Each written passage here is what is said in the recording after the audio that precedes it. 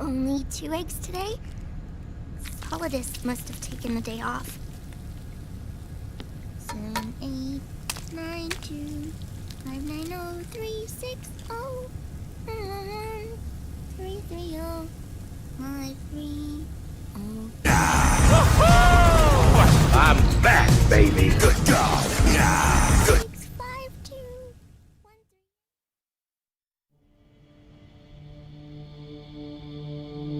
3. The Manhattan incident triggered a serious public backlash. Now the U.S. has to think twice before intervening militarily in other countries' affairs. This has fueled a push towards military privatization, with PMCs at the heart of that movement. PMCs? Private military companies? That's right. PMCs have no basis in nations or ideologies. They are private enterprises, driven by profit. In addition to dispatching mercenaries to war zones, they secure weapons and train local soldiers. They're contractors for war itself, and business is good. Their clientele includes developed nations like the U.S., rebel factions looking to seize power by force, smaller countries lacking armies of their own, even terrorist groups. They're in the Americas, Asia, the South Pacific, Europe, Africa, the Middle East. The rise of the PMC has spawned a war by proxy, and it's spreading across the globe. Sonny, we'll eat them later, okay?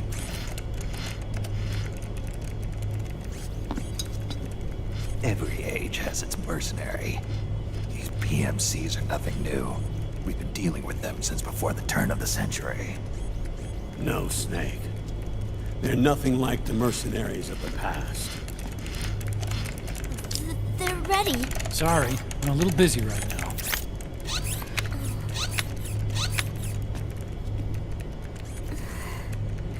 The Pentagon's new battlefield control system has produced a decisive difference between hired guns and the PMCs of today.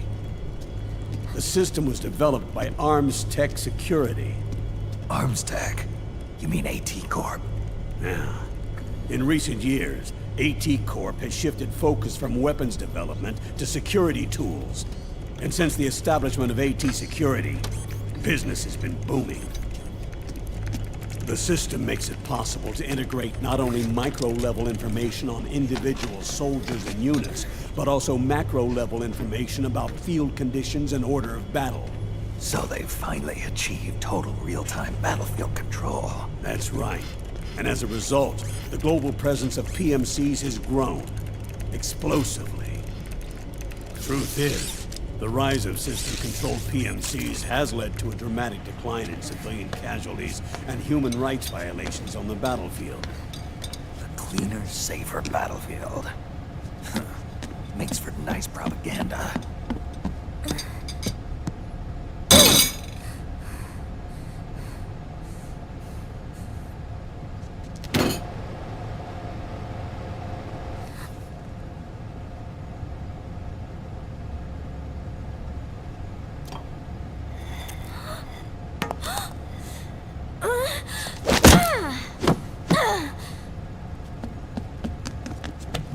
Snake!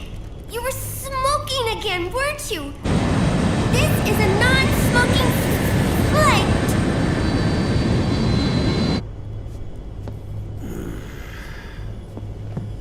There's more. State governments and rebel groups can't match the maintenance price of standing forces. PMCs, by comparison, are reliable, easy to use. It wasn't long before everybody had them on the payroll.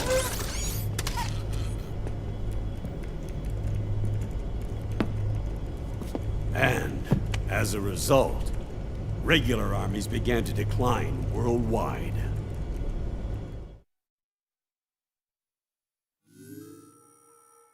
It's hard to believe, I know, but PMCs are beginning to overtake conventional armies in terms of scale. Nowadays, it's the PMCs who serve as standard battalions. They already make up 60% of all combatant forces in zones of conflict. 60%? The fact is, the world now depends largely on PMCs for waging its wars. I thought it was the UN that authorized the PMCs in the first place. The US abstained from voting on that resolution.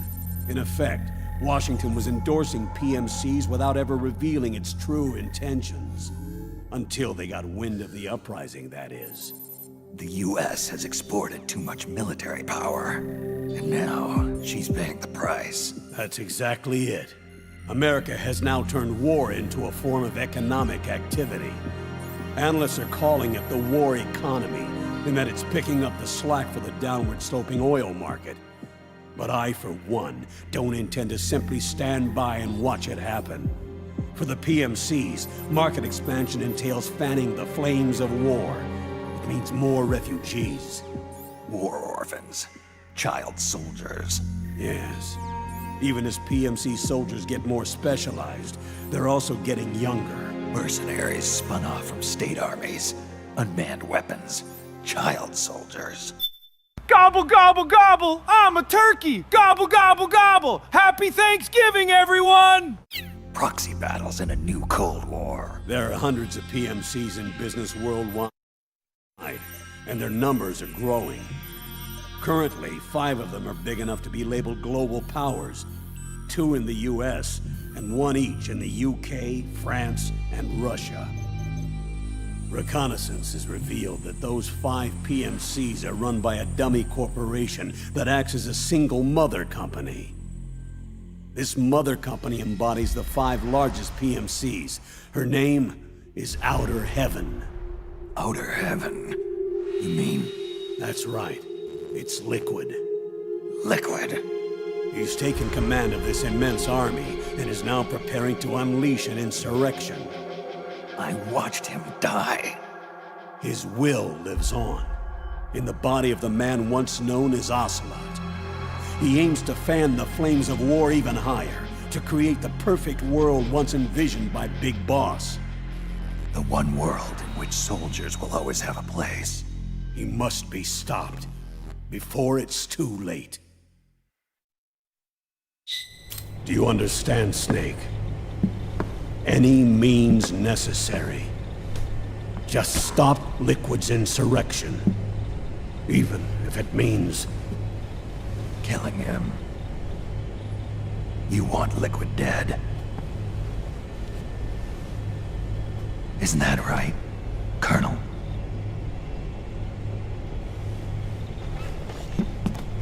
I'm sorry. I know. This isn't justice. It's a covert assignment. A hired hit. A wet works op targeting the head of a major multinational corporation. Why me? Because of the military might of the PMCs and the effect they have on the economy.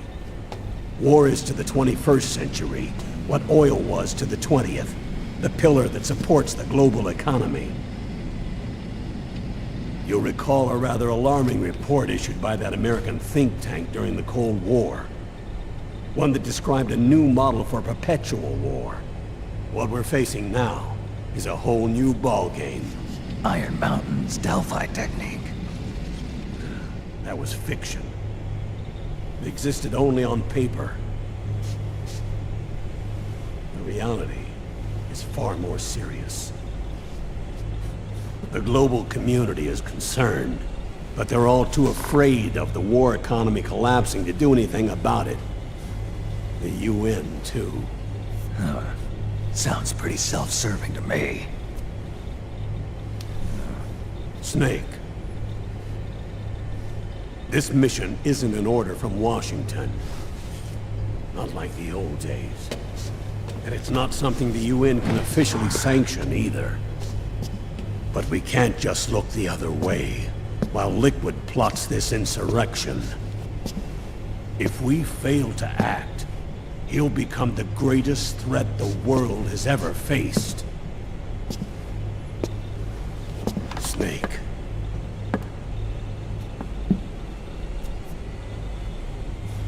You're the only man I can trust.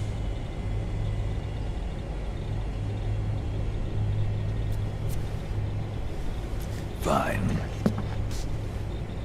Let's hear it.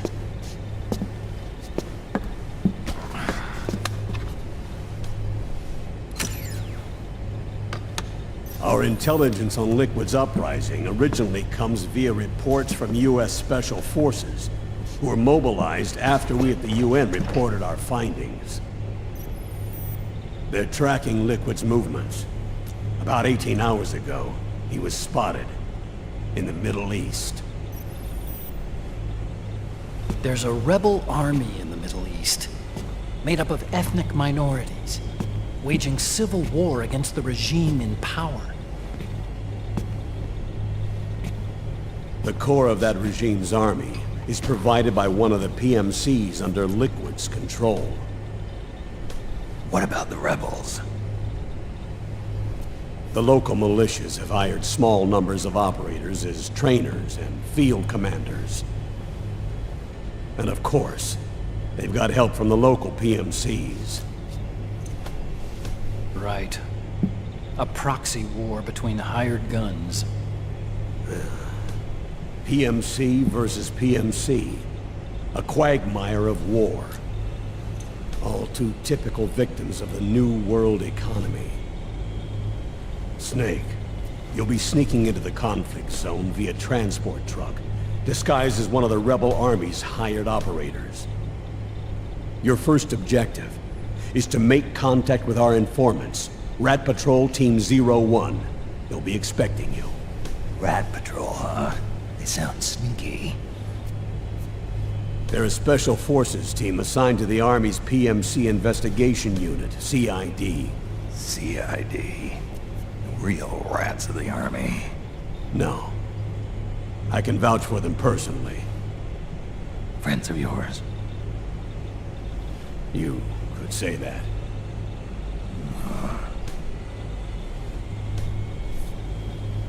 Transportation to the area will be provided under cover of a UN humanitarian aid mission, with support from the US military. From there on, though, you'll get no protection, and no guarantees from anyone. And you must not leave behind any evidence of your involvement in the area, let alone that of the UN. If word of this ever leaked out, it would spark a global firestorm.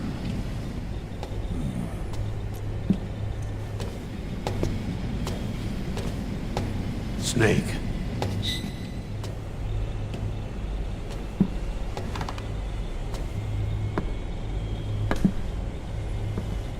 Will you do this for me?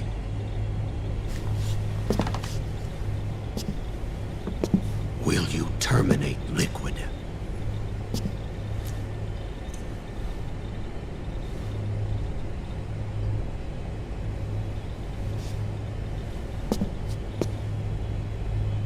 I'm not like the PMCs. I don't need your money. Thank you. But if you're going to spark something, spark this. Fine. I'll start my own fire.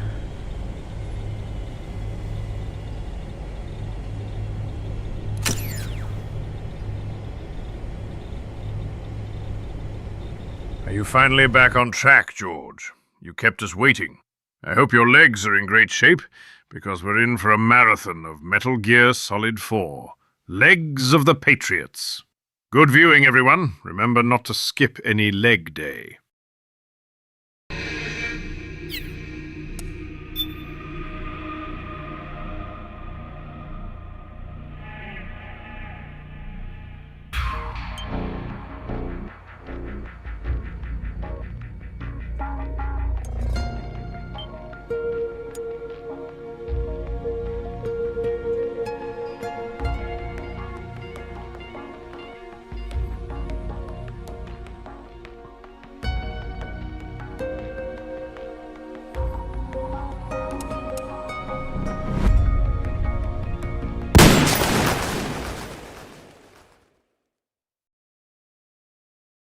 Who is David Hayter?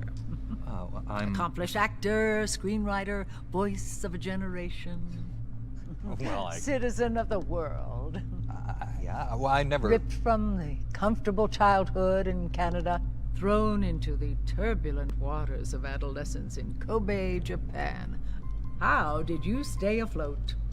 You mean in high school? Well, my dad got transferred overseas, and it was a really excellent experience, actually. I was really grateful for it. Grateful. What is your biggest secret, David? Pardon me? You can tell us. Oh, well, it's not much of a secret, but I have a tattoo of Kobe behind my ear. Tattoo! Splendid! Yeah, it's not terribly big. What are you wearing? What do you mean? Why are you here? Oh, well, I was hoping to promote my new movie. I'm just coming off of the set. No, David Hayter. Why here, wearing an eye patch? Oh, the eye patch. This is pretty cool, actually. Gives me real-time information and you know, weather, traffic reports. Actually watching a baseball game as we speak. Really? What drives you? What are your dreams? Well, you know, I'd have to say my dream project... Let your dreams drive you. A message of hope to today's young people from David Hayter. I never actually said that.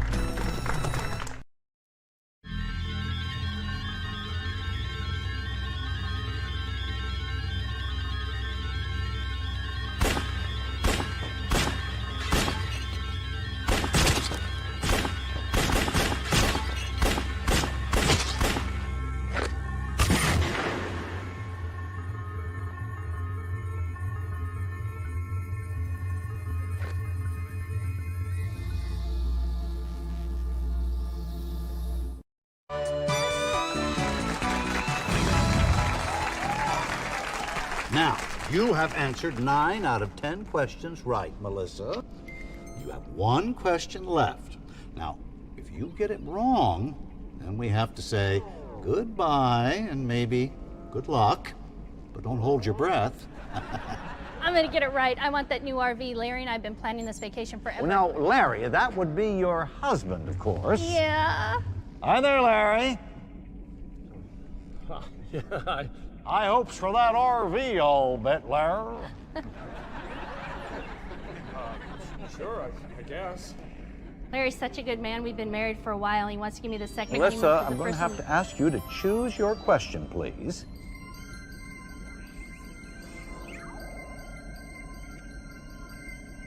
Business of war. Business of war. Which PMC had a humble beginning in France, but now manufactures 51.5 million firearms per year, and employs an armed force the size of Mexico and Canada's total populations combined.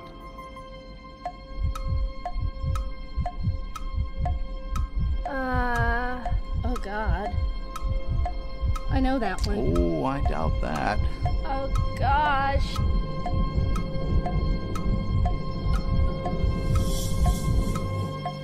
A.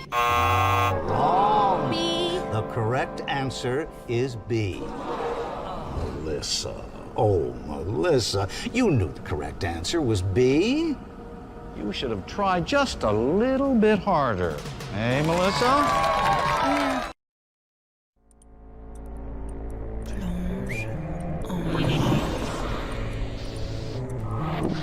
Une mort superficielle. Une superficielle et la mort. Qu'est-ce que la vie sans la mort? Qu'est-ce que la mort? Une vie ennuyeuse. La vie est surfaite. Chute à mort. Pieuvre armement. Attraction irrésistible. A nice neat meal, easy on the heart, but good, filling. Has a nice taste to it. None of today's, Oh, yeah. And if he says it's filling, you know it's filling. Believe me, he ain't lying. This guy doesn't joke around about his food. Oh, no. He is dead serious. And I'm sure it tastes delicious. It certainly smells fantastic. you got to be good to your body, you know? Loyal to your body. The people you're cooking for. The whole family. Oh, yes. To the whole family. Or if you have a significant other that you want to impress, ladies, are you paying attention? You know what they say about a man's stomach. Well, better yet, why don't you just put down those papers and pencils, and I want you to follow along with us. It looks like it's ready. Oh, I can't wait another minute.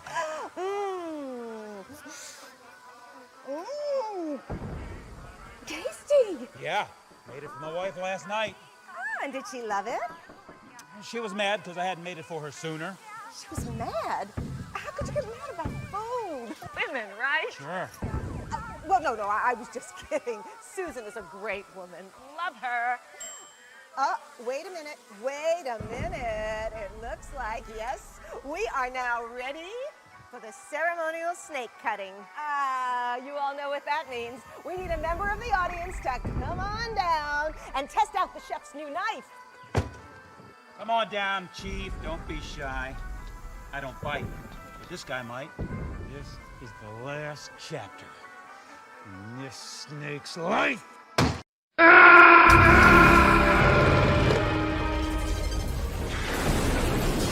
spy with my little eye a thing that goes bump in the night nearby. A sense of duty when the risks run high. The scum who wishes that he didn't try. Wakey. Praying mantis unmanned surveillance systems. Now, if you're just tuning in, you must be thinking, these guys are crazy. What are they staring at that pile of seaweed for? Sure is what I'm thinking. Well, what you're actually looking at is an octopus. Oh. These guys are masters of camouflage. They can change color and skin texture.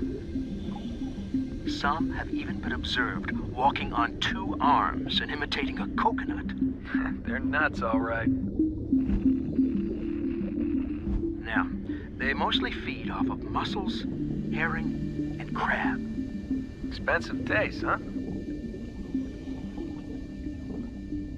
When they're hungry or in some sort of danger, they haul some serious tail. No, they haul all 8 arms. That's right. And if we're lucky, we may get to see what's called jet propulsion. It's the only time you'll see an octopus go fast. And I mean real fast. Really intelligent creatures.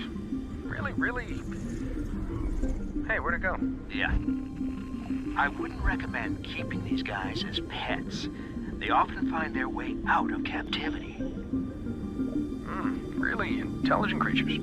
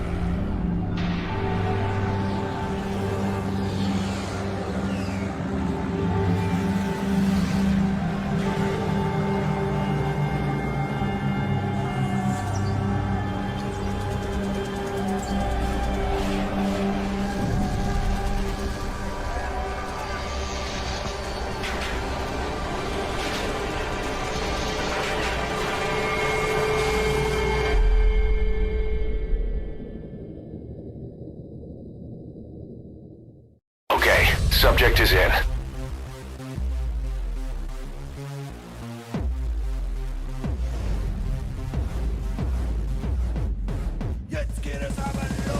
Come on, that's it. This is what it is, right here. Dude, dog and dash. Keep on punching. Now, the breakthrough recruit workout was created by the drill sergeant when he was in boot camp, sweating off pounds and building muscle on Army time. Call now, and this one-of-a-kind weight loss program can be yours. Beautiful people looking really good. Toning technique perfect for everybody. Every schedule. And the perfect tone must be good God. Sergeant will get you the results on time. Keep it going, keep going. Good God. Keep on working, keep on working. Good God. I'm back, baby. I will hold you and protect you. So let love warm you till the morning.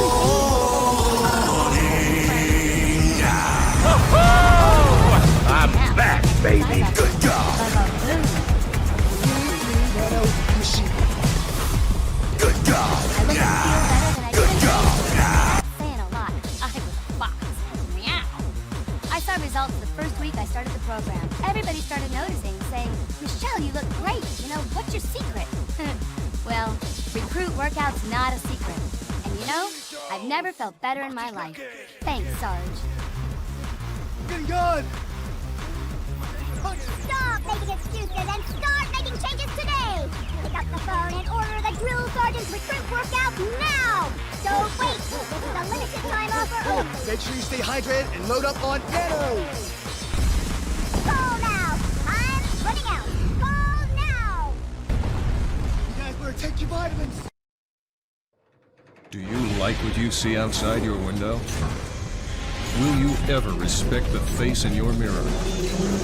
Will your children thank you for the sacrifices you're about to make?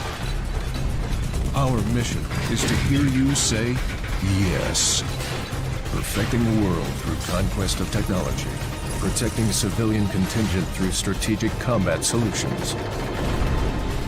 Werewolf. Evolution. Reinvented.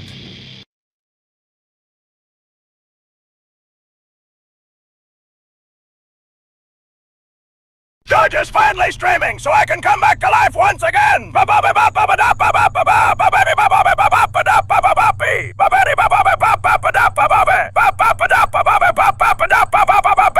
Yahoo! Yeah, baby! I'm back, God! Good fucking God! Oh!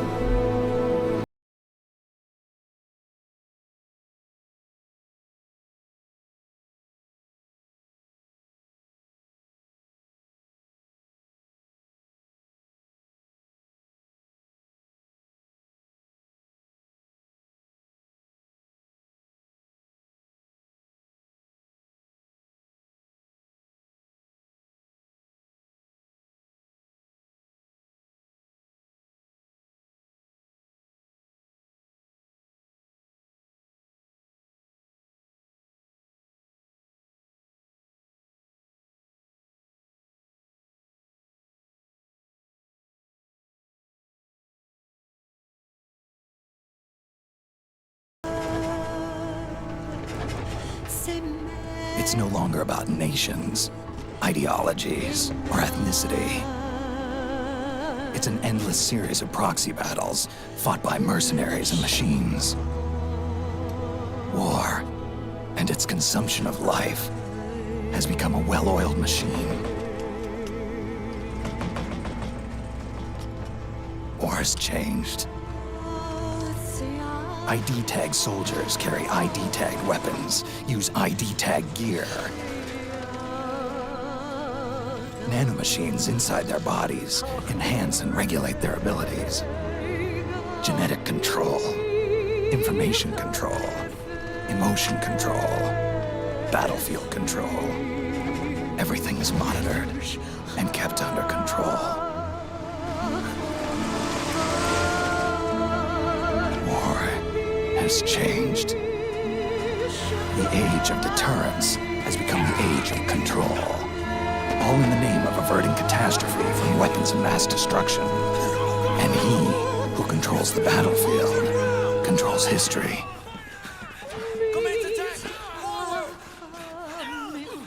War has changed. When the battlefield is under total control, war becomes routine.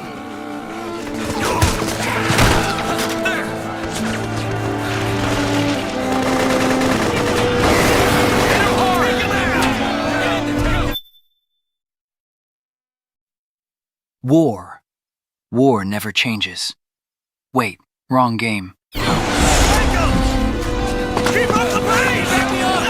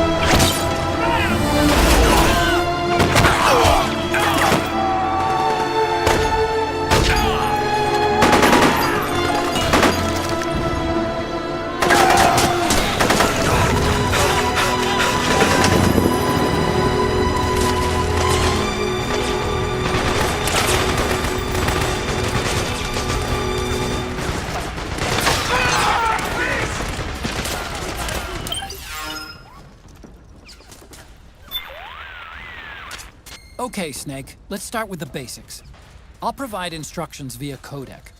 Some of these controls are new, so it's best if you practice now before you get back into the thick of things. Listen carefully to my instructions and then give it a try. I've also set your codec so that you can receive short messages in listen-only mode.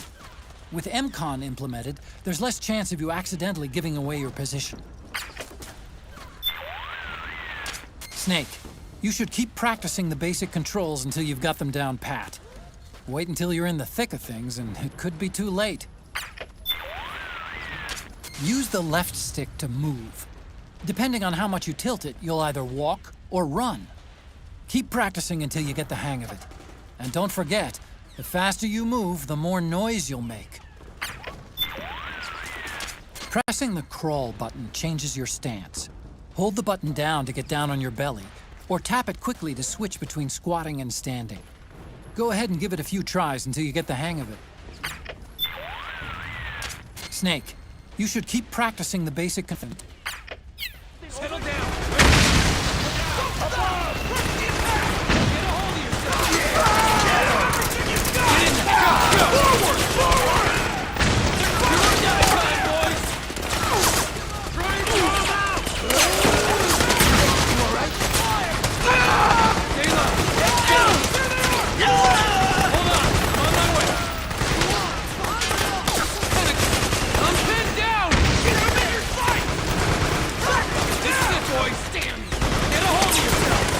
Truck, Snake. Try going under it. Huh?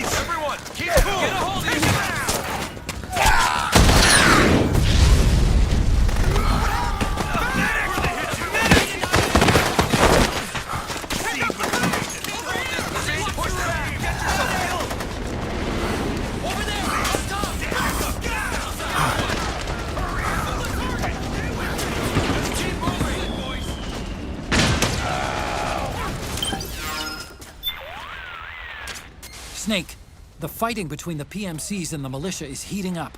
We'd better practice those basic controls now, while there's still time.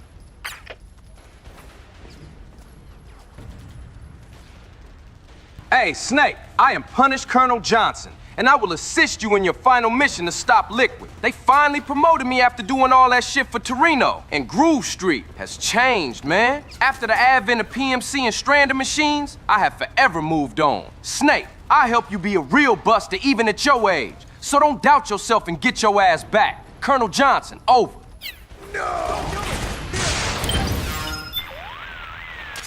Snake, the fighting between the PMCs and the militia is heating up.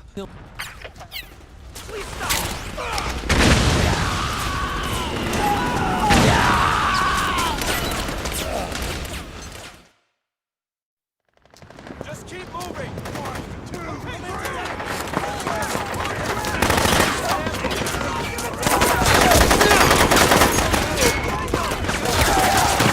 Stay on the offensive.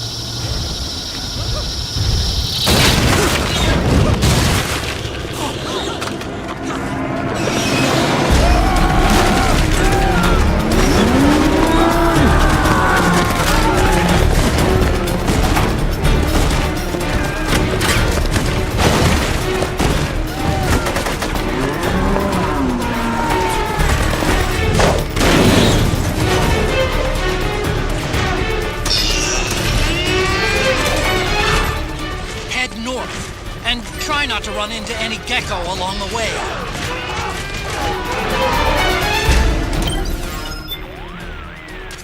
Snake, the gecko are starting to hunt down the militia. Those things are deadly. You've got to avoid their close-range attacks. Snake, head north from your current position. Got that? Stay out of that monster's sight, Snake. Judging from the state of things, I'd say north is your best bet. Head north.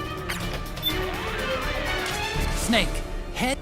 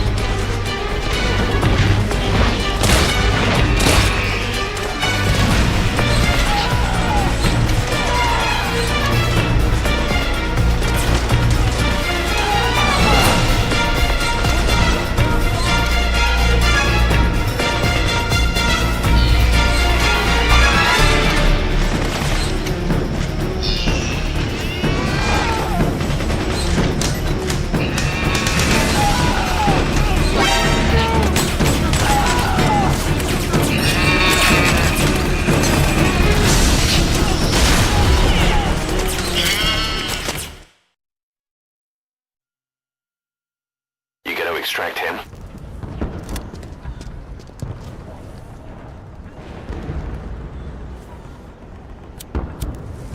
Oh god, I'm stranding.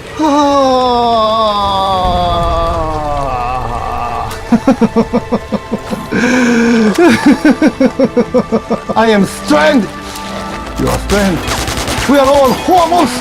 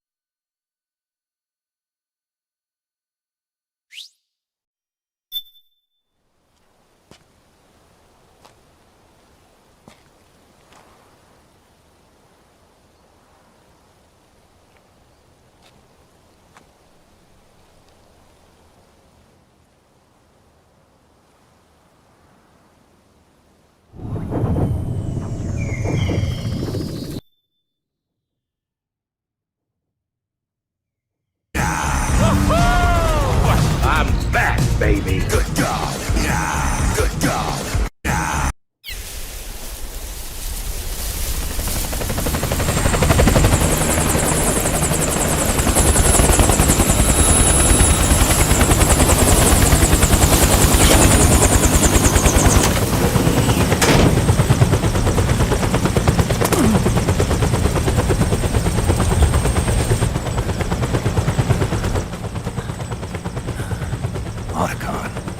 Even the dead have ears. Snake, we've got to go.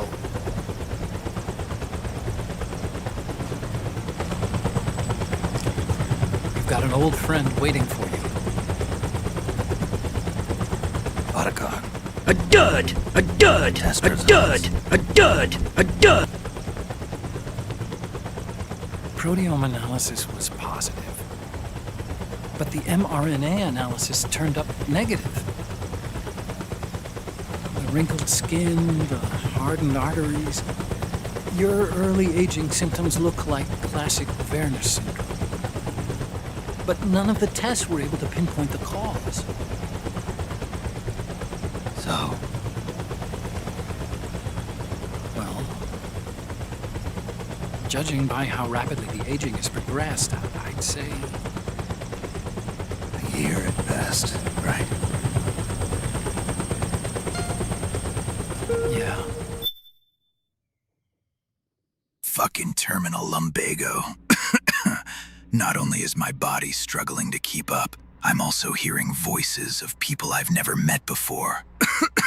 Maybe I should give these sticks a break.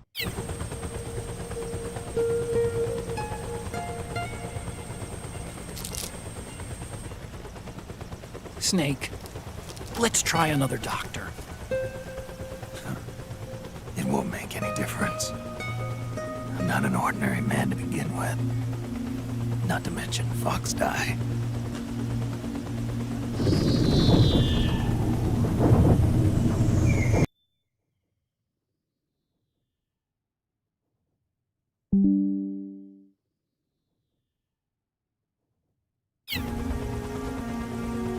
But we don't know where Naomi is. Naomi.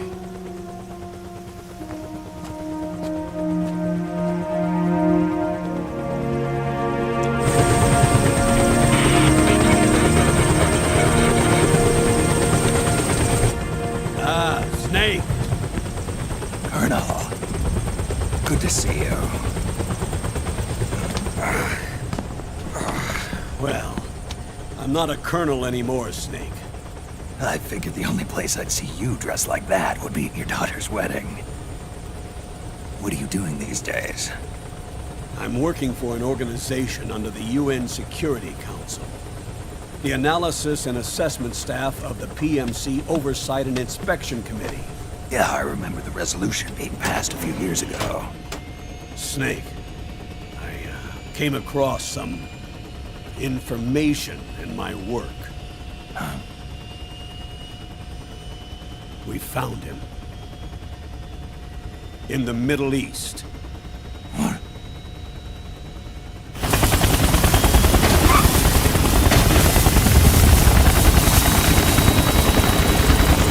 I'll explain along the way.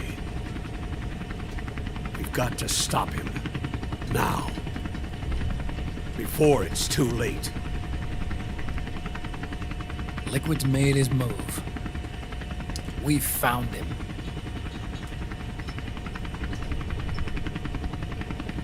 He's preparing to unleash his insurrection.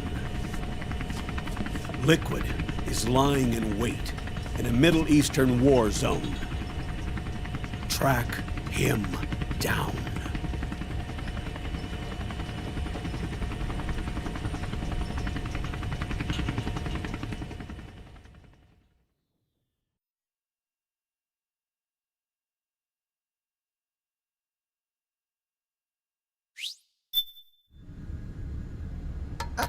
Only 2 eggs today?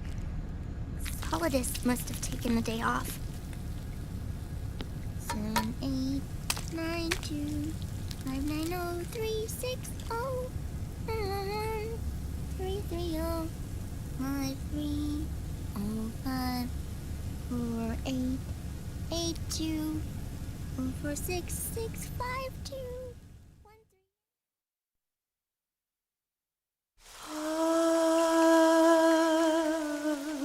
C'est mer.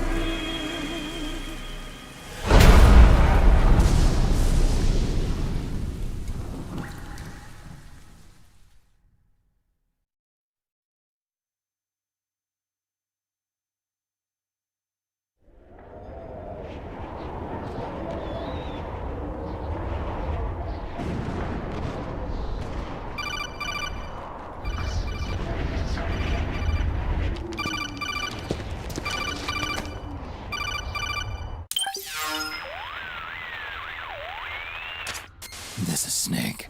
Do you read me? What's the situation?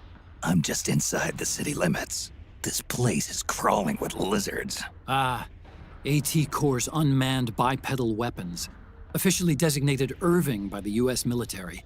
They've spread like wildfire among the PMCs. There are more of those things now in service than tanks. They've got tough armor plating and are highly agile to boot. Your best bet is to stay out of their sights. Unmanned. Pretty soon they'll have put living, breathing soldiers out of work. Even so, that's an awful lot of gecko for this scenario. Their numbers exceed the war price for that region. It must have something to do with Liquid's arrival on the scene. You really think he's here? You'll have to find the Army's operatives and ask them yourself. Oh, and Snake, I went ahead and used the Mark II to scout out the area before your arrival. You'll find it up ahead. Mark II? It's a remote mobile terminal. Sonny and I built it. The Mark II will provide you with a map of the area as well as any battle situation data. You should find it before you do anything else. Okay, got it. The rendezvous point is marked on your map. I'll be waiting for you there.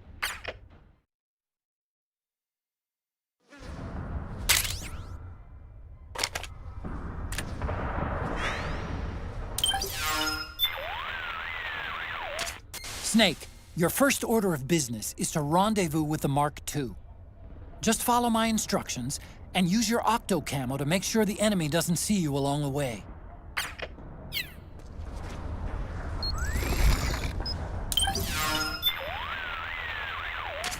Octo camo is a newly developed camouflage technology that's capable of almost exactly mimicking the appearance of objects and surfaces. It's easy to use, too. All you have to do is press up against a wall or object, or lie flat on the ground while wearing the suit. It can be a powerful tool if you use it right. So tell me, how does it feel? Not as itchy as I'd have thought. That suit can mimic the color, pattern, and even the surface texture of walls and floors. Kinda like procuring your own camo on site, right? I do just fine with the regular stuff. I'm not a chameleon.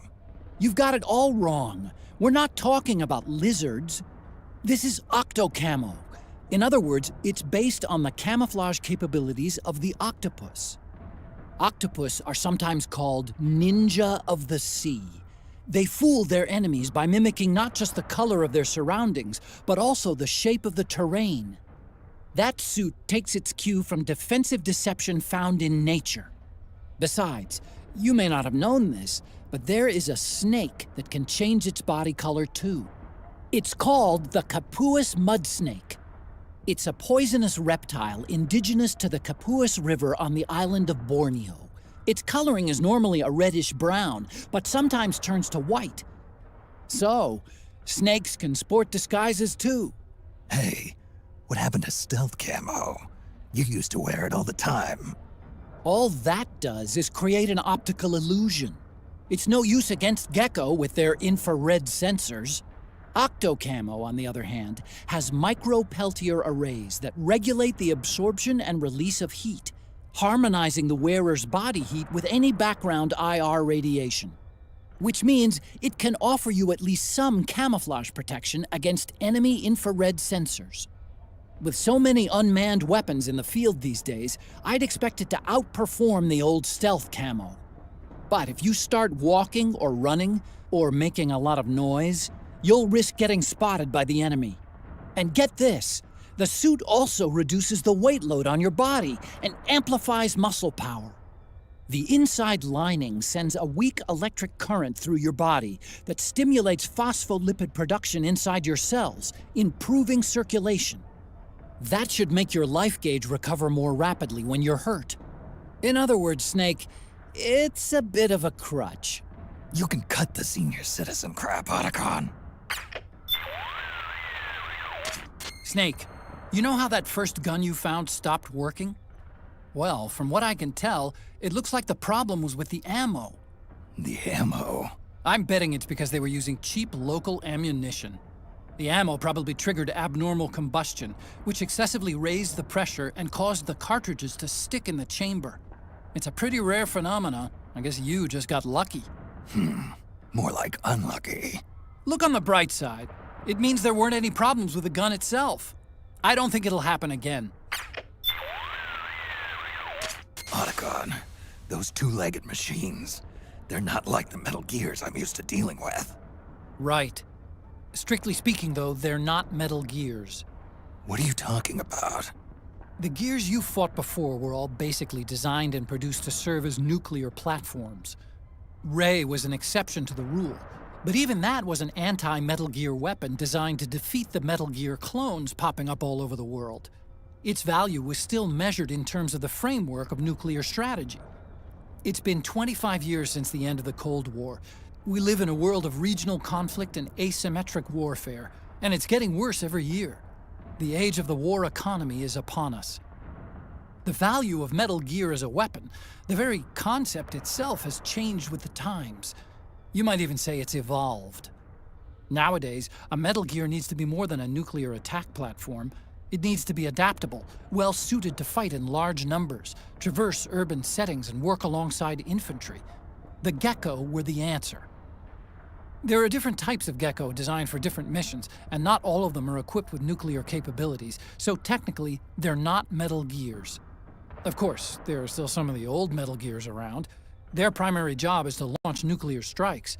But these days, Gecko are the first name in bipedal war machines. They may have gotten smaller, but they're as ferocious as ever. Whatever you do, don't underestimate them. Don't worry, I wasn't planning on it.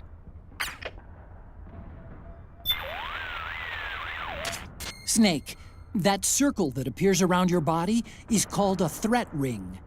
It's a visual display of the sense you get from entities all around you. When you're crouching or lying down and concentrating, it forms a perfect circle. Your sense is represented as waves.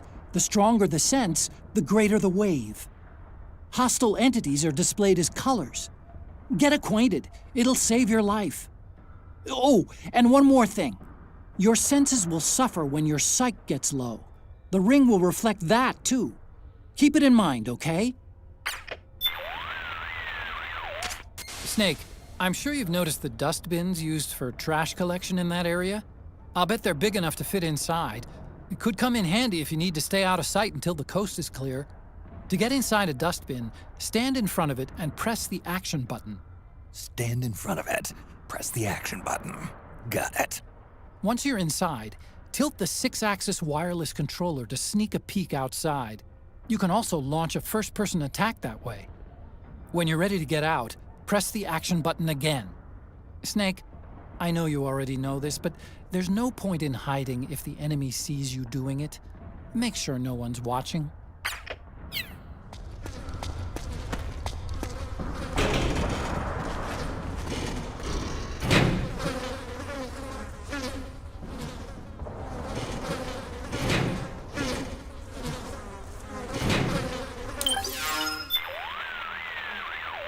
How did it go? Did you manage to hide? Yeah, I did like you said. Looks like this is where they dump their household trash. Huh. How can you tell? 'Cause it stinks in here. Bad. Leftovers from last night's dinner, probably. Ugh, leftovers. And there's some bugs crawling around on my face. Ugh. It feels like roaches. There's a whole bunch of them scurrying around.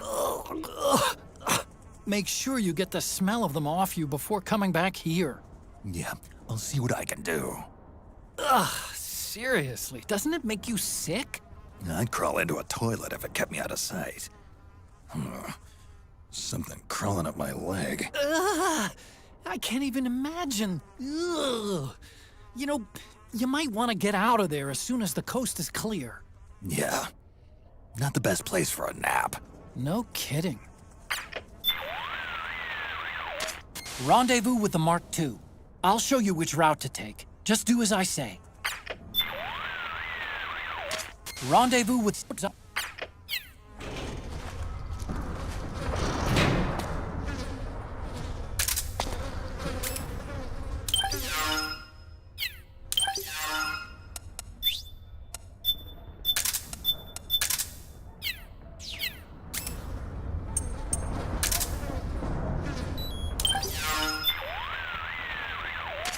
I've got some intel on the PMCs deployed in that area. They're a part of Praying Mantis Corporation, based out of the United Kingdom. It's one of the 5 largest PMCs in the world. Its business activity includes soldiers for hire, supply and logistics services, education and training for state armies, everything you'd expect.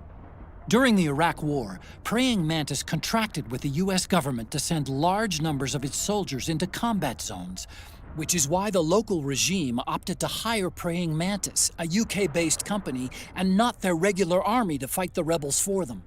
They were buying their experience. Snake, I've said it 100 times already, and I'll say it again.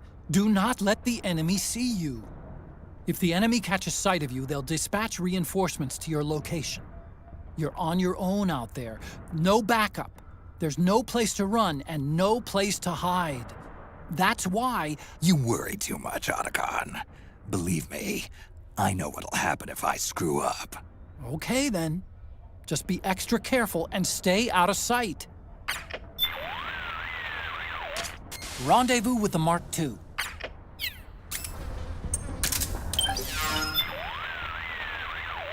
Rendezvous with the...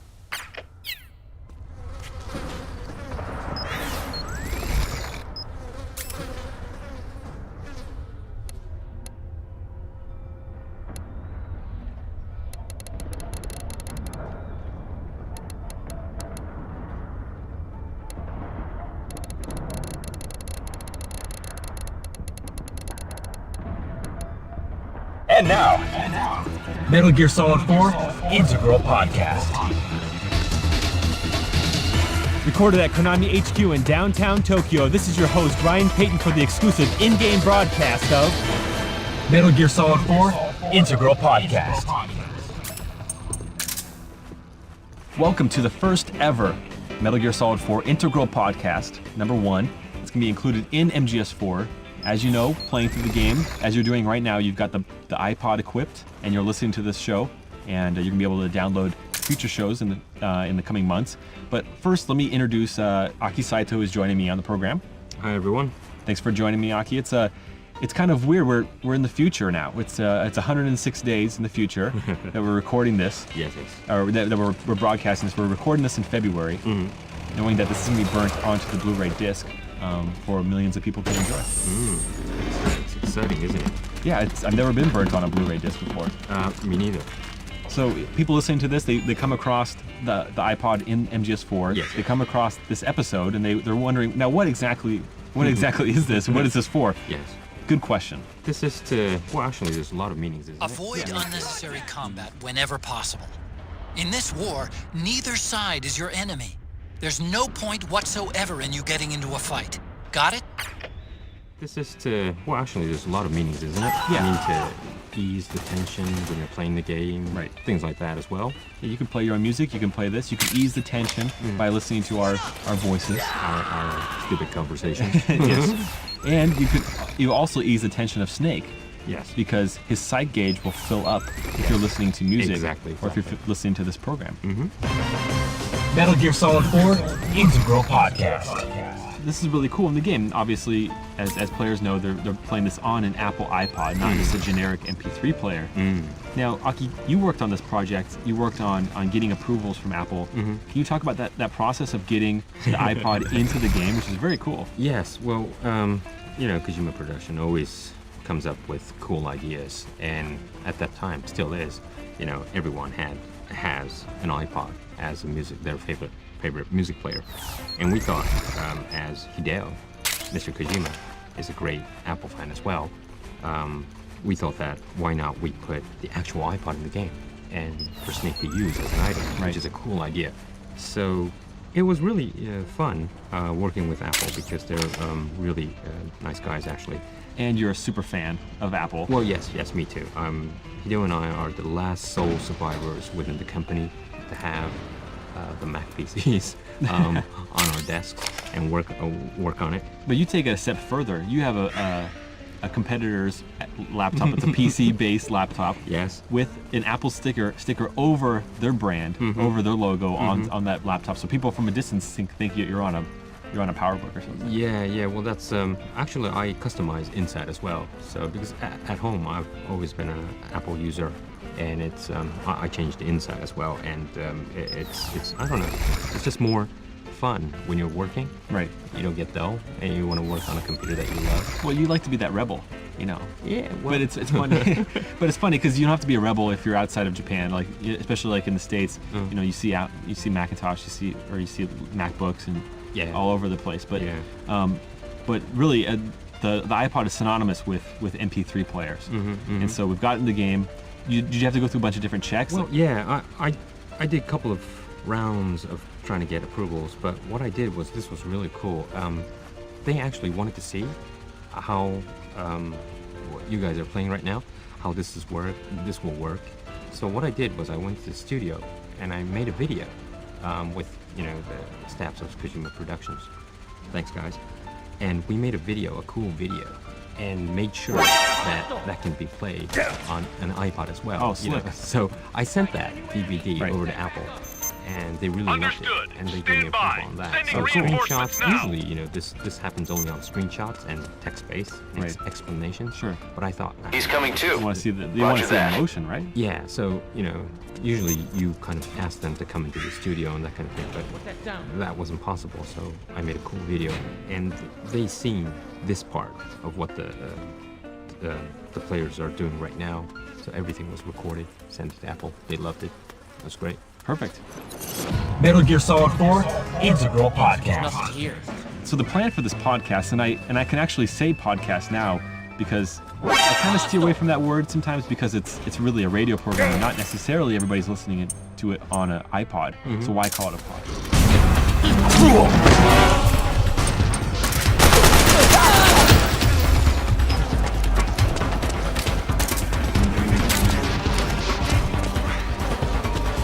Understood. Regroup and engage.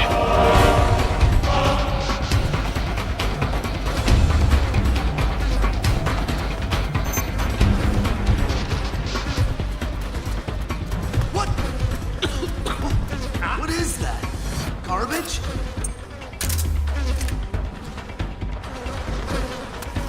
What?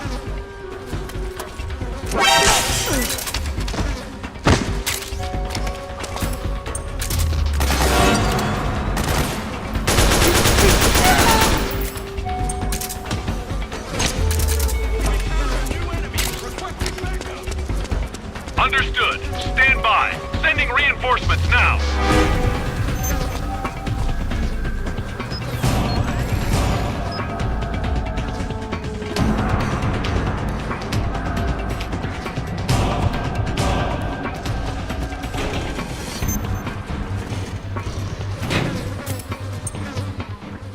In-game iPod. You can't download this on our website or through iTunes. This is exclusive to MGS4. You can listen to this program, and we're gonna have future programs as well as music that will be coming out in the coming months after the release of MGS4 that you can be able to download. We're talking about the making of the games and like a director's commentary, which is it's something that's never been done for games before. I mean, this format. Yeah, this format is really cool. I mean, usually director's commentary or making of is done on a bonus disc or things like that. But of course, we could have that. But it's so cool as an item in the game, and you actually have to collect them, right? And when you find it, you want to listen to it, right? And you could actually still play the game while we're just chatting away and blabbering about all sorts of stuff. And we're going to be providing background info on the game about different areas of the game, like the creation of those areas, as well as strategies, so you know how to defeat bosses if you're so inclined. But the question is what to do about spoilers. And I'm still thinking about that. Metal Gear Solid 4 Integral Podcast.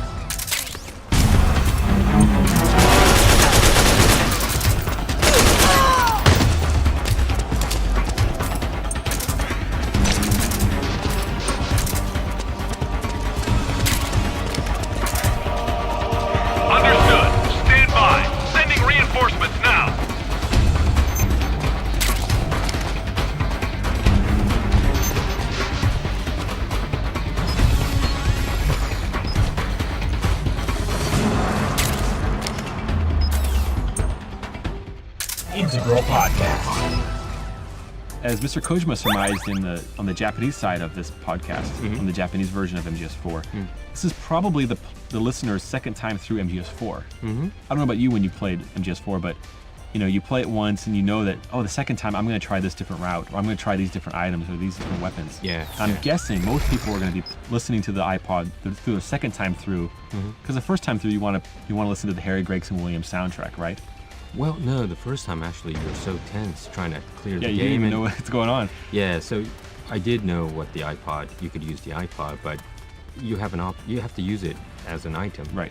And you want that solid eye as well, sure. that you and I love rations, so much. Yes. Yeah, the rations. So, yes, I think second playthrough. I'm gonna say the N-word. Listening right now. So as players have probably noticed, if this is the second time through, their items and their Drebin points are going to carry over to the second playthrough. And so they can use the second playthrough to try to hunt down items that are not found in Drebin's shop, or rare items like some kind of face camos. So there's a lot to go through on your second time, your third time through. I mean, this is a time of fun, isn't it? Yeah, I mean, you're totally. now easy about the routes and what's going to happen. Right. You're more explorer, and maybe sneaking as well. Yeah, you're better at sneaking. Yeah, you're going to try a lot of things.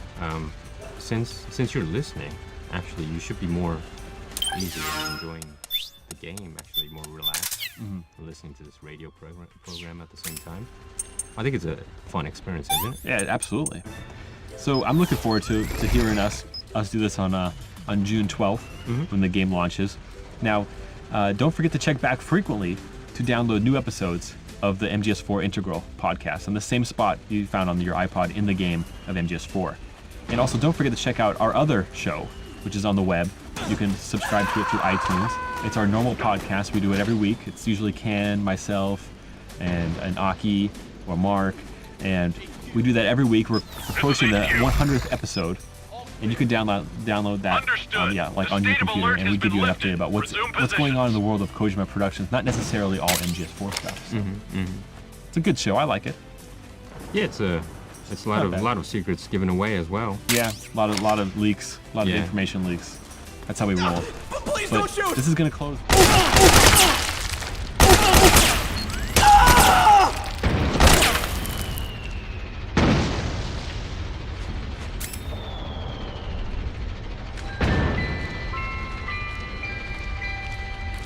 Acting under contract to local authorities, the Praying Mantis PNC recently restored governmental control to this sector.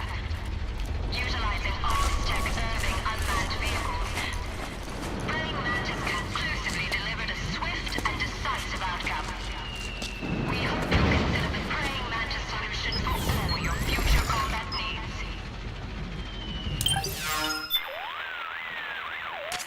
Snake, the PMC soldiers are using ID guns. ID guns? See how the word locked appears in the weapon list? Yeah. ID guns are equipped with locks. As long as the lock is engaged, you can't pull the trigger. Any suggestions? The locks are only disengaged when they recognize the nanomachine ID inside a soldier's body. Anyone not possessing nanomachines keyed to the system, or anyone who's keyed but not authorized to use that weapon, won't be able to pass the ID gun's verification process. So I can't use PMC guns? I'm afraid not. You're not registered with the system. And it's not just weapons either. Vehicles, buildings, everything used for military purposes is secured with this ID control system. Without the proper IDs, it's impossible for PMCs or state armies to fight. Think of it as a soldier's dog tag. only at the nano level. So, I shouldn't even bother picking up ID guns. For now, at least. But they might come in handy later on. Otacon, seriously, what's with all these ads? Oh, you mean Battlefield ads? Battlefield ads? Is that what they're called? On the street, anyway. It's what people are calling any ad having to do with the war economy. Privatizing the military has inevitably created intense competition for market share among PMCs and defense industries. Everybody wants to expand their market, get a bigger piece of the pie, so they're churning out truckloads of ads, exactly like the ones we see every day. But war's not something you can just write off. It may seem that way, but the war economy is an enormous driving force in the world today. There are people whose livelihoods depend on those ads. Same goes for internet ads, TV commercials. The world's gone mad, and us with it. I know, but that's reality. Rendezvous with the Mark II, and But this is going to close the inaugural MGS4 Integral Podcast, number 1. I hope everyone enjoying it, and I hope everyone finds their way to play it, because there's various ways. My recommendation is try to just sneak everything through. It's gonna be really fun. Yeah, definitely. Play it as a sneaking game. Yeah. Not as a straight up action game. You're gonna enjoy it. Yeah, it is. Thanks, Ryan. Thanks for having me today. Oh, thanks, Aki. All right, that's going to wrap up this edition of the Metal Gear Solid 4 Integral Podcast. Be sure to download future episodes available exclusively through the Metal Gear Solid 4 game. From all of us at Kojima Productions, thanks for listening and thanks for playing. We're out of here.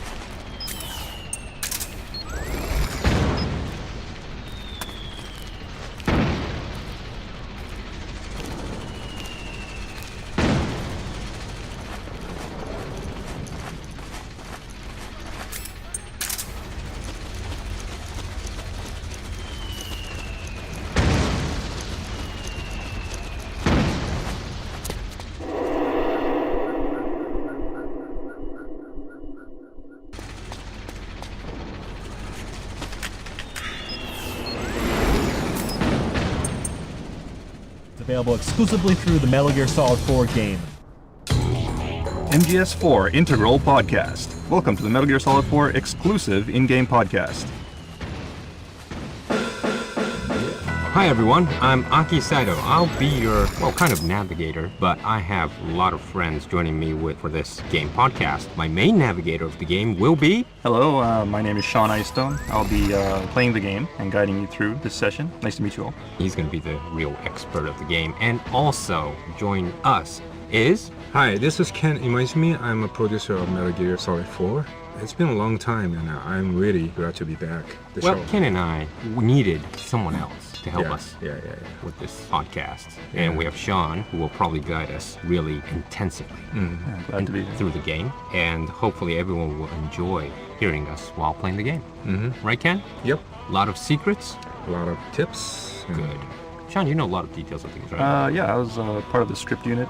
So, the team that basically kind of puts the levels together and implements the design. Also, you know everything inside and out. Right. Well, I wouldn't say I know everything because we kind of break up the game to different stages, so everyone has their own stage that they supervise. But yeah. But I hope everyone would enjoy our show. So Ken, finally, the show will start from January, right? Yeah, January 8th, 2009. And we're gonna try to have this bi-weekly. Sean, you have a hell of a lot of work to do, actually, if we do this. Yeah, it's pretty challenging, but it also sounds like it's gonna be a lot of fun. Press the crawl button while running to execute a roll. Rolling can help you dodge enemy attacks and get past small gaps and obstacles. Fun. So looking forward to it. Well, basically, how many times have you played through the game? More than I can count. I have no idea, honestly. Ken told me that you did 30 times, 50 times? Yeah, more than 30 for sure. 30 for sure? Yeah. Then Sean, you did more than that. Yeah, I don't know. It's got to be over 100 Wow. by now. I mean, you know, if you count, you know, like from the very beginning, you kind of playing through the incomplete stages, and then, you know, towards the end when we're trying to debug everything, and playing through over and over again. So yeah, it's. Well, we might. He's kind of sick and tired of, you know, Yeah, this game. yeah. You know, like one day he was like puking, you know, when he was. Really? In the studio? Wow. Is that motion sickness? No. A lot of things going on in Just sickness. No. Wow. Okay. Well, anyways, we're gonna try to guide you through, you know, a different perspective of MGS4, and guide through everyone who's probably will have a good time listening to this podcast and playing at the same time. Yeah, totally. And it's more of a developer's take on the game, and, you know, giving a little behind-the-scenes info to the player. Well, since, you know, Ken's gonna be probably useless, I'm counting on you. Oh, that's Thank cold. I'm gonna watching you guys. Great. Ken's gonna just have I have you. some coffee and just gonna play his, you know, his games on his his phone. Anyways, three of us will provide you Integral podcast bi-weekly, and hope everyone would enjoy. And make sure you tune in on the 8th of January. And Sean, you have some note that you have to tell the users, right? Yeah. So 8th of January, what we want you to do is everybody to tune in and gather at the Advent Palace lobby. The Advent Palace, of course, is the stage in the Middle East. Yeah. One of the first stages in the game. And what we're going to do is we're going to walk everyone through the game and through that stage. So what we want you to do is go to that stage, enter the Advent Palace, and be sure to trigger the checkpoint. Once you trigger the checkpoint, save the game, and be ready to load it 2 weeks from now, on the 8th of January, and we'll give you a walkthrough. All right, everybody, you got that? You memoed that? So you have to be at the Advent Palace lobby, and make sure you save it so you can start it from there. Ken, anything you want to add? No. Okay.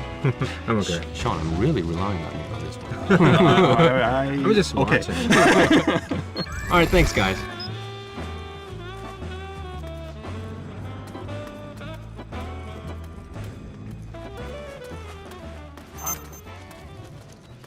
Who was that? Metal Gear Solid 4 Integral Podcast. We got a hostile!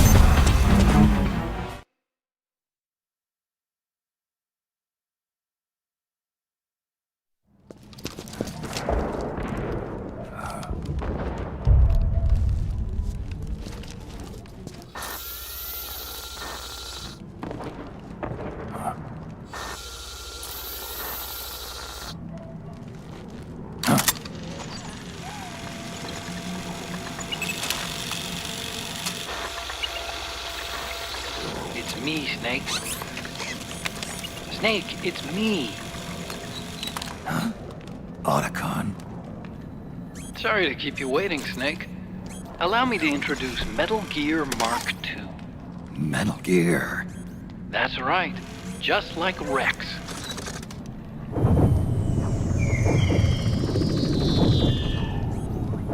But this gear's not a weapon. It's a remote mobile terminal designed to provide you with operational support. Where are you? I'm in the Nomad. Where else? I'll be watching you through the Mark II. Wish I was good with gadgets. Hey, I'll be with you in spirit. Anyway, because you had to dress up as a militiaman, I had the Mark II bring you some goodies. Starting with this. Put it on your left eye. Looks like an eye patch.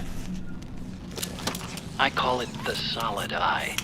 It's an all-purpose goggle that displays radar images and other data in 3D. You can also switch it over to light-amplifying night vision.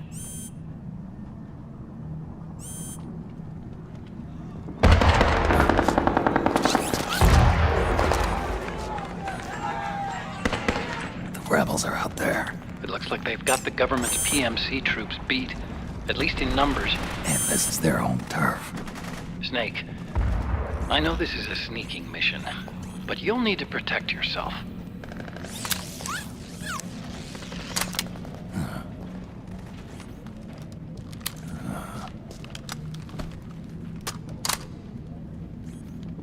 An Operator. I installed a suppressor. And here's a tranquilizer gun.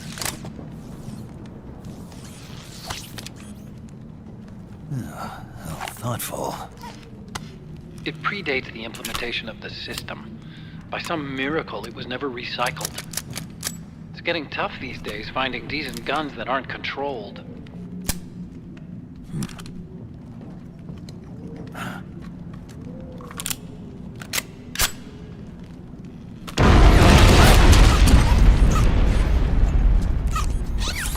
You coming?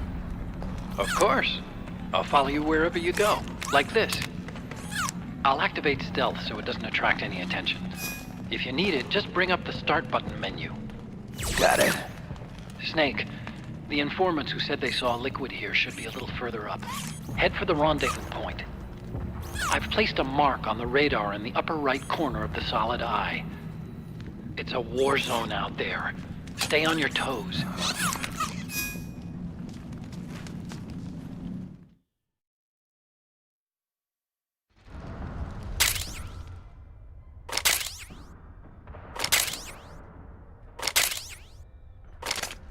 Snake, it's kind of a schlep, but I've sent you data on an alternate route. Follow the mark on your radar.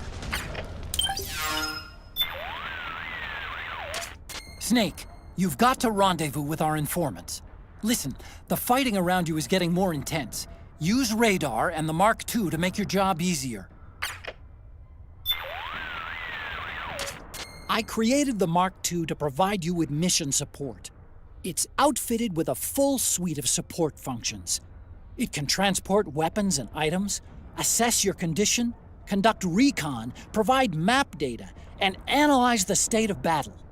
You can also use its menu screen to adjust camouflage settings and change equipment. To access the menu screen, press the Start button. I've set the Mark II to shadow you at all times. It'll be there for you to call upon whenever and wherever you need it. Tell me something, Otacon. What possessed you to name it Metal Gear Mark II? I named it that so I'd never forget that I was the one who designed Rex. But the Mark II's no weapon of mass destruction. It's a remote mobile terminal designed solely to support you. I want to show the world that technology can work wonders when it's used the right way. I'll bet that 50 years from now, robot buddies like the Mark II will be a vital part of our society. Even now, 30% of all snipers use robot spotters. I don't think it's quite what Asimov imagined, but we may already be living in the caves of steel. Let me give you a brief rundown on controlling the Mark II. Use the left stick to move it around. Use the right stick to adjust the camera angle. To execute an electric shock attack with the manipulator, hold down the aim button and press the attack button. See a switch? Turn it on and off with the manipulator. Wall in front of you? Knock on it to make some noise. To turn stealth camo on and off, press the stealth button. Press in the R3 button to switch between first-person and overhead views. All the controls I've explained to you are available for review in briefing. Check it out if you forget how to do something. Snake, the weapons you pick up will be temporarily stored in your backpack. To use one, you need to be carrying it on your person. First, press the Start button to open up the Mark II's menu screen and choose Weapons. Then move the cursor to the weapon you want to use and press the OK button to select it. The same goes for your other equipment too, except you choose Items from the menu screen. There's a limit to how much gear you can carry. Keep that in mind when considering what to take and what to leave behind. If you ever forget how to use the controls, or just need a refresher, review them by going to Briefing on the Mark II menu screen. Don't forget, Snake, this is a battlefield. Conditions are changing all the time. Sometimes those conditions make it easier for you to lay low. Sometimes they make it harder. Always be on the lookout for the tides to turn. If you see an opening, grab it. For example, if the enemy is locked in battle, they won't be watching their backs. You might try sneaking behind them. During manual control, the Mark II maintains a wireless link with you. But the control signal range is deliberately kept short by an attenuator on the transmitter circuit. The distance varies by environment, so I can't give you an exact figure, but even under the best conditions, it can't exceed 50 meters. 50 meters? That's pretty short. Why impose a limit like that? Seems more useful if I could control it from further away. Of course, I need plenty of signal when I control it, but in your case, you have to be conscious of the danger from DF. You can't risk using a high-power electrical signal for too long. It's like holding up a big sign saying, "Hey, I'm over here!" So try and keep the Mark II close to you when you use it. Keep that in mind, and the Mark II should serve you well. Snake, this should go without saying, but just so we're clear, you're practically defenseless while controlling the Mark II. So if you're gonna use it, you should do it from someplace you're not likely to be found. Right now, the militia and PMCs are at a stalemate, and just about the whole area is lit up with gunfire. Things are dangerous there, even for a guy like you. But if you could somehow tip the balance... I might be able to divert the hotspot elsewhere. Bingo! I'll bet you could shape battlefield conditions to make sneaking easier. Maybe by destroying a key weapon that one side relies on. I see you found yourself an operator uniform. As long as you're wearing it, you can do what you need to do, and the militiamen won't suspect a thing. It'll be a useful tool in certain situations. But be careful. Hurt a fellow militiaman while wearing the uniform, and you'll blow your cover. Got it? Head for the building where our informants are waiting. Your radar will show you which way to go.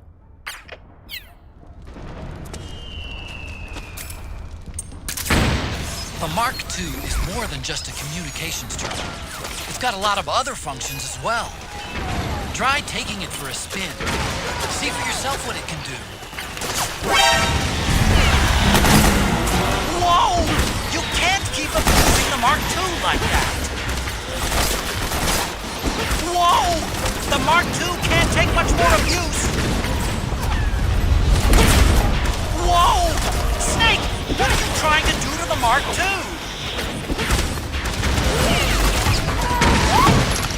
Snake, you've got to be more careful with the Mark II. It's gonna break if it keeps taking damage like that. Snake, I know the Mark II's just a mobile terminal made to support you and all, but that doesn't mean you can just do whatever you want with it. Do me a favor, will ya? The next time you consider sending the Mark II out to get shot to pieces, don't! Snake, you need to rendezvous with our informants. They're U.S. Special Forces. If you need to know which way to go, check your radar. Head for the building.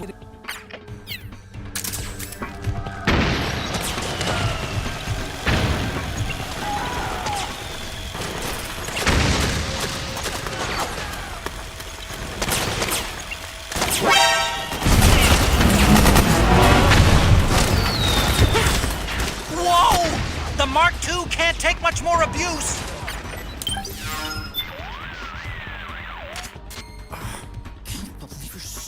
Abusive, Mark II. Otacon? All the time I put into this technology. Ugh. Otacon, are you angry? It's like there's nothing but yourself. It's the only thing you think about. Look, I'm sorry. I promise I'll be more careful about how I use the thing. Yeah, well, you better.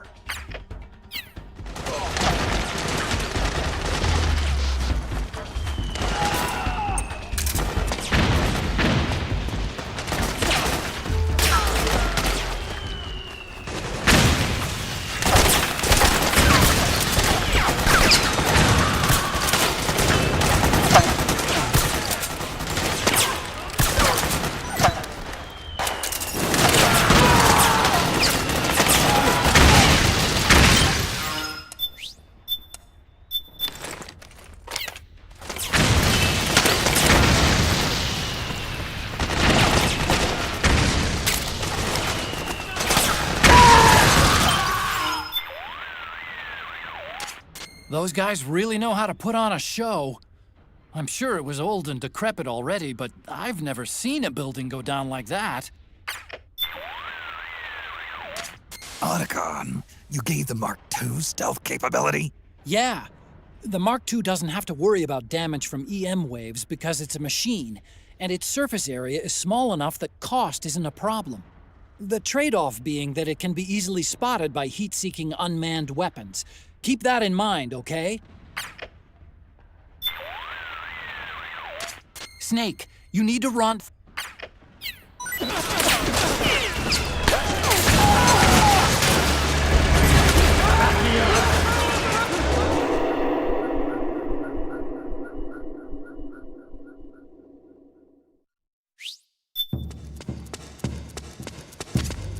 It's pretty dark in there.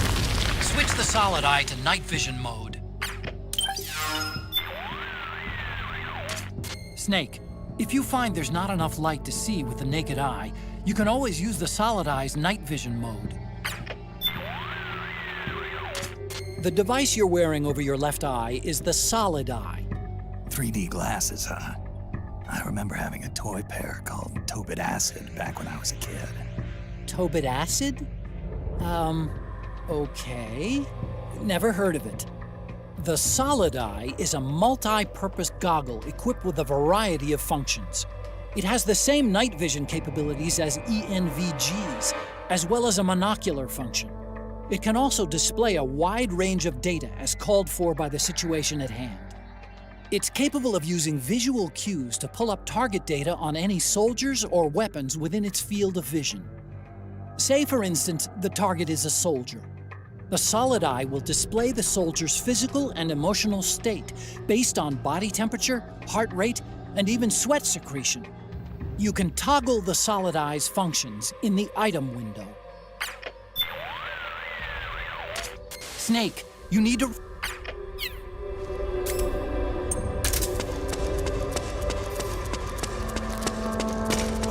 Oh, you again.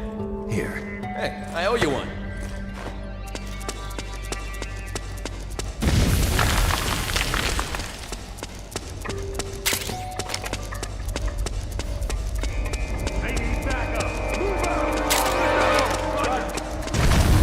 So that's where you...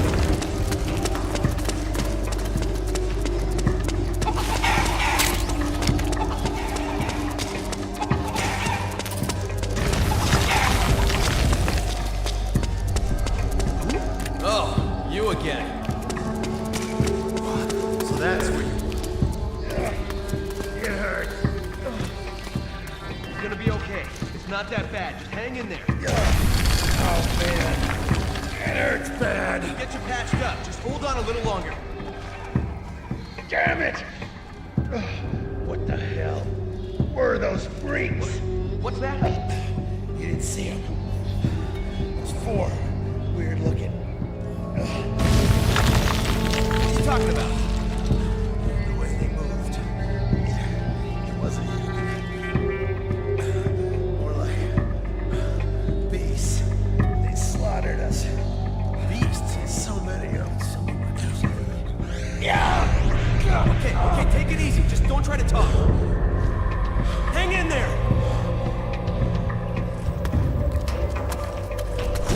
Oh, you again.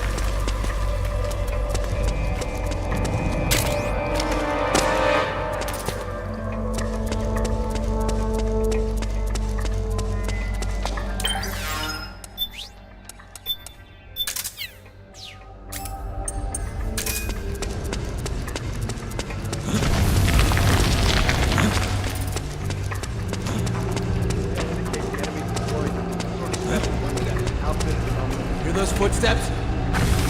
Make sure.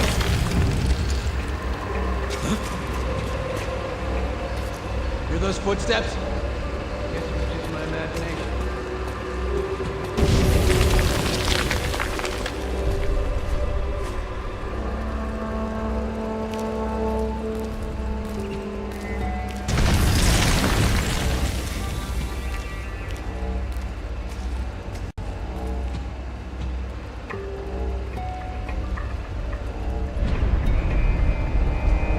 Nobody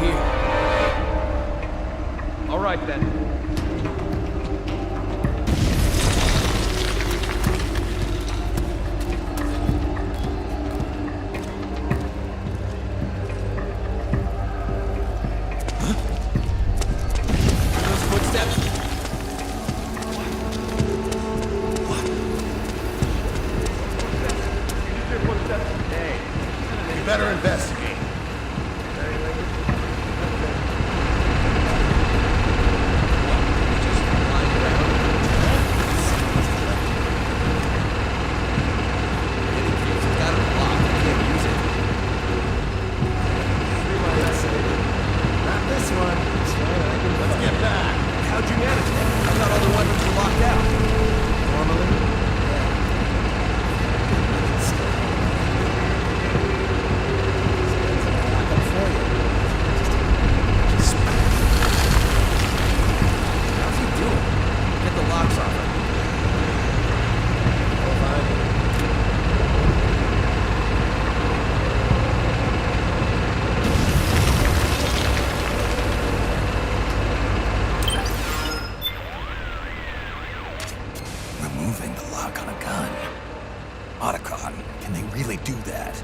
Sorry, don't know the specifics.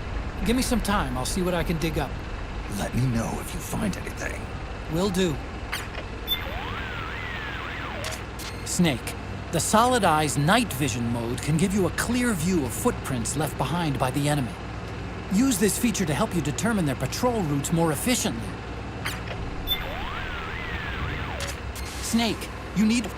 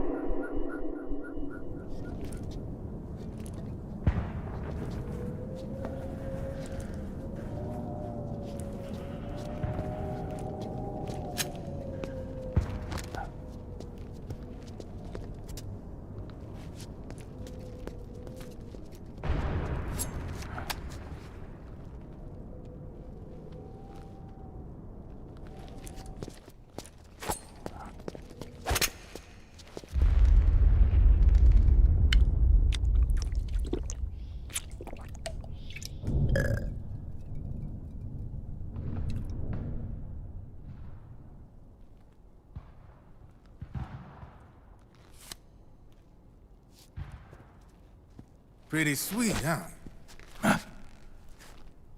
Whoa, hold it. Watch where you pointing that thing.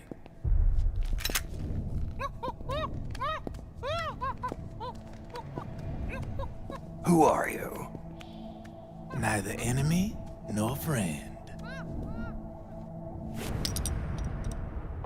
Voila. You're not with the militia, and you're not PMC. I'm a weapons wholesaler. All shapes, all sizes. But there's no need to worry, because all my shit's been laundered. Laundered?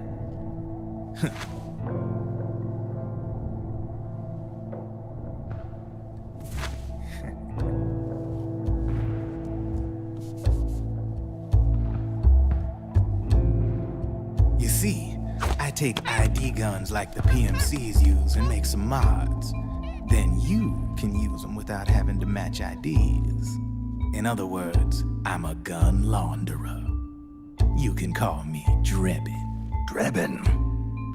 Yeah, they use that for all of us. There are more of you? All over the world.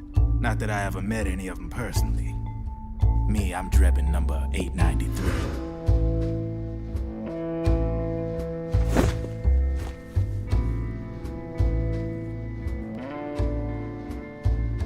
You ain't a registered PMC employee, are you? You need a guy like me.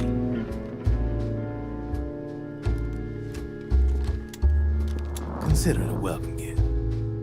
Take it.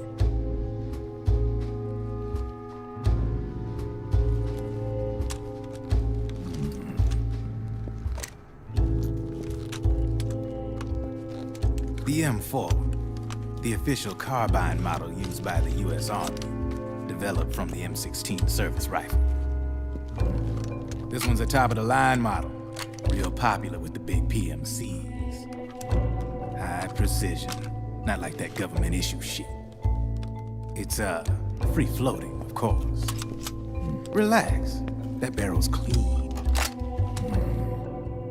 Is the hider CQC compatible?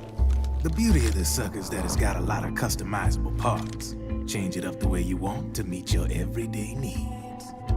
Flip-up sight, rail system. Not bad. Yeah, well, you know, I get a lot of noobs around here. And if you need them, I got a wide selection of aftermarket parts as well. The frame's pretty rigid. No rattle. Go ahead, give her a squeeze. I can't pull the trigger. Really? That's weird. What's weird? Wait, I got it. I bet you're using an older generation of nanomachines. Older generation? Sometimes they don't really jive with the new system. Seriously, who are you? Whoa. Slow down.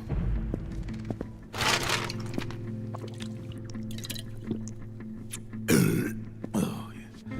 My day job's working at AT Security. I'm in charge of production control. So I get my hands on all the ID chips before they even register. Have a sip. It's a side of AT the public don't see. From the looks of it, you ain't with any state army. But you ain't exactly green, neither. You've got last-gen nanomachines. So I'm guessing former U.S. Army. I don't know what you're here for. But you want to be well-equipped, am I right? So, can we talk business or what? You won't regret it.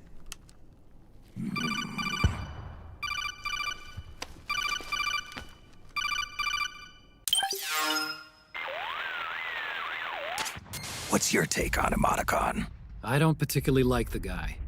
But it looks like we'll need his help with those ID guns. Sonny's been doing a little sleuthing for us. Drebin, a well-known gun launderer in war economy circles. He's a businessman who deals mainly in selling black market firearms to small PMCs and local militia. Somalia, the Balkans, Lebanon, Darfur, Chechnya, Timor, Peru, the Punjab, Kashmir, Colombia. This guy really gets around. How's he pull it off, anyway? You can create a non-ID gun by replacing the ID recognition chip with a counterfeit version. This enables you to bypass the ID recognition process and use the gun. The problem is that there's still a record of the chip being replaced on the system side. Drebin's an employee of AT Security. He must have connections on the inside erasing records for him. You think the Patriots are involved somehow? I'm not so sure. If the Patriots were running the system from behind the scenes, then a weasel like Drebin would be a real pain in their collective ass. Can he be trusted? Remember, Drebin's a green collar. He makes his living off the war economy. He doesn't let emotions get in the way of business, and he never gets his own hands dirty. The only thing he trusts is money. I share your concern, but what if we keep him at arm's length? Use him only to get intel and the supplies we need. Keep it strictly business. All right. So, we ready to make a deal or what? Okay then, let's talk business. This is a war zone. There's product coming in here by the truckload. And you'll be picking up a lot of guns in the field, I'm sure. Whatever guns you don't need, I'll take and buy them off you. That'll earn you points you can cash in for services. Like what? I'll launder your ID guns, no more locks. And I can also sell you the guns I've got in stock. Let me show you.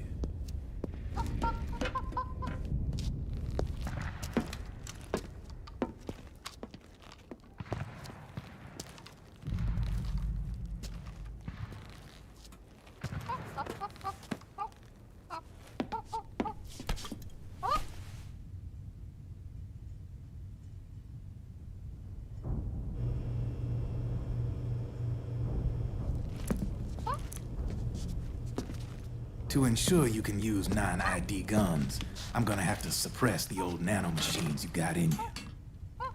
Otherwise, they'll interfere with the system. Here, stick yourself with this. It's full of suppressor nanomachines. Relax, it won't hurt. You're scared of needles or something?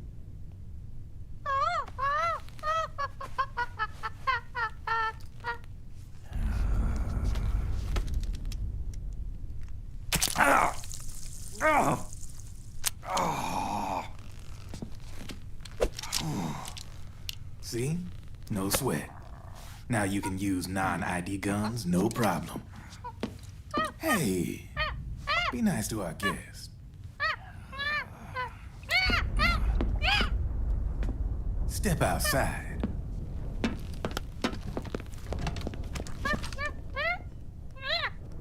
Boo.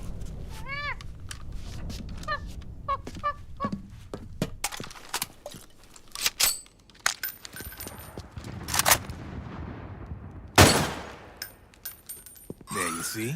No problem. From now on, when you pick up an ID gun that says lock, you just let me know. You name it, I can launder it. Of course, it'll cost you. The going rate depends on the war price at the time.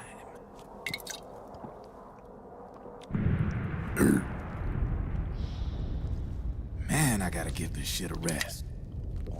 Looks like you're doing pretty well for yourself. You might say that. What with the war economy and all, and the system clamping down on things. System codes are the law now, and control's essentially absolute, paving the way for fat profits if you're willing to bend the law. Demand keeps on growing thanks to the war economy.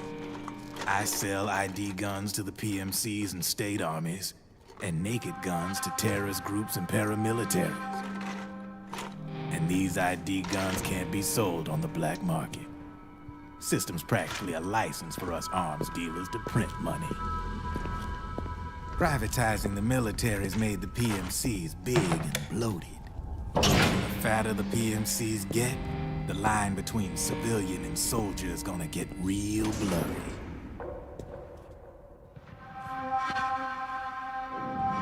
Sooner or later, the whole damn human race is gonna be green collars.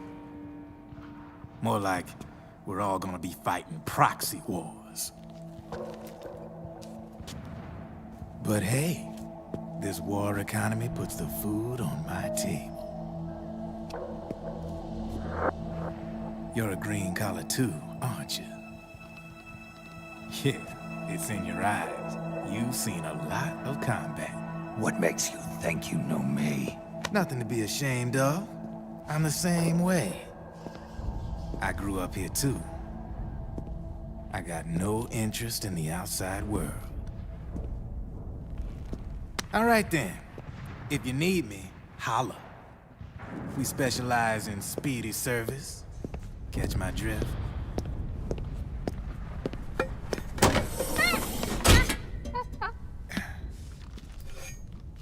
I have you.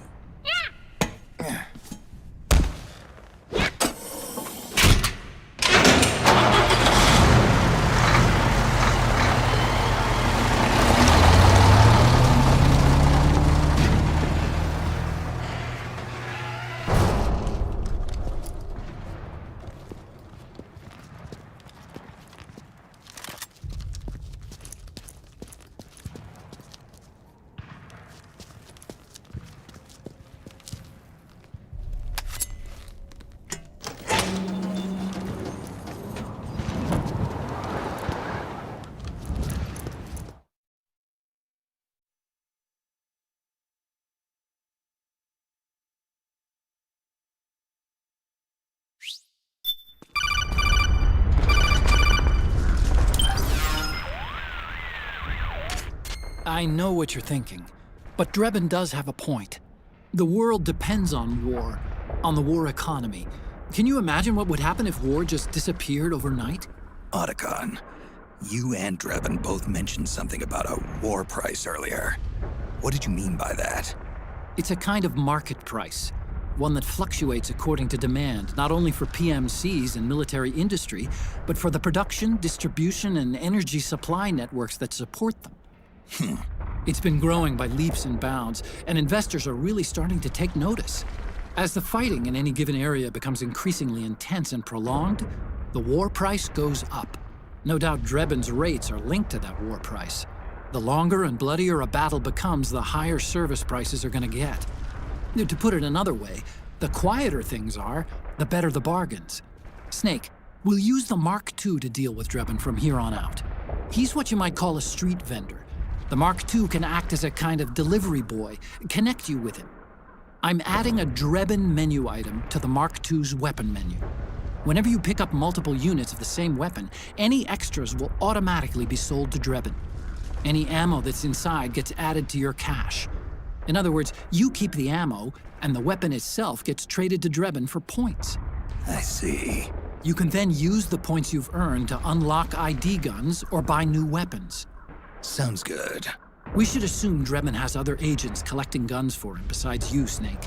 You know, freelance green collars who collect weapons in exchange for services? Guess I'll have to rely on him for now. Okay. Now go meet up with our informants, Rat Patrol. Snake, we've got to meet up with our informants. The rendezvous point is farther up the street beyond that collapsed building. You'll need to pass through it to get to the other side. Snake, I'm not thrilled with the idea. In fact, I don't like it at all. But business is business. From now on, you'll be using the Mark II to deal with Drebin. Whenever you pick up a weapon that's the same kind as one you already have, any ammo inside will be added to your stock, and the weapon itself will be transferred to Drebin. He'll calculate the weapon's value and deposit the corresponding number of points into your account. Use those points to buy new weapons from him, or to turn ID guns into non-ID guns. I've added a Drebin shop option to the Mark II menu. Check it out. I designed your radar exactly to your specifications, Snake.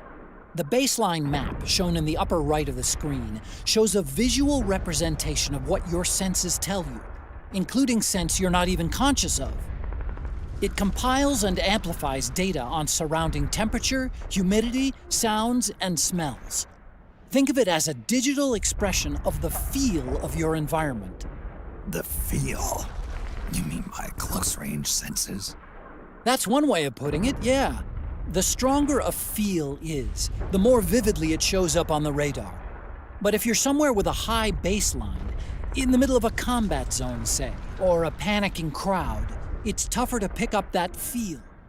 Granted, you tend to stick out more when it's quiet around you, and it's easier to slip by unnoticed in a commotion, but it also makes you less alert to threats. Living organisms, such as soldiers and moving objects like unmanned weapons, give off strong feels, so they'll show up clearly on your radar. The radar also displays the strength of the ripples you yourself send out to others. The more you stick out, the bigger and brighter your radar presence will be. On the other hand, keeping quiet, staying still, and using octocamo to blend in with the environment makes your radar presence smaller, indicating that you're less likely to be detected by the enemy. Snake, we've got to meet up with our informants. The rendezvous point is farther up the street beyond that collapsed building. You'll need to pass through it to get to the other side. Snake, wait to get to the other... Snake, hurry and get to the rendezvous point with our informants. First, you'll have to get to the other side of that collapsed building. The only way across is straight through.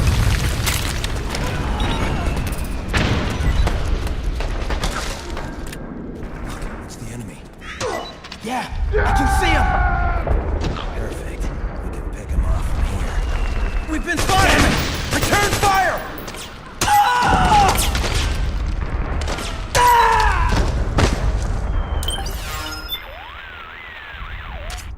The militia fighting against praying mantis are mercenaries belonging to a small-scale local PMC. Most of them are from around here, but it was more than ethnic ties that motivated them to pick up their guns. The country suffers from chronic high unemployment. There are lots of households just barely scraping by. Kids that grow up in that environment don't have the chance to get a decent education. And there aren't enough opportunities for them to go abroad and find work either. PMCs are one of the few options they have to earn a living. And for that, they go out and risk their necks. It's not a respectable trade by any measure. Still, for some reason, I can't bring myself to condemn them for it. It's complicated, you know? Snake, we've got to meet up with our informants.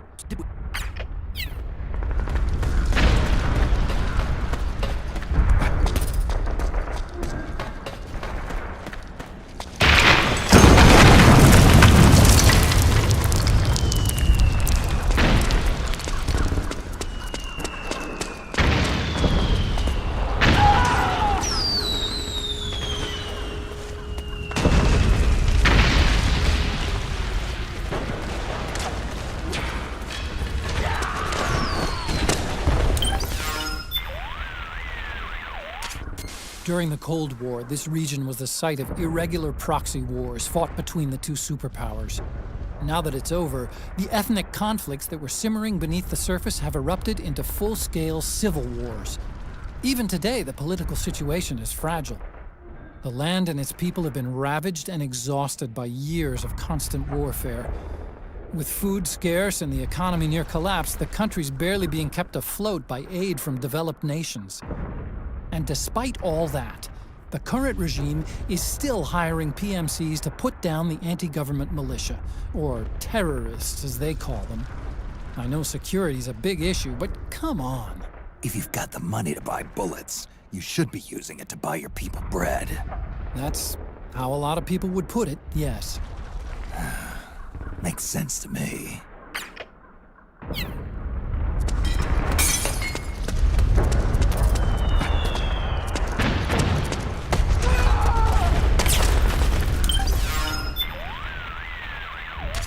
Notice the camouflage option on the Mark II's menu screen. Selecting it lets you manage the octo-camo when you need to adjust the settings on your suit, for example. The octo-camo has a manual mode where it sticks with one particular pattern, as well as an auto mode where it changes in real time to match the background. Pick whichever one is easiest for you to use. Snake, we've got to meet up with our informant.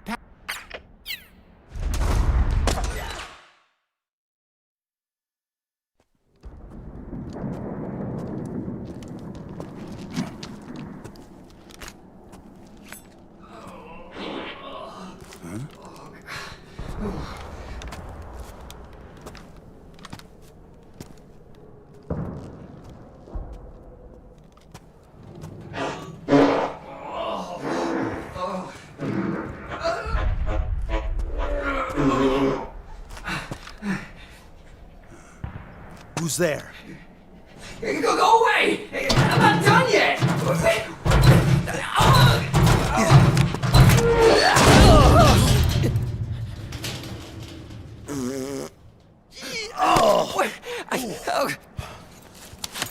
Stop! No. Stop right there!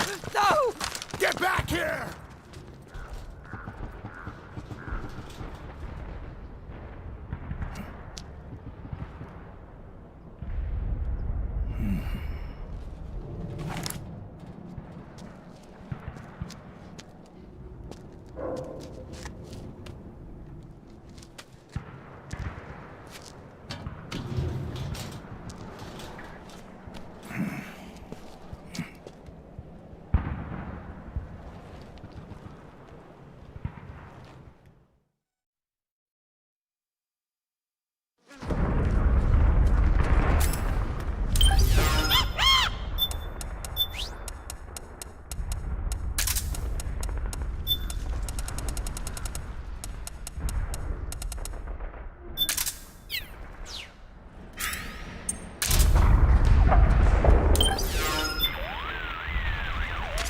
Snake, is that a drum?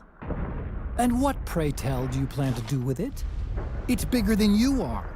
That's the point, Otacon. It has to be at least this size. How else am I going to fit? Fit? Oh, I got it. If the enemy's after me, I can hide inside until they're gone. And, unlike a cardboard box, in a pinch I can roll into a quick getaway. Say, that does sound pretty good. To hide inside a drum, simply equip it as an item. To roll, press the crawl button to lie down on your side, then move as you normally would. Nice find, Snake. No wonder they call you a professional procurer on site. There are 2 gauges at the top left of the screen. The one on top is the life gauge. You're probably used to seeing it by now. If the gauge gets low, you can replenish it by eating. Or you can lay low in a safe place and wait for your octo-camo suit to restore your life.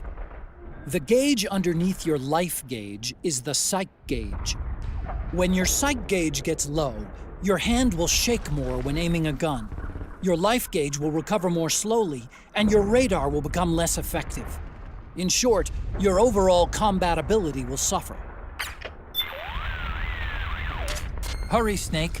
The rendezvous with our informants is just up ahead.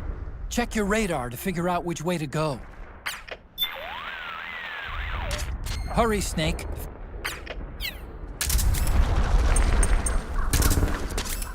Okay, Snake. Hurry to the rendezvous point.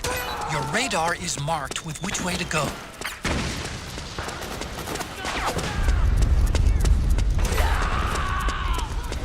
Help me out here! Over here! Form up!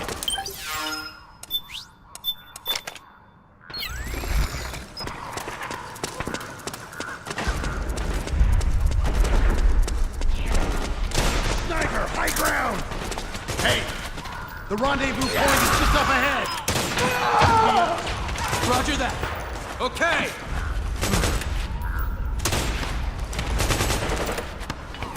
Let's get out of here! Move!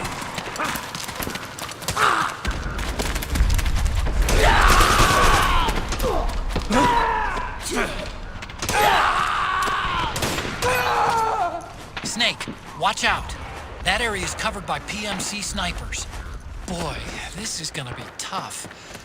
If only you could find a route that takes you behind them, avoids them altogether.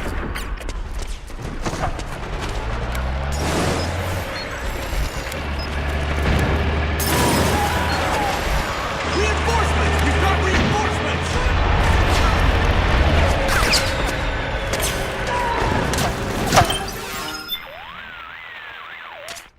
To press up against a wall, you can peek around the corner or do a... Hurry, Snake.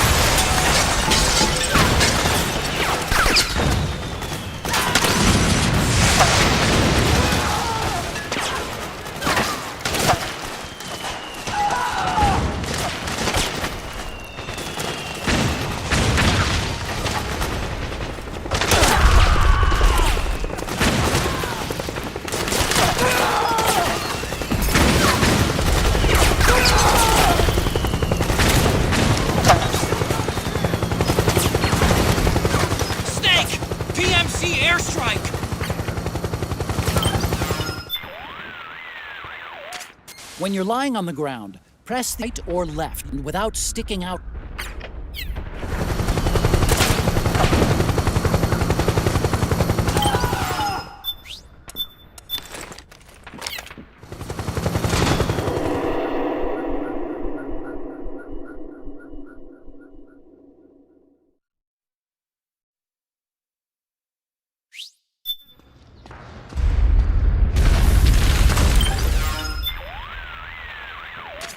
The rendezvous point is just up ahead. The building seems to be abandoned. It's not occupied by the PMCs or the militia. The rendezvous point is on the top floor. Check your radar to see which way to go, and use extreme caution. When your mental condition suffers, your combat abilities do too. To put it another way, when your psych gauge gets low, you'll have trouble performing basic combat actions. The key to getting your psych gauge back up in these situations is stress management. Generally, that means finding some way to give your mind a break from the rigors of combat.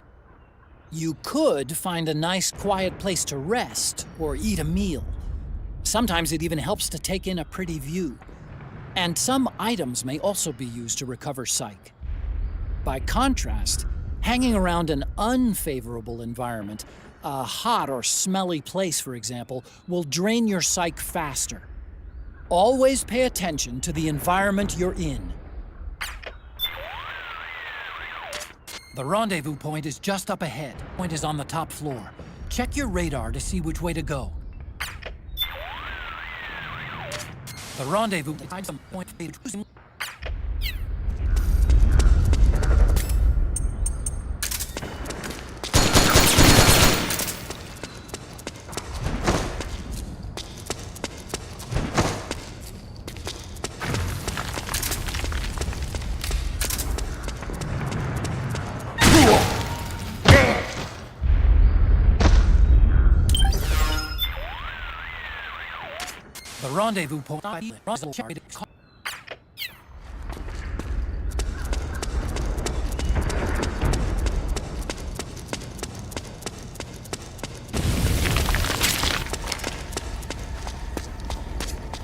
Snake, I'm detecting a trap in your vicinity.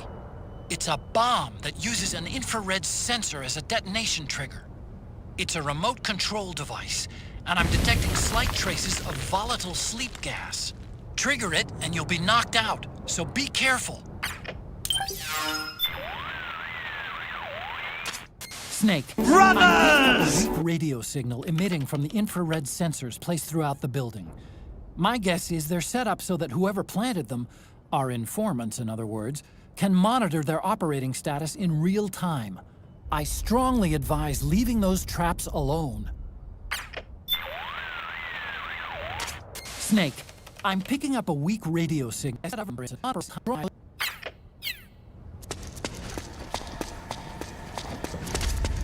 I'm picking up a faint radio signal from that thing. I'm guessing it might be transmitting its operating status in real time. I'd leave those sensors alone if I were you.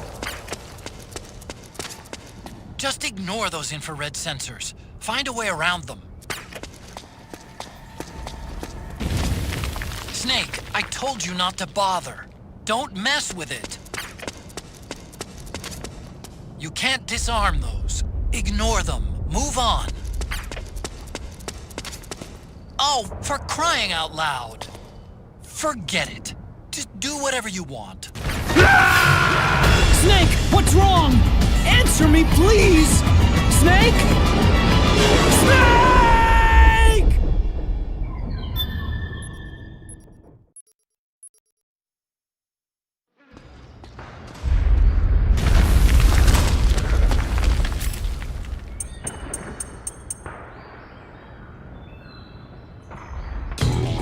MGS4 Integral. Metal Gear Solid 4 Integral Podcast. Broadcasted from Konami HQ in downtown Tokyo, it's the world-renowned Metal Gear Solid 4 Integral Podcast. Hello everyone, welcome to the first official episode of the Metal Gear Solid 4 Integral Podcast. My name is Sean Eystone, and I'll be your navigator and guide through this session, and I'm here with... Aki Saito. I'll be your sub-navigator and fill in with jokes. Joined by... I'm Ken Imaizumi, producer of Metal Gear Solid 4. I'm just watching and maybe chatting a little. That's cool, Ken, but we need your tips. Okay. All right, Sean, let's play through the game. All right.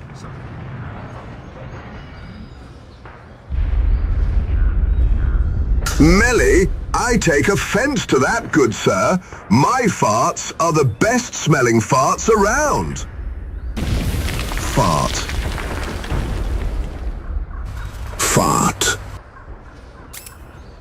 Okay. All right, Sean. Let's play through the game. All right. So everyone's gathered here at the lobby of the Advent Palace. Okay. So first of all, I just want to tell everyone, just stay where you are. Don't move. We have a few things we want to explain before we begin. Okay. Okay, so throughout this tour, and this doesn't apply to just this tour, but through all these game guides, there are going to be parts, sections where we're going to tell the user to maybe equip a certain item, like the solid eye. Yeah. And that's really useful for looking around for items and especially night vision. Right, night vision and things like that. Mm-hmm. But the only problem, of course, is that you cannot equip night vision. You cannot equip the solid eye. Oh no! Oh. While equipping the iPod. Yeah, right. That's true. So they have to stop. And then. Right. So what we want you to do is just switch items from the iPod, and what that'll do is it'll pause the broadcast, pause your podcast here, and switch to the solid eye, confirm the location of whatever items you're looking for, and then come back, and your podcast should resume where you left off. Well, okay, that's handy. Yeah. Not too complicated. So, all right, everyone, you should be in the lobby of Advent Palace. You'll see in the center of the lobby there's this big carpeted area. So I want everybody to just kind of walk over to that carpet. So what we want to do is put on your solid eye and enable night vision, and kind of spin around, and you'll see a Playboy over here on this couch. The couch in the corner. Right. In front of that is a Claymore mine. So the first thing you want to do is kind of crawl up to the Claymore mine and pick that up. This is just too obvious, right? I mean, well, it it is obvious, yes, but there might be newbies out there who just started the game. Maybe they don't know. Well, maybe just too excited about getting the Playboy. Right. They see a Playboy and they just kind of dash towards it. Was this a kind of an intention? I mean... Yeah. Well, throughout this stage, you'll see a lot of traps basically set throughout the Advent Palace. Really obvious, lame traps with, Playboy next to the Claymore and some kind of food or something, an item next to the Claymore or sleep gas mine. And yeah, it's all intentional. Basically, it's Akiba who's setting all these traps. Yeah, well, so in order to avoid these traps, what's your recommendation? Is it night vision? Basically.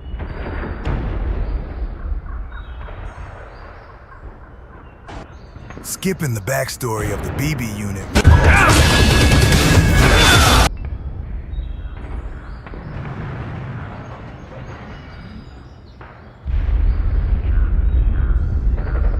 Skipping the backstory of the BB unit will cost 1 quintillion Drebin bucks. Thank you very much. Is it night vision? Basically, night vision is a very good strategy. What they can do is just enable the solid eye, and when you spin around, if you see the item, you'll see the trap in front of it, because the Claymore mines will kind of glow.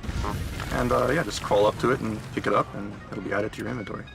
Cool. Okay, so where do we go next, Sean? All right, next. Do your night vision thing, spin around, and you'll see a sleep gas mine in the corner there. That's a trap too, right? That is a trap. And the goal here, some people may not realize, is that you're actually supposed to follow these sleep gas mines to the top of the building.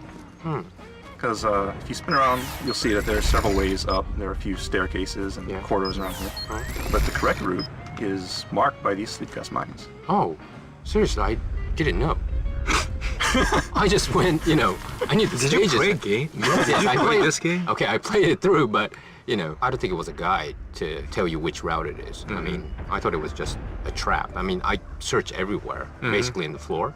And then, I can't go here. I must go there. But that's a very simple solution, isn't it? Yeah. So basically, you want to follow the sleep gas mines up. Okay. All right, Sean, where do we go next? Okay, so what we want to do, crawl over here, pick up that sleep gas mine. Yeah. And now let's run up to the second floor. And where we're heading? We're heading towards the bathroom. Bathroom. Okay, you got that, guys? These stairs. Okay, we're up the stairs, and then we're heading for the bathroom. This is the second floor? Yeah. Well, first floor, we call it in Europe, I guess. But... Oh, yeah, that's right. Okay, so you'll see a Claymore there. Yeah. And this is actually not the correct path, but go ahead and pick up the Claymore. And so here we are, in front of the bathroom. Yeah. So we took the right once we came up the stairs, right. And we collected the Claymore, and we're in the bathroom, right? Right. Okay, guys. Remember that Claymores show the incorrect path, but there are some hidden things off the shortest path. So there's a lot of goodies in the bathroom? Yeah, well, not exactly a lot of goodies, but there are a few interesting things. Yeah. So first of all, let's go into the women's bathroom. Was that the interesting thing? I mean, come on, we're in a game. Okay, let's check it out. Take advantage of it. Yeah.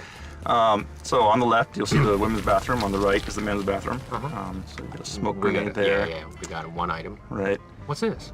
Okay, so you see on the wall here, Yeah. if you go into first person view and look at it, There's a sign here. there's a sign that basically, kind of shows you the correct way to use the toilet. Right. Right? Mm-hmm. But That's very useful. yeah, for people who may not know, you're not supposed to stand on the toilet. Mm-hmm. But what we really want to look at, it's kind of interesting, Yeah. is if you look behind the character's head, Right. there's a little something there. What is it? There's kind of a little dot there. Well, maybe you can't see it too well, but that's actually a bandana. Oh, I see. I get it. So that is actually Snake. So you guys got it? I mean, go to the ladies' room. Go to the first stall. Well, it's on the second stall also, but there's Oh, kind yeah. of some wood Really hard blocking to it. see it, Yeah, Yeah. there's a, what do you call it? A placard. Which is Snake, actually. Right. Cool. What he's doing in the women's bathroom, I don't know. Cool. So every time you create bathrooms, you check bathrooms all over the world? Yeah, we do intensive research. Good, good. Fly out to Alaska, check the bathrooms there. Especially the ladies' Middle room, Eastern right? bathrooms. Oh yeah. Right, definitely. Ken? Me? Yeah, you check the You, bathroom. right? No. You took check. videos, right? Yeah, I did. Good, I did. good. But enough. Ladies. Let's, where are we gonna go next, Sean? Okay, next I want to take you into the men's bathroom. Oh, sorry, I'm not interested. Well, sorry. If you look, there's a hole in the rear of the women's bathroom, so we'll just go through there. That was very handy. So we're now at the men's room. We're now at the men's room, and what we want to do is kind of go through this other hole in the back of the men's room. Right. Okay, we're through. Okay. And then head to the right, and you'll see a doorway on your left. Yes. You want to just stop in front of that doorway. Don't just run in because there is a claymore mine there, and you'll blow yourself up. If you crawl through that door, Yeah. you can pick up the claymore mine, and up here on this table, you'll find some instant noodles. Oh, Hide-chan ramen, right? Yeah. this is a really good item to boost you up, right? Oh yeah, it's a very good item. It restores a lot of health, and it tastes great. So, where are we going next? Okay, so next, what I want to do is head back. You hear Otacon going on about some kind of trap. You should be standing right in front of the infrared Lasers. Yeah. Okay, so what this is it's a trap laid by Akiba, and you can't go through here right now, so don't try it. You'll just kill yourself. But what happens is later on, Akiba will come and disarm this trap. Yeah. Some people might not realize is that you can actually jump over the hole once the lasers are gone, and you can pick up a really nice item on the other side. Oh, really? Oh, you can't do it. Detecting a trap in your vicinity. Once it's gone, you can jump over this hole, and on the other side there's a GP-30 grenade launcher. Cool. Really? Can't see it from here, but it's just around the corner there. Okay. So we'll save this for later. Right. So after the event, during the frog battle, let's keep that in mind and pick that up later. All right, then where can we go next? Okay, so next, let's head up to the third floor kitchen. So let's go upstairs then. Yeah. What you want to do is head through the hole in the men's room and head out into the hallway here and take a right. Then just follow the hallway and you'll go until you get to the staircase here on your left and head on up. By the way, brothers! When I first played the game, I tried using my cigarette and things like that to, of course, make that infrared lasers obvious. And I thought I could pass through it. I kind of died a couple times. 4 times. Yeah. I died so many times. Yeah, but I kind of realized. So we're going We're on the stairs. upstairs. Yeah. upstairs, Yeah. and we should be actually guided by this sleep gas. Right. Sleep gas mine. So pick that up. So you're on the stairs, and you're on the 3rd floor. You're going to the 3rd floor. So I'm on the 3rd floor. And take a right. Take a right. Yeah, that's basically the only way you can go. So You can make a right, and what do we do? Do we? you'll see a sleep gas mine kind of down the hallway. So stop at the doorway in front of the sleep gas mine. And head through that. And Okay. you'll find yourself in the kitchen. Okay, everyone ready to be in the kitchen? We're in the kitchen, so make sure you guys are in the kitchen right now. What we want to do is look into these ovens here. In the ovens? People may not realize it, but there's something cooking in the oven. Wow, what is it? What's this food? It's actually cakes. Ah. It's some kind of French cake. Actually, a lot of people probably won't realize this, right? Right. Right. I mean, it's just kind of hidden in these ovens here. Okay, so next we'll head up to the dining room, kind of across the room here. So we go out of the kitchen to the dining room? See these windows on the opposite end of the kitchen? Yeah. And on the other side of that, there is the dining room. Okay, everyone go to the dining room. This is really well-built facility. I mean, there's the kitchen and the dining room. Oh, we're in the dining room? We are in the dining room now. Okay, so what we want to do now is there's some items here, and so once again, we want you to use night vision, and you'll see some items here. One of the first iPod tracks is right here in the dining room. Yes.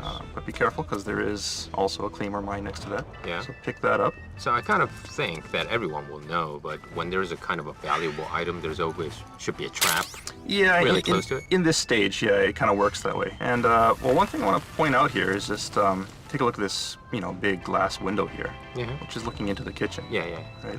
Okay. One thing that people may not realize is just how much trouble it was to get this glass window in here. Why? Why is that? Because it actually, consumes quite a bit of resources and memory. We started out with this glass window here, and as we were going through and the stage kind of filled up with things, we were told that, there's not enough memory, so we had to get rid of it. So it was taken out. Yeah. But now it's back in. Towards the end, basically, we had the programmers kind of scramble and do what they can, and the designers trying to find shortcuts and tricks, and finally be able to get this glass window in here. Oh, so definitely we shouldn't break this window, right? I mean, you should not be shooting it like I am. Yes. Right now, Sean's shooting through this black big glass window like crazy, and shot all of them. I think everyone probably does it. That's the fun thing about it, which is really fun to break something. Yeah, it's just break everything. So I want everyone to remember how difficult it was for the whole team to create this big glass window, right? And bottles and... Okay. All right. We're gonna step out from the dining room, Sean, and then... Okay, so next, let's head over to the bar. The first thing that you want to do is face these windows here, and the door that you want to head through will be on your right-hand side. So turn to your right, and there's like a little table next to it. So let's go through that doorway. And then we want to go to the bar. Yeah, the bar. So we go through the phones, and then we find the bar. Yeah. Right. Cool bar. Okay, so there's a bar here. All right. Okay, stop once you get out to this kind of open area. Yeah, in the hallway, yeah. In the hallway. Take a look up, and you'll see this big canopy. Yeah. It's some nice light shining down. We really had to work hard to get this in here also, because what we really want to do is have like this really nice lighting effect with shadows coming down from above, and really kind of an atmospheric kind of touch to it. There's like dust floating around in the light. Shadow coming down from the canopy. PS3 stuff. Yeah, right? very next gen. Very nice. And useful thing about this also is after you get to the top of this stage, the Haven troopers. Yeah, we're gonna go into the battle. Right. Will come in and they'll catapult in, and from this vantage point, you can actually see them coming in, because the way they enter battle is they launch in using catapults. Yeah. And from this vantage point, you can actually see their shadows on the top of this canopy. Right. So you can actually see their route that they're taking. Cool. When they come to attack you. And so if you look at that and you follow the shadows, you can actually anticipate where they're going to come from. So, if you have the time, you can lay maybe some claymore mines or something like that, and lay some traps for them, since you know where they're coming. Okay. All right. Let's head next. Okay, next we're going to head up to the 4th floor. Okay. Head over here, pick up a sleep gas mine. Is this the only sleep gas mine around here? There is actually another sleep gas mine. On the left? On the left. What we want to do is head to the right. When we exit the dining room and we head right, and then we take the stairs up to the... Which floor are we on now? 4th now? We're going to the 4th floor. Okay, let's go to the 4th floor. All right, finally. All right. Here we go. Now we're out here, and you'll notice a rat. And what I want you to notice is that rat that kind of scurried away when you came. Yeah. Upstairs. Follow that rat, and he'll show you something kind of interesting. Yeah, there's a kind of an opening. Right. Yeah. Another Metal Gear tradition, where there are rats, there are very often ducks. Yeah. And there is actually a duck here that many people will probably miss, because it's a little hard to notice, unless you follow the rat. Yeah, well, actually, I miss this. Really? Yeah. Let's go inside. Well, I'm not going to go in right now. I mean, there are a few items here that you can pick up, but basically what I want people to do is remember that this duct is here because when during the frog battle, you can actually crawl into this duct and snipe some of the Haven troopers from above. Oh, really? Yeah. Didn't know at all. I was just shooting during the Haven battles. This could be cool. So, all right. Now, one last place that we want to go to is, of course, the bar itself. Okay, let's go to the bar then. So go ahead and crawl in. There's a sleep gas mine here, so be careful. So we take the sleep gas. We're in front of the bar, which is a big bar, isn't it? It's a big bar. Yeah. There's a lot of bottles. But if you look closely, one of the bottles is a little different. Which one? For those users who want to take a closer look, go ahead and enable your solid eye and take a look and come right back. At the far end, you'll see that there is I think a lot of people got this, actually. Regain, right? Yes, Yeah. yes. So you can climb up onto the bar and grab that. It's a small bottle, but a lot of power, right? Yeah. Yeah. And then, okay, we go inside the bar. Inside the bar, and then there's a few more items back here. You know, some ammo and another Hidechan. Hidechan ramen. Ramen, right. Yes, the noodles. Right after this, you kind of go and see Meryl, and the event starts up. So I think we'll end here. The Regain is really popular drink. Popular in Japan, yes. Well, you know, maybe the most of the people doesn't know Regain is a real drink. You can buy it. It's really, really popular drink in Japan. When do you drink it, Ken? When I'm, you know, get really tired or, you know, something like a bad thing happened. This is really funny because in Japan, it's very so natural and normal to have these energy drinks. Well, I think, you know, in the U.S., there are a lot of people who drink them also, but Really? it's just we don't have Regain. Oh, okay. Although, while I'm in Japan, I did actually drink Regain. It's pretty good. I mean, like 20 years ago or so, Japan had still had a lot of energy drinks.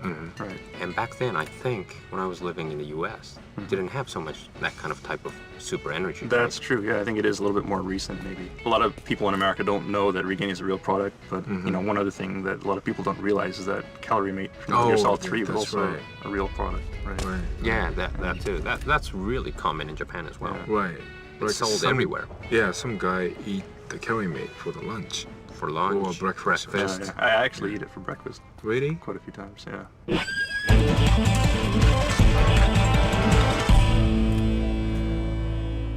Okay, this wraps up this version of Integral Podcast. And Sean, what can we expect the next time? 2 weeks from now, we're going to move on to South America. Right. And we're going to tackle the Mountain Trail stage.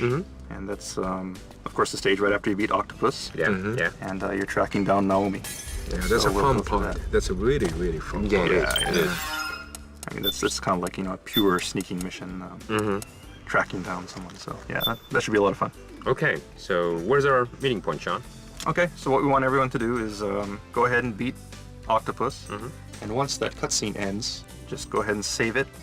And we'll start from there. Okay, all right. Thanks for all your navigation, and thanks for your input again, Ken.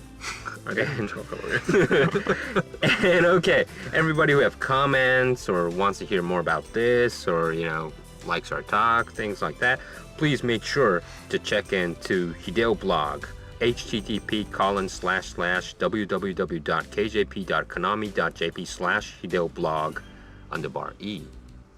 And make sure you give us all your comments.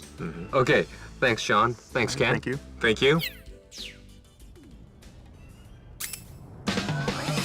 Alright, that's gonna wrap up this edition of the Metal Gear Solid 4 Integral Podcast. Check back next time for more tips, tricks, and insider info on Metal Gear Solid 4. Brought to you by Kojima Productions and Hideo Kojima himself. Make sure to send in your comments to Hideo blog. See you next time.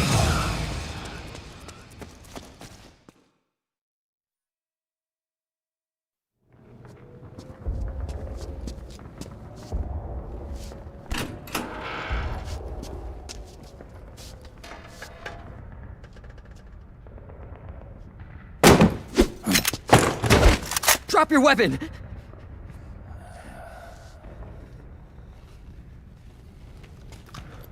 Drop your weapon! All right.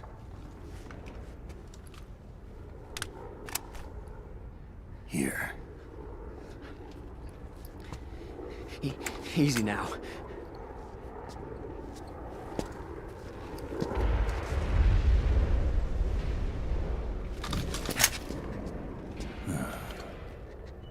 Don't move! You haven't even taken the safety off, rookie. Careful, I'm no rookie. I'm a 10-year vet.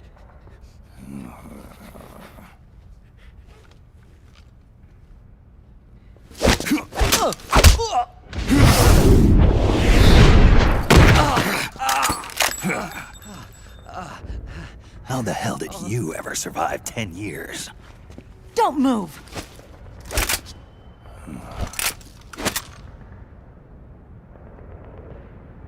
CQC. Real big boss, huh?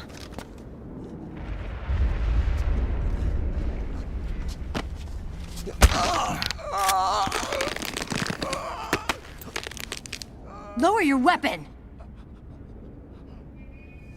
Slowly now. I wouldn't try anything funny if I were you. Fox. Snake?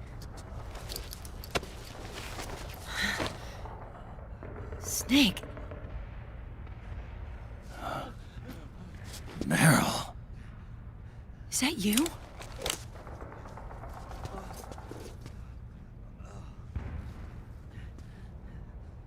What happened to your face?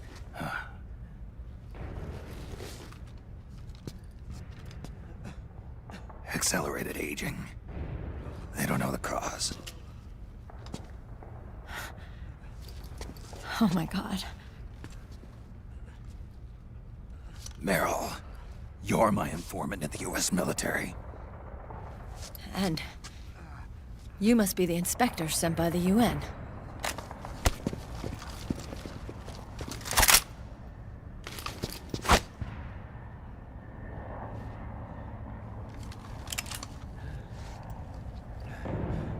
Akiba! Commander!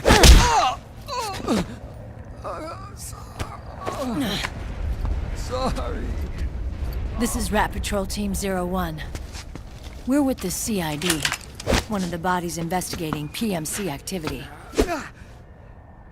First hounds, now rats. Here, you can have this back.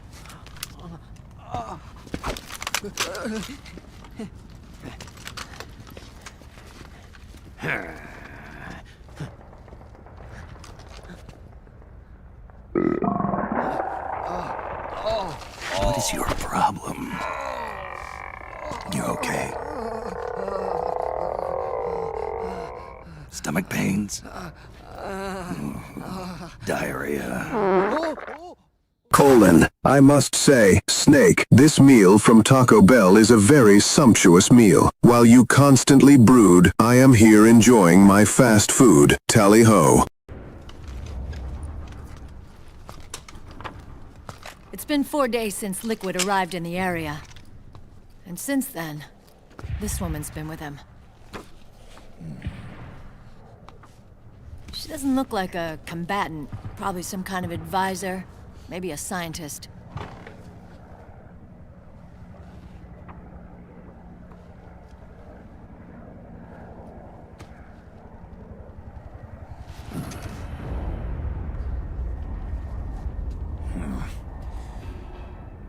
So, you're the commander of this 01 unit. Why? Something wrong with that? Here, I'll introduce you to the team. That's Ed, our radio man and sniper. George, my dude, those podcasts are not interesting. I'm gonna make my own podcast with the homies from Groove Street, Die Hard Man, Siggin, and yours truly. And we'll talk about femboys, granola bars, and scan junks, and feats. And yes, it will be epic, and everyone will shut your betch asses up and listen closely. Understand? Sleeping giant is Jonathan.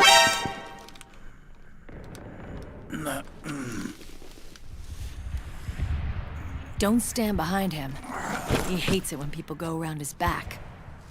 And finally, Johnny. Everybody just calls him Akiba. Commander, I've finished installing the sensors.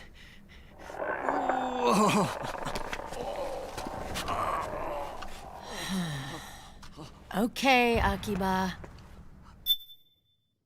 Damn it, Johnny. I told you that gas station sushi in Kabul was a bad idea. Anyway. You're all grown up. Maybe it's because someone taught me well. A certain legendary hero who suddenly disappeared. You quit the unit. Me? I never gave up on you. Or on Foxhound.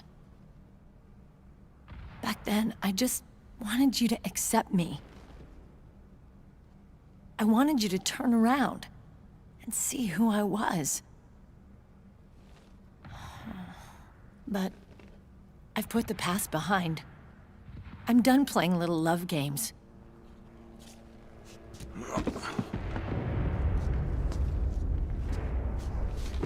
So, what are you here for? Threat assessment. The PMCs. Really?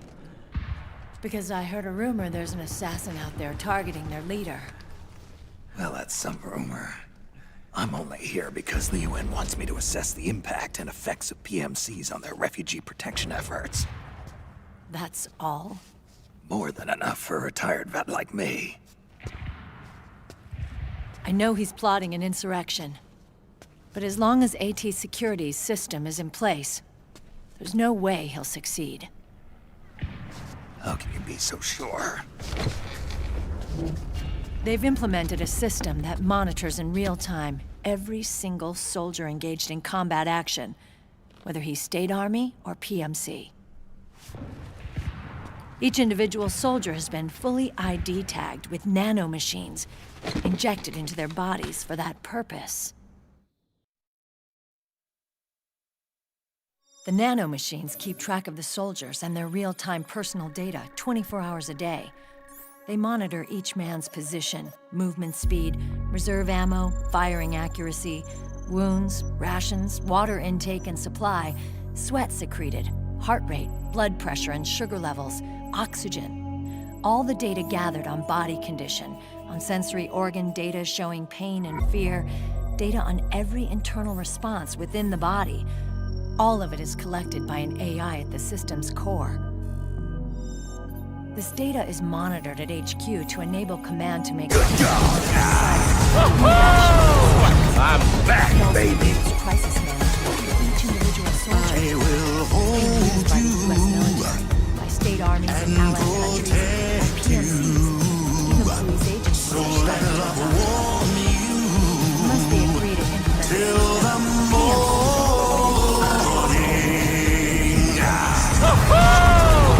I'm back, baby. Good God. Plays by the rules, same as everybody else. It was creepy at first. Good God. Good God. But I've gotten used to it. It gives us a lot of advantages in the field, too. We get a clearer picture of what's going on around us, so there's less confusion during missions. And our nanomachines communicate with each other, making teamwork a lot smoother. And that's not all the system does for us. It's also a security guarantee against the PMCs. Security guarantee. That's right. The PMCs are combat groups without states or ideologies. They're not fighting out of nationalism or for a cause. They don't care why the war is being fought. They're just bodies fighting on someone else's behalf. They're mercenaries, a commodity. So it's easy to imagine them betraying their clients by joining the enemy or refusing to fight or committing humanitarian atrocities.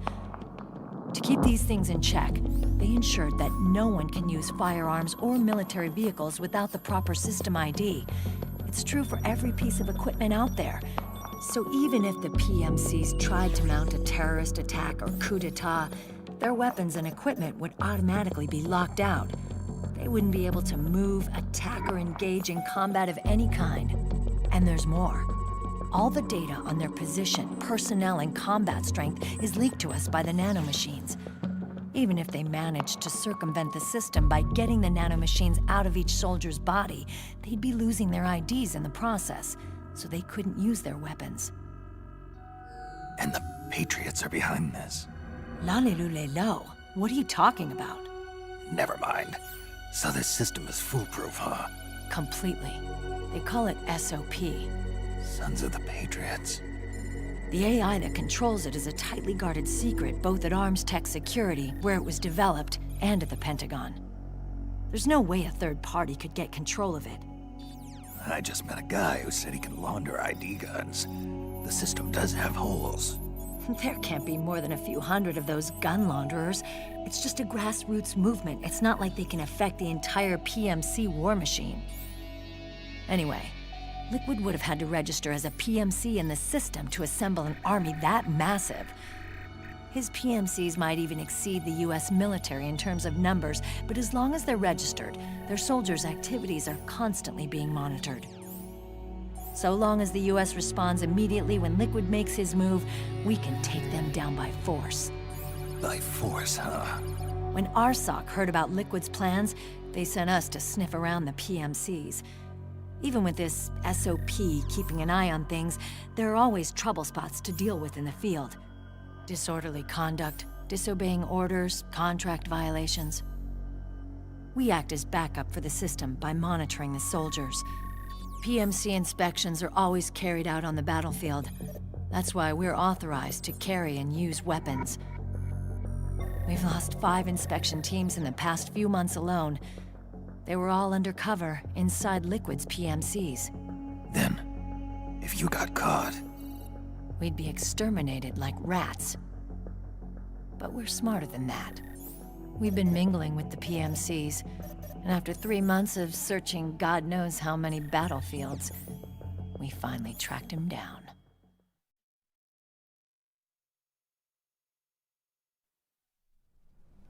When we reported that we'd found Liquid, our superiors ordered us to provide the UN investigators with intel. But I didn't know it'd be you. Didn't the Colonel tell you he was sending me? Colonel? Don't tell me it's Campbell! Yeah. He put you up to this? You didn't know. You gotta be kidding! You expect me to work with my uncle? Meryl.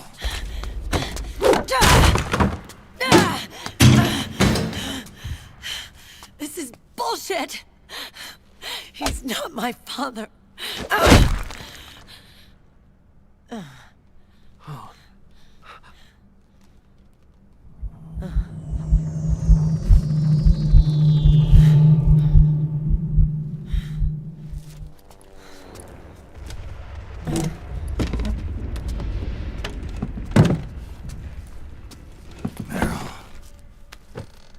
So, you knew. Yeah. Little violation of the need-to-know rule. Then, why are you still calling him Uncle? You're still calling him Colonel. He's your father. As far as I'm concerned, we're still uncle and niece. I will never forgive that womanizing piece of shit. Meryl.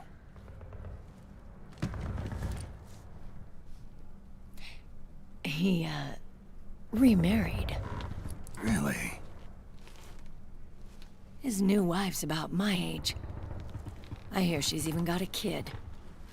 It's as if he's given up on making up with his own daughter.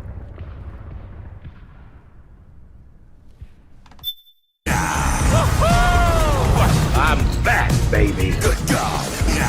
Good God. Men. Selfish, egotistical pigs.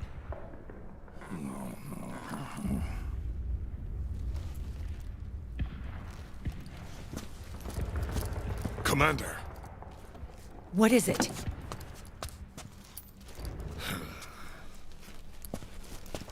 There's 20 of them. And they're not from that PMC praying mantis either. It's the Frog. His private troops.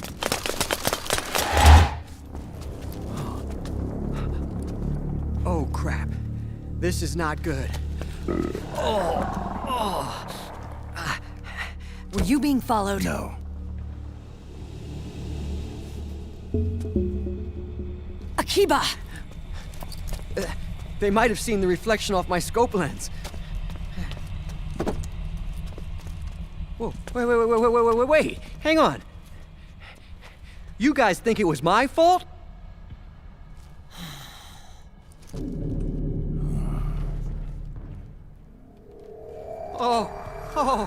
Oh, no. Oh, it wasn't my fault, I swear! It wasn't my fault! Oh, man. Oh, look, Dumbass! We're moving out. Meryl, where's Liquid? At a camp up ahead. I'll fill you in later. If we're still alive.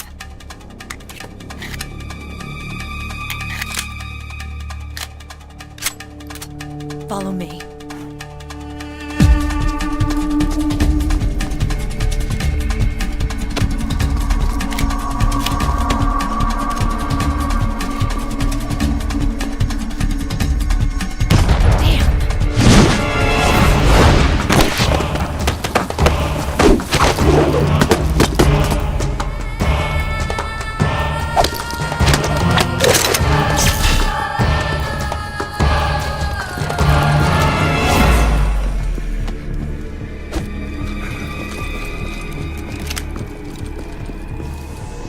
Eye contact.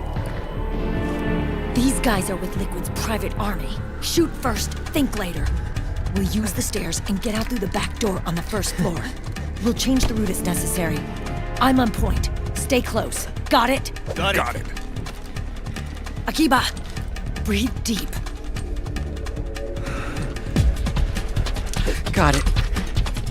We've got a real live legendary hero with us. Try not to choke.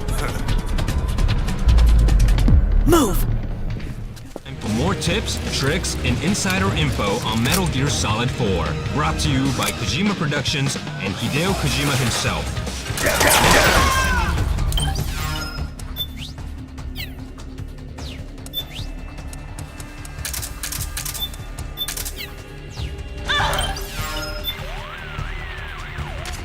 The enemy sent in a squad to hunt you down. You've got to get out of there as fast as possible. There won't be any way out of the building until at least the second floor. Work with Meryl's team to find a way down and get to the exit. The exit's on a lower floor. Work with Meryl's team.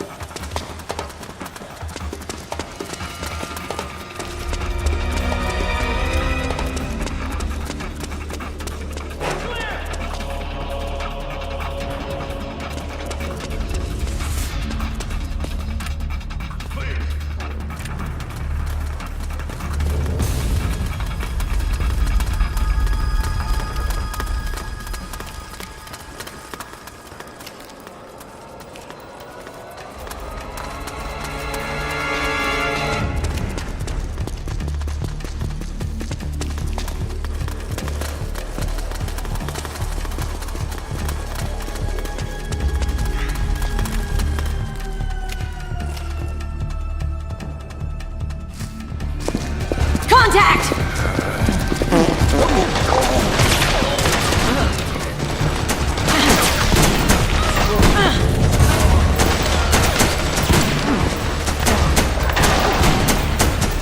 Cover me! Clear! Oh man, where's the bathroom? Boston, just go over there! Ready! Cover! Clear! Ed! Start praying! God! Commander, I really gotta go!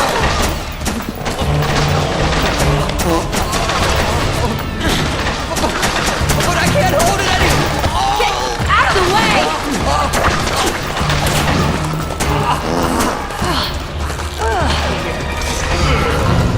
Come on, get downwind now! Get out of the way!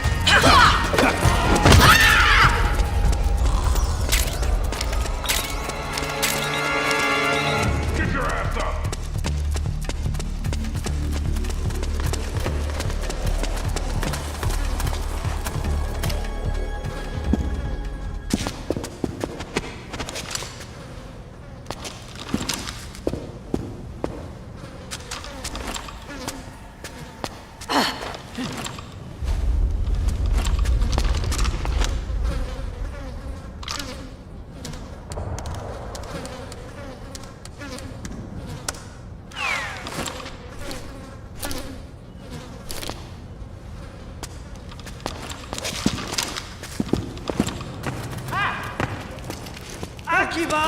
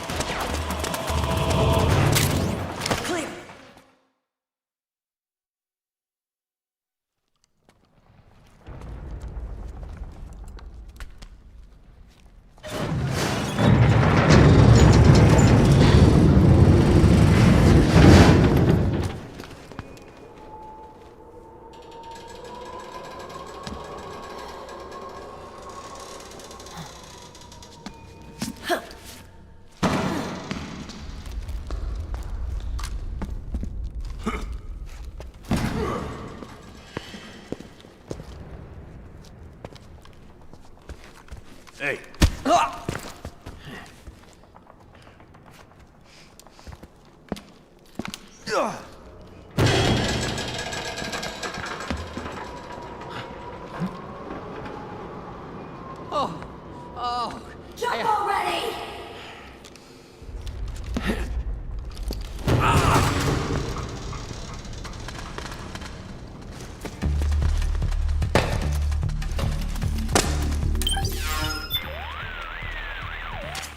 Snake, are you watching Meryl's team? Yeah, they're incredible. The best of the best in Special Forces are pretty deadly, but Meryl's team is even better than that. They're like a well-oiled machine. Sons of the Patriots. What a system. I'll tell you one thing. I'm glad they're on our side. Then you better not make Meryl mad, for all our sakes. No kidding. You gonna be all right? I mean, you two do have a history. The exit's on a lower floor. Work with me.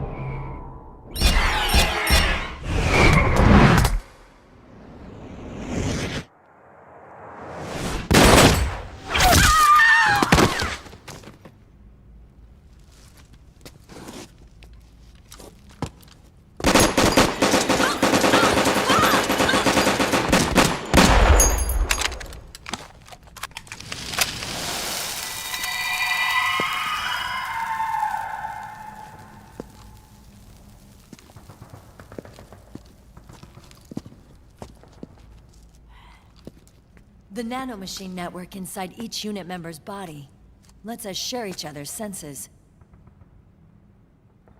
They can see what I see. And it helps control pain. Is that part of the system, too? With SOP, my team can literally operate as one. Well, except for a certain someone who's not much of a team player. So, what do you think? Is your age of heroes finally over?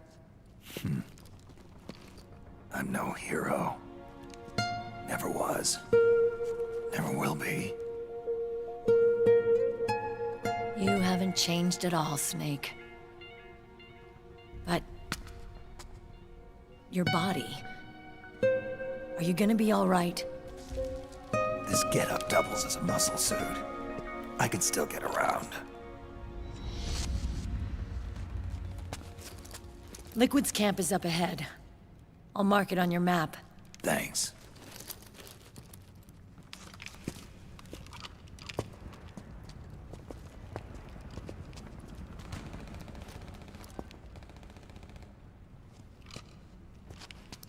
Akiba! One man's blunder can compromise the whole team. I'm sorry, Commander.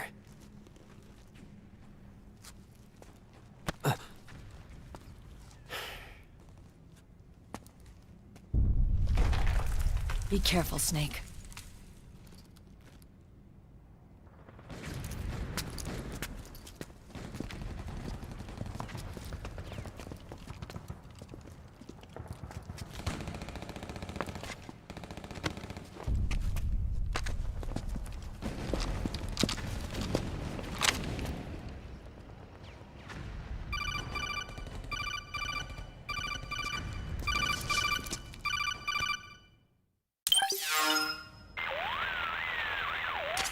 Otacon, I know where Liquid is.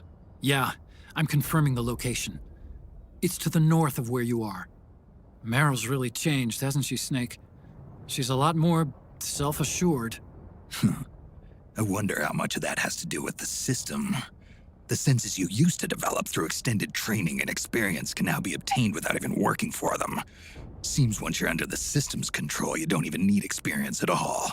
It even beats that VR training that was all the rage a few years back. Yeah.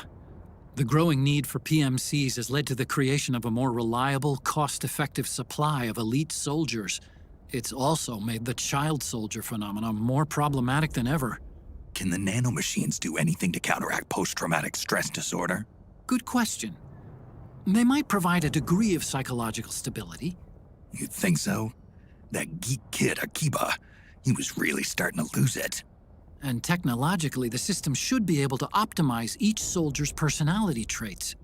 And that big guy, he didn't seem to be feeling any pain at all.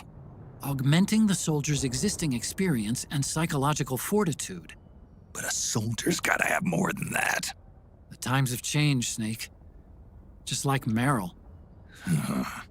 Snake, hurry to the PMC camp. Based on what Meryl told us, Liquid should be there.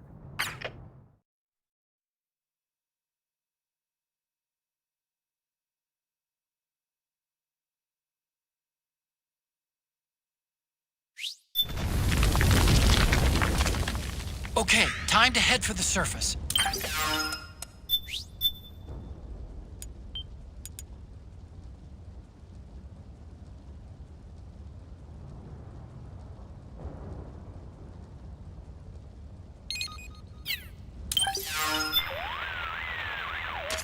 Snake, start by going up to the surface. Look for a way out of the basement. Hey, Snake. That emblem on Meryl's uniform, that's Foxhound, isn't it? Yep. I thought Meryl was with the 01 unit.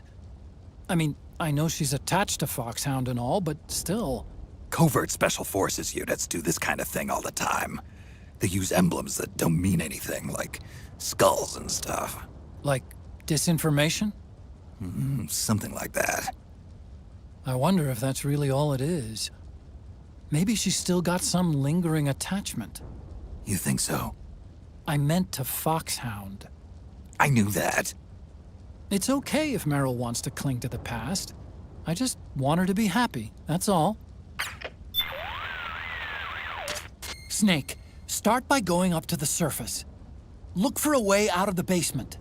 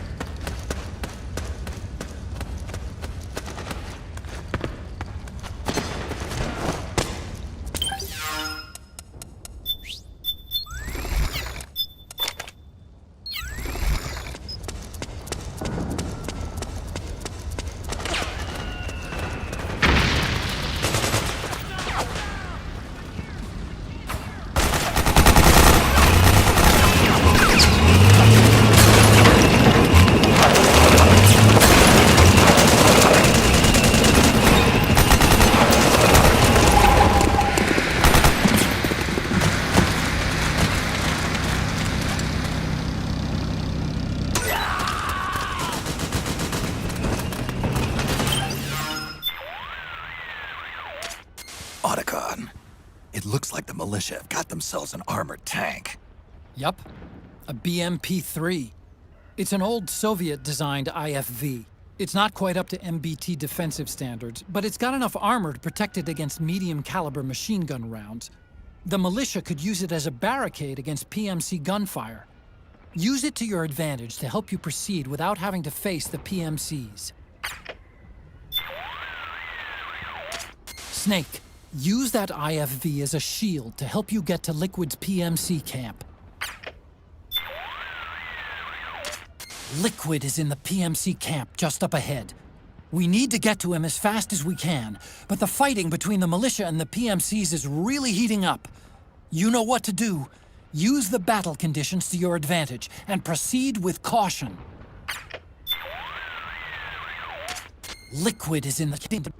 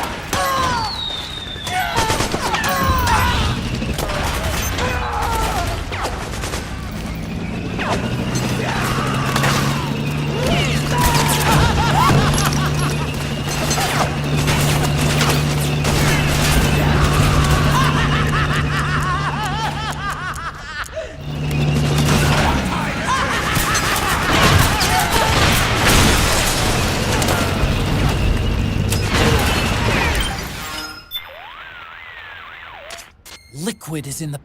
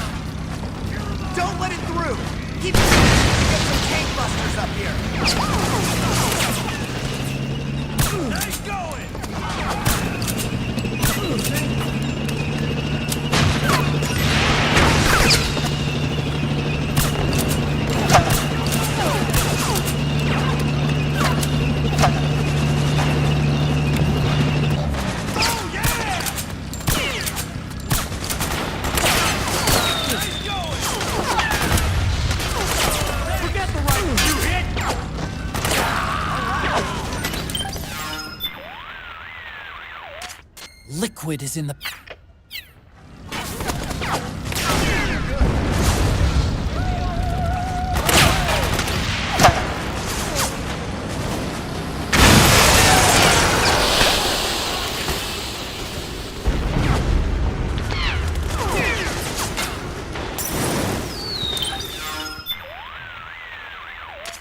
Looks like they just took out a BMP-3. It was one of those PMC tank busters. Nice piece of work. I'll say. But now there's one less shield for you to use. Watch out for stray bullets. The enemy's not too discriminating. They're not getting me on a cheap kill. I'll watch my back.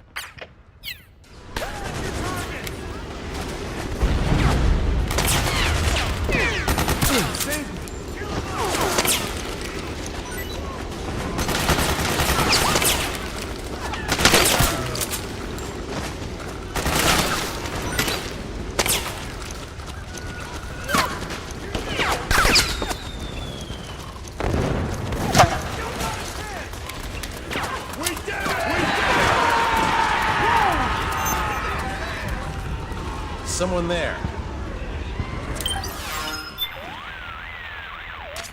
Liquid is in the...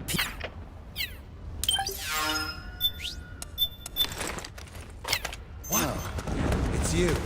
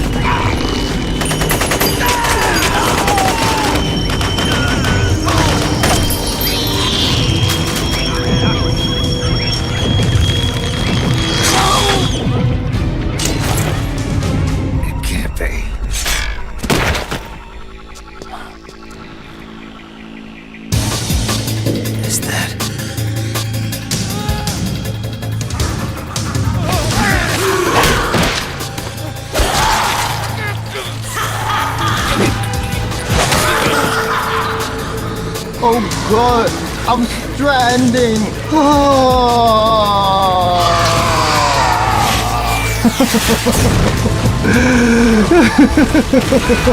I am stranded. Your friend. We are all homos. Homos.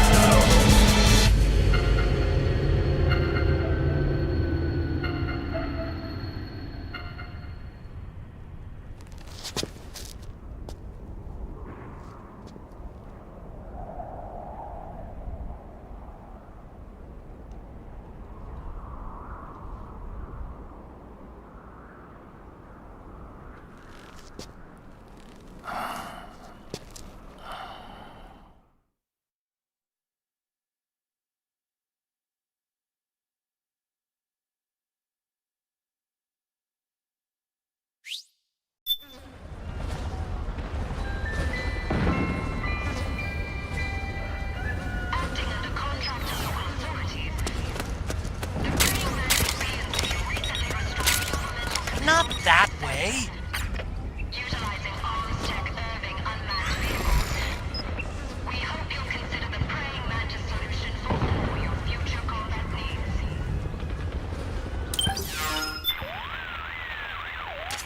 Those things just wipe the floor with the militiamen. Must be the special unit that wounded militiaman was talking about. And now the wreckage is blocking the way. Snake, head straight for Liquid's camp. Hey, Snake, since when did you learn how to use CQC? I got the training back when I was in Foxhound, but I never used it in actual combat. You had those skills all this time and never used them? Why? The man who taught me was my former commander in Foxhound. Big Boss? Never felt right using a technique learned from a man who'd betrayed his unit. Thinking back, CQC as a concept was way ahead of its time. Nobody was using it yet. Not the Green Berets, or the SEALs, or the CIA paramilitaries. And then earlier this year, the Pentagon declassifies Big Boss's file for some reason. All of a sudden, his story is the stuff of pop culture. Books, magazines, the net. And now people are taking another look at CQC. The war criminal, reinvented as a hero. Big Boss's exploits as a Cold War secret agent back in the 60s have made him a legend. The less people know about the truth, the more they can fantasize. Is that why you finally decided to use CQC? Because it's no longer just his anymore? The CQC soldiers use nowadays is a pale imitation. They're learning from reading about it. I learned through doing, and there's a world of difference. Then you want to teach them the real thing. The way you learned from your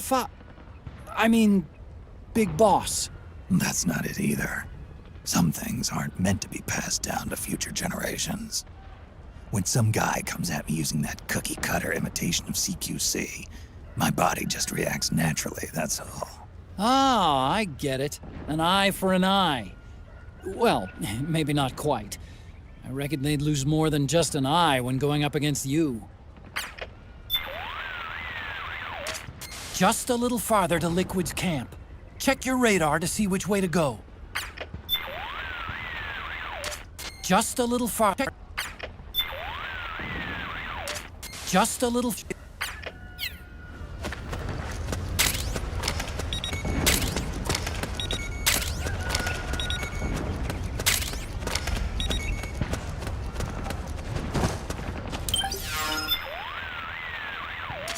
Snake, there are more differences between the militia and the PMCs than you may think. For one thing, the PMCs are flush with cash, so they usually have the latest gear. Looks that way. Weapon systems, combat suits, tactical vests, communications equipment. All the latest toys. On top of that, they're running on the SOP system, which keeps them in constant contact with each other during battle. The militia, on the other hand, are little more than amateurs. Most haven't even had basic combat training. And their equipment is nothing to brag about either. They're just barely scraping by. Their weapons don't seem to be controlled by the system. The ones I've picked up work for me just fine. Right. But the PMC's weapons won't. You can steal their guns, but they'll most likely be locked and unusable. Remember that.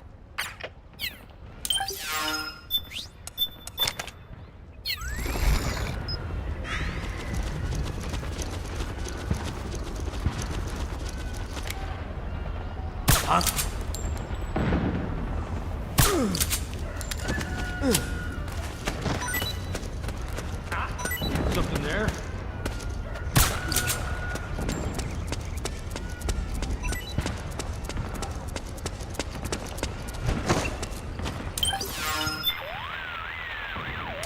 Snake, these enhanced soldiers seem to be using some sort of device to cling to the walls. Doesn't look like they have spikes or suction cups. This is only a guess, but I think their gloves and boots might have some mechanism that employs van der Waals force. It's a type of mutual interaction that occurs between two electrically neutral particles. Geckos use it to crawl up walls and across ceilings. Oh, that kind of gecko. But those things are a hell of a lot lighter than a human. Well, around 10 years ago, I read about an experiment where they reportedly suspended an object weighing 100 grams using a 5mm square piece of adhesive tape. Assuming the technology's advanced since then, I don't see why these guys couldn't be climbing all over the walls. Otacon, what about Vamp? How he ran up that support pillar in the big shell. You think that's how he did it? You mean, did he have this technology? He could have, yeah. So it wasn't that he had some freak supernatural powers.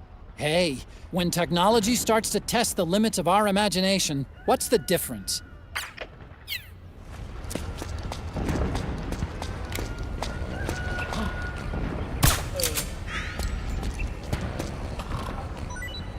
We're under attack!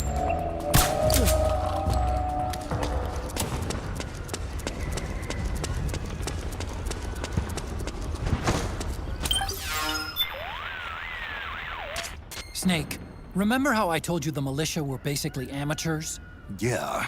From what I've seen, though, they're holding their own. Not quite ready to lie down and give up, at least. Right. The militia have hired operators working for them.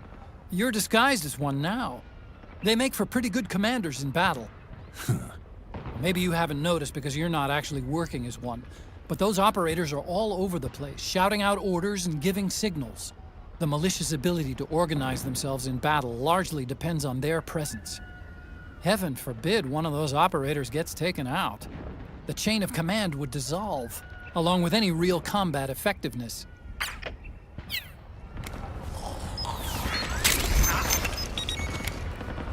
Something there?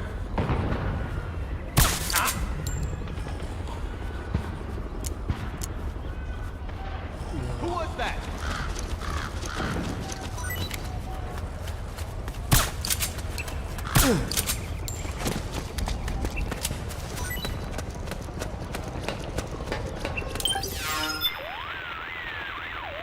Snake, I've been doing some research. No. Look, Those militia are generally made up of volunteers. But they're not just homegrown civvies who've been handed guns and told to fight.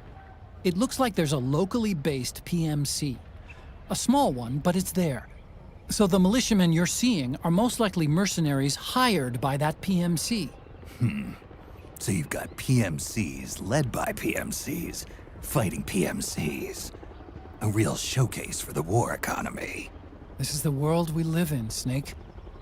It's kind of sad, isn't it?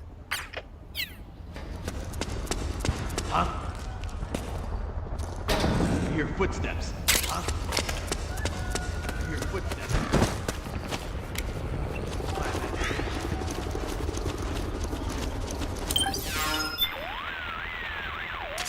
When your mental condition suffers, your combat abilities do too. To put it another way, when your psych gauge gets low, you'll have trouble performing basic combat actions. The key to getting your psych gauge back up, mind a...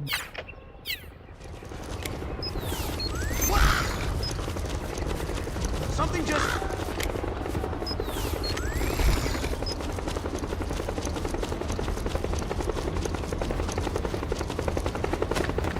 I swear I saw something.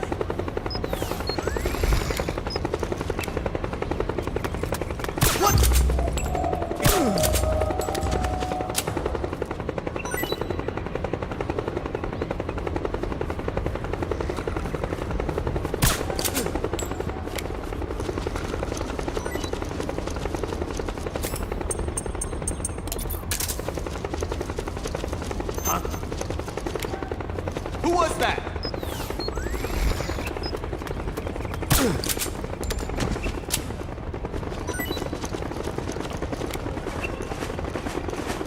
What? Who is that? What? It's the enemy. This is HQ. We're under attack. Acknowledge. Sending reinforcements. Use extra caution. Are those gecko on that truck? I always pictured gecko as these big, hulking things. But I guess they can fold up pretty small, too. Imagine that. I'll bet I could fit one through my front door if I tried. What do you think? Thinking about redecorating? Come on. You don't think I'm that weird, do you? Just a little farther to...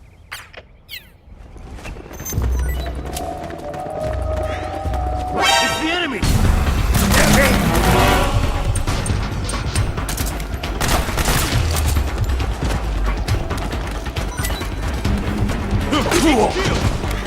This is HQ.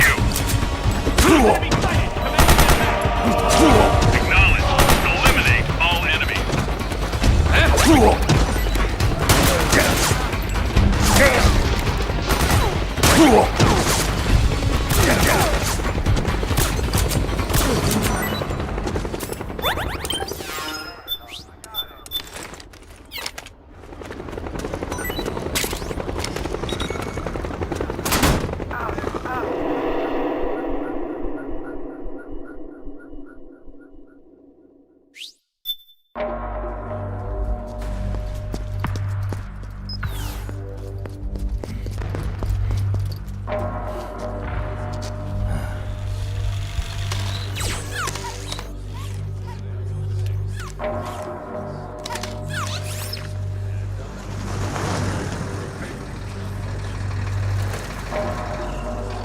Hey you, get over here.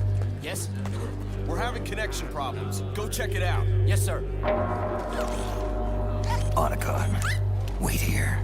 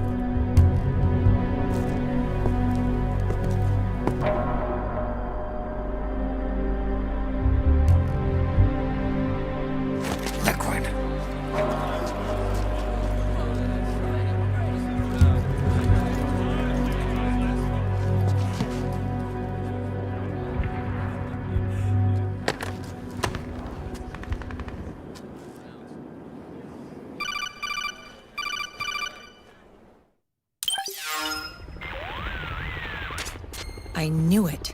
Snake, you're here to kill Liquid, aren't you? That's the mission. Are you going to stop me? My mission is to inspect the PMCs. I'm not in a position to take action. All I can do is stand by and watch. I can't help you, understand? I'm a peacekeeper, here to keep order. Understood.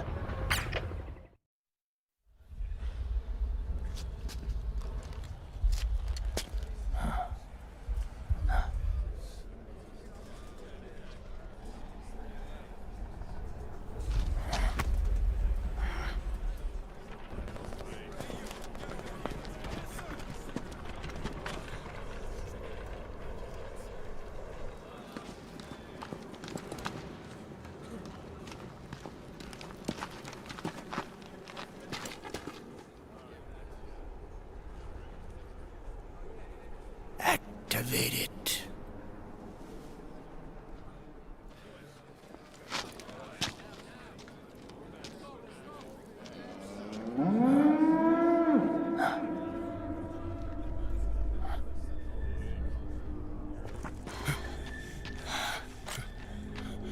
What? What?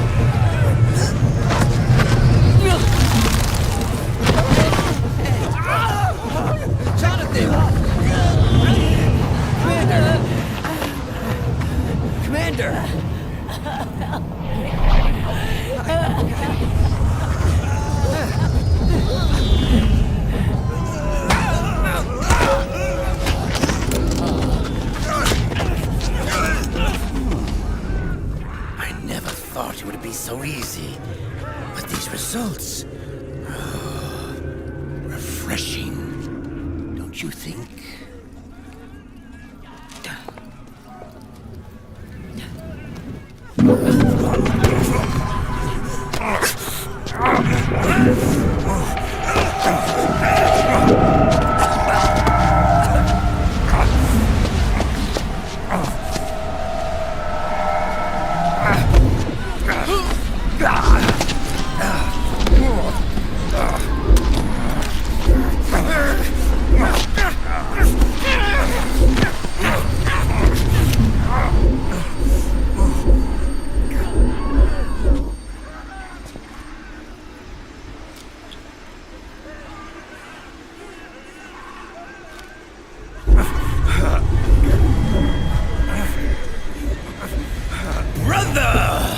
It's been too long.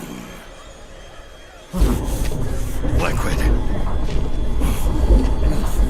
Rejoice! We're not copies of our father, after all. We are free of the shackles of fate. Snake, brother. We are free.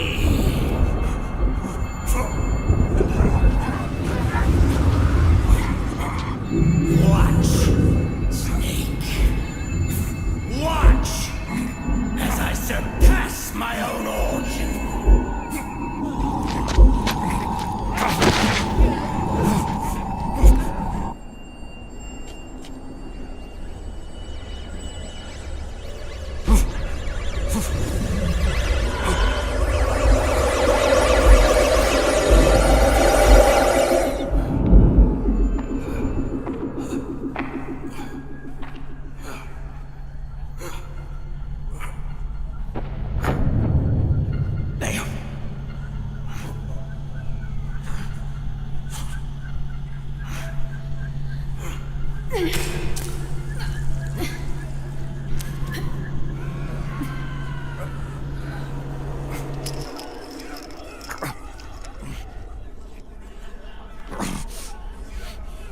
Snake, if you won't be a prisoner to fate, then go. Fulfill your destiny.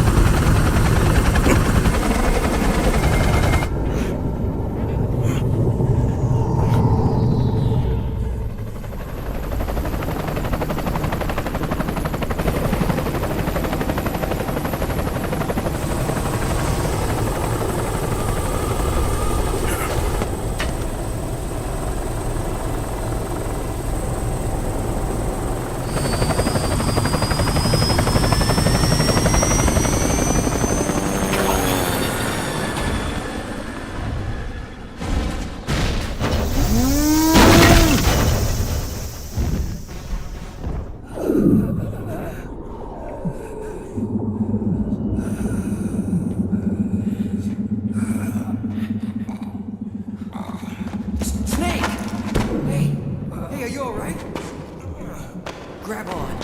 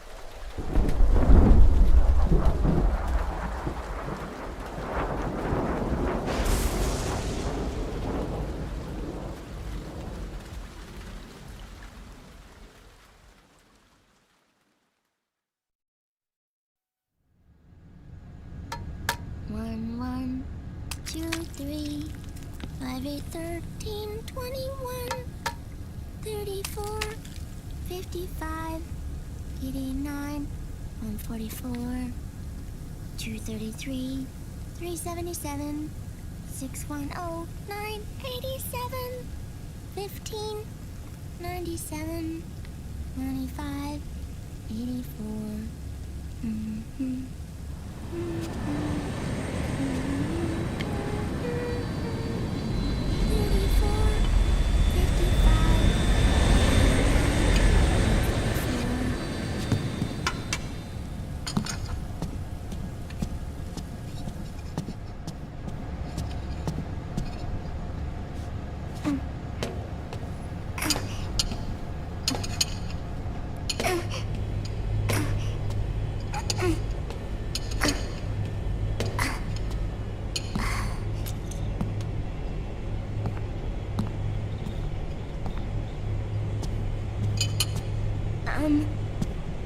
Uncle Hal? The eggs? They're done. Thank you, Sonny. Snake! So, back from the dead? I don't remember the sun being so flat. Sorry. I'll dig in right away, Sonny. And would you make some for Snake, too? Okay. Hey, none for me, Sonny. Shh.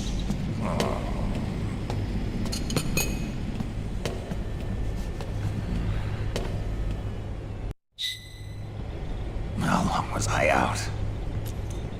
A whole day. Someone saved my life. Yeah. Could have been Meryl and her boys. Don't worry. They're doing fine. Liquid got away. You okay? My body just seized up all of a sudden. This is normal. It's not my choice.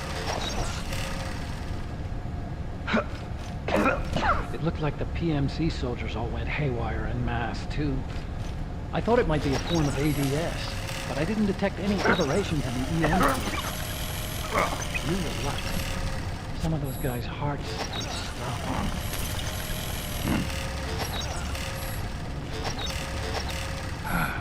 She was there. Naomi was at Liquid's side. Otacon, did you see her? No, but you're right. Naomi was there. I found traces of her DNA in that syringe you were holding. So it was Naomi. Why? Here, let me show you something.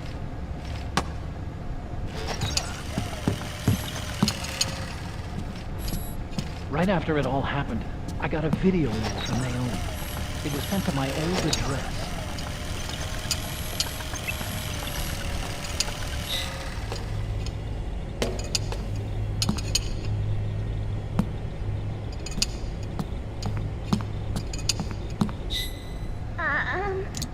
Here you go.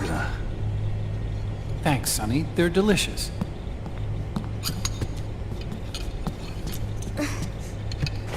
But you haven't even eaten any.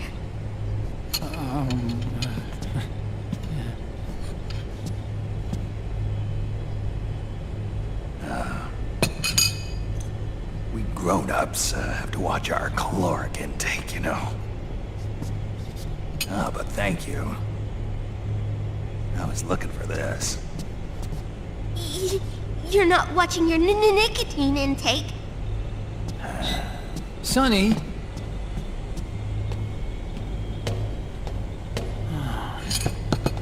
You really hurt her feelings. Yeah. Why don't you teach her how to cook eggs then? Oh, like I know how to cook. Hey, check this out. The data's been quarantined, no viruses. The voice print matches Naomi's, and I'm fairly confident the video isn't digitally synthesized either.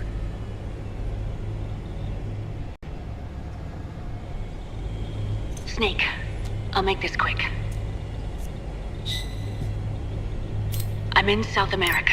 I've been captured and forced to do research. It's Liquid. Liquid's goal is to seize control of SOP, the sons of the Patriot system that controls the soldiers. To do that, he needs to analyze the nanomachine structure and find out how they communicate with one another. The nanomachines currently in use by militaries and PMCs are third generation. Their design is derived from that of the first generation, and the basic technology is still the same. First generation? I was the one who created the first generation, a nanomachine colony, part of which was Foxdie. 9 years ago, at Shadow Moses, I injected it into your bodies. The technology used in Foxdie was incorporated, inherited really, by SOP. That's why Liquid has me helping him hijack the system, because I know how Foxdie works.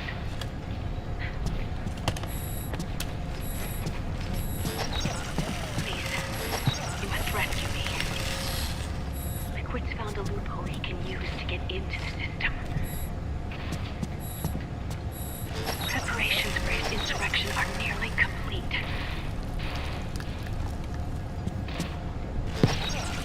There's no time to waste. Snake, hurry!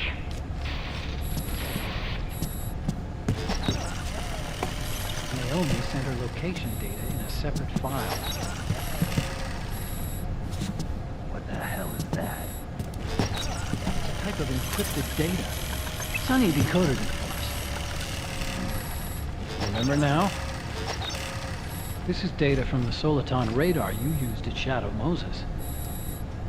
I'm guessing Naomi wants us to know the message truly is from her. Sending the map data in Soliton radar format. Pretty clever. And Mei Ling's helping us out from Hawaii.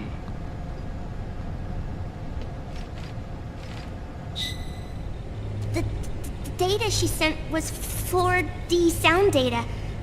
I don't know how Soliton radar works, but all I had to do was change the audio data into video data. It was easy. This Naomi lady seems pretty cool.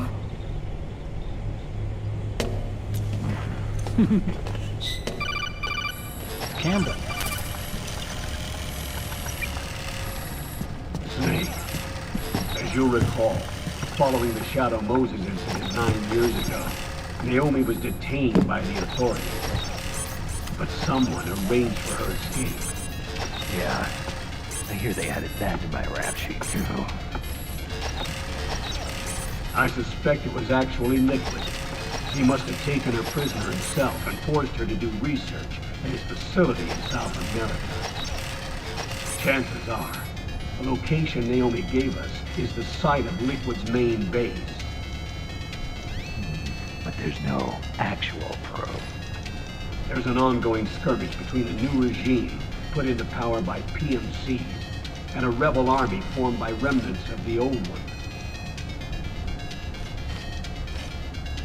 The rebels have hired a small-scale local PMC of their own to stir things up. It's the quintessential example of a war economy market. The new regime is still in shambles, so it's really Pure Ramamon, one of the PMCs under Outer Heaven control, that's calling the shots. You might say it's a perfect place for Liquid to make his haven. Or it could be a trap. True, but even so, the payoff would greatly aid our efforts. I had Sonny trace the origin of Naomi's name. The address is fake, but Sonny was able to track the message back through its proxies based on access date timestamps and data transfer logs. Apparently, the message originated from a server in South America. I wouldn't exactly call it 100% credible. Colonel, where's Meryl? Well, I know she left the Middle East in pursuit of Liquid. I'm sure our sock is on to it by now. We can't chase that line too far. Which leaves Naomi as our only lead. I secured you landing clearance at El Dorado International Airport. You'll be acting as a UN inspector. South America. That's about 20 hours from here. Then what's the plan? I'll arrange for them to get you a 4x4. The location Naomi gave us, the PMC's base, is in a mountainous region surrounded by forests. Use the 4x4 to get as close as possible to the PMC security perimeter. From there on, Snake, it'll be a solo sneaking mission. Right.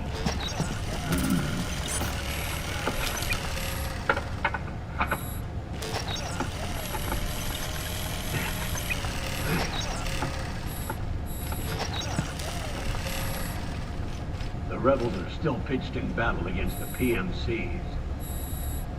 The commotion should help you slip into the facility unnoticed. 20 hours until we land. Got it. I'll have a look at the documents. Maybe I'll even have a smoke while I still can.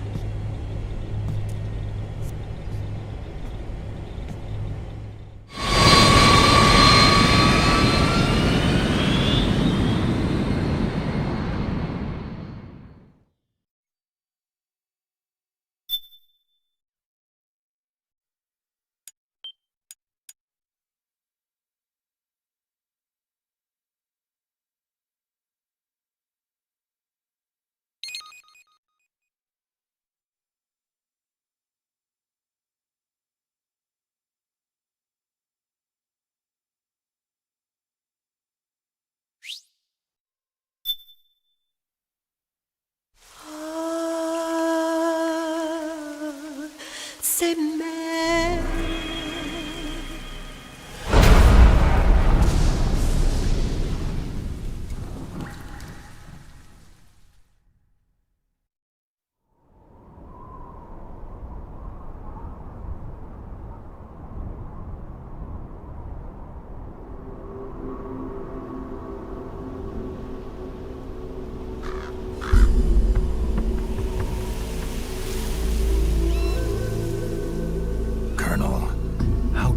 Are they involved in all of this? The Patriots, you mean? The data we got from Arsenal Gear was a load of crap. 12 founders who have all been dead for 100 years. Give me a break. We know they exist today. If the purpose of this battlefield control system is to control IDs, it fits in with their plans perfectly.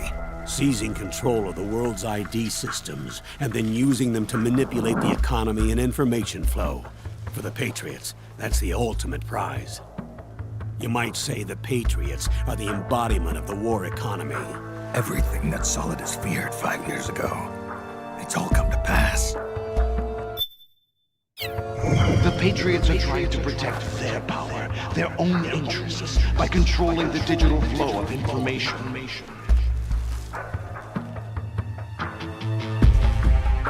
Now, with the media and global opinion under complete control, all you had to do was follow the damn Liquid Ocelot, Snake! God! Good fucking God! not even the UN can stand up to them. Then Liquid's insurrection is against them. Exactly. It would seem as though Liquid has taken up Big Boss's cause. An age of persistent universal warfare. A world where mercenaries are free from domination. In a sense, the Outer Heaven Big Boss envisioned is already a living reality. You mean the PMCs and their war business? Right now, Liquid is a slave to the Patriots, forced to fight their proxy wars for them. He must be dying to break free of their spell. Beneath the surface, a new Cold War is brewing between Liquid and the Patriots over who will survive. And no matter who wins, the world has no future. Until we stop Liquid and destroy the system, we'll never be free. Snake, what we call peace is an equilibrium kept in check by the war economy. Destroying the system means wiping out the information society, the end of modern civilization. Like it or not, we may have no choice but to protract the system.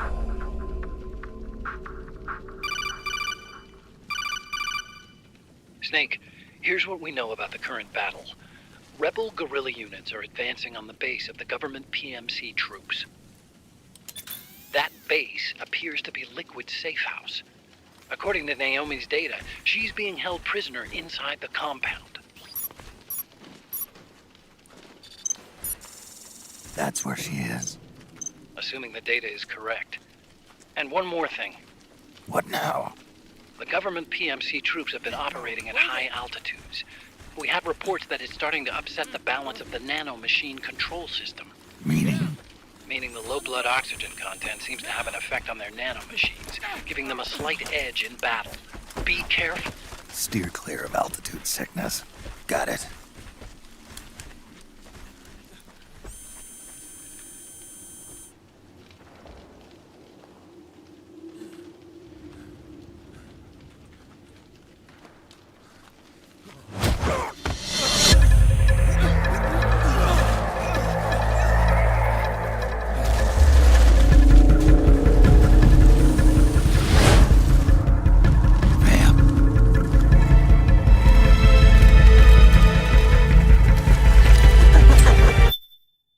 Okay, man, here's the deal. That's Vamp. You remember him, right? The big shell incident? The bisexual vampire obsessed with guy femboys. Since the incident, Vamp has been perpetually searching for his favorite guy femboy, without any success. Liquid Stillman was probably involved with his fucking granola bars. Anyway, you know what to do, homie. You got this. Colonel Johnson, over.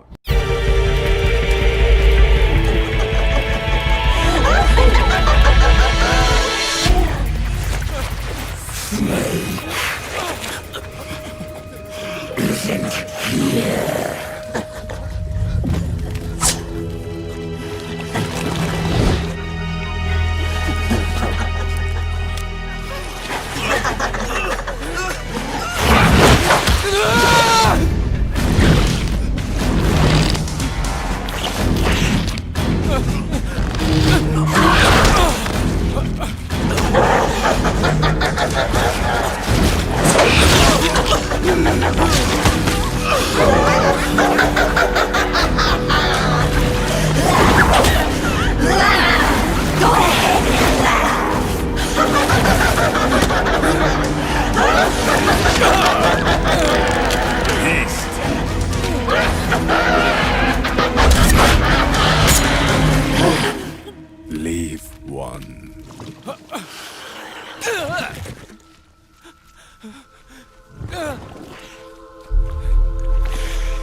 Don't forget this face.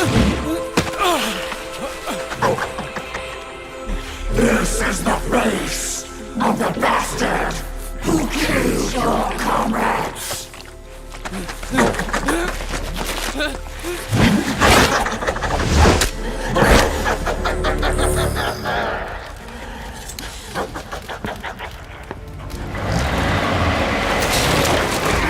More guerrillas will be coming to storm the safe house.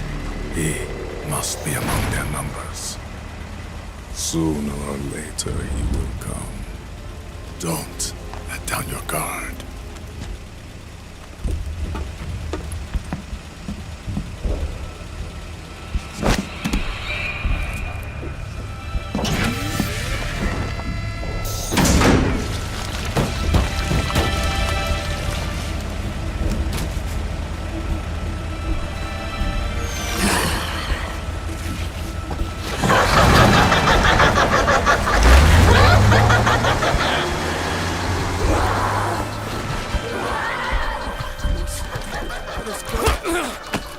Man, that octopus is a crazy bitch.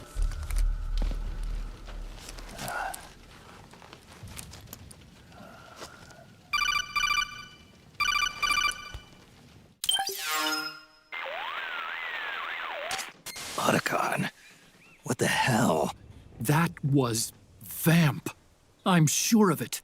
I'll never forget that face. Those were PMC soldiers with him. Is he involved in Liquid's plan? We watched him die in Manhattan. Damn it, he won't leave us alone. Snake, could Vamp be immortal? Not a chance.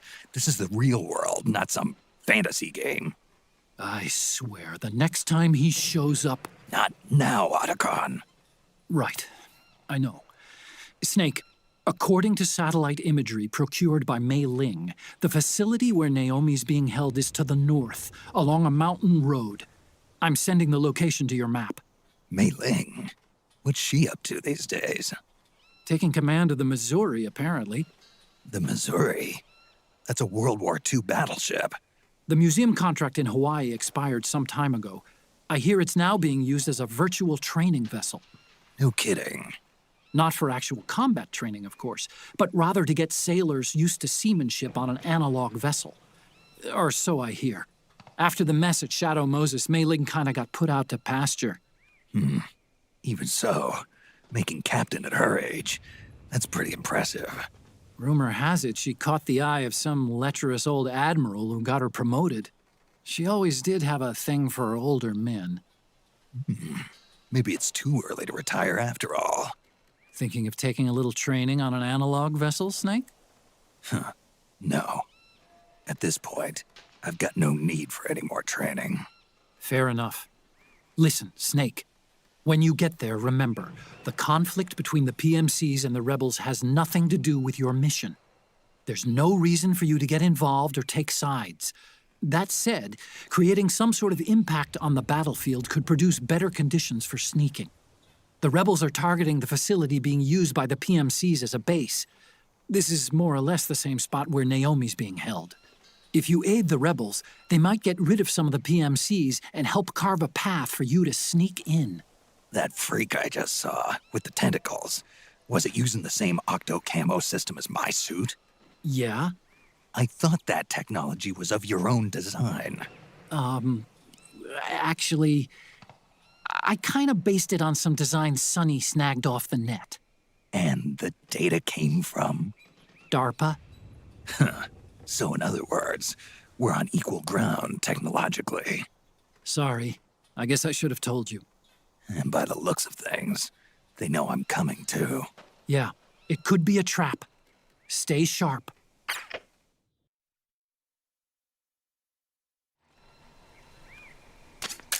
Head for the research lab where Naomi's being held. It's to the north. Snake, I see you found yourself a uniform from the old regime's army. It's just like the ones the rebels are wearing. Yeah, just my size, too. The rebels are a heck of a lot less likely to shoot at you if you're wearing that uniform. Don't hesitate to put it on if you're feeling a little naked. I'll do that. Of course, you have to act the part, too. Don't forget to play nice. Don't worry. I'll behave. Naomi's lab is north of your present position. The direction of the lab is indicated on your radar. Use it to plan your next move. The low oxygen levels in this high-altitude mountainous area must be having a negative effect on the nanomachines. The PMCs are showing signs of unusually aggressive behavior.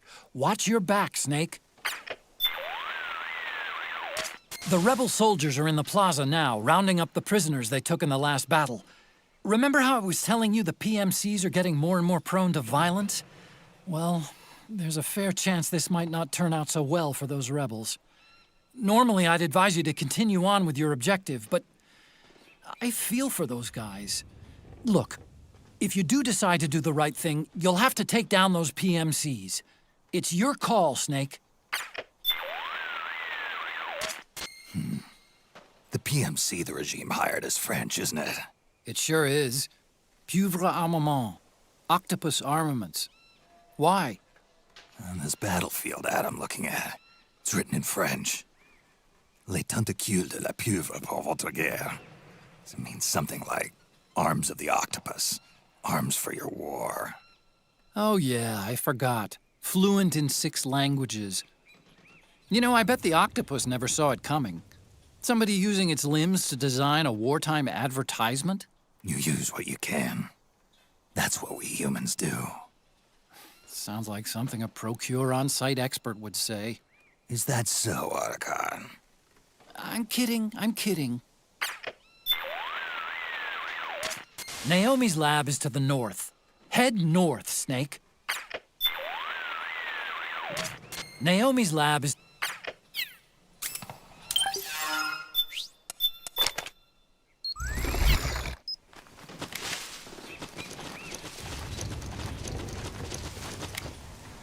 Stand up! Huh?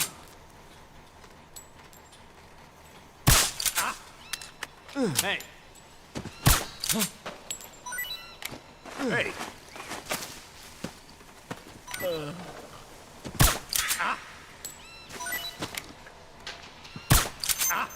The enemy's...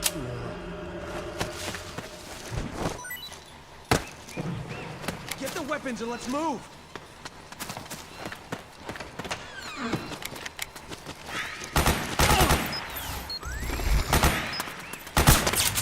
Suppressing fire!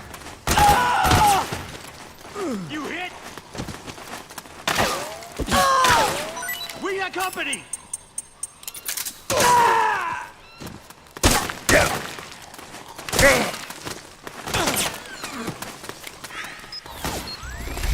Cover! Any other prisoners left?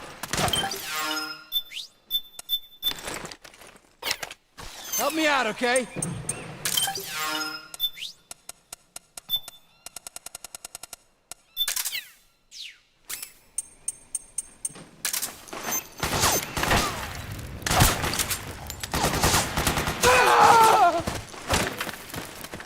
Here. Hey, thanks. Fire!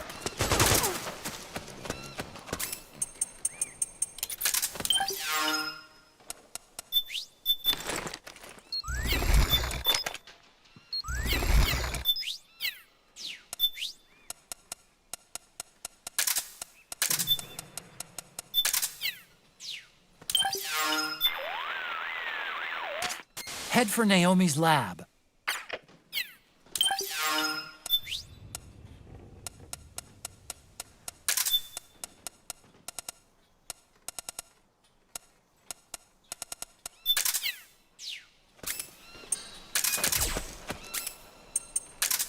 Fire! Spread out!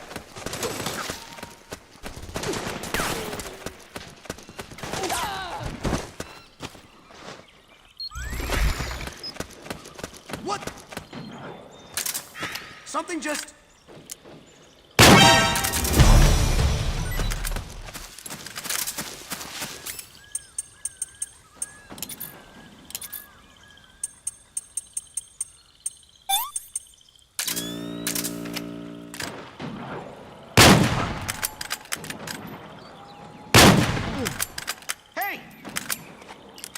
Hey.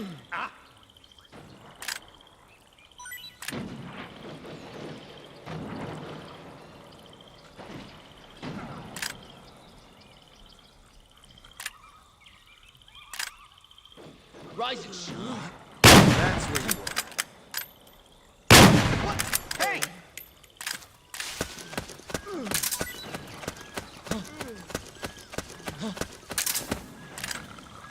Come on, wake up.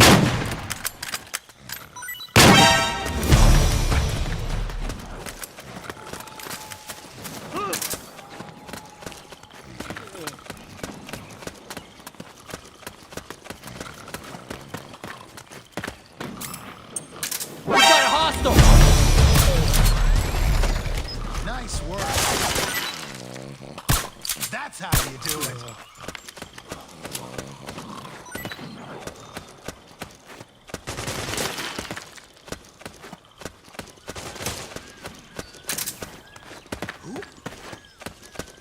Is anybody there? What's going on?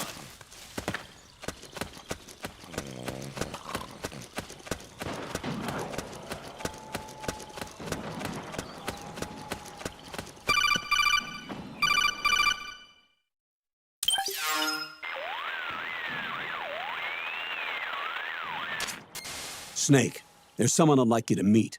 A member of the mission staff. A psychological counselor. Psychological counselor? A lot of soldiers can't handle the stress of battle, end up panicking. She'll be useful in helping you understand the mindset of both the PMC and rebel soldiers. She? Rosemary.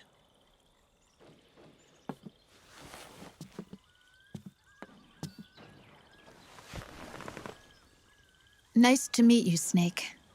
This is Rosemary. She used to work as a data analyst at the Pentagon, but moved to combat support during the Big Shell incident. Yeah. She was in charge of Jack's files, wasn't she? After that, she studied psychology. And now she's a counselor with CSP, the Combat Stress Platoon. Yeah, I hear psychological counseling's the hot field these days. Increased combat efficiency and productivity, all without ever picking up a gun. I'll be acting as your personal counselor on this mission. Since the passing of the new millennium, one of the most important issues facing today's military is the mental care of its soldiers.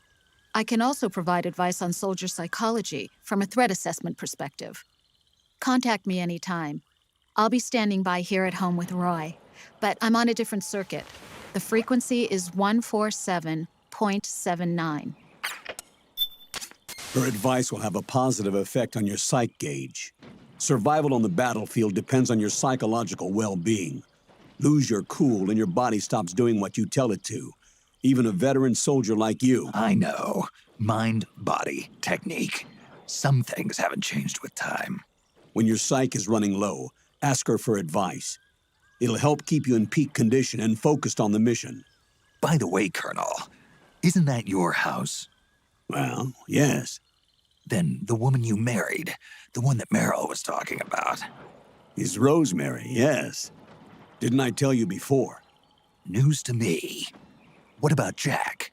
Jack? Jack, from Foxhound. Codename Ryden. I seem to remember him being engaged to Rose. Oh. We lost all trace of him. Jack's gone. I used to work with the guy. He saved Sonny from the Patriots. He disappeared soon after that. What about you? Jack disappeared and you just moved in on Rose? I was consoling her over her loss, and one thing just led to another. She's young enough to be your daughter. Yeah, lucky me, huh? Now I see why Meryl was so disgusted. Meryl said something about me. Yeah, I believe her words were, "I'll never forgive that womanizing piece of shit."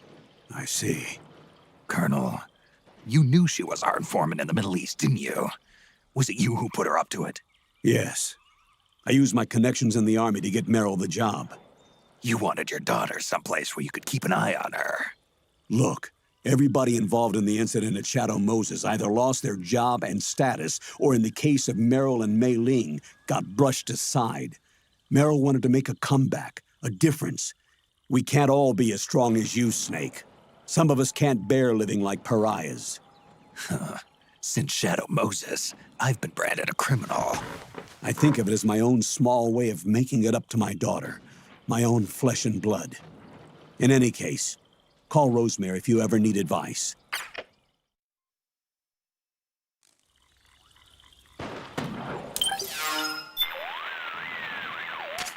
You're still a long way from Naomi's research lab.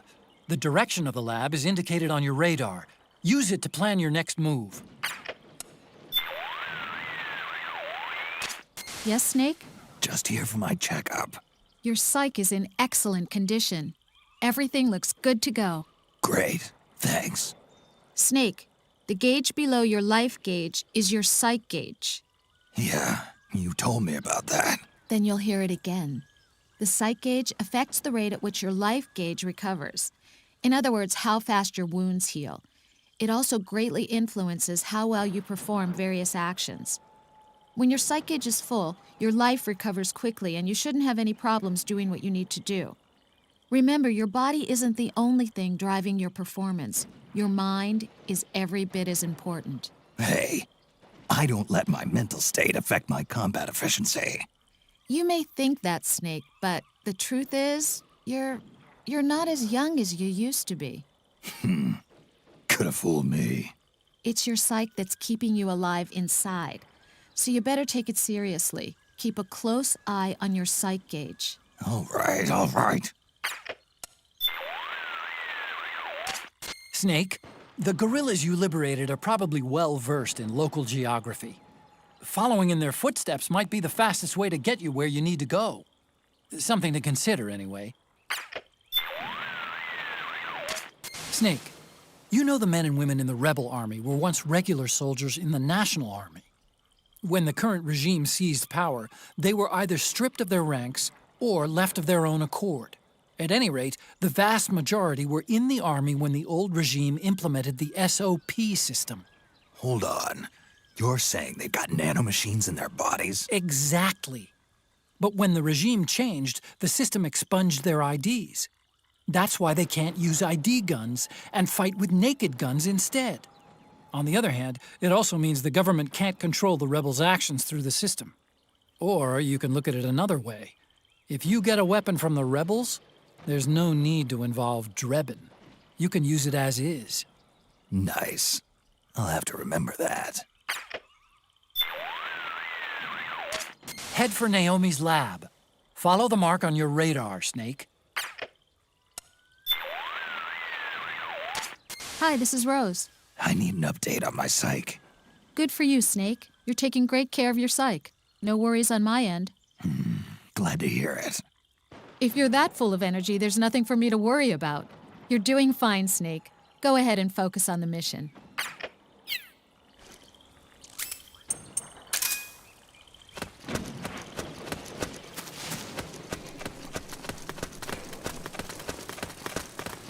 Who? I just heard footsteps. Are those You better footsteps? investigate.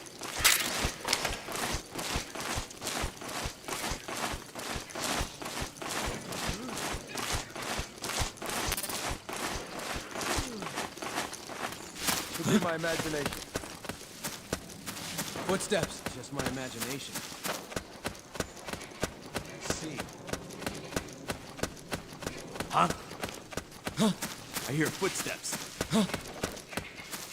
Hear those footsteps? Better make sure.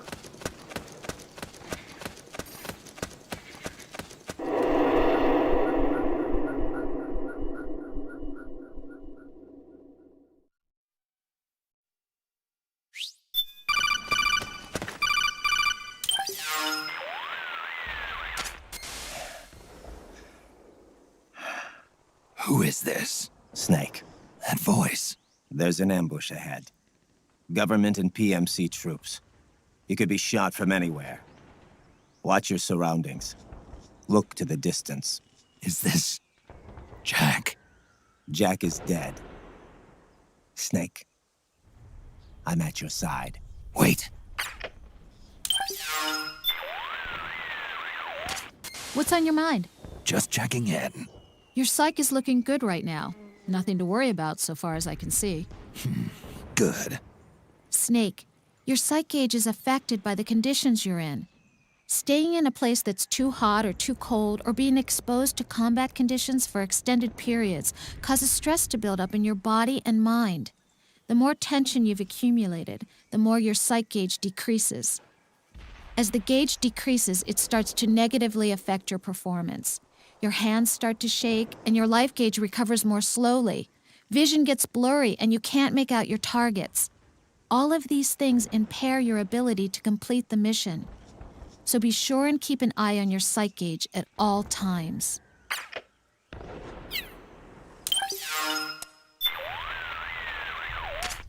That's a power station those PMCs are guarding. It's a key piece of infrastructure, so it's bound to be heavily defended. The rebels will surely see it as a high-value target. When those two groups get around to fighting, it's not gonna be pretty. You've got a tough choice to make. Follow them, or find your own way around. Until now, the rebels have been engaging the PMCs in an effort to capture the power station without damaging it. But looking at the way they've been fighting lately, I'm seeing a slight change in the rebels' strategy. They don't seem as concerned about keeping the facility intact. Well, this was originally their land. Even if the infrastructure takes a few hits, as long as they regain control, they can always rebuild later. Right now, their top priority is thinning the PMC's ranks. At least, that's what it looks like from here. You could be right. They might even be trying to take out the power station now. Take it out? Yeah. Render the switchboard inoperative and you'll shut the whole place down. The PMCs are likely expecting that, and will fight tooth and nail to defend the facility. Watch yourself out there. Will do. Head for Naomi's lab.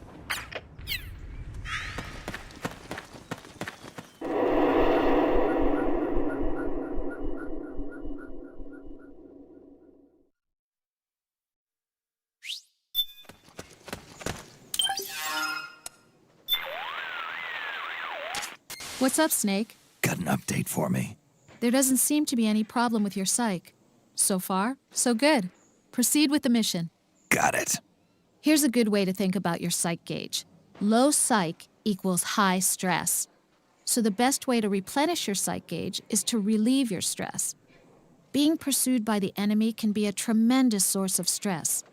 By the same token, staying out of sight and giving your body a rest relieves stress and allows the psych gauge to recover. Find a safe place where you can crouch or lie down and just lay low for a while. Also, just getting out of extreme heat or cold can have a positive effect on the gauge. Pay attention to how the psych gauge moves and find a stress relief technique that works for you.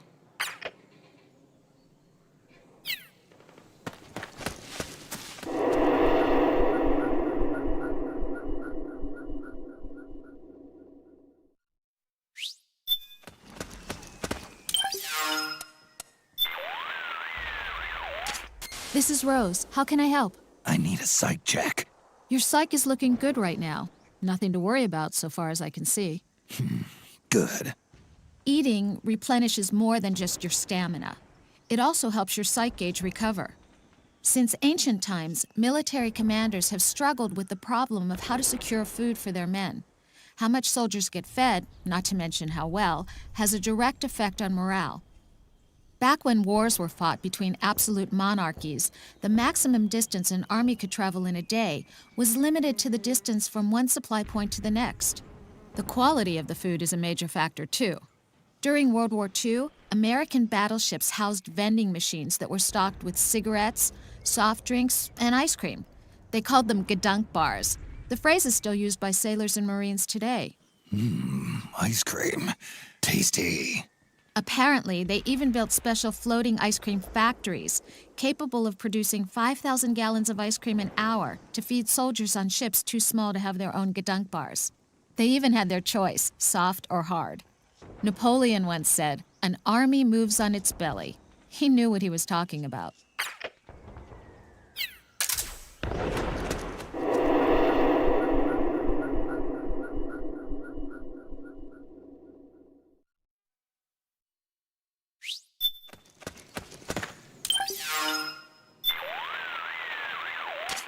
Hi, this is Rose. I need an update on my psych. I'm impressed, Snake. You're keeping your psych up better than I expected. Maybe you were right about not needing my help. Speaking of food, Snake. Colonel, we're in the middle of something here. Have you ever eaten rations from a country other than the U.S.? Of course I have. The UN recently held a ration swap meet between military attachés from each member state. It was a momentous development in the cultivation of mutual understanding of other countries' cuisine. Roy, this isn't really the time. On the contrary. I want you to hear this too, Rose. I've already heard it 100... You'll survive. Anyway, Snake, I did a taste test and found that French rations were generally the best. The Italians weren't bad either. And the Japanese stuff was much better than I expected. Really?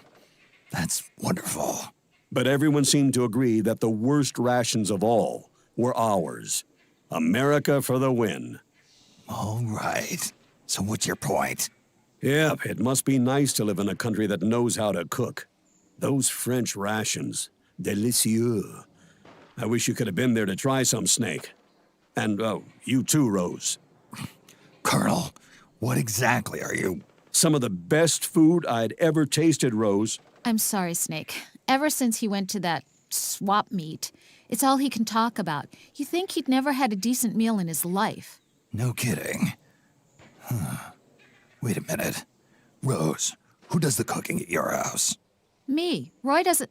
What are you getting at? Nothing. Never mind.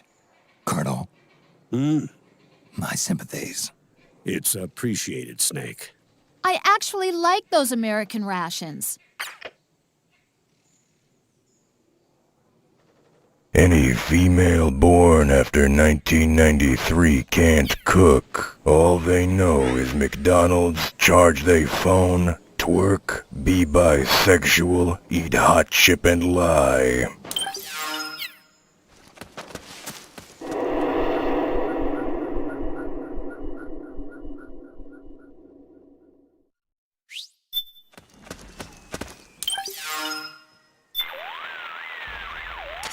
Oh, hi, Snake. Rose? Your psych is looking good right now. Nothing to worry about so far as I can see. Good. Snake, you're a smoker, aren't you? Not this again. Just hear me out. Yeah. I wouldn't want someone smoking in front of my kids, of course.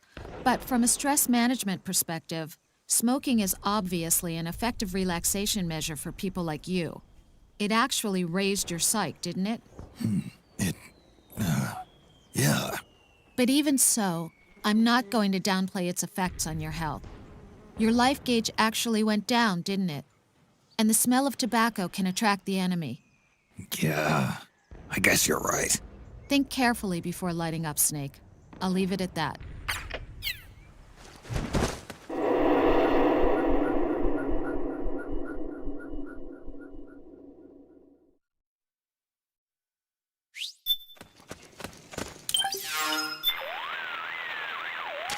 Need something? What's up, Doc? Your psych is looking good right now. Nothing to worry about so far as I can see. Good. Snake, you should be careful about how much weight you're carrying. I'm sure a big, strong guy like you can carry a considerable amount of gear, but the stress of lugging heavy loads around can have a negative effect on your mental state, causing your psych gauge to go down. But you never know what kind of equipment I'll need handy. I'm not saying you shouldn't ever carry a lot of gear. I'm just saying it has its drawbacks. That's all.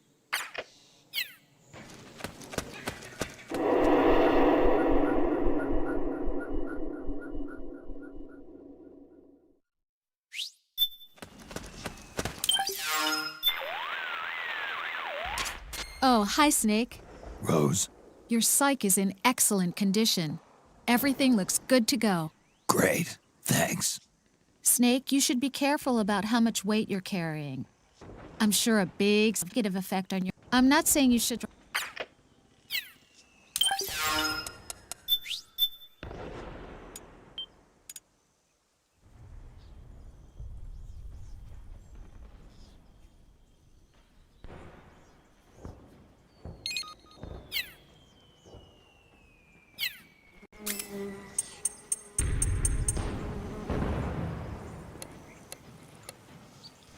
Metal Gear Solid 4 Integral Podcast. Broadcasted from Konami HQ in downtown Tokyo, it's the world-renowned Metal Gear Solid 4 Integral Podcast. All right, welcome to episode 4 of the MGS4 Integral Podcast. I am Sean Eyestone, and once again, I'm here with Aki Saito. Hi, everyone. And producer Ken Imaizumi. Hello. So, Aki, what do we have in store today? Okay, it's February right now. What's happening in February? February 14th. All right. Oh, Valentine's Day. Yeah. Good topic, Ken. Sean, Ken, you guys might know, but it's totally different in Japan, what Valentine is like. So let me just explain the difference. All right. Okay, in Japan, the boys receive the chocolate from girls. Yeah. And I thought this was worldwide. But when I grew up in America, it was totally different. Right. The boys have to give something, right? Chocolate is pretty common. They give chocolate, but it's usually the guy to the girl in most cases. Either that or it's kind of they exchange presents mutually. Oh, really? Yeah, that happens also. Oh, okay. So it was kind of interesting when I first came to Japan as an exchange student quite a while back, and I got a bunch of chocolates from all these people. So you were trying to tell us, you are very, very popular. No. I'm just saying it is weird, because in America it's always just chocolate to somebody you care about, and it's not that everybody's exchanging chocolate as a formality. Do you know why the Japanese Valentines, the girls give the chocolate to the guys? No, actually. Do you know who started with, these custom? No idea. No. That's, Japanese chocolate company started just because they wanted to sell more chocolate. Wow. Okay. So that's another why conspiracy. Yeah. That makes sense. Yeah. So in Japan, the boys get anxious during the 11th or 12th or 13th, or especially on Valentine's Day, how many chocolates they get from girls. Right. And the funny thing is, on March 14th, 1 month after Valentine's Day, in Japan, there's a day called White Day. White as in black and white. Right. So the guys receive chocolates, and if they like that girl, they give a candy back. Right. During White Day. That's a junior high or high school student. Right. When you get really old, and you have to buy something like luxury stuff, like a like a brand wallet or watches, Prada purse. Yeah. But yes. Okay. So who started this White Day? So probably Candy Company started this White Day thing. Well, anyway. Okay. Well, that's the difference in Valentine's Day. Okay, today, Sean, where are we at? Okay, so today we're gonna continue with South America. Or actually, we're gonna backtrack a little bit. Okay. We did the Naomi tracking mission earlier, and we're gonna go back to the power station level today. Okay. Do they have a Valentine in South America? Are you continuing to I have no idea. I would assume so. I don't know. Just wondering. Is this universal? Is this universal? I think so. Valentine's it's for Saint Valentine, right? Yeah. So okay. All right, we're gonna go to the South America power station. So, Sean, could you hook up the game and... All right. So we're gonna load the save right now, and we want you to just load the save and don't move, first of all, because we're gonna point out a few things. So, first of all, you'll see a couple of rebel soldiers in front of you. So just follow these guys for a little bit, and you'll come to a fork in the road, where it goes left and right. If you just watch these guys for a while, you'll see that they're using some pretty realistic battle strategy. How would you say it? Like, I guess, battle strategies that, Mori-san. Yeah, that's what we instructed. Yeah. Right. Everybody on how soldiers should move and act in a battlefield. Right. So all of these movements that you're seeing, these guys are doing, are based on reality. It's all been checked for authenticity, and we paid a lot of close attention to that while we're making the game. So they kind of stop here and there, and they say okay, and then move forward. Right. And they kind of move along in two-man cells. They have watch each other's back and take cover as they move forward. Okay. So anyway, so you'll come to this rock, and you'll see a fork in the road that goes to the left and to the right. So what we want to do is head to the right. And as you head to the right, you'll see kind of like this ledge leading up to the right, and another path heading straight ahead. And we're going to want to take the ledge heading up to the right. Okay. But before we do, let's just head over here because there's some crops that I want to point out. These things look like corn. Oh, yes. Yeah. Yeah. But actually what some people might not realize is that these are actually potato plants. Potato plants? From what I hear. Actually a lot of the staff went to South America, and they went to Peru. And I guess they saw these plants growing around, and they thought, well, it's about the right size, right height for people to hide in. And so they wanted to use it in the game. And, you know, a lot of people thought it was corn, but I guess when they asked one of the locals, they said actually it was a type of potato. Very, very tall plants. Yeah, and, you know, supposedly, you know, potatoes are, I guess, from Peru originally. So, yeah, we wanted to use some of the native plants and animals in there, so. Yeah, one more thing. I wanted to talk about the plant name is munya, which is like a real plant, not like, we made it up or something. It's a real plant. You can get munya in somewhere in a battlefield. Right. And then when you get the altitude sickness, Altitude sickness, the sickness, and then you get dizzy or something. Yeah, like you get sick. And the snake will be sick too. So when you get munya, and then you will get better. Oh, really? Treat it. Yeah. When does snake get altitude sickness? Audubon kind of mentions it. Yeah. Be careful of altitude sickness while you're there. And it's not that obvious, really. I mean, it's not like he just gets altitude sickness while he's walking around or anything like that. But he does get tired pretty easily, in battle situations and things like that. Your stamina will decrease. And using that munya will bring your stamina back up. And this is true in real life. Yeah, true in real story. I mean, some guys went to the South America for shooting some photos, and then most of the guys get, the sickness, and they chew those munya plants, and then they get little better. Oh, really? I mean, not completely treated, but Yeah, I heard Kimura-san got it pretty bad, right? Yeah, the he got really level sick. artist. Yeah. So he was chewing munya all the time. Yeah, munya all the time. He had it in his pocket constantly. Actually, I never got altitude sickness. Me either. I haven't climbed a really high location recently. I think I've only gotten it once when I went to the Rocky Mountains. Yeah. And you don't feel it right away sometimes. Then you kind of move around for a little bit. I went hiking, and normally I could run up a hill no problem, and I was just dying by the end of it. Then next time you get this altitude sickness, you'll look for munyas. Look for some munya. And chew some munyas. Okay, let's go along, John. Okay, from these potato plants, let's just backtrack a little bit and head up that ledge that you saw to the right a little bit earlier. And we're going to take the high road. We're going to take the high road up to the right. And once you climb up that kind of like step-shaped ledge, you'll come to another divide in the road. And to your left, there's a low path. Yeah. And to the right, there's another path that goes up even higher. Yeah. And so which path are we going to take? So, the thing is, either way you go, it'll end up in the same place. But let's just go ahead and take the high road. Okay. Because up on these, right? Yeah. On the right. Up on the boxes, and then. So climb up the boxes, then climb up onto the ledge. There'll be a gap. Jump over that. And when you get to the other side, you'll probably see some soldiers patrolling ahead of you. So go ahead and equip your Mark II pistol and try to take them out, put them to sleep without being spotted. Then jump over the next gap, and you'll get to kind of like this, you can either go straight ahead and go down to the road or head to the left. So let's head to the left. And make another jump. Make one more jump. Okay. And when you get to the other side here, be careful because there are enemies wandering around. A good thing to do is just have your Mark II pistol ready, and if you see any movement, just go ahead and put them to sleep. You'll probably see a guy on your right here. So now you're moving forward. Kind of hide in this grass. Yeah. Take out this guy. Good night. And be careful because there are a lot of enemies up here. So once again, if you run into battle, just go ahead and switch your iPod off and take care of the battle first, and then come back. Immediately to your left, you'll see that there's a ledge, and there's some snipers here picking off the rebel soldiers down below. Oh, the corn plant. Yeah, hiding in these corn-type plants. So go ahead and take care of these guys. Just help out the rebels a little bit. It's kind of hard to see because of the grass. Two guys there. Yeah, two guys. Two guys. So if you had taken the lower route instead of coming up here, those guys would have sniped you. Yeah. Okay, now it gets a little bit complicated.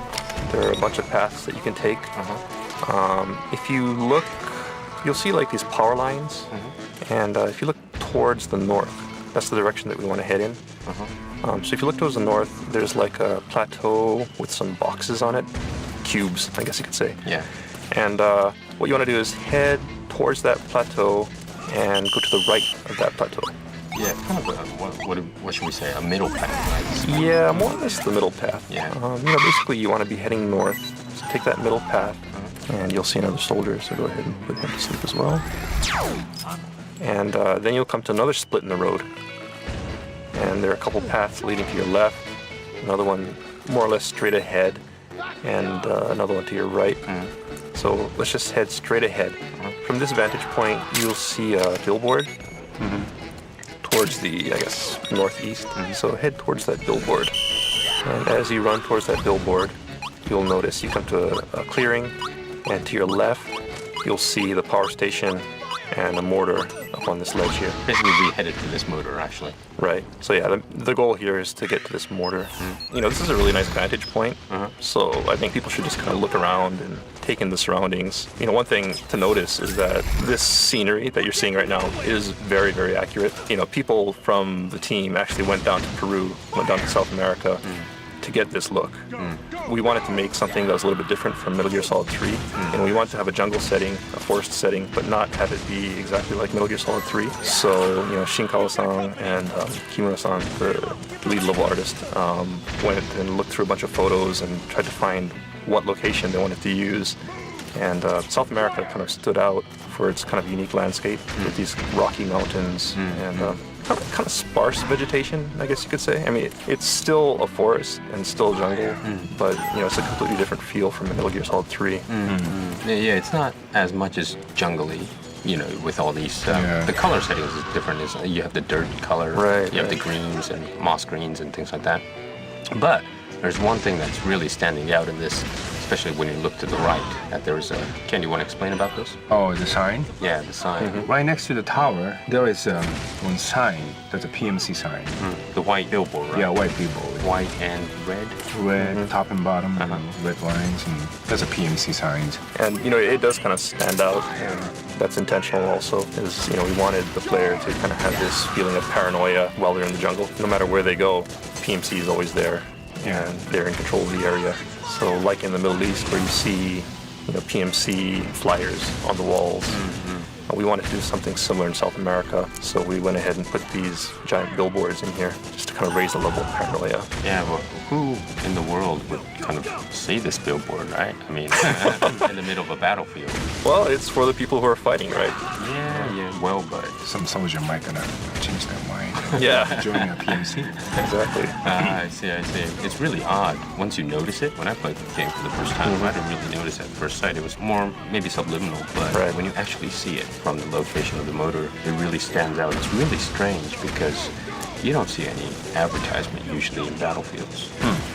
I mean, especially in the middle of the jungle. Yeah, if it's an industrial area, that's a different story, but it's really funny, come to think of it. Right. Any interesting stories, Ken, Sean, about this area and this part? Well, one interesting story about the mortar itself is, you know, if you press triangle to go ahead and use the mortar, when you're moving it around, you hear kind of this clicking sound that it makes when you rotate it. And that was in there from the beginning, and we wanted to do that because the mortar actually makes that sound when you rotate it, so we wanted to keep that. But something that got added later on in the development process was the fact that when Snake gets really tired, he starts swaying around, you know, swaying, and he becomes really unstable. And, you know, at the end, we kind of put it in there where whenever he's using any weapon, including the mortar, you know, he'll be weak and unable to hold himself still. And so what happens is he's kind of like, you know, swaying around on this mortar, and the thing is just constantly clicking. So annoying. Yeah, it was very annoying. But the problem was, because it was added late in the development process, and nobody really bothered to check this mortar, and it was too late for us to fix it. But luckily, you know, I guess you could say it's luck, you know, the game came back for another reason, and that gave us another chance to go ahead and sneak this fix in.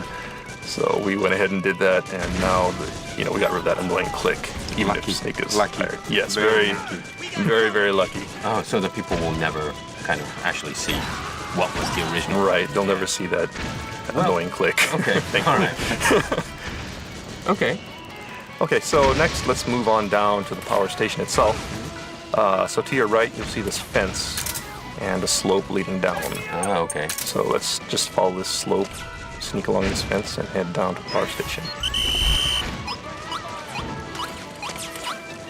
You'll see some lumber piled up at the bottom.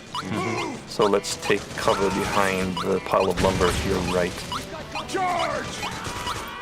Okay, so we're going to sneak into the power station from the right side. Right? Yeah, okay. So if you look at the power station, it should be right ahead of you.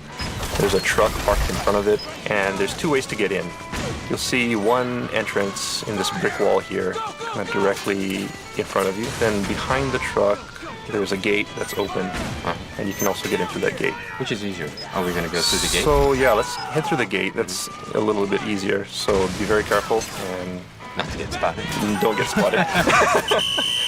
And just kind of run over to behind this truck and take cover. Be careful. Careful. Yeah, there are guys on the other side of this fence also, so duck down, get your octocamo working, and take these guys out before you move forward, or you will be spotted. Well, if you get spotted, let's say you turn this off and take them out, and then come back. Yeah, exactly. You know, right now we're in the middle of a war zone, so I'm sure a lot of people are having to fight their way through this, so don't hesitate to take your iPod off and just come back. Okay, we'll go through the gate, and then there's a staircase right on the other side of the gate, kind of to your left. So head up that staircase and enter the power station through this door on the north side of the building. Okay, you'll see a fan near the door, so you know you're in the right spot. And go ahead and head through the door directly ahead of you, and that leads into another room kind of in the southern half of the building. Yeah. And in this room, you'll see the generators. Yeah. Generators on the right, and then at the far end of the room, you'll see a window, and to the left of that is a board that controls the generators. Yeah. And what you want to do is blow this up to disable the power plant. And you know, there's actually two ways to destroy this. You can blow it up yourself by using explosives, or if you just kind of sit around and wait for a little while. You know, once you get into this building, you know, the rebels will kind of fight their way in also, and they may come in and go ahead and blow it up on their own. Yeah, that's what I thought, because when I played for the first time, you know, there were so many enemies around here, so I didn't notice that I had to blow this up. But it kind of shut down automatically, so I thought it was kind of an advantage. Well, it happens either way. So you can blow it up yourself, or you can wait for the rebels to bust in and blow it up for you.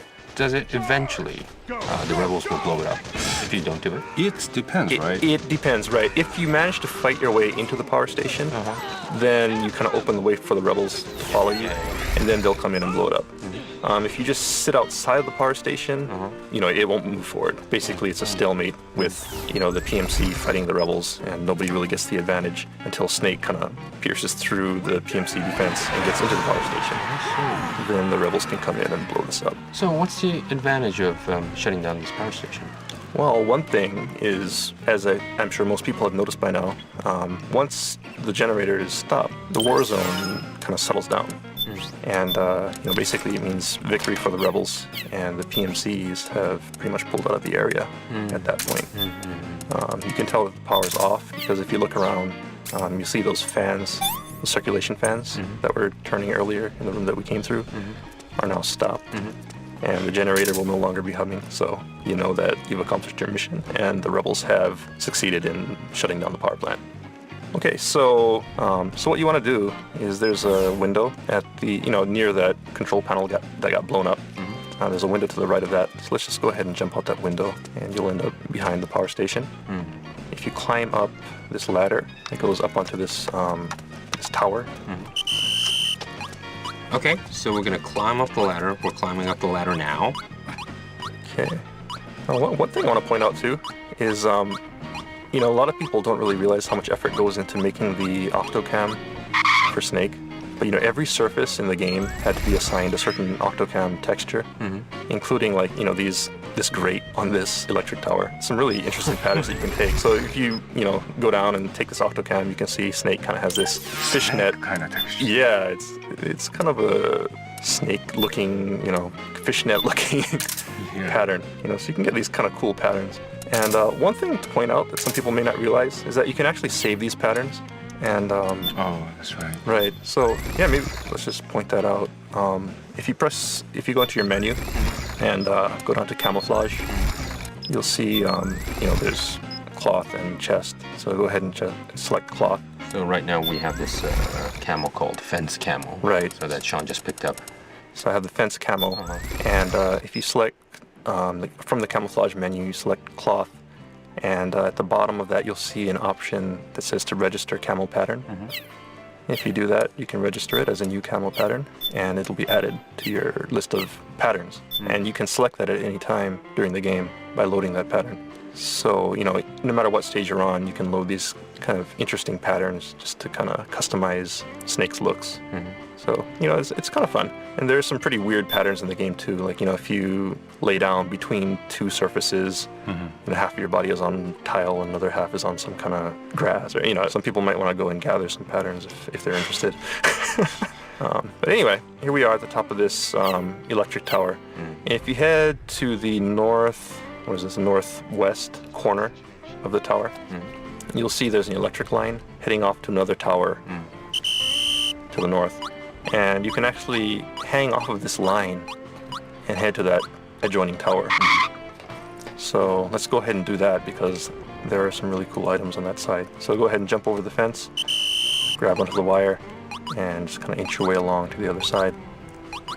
Okay, now this reminds me, when I first played, as I explained, that I didn't turn off the power plant. And I was just, sneaking. There's a lot of enemies, but I knew there was a way to get to the other side of the power plant. But there was a wall that, resisted for me to get there.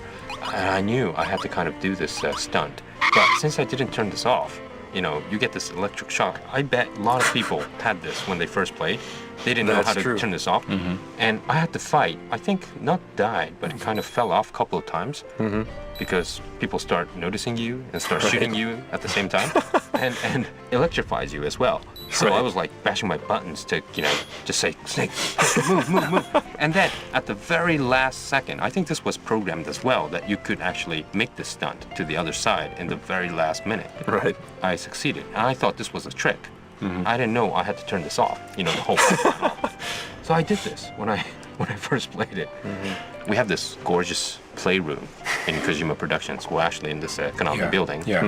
And I had the luxury to come in on a Saturday or Sunday to finish the game. And Ken was doing some editing and work stuff, and I was just constantly playing with Ayako. That was really funny because you guys played through the game like all day or something. Yeah, because we came in Sunday. We were doing this MGS4 for Europe, and we had to be the product managers. So you have to, of course, clear the game, and you have to understand the game. So we couldn't do it in normal hours, like Monday to Friday, because we had like other work to do. So Ayako and I decided we have to spend the night in the office or come on Saturdays or Sundays. And since no one is in the office, well, a lot of people in Kojima Productions was, working night and day. But this room with this luxury couch and a 50-inch projector and 5.1 surround system, we had this, we call it the Hideo room actually, because Hideo uses this room to show the guests. Presentation. Yeah, presentation and things like that. But we had this luxury time Sunday to sit on the couch, and then we played all day. But Ken didn't tell me that I had to shut this power plant off. He didn't care. And he was or maybe he just wanted to see you shock yourself. I just wanted to know, like, how many people will notice, like, this trick. Well, Ken always said that. Ken always said when I was stuck in other places as well. He didn't give me, he gave me hints at the end when I was constantly trying to, like, defeat the boss or something. Yeah, that was. That was Vamp. Vamp. I couldn't figure this one out. Because the reason is, at that time, the Autocon's the codec call wasn't in yet. Yeah, right. So there was no hints. Right. So I had to figure this out, which is almost impossible. Yeah, it is. You is. don't have this Snake. Why not try doing this? If I don't have this, I don't know what to do. Yeah. And I was asking Ken across the room, saying, Ken, what should I do? I've been stuck for 30 minutes, and I don't know what to do. And he said, call Autocon, and I'm doing Autocon. But Autocon's saying the same thing. You gotta hide, Snake, but it doesn't make sense. And Ken says, oh yeah, it's not in yet. But this was another point in this power plant where I had to climb and hang on this electrical lines, which is, I think, really, really programmed very well. That even if it is electrified, you could actually make this move to the other side. So you can just barely make it. The distance is there, exactly. so you can make it to the side. It was so cool. Okay, sorry. What's the main item around here? Okay, so you see there are a few items here, so let's just go pick it up. The most important thing is this rifle scope that you'll see in the corner here. And of course, this is an attachment for your M4 rifle. And we really want to encourage people to do a lot more sniping. So we put the scope here, and it's a really cool item because you can totally trick out your M4, put a scope on it, silencers and things like that. And there's a couple other items here, some anesthetic rounds and some more ammo. Be sure to pick that up. Don't pass that up. Okay, so that just about wraps up the power station. So once you climb down from this tower and head outside, the cutscene with Drebin will start up, and that'll wrap up the power station. So the first time play is always the most amazing experience for me. Yeah. Second time with all these details that Sean and Ken is giving really adds depth. Makes you urge to see it once more. Again, when you go outside, you'll notice more what the potato plants, the Munias, and also the billboards of the PMC, which is quite interesting. So you'll get a different perspective of how much effort you guys put in to this game. That was very tough. It was tough. We got a lot of deadlines. Okay, Sean, what's up for the next episode? So the next episode, we're gonna go ahead to the stage right after the power station, and that's the confinement facility. So what you want to do is just go ahead and watch the cutscene with Drebin.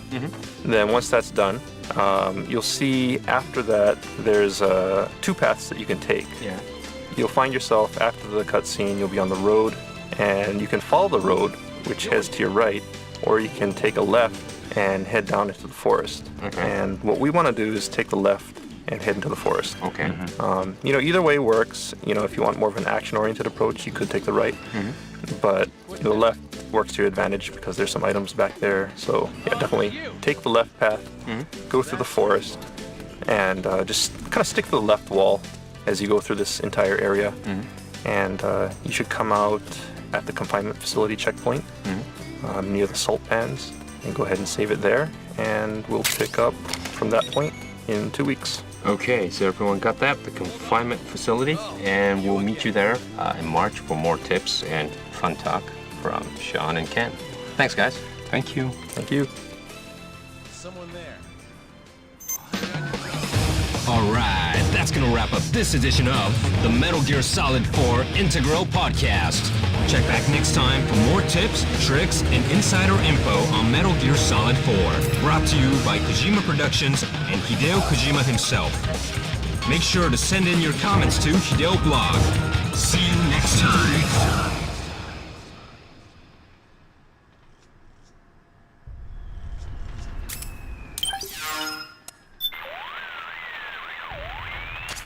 Looks like the rebels succeeded in shutting down the power station. Now that they've lost one of their bases, the regime troops will be on the defensive. This is your opportunity to slip through. The battle at the power station seems to have died down a little, but the situation hasn't changed. Whoever wins has got the area in lockdown, so Snake, proceed with caution, and don't let anybody see you. Naomi's lab is to the north. Head north, Snake. Naomi's...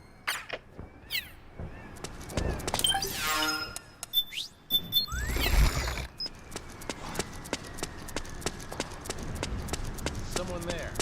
Stay on your toes.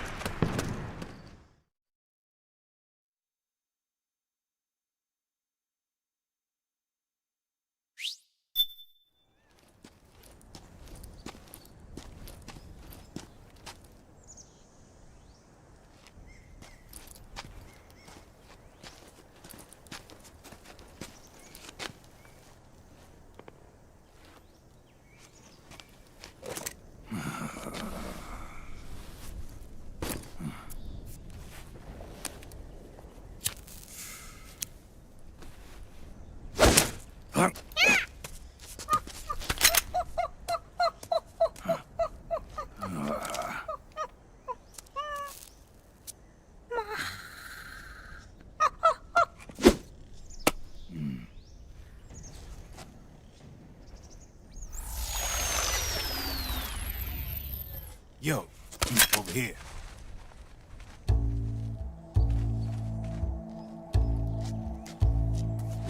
you. Come on, hop in. It's getting rough out there. I don't think so.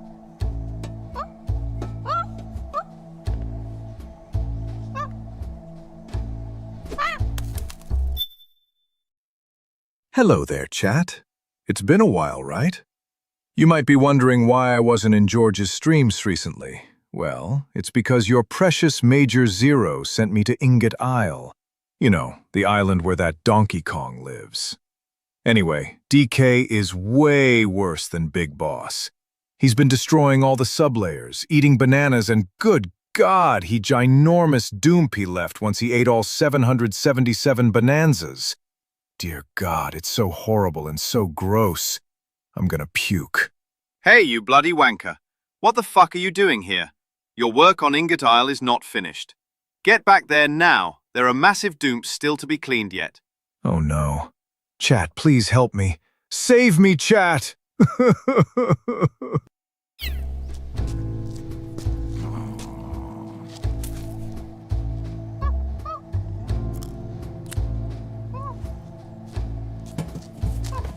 We meet again. You've been following me. You seem like an interesting guy, so I decided to check you out. Sit down. A lot of legends about you out there in the intel community, especially in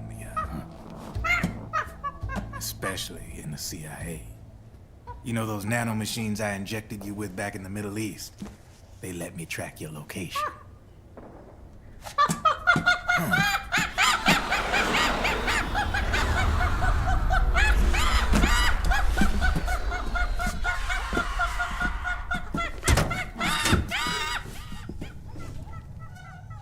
Figures. The B&Bs are here. Things are about to get hairy. B&Bs? You never heard of them? They're Beauty and the Beast. Together they're called the B&B Corps. They're a squad of enhanced female soldiers, belong to the PMCs. Anytime there's a mess that needs cleaning up, they're on the scene leading the elites. That's a female? Probably freelancers hired by the PMCs. They're run out of a separate parent organization. Guess it's time for good old Drebin to let you in on a few things. Ever since you showed up in the Middle East, the B&B Corps has got orders to kill. Their #1 priority is to eliminate some guy on sight. A guy named, Solid Snake. But from where I'm sitting, Old Snake seems a little more appropriate. Old, Cheer up. That's the bad news. Word on the street says that beneath those ugly-ass suits, the B&Bs are real babes. Drop dead gorgeous. They also say each one of them's been traumatized by war. Badly. They weren't even soldiers to begin with, you know. More like victims of war. They suffered shell shock on the battlefield. Post-traumatic. It damaged their minds pretty much beyond repair. So the only way they could cope with the reality of battle was to become war machines themselves. The remnants of their human side are buried deep within. The beast, that's what you see on the outside. War transforms a snake into beasts.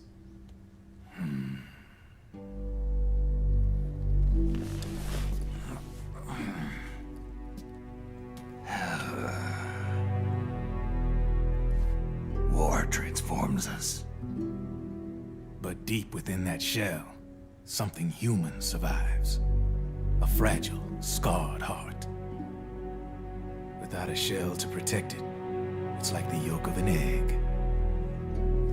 Word going round is their natural flesh and blood bodies can't survive in the open for more than a few minutes. And they've been convinced that by killing Snake, their minds will be cleansed. They think it's gonna free them from all the pain and all the fury. and all the sorrow. Which makes these babes pretty much obsessed with killing you. 4 B&Bs have been identified so far. The one you just saw was Raging Raven. There's also Laughing Octopus, a master of mimicry, and Crying Wolf. She runs on 4 legs. And finally, the mistress of mind control, Screaming Mantis. Mantis? Yeah. There used to be a guy by that name in the US military. A Russian psychic. He could control people's minds. I guess she inherited the title. She keeps the other B&B's minds in check with her powers. Octopus, Raven, Wolf, Mantis. You got it. They're the Snake Hound unit, and they've got you in their sights. Shit. I'd hate to be in your shoes. Drebin. I thought no one was supposed to be able to hack into the system. Are you with the Patriots? No, sir. I ain't no lale-lule. I mean, I'm no patriot. You can say patriot. I guess that means you're clean, right? The nanomachines I got in me are different from the military kind. No speech restrictions for me. What the hell are these Patriots? Are they human? Not anymore, they ain't. They're the law of this world, created over the course of history. They're what holds this world together, keeps this whole mess in check. We are formless. We are the very discipline and law that Americans invoke so often. The Patriots are America, the world's greatest military power. They are the war economy, which makes you and me just cogs in a much grander schematic. I mean, someone obviously had to start the whole thing at the beginning, but now their law has taken on a life of its own. A life of its own? Yep. The country, the war economy, it ain't run by people. It's run by the system.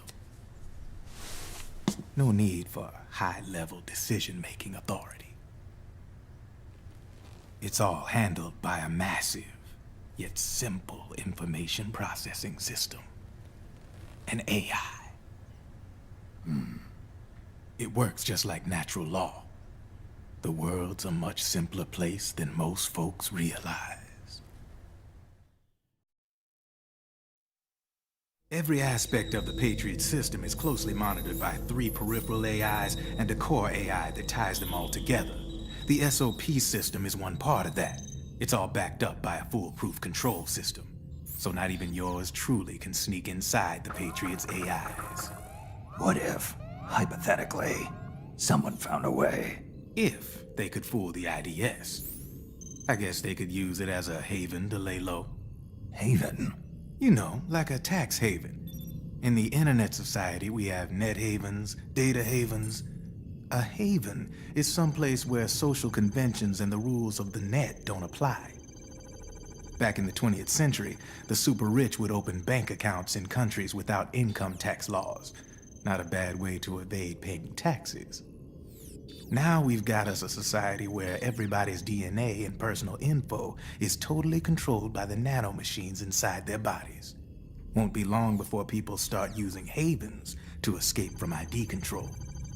I guess you could say my gun laundering kind of borrows from the haven concept, after a fashion.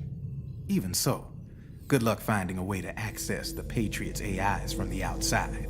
It's absolutely impossible. No chance in hell. Like I said, there's no breaking into those AIs from the outside. But Liquid's got something in mind. You sure there's no way?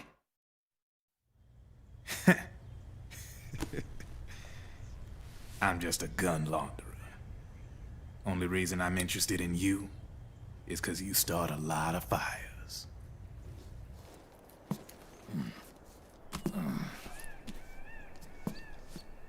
All right then. You need me? Just give me a ring.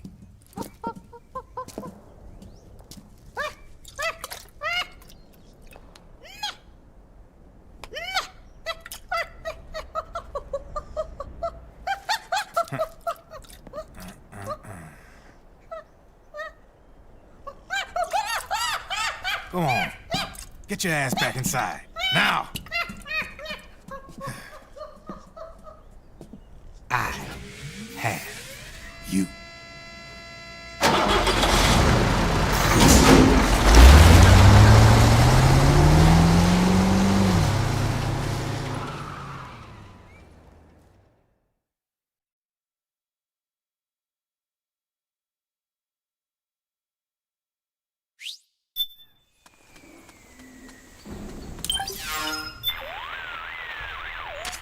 The facility where Naomi's being forced to do research is still a ways off.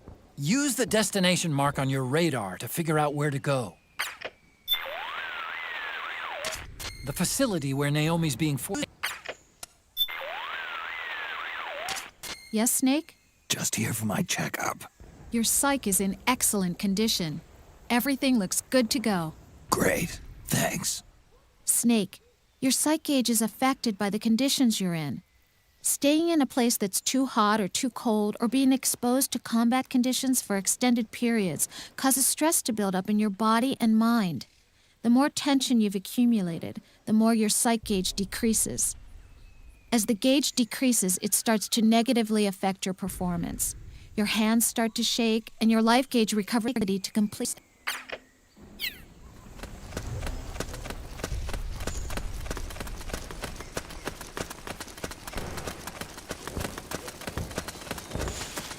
What are you doing here? What?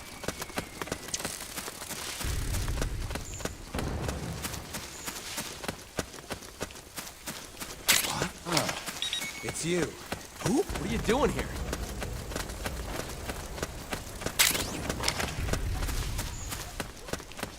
What? Oh, it's you again.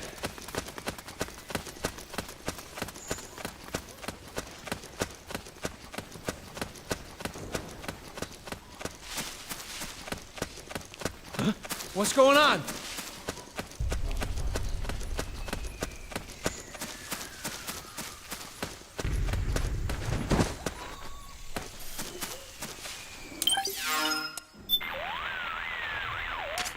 The PMCs seem to have shifted all their forces to the defense outpost.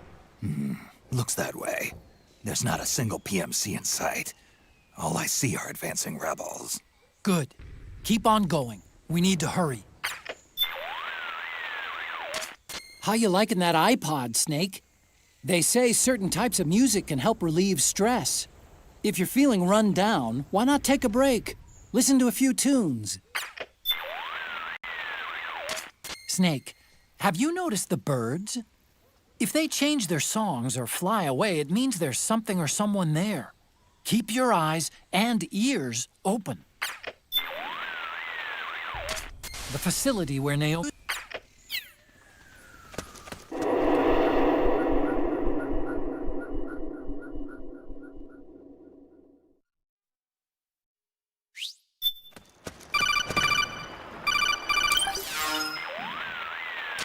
Snake, can you hear me? This is Jack, isn't it? I am Raiden. Jack is no more. Where are you now? I'm right beside you. Raiden, where have you been all this time? What have you been doing? On a mission. Finding something. For someone. Finding what? The corpse. Of Big Boss. What? I was asked to do this in exchange for Sonny's location. Liquid? No. The leader of a small resistance group. Her followers call her Matka Pluku. Matka Pluku? Big Mama. We'll finish this later. I'll follow your trail and catch up with you. Wait, what about Big Boss's body? It's with her now. Her? What's going on, Snake? Rose, I just got a call from Raiden. It sounds like he's close by. Jack? Yeah. Did he seem okay? Yeah, as far as I could tell from his voice. Really? That's great. Snake, I have a favor to ask. What? Don't let him know I'm involved in this operation, okay? I think it would be best to just leave him alone for now. What happened between you and Jack? After the Big Shell incident, he became unstable. Memories began to resurface from his childhood. when he fought for Solidus in the Liberian Civil War. And in the midst of all of that, the baby we had together, it hadn't even been born yet. Jack slowly stopped coming home. And when he did, he'd be dead drunk, sometimes covered in cuts and bruises. Roy was worried. He was Jack's commanding officer. But Jack just avoided him. I was all alone. And Roy was so kind to me. He's the one who encouraged me to become a counselor. I know it sounds like I'm making excuses, but I needed to get over it, to move on with my life. I'm worried about him, of course, but I'm also afraid of him. All right. I'll keep my mouth shut. Thank you, Snake.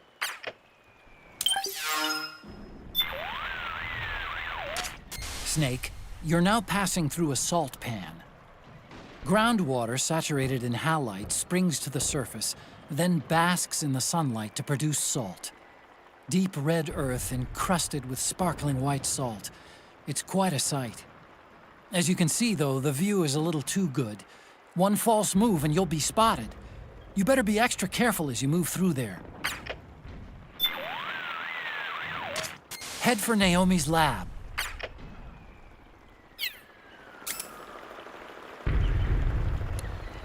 Metal Gear Solid 4 Integral Podcast. Broadcasted from Konami HQ in downtown Tokyo, it's the world-renowned Metal Gear Solid 4 Integral Podcast. All right, everyone, welcome to episode number 5 of the MGS4 Integral Podcast. I'm Sean Eystone, and I am here with Aki Saito. Hi, everyone. And producer Ken Imaizumi. Hello, everyone. All right, today we're going to tackle the confinement facility. Yes. So just go ahead and load the save, which you should have prepared a couple weeks ago. And as soon as you enter, you'll get a call from Raiden. Just go ahead and listen to that call or skip through it, whatever you want. And you'll find yourself up on a ledge, and you'll have a beautiful view of these salt pans. Do you guys have salt pan in US? Not so common. They have salt mines, but I think not so many salt pans. I'm from Hawaii, and they kind of do a similar thing. With the seawater. They kind of, have the tide come in, and they have the seawater trapped in kind of like a pond, and then they let it dry and take the salt off of it. But I'm not sure if they have that in the mainland U.S. It's kind of funny how this ended up in here because, originally the crew that went to South America, this salt pan area wasn't on their tour. Originally. Yeah. And they were supposed to go somewhere else that day, but for various reasons they couldn't go on the tour they intended to go on, and the tour guide suggested they come to this salt pan area and took them on a tour there. And the group went there and saw this scenery and thought, wow, this is really great. We want to put this in the game. And so here it is. It's really, it looks pretty beautiful because, these white thing, that the salt thing, it looks so real. Well, at first I didn't know what it was. When I came into the stage, I didn't know what they were because, I was so anxious proceeding forward, actually. But when you take a good view, well, actually, I think a lot of people did, but, traveled around here, up on the salt pans here and there, made you kind of look twice. At first, I thought they were like kind of huts. Kind of like burrow, kind of like a living underground kind of thing? Well, during elementary school, I had this class where of Native Americans. No, the Incas. The Incas, and we kind of clay modeled these houses and huts that was made of mud, and this kind of reminded me. Oh, okay. The house? Yeah, houses and things like that. So I thought it was like that. But actually, it isn't because the height is so. As a house, it's just too small. Right. That's true. Well, one thing about the height, actually, is that when they actually went to these salt pans, they were actually much higher. But when we wanted to put them into the game, they were a little bit too high because it's just too easy to hide. And so the game didn't really hold up. So actually, the height was intentionally lowered a little bit to make you have to kind of crouch and hide as you proceed through the area. But, since you mentioned the Inca thing, actually these salt pans, according to the tour guide, have been around since pre-Inca times. Oh, really? So it is, an old tradition in Peru where, the native people do this. There's like an underwater stream, and they irrigate it into these salt flats. So the water that comes out from underground, of course, is full of salt, and then they let it dry in these pans, and that's where they got their salt from. I see. Well, yeah, it definitely kind of reminded me of that elementary school art class that I had.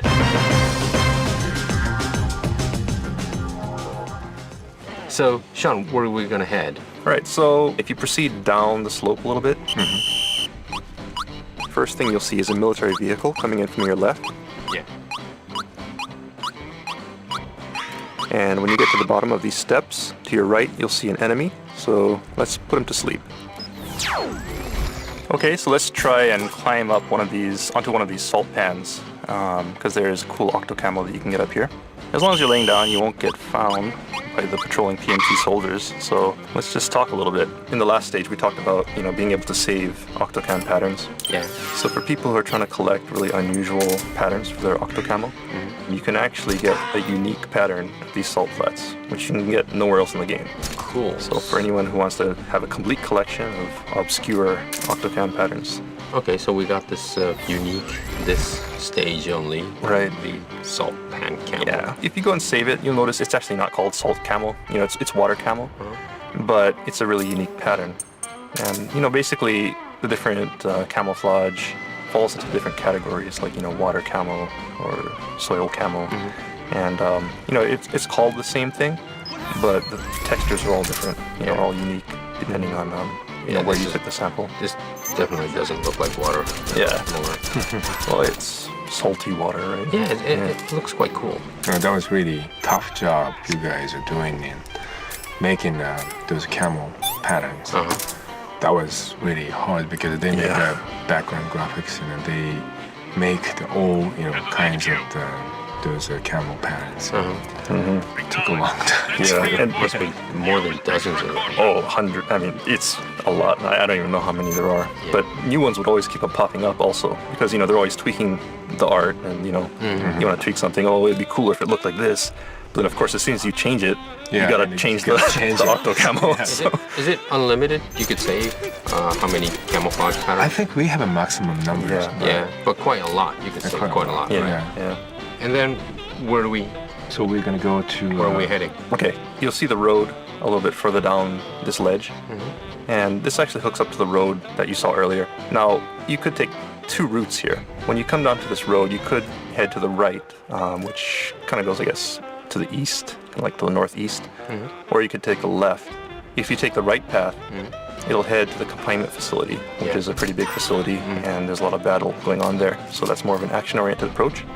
On the other hand, if you want to take the left path and kind of stick to these salt flats, these salt pans, you can head up to a smaller facility where some POWs are being held and help them escape. And it's kind of a shortcut. So let's head to the left because it's the sneakier route and there's some pretty cool items in that direction. Okay, let's go. All right. So stick to the top of these salt pans. Don't go down to the road. Just kind of sneak along here in a crouched position.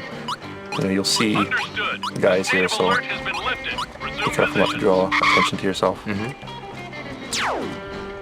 If you are spotted, just go ahead and put them to sleep. Okay, so proceed onward. Sticking to the left path. It's kind of a small corridor. Yeah, you'll kind of go. There's like an archway. Yeah. Just head through these archways. So we're proceeding through this corridor of salt pans on your right, and also there's some salt pans on the left top, right? Yeah, kind of up the hill. There's a lot of salt pans, and it just kind of cascades down the hill towards the bottom. Okay. So we just want to stick to the high road here. Don't take the lower road. You'll see some enemies patrolling down there. So you can go ahead and put them to sleep. Okay, so we take the road alongside this fence?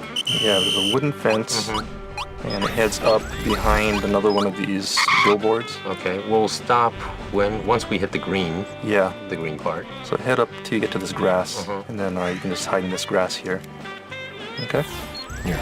Right, so from this vantage point, you can see there's a guard tower in the distance, and a few guards patrolling the yard here. So, you want to take these guys out. Just go ahead and do that. Take these guys out. You missed it. Oh, yeah, I missed them. Let me try that again. So it's a little too far. Yeah, it's pretty far. If you're using a sniper rifle, you can probably get this guy. But if you're using your Mark II pistol, it's a little hard to hit him. But yeah, just go ahead and take these guys out. Okay. And then where do we? So we're gonna go to. Where are we heading? Okay, so now you want to head down the hill. There's a shack on your left. Yeah. and you'll see there are some POWs in that shack. Yeah. And so we want to free these guys. Okay.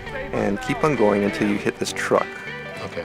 When you get to the truck, turn to your left, and you'll see a couple of enemies. There's one enemy standing in front of that small building to your left, and another enemy beyond that in the larger L-shaped building. Uh-huh. So what we want to do is put this guy to sleep, who's guarding this small building. But be careful, because when you do so, the guy inside of the larger building may come out to fight, so be careful and be ready to put him to sleep as well. So put him down and go into the building and save the resistance members. You can also pick up a Playboy inside of this room. Okay? Yeah. Alright, so now let's head back outside. So go outside of this small building. Uh-huh. Then as soon as you exit the door, turn to your left.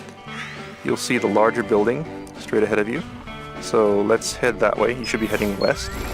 And head forward until you hit the wall of this large building. When you do, just follow the wall around the corner. You should be heading to your left.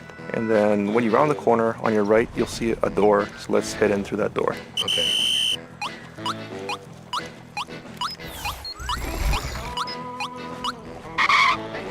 Once you enter the building, you want to just be heading north and go through the door on the north end of this room, and beyond that you'll see another room with a hole in the floor.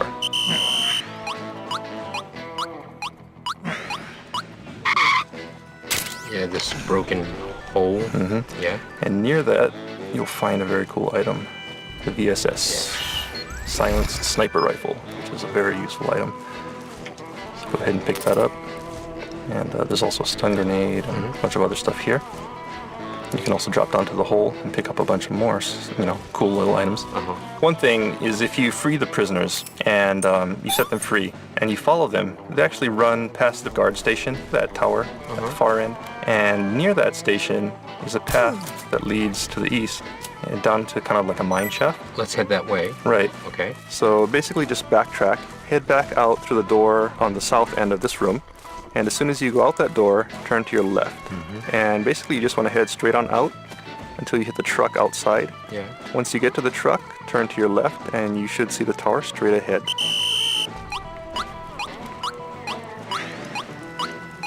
So if you head that way, you'll see this mine shaft.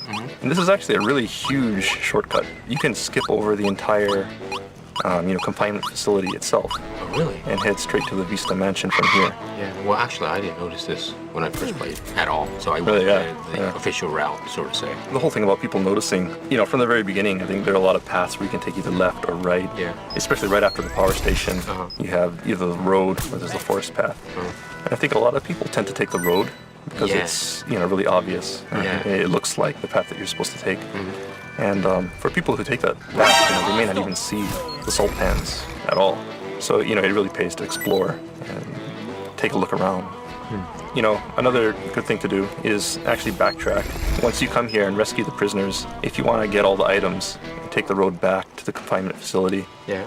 And, there are some cool items back there as well. Oh, multi-path. Right. So, it's up to you. If you want to get through the stage as quickly as possible, say, you want to earn a certain badge for finishing the game within a certain amount of time, then you should probably take the shortcut and head straight to the mansion. But if you want to take the more complete route and gather all the items, then you can take the road heading to the right, and you can pick up some cool items there, like the M870, which is a shotgun that you can load with V-ring rounds to knock people out. Okay, so we just picked up VSS. Can you explain a little bit more about the VSS? Yeah, it's basically it's a silenced sniper rifle, and it's basically just a really useful sniper rifle because you can take people out without them noticing you. Okay. Anyways, in the mansion, there's a couple of points you want to There's some point out. cool little things. It's nothing that'll affect your game at all, but there's some hidden things in the mansion. Some fans might want to find. There's been posters in Metal Gears before with like swimsuit models and things like that. I think most notably people will remember them from Metal Gear Solid 2, 3 and things like that. If you go into Vista Mansion, there's one of a very popular Japanese swimsuit model, right? Yeah. What was her name? Akina. Akina, right? For people who want to see who Akina is, you can go into the Vista Mansion, and if you go in through the front door, take a right, there'll be some pictures on the wall. And you go ahead and shoot those pictures, and behind one of the picture frames, you'll see a hidden Akina poster. And so you can see one there downstairs. Then also, when you head upstairs in the Vista Mansion, before you head outside on the second floor, there's a bed, and if you lay down on that bed and look up, there's actually an Akina poster on the ceiling right above the bed. So, yeah, so for people who want to know who Akina is, that's a good place to find out. Well, also, if you recently come to Japan, she's really becoming really popular. So you'll see Akina all over on cover of magazines, right, famous TV programs. She's really popular now. So I think no doubt that you should check this out in the Vista Mansion. People who want to know a little bit more about what's popular in Japan, who's popular in Japan. Okay, so one thing about these Akina posters, aside from being nice to look at, if Snake looks at them, just like looking at a Playboy, he'll recover some of his stamina. So, if you don't want to take the time to use an item, you can just stare at these posters and it'll help you out a little bit. Yeah. Definitely another reason to look at. Look at her. It's just an excuse. Yeah. Oh, there's other magical thing about this Akina posters that Ken mentioned. Right. Yeah, this is very magical possibly. That's because normally you shoot a gun and then you got the wall or this place got like a bullet hole. Bullet hole. But these posters, you're not gonna any. You can't destroy them. Right. Akina is all powerful. Yeah, she's very powerful. And plus, you will listen to the Snake. Right. Yeah. When you look at the poster, you'll say Akina. Or it's Akina. It's Akina. Yeah. So you can hear, I guess, an unusual line for Snake. When we're planning this stage early on, there was another shortcut that we were thinking of putting in earlier on after the power plant. Yeah. There's the left path and the right path. There's the road. One of the ideas that was being tossed around at that. You're now at a supply depot. It's a pretty run-down old building, but part of it houses rebel prisoners, so don't expect security to be light. You're in a supply depot, and it looks like most of the rebel prisoners here have already escaped. So you're pretty much done there, aren't you, Snake? We've got to hurry to Naomi's lab. Wrap it up and let's get going. Head for Naomi.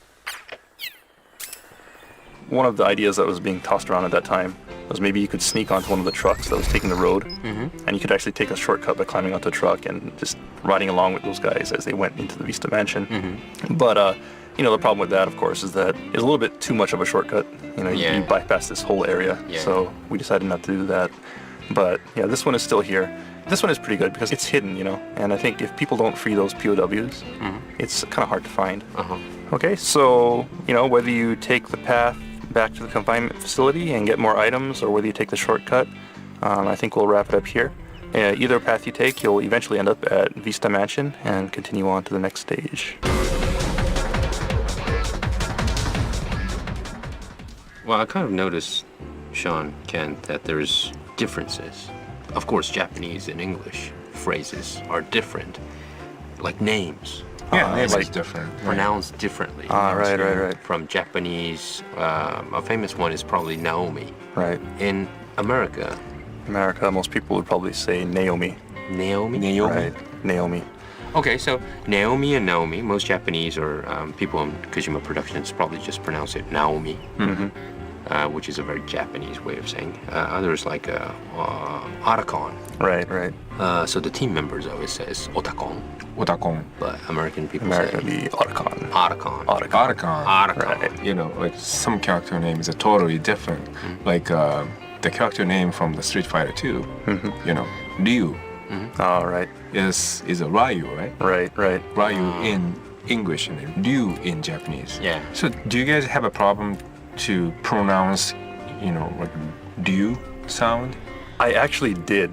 Before I learned Japanese, I played Street Fighter and stuff, and I always said Ryu. Oh, really? Ryu. It's just because in English, when you write R-Y-U, that's what you would say. There's no Ryu sound in English. Oh, okay. And so, like, unless you speak to somebody who speaks Japanese or you listen to an example, I don't think anybody would think of pronouncing R-Y-U as Ryu. Oh. They would always say Ryu, because that's the way it would be pronounced.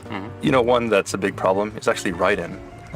Because, in Metal Gear, from the very beginning, there's voice acting, so they know it's Raiden. But most people, when they see Raiden written, they think it's Raiden. Raiden. And so, like in other games, there have actually been characters named Raiden. Oh, the fighting game, right? Like Mortal Kombat. Mortal Kombat. Yeah. And most people always said Raiden. Or even like the old shooting game, Raiden. Right? People would always say Raiden. Yeah. So I think for Metal Gear, it's not so much a problem because there is voice acting, so people can hear, the correct pronunciation. Okay, that's another Kojima production terminology. Yeah. There's a famous one from Hideo Kojima himself, is when he talks about cameras. So FPS camera or the first-person view. Yeah, first person. But third person. Hideo calls it something totally different. He calls it the ass camera. Ass camera. Yeah. That's a Ketsukame. Ketsukame. Ketsukame. That's he said. Ketsu means yes, and kame is short for camera. So Hideo always says, Ketsukame. Ketsukame. Yeah. I think that kind of threw me off when I first came to Kojima Productions. Because you can go into third-person view. And everybody was always saying, Kitsukame. What is Kitsukame? I knew what it was from context, but, I wasn't sure why they called it, this. Well, it's because you could see the whole backside of the character. It doesn't necessarily, you're not looking at this character's butt, but you could see the whole butt and everything. Right. I guess Hideo started to call it Kitsukame. But, some people get confused because a kame is a shorter word of the camera, right? But, the kame is also the turtle. Yeah, that's right, turtle. Japanese, so the butt turtle. Butt turtle. Ass turtle. Yeah. Ass turtle. What does that mean? Yeah, I don't want to know. It's another one. And also, a lot of people get confused about how we say the cutscenes. Oh, yeah. Yeah, that I actually mix up a lot. Yeah. Just because I've worked in a Japanese company for so long, I always say it the Japanese way, which is demo, yeah. Right? So you watch this demo, but in English, most people say cutscene. Yeah. And if you say demo, a lot of people are going to think it's like a demo of the game, like a trial version. Yeah. Okay, what do we have planned for episode 6? Okay, episode 6, we're gonna jump to Europe, and we're gonna do the stalking mission. Yes. Which is one of my favorite sequences in the entire game. This is a very controversial. It's a very divisive stage. Yes. So make sure you tune in next time. So where's our meeting point? Okay, so we'll just start from the beginning of the stage, basically. So go ahead and get to Eastern Europe, and you're going to have to track the resistance member as soon as you exit the train station, and we'll pick up from there. Okay. See you at the right after demo. Right. Yeah. After that demo ends. That means cutscenes. Okay, thanks, guys. See you next time. See ya. Bye. Alright, that's gonna wrap up this edition of the Metal Gear Solid 4 Integral Podcast.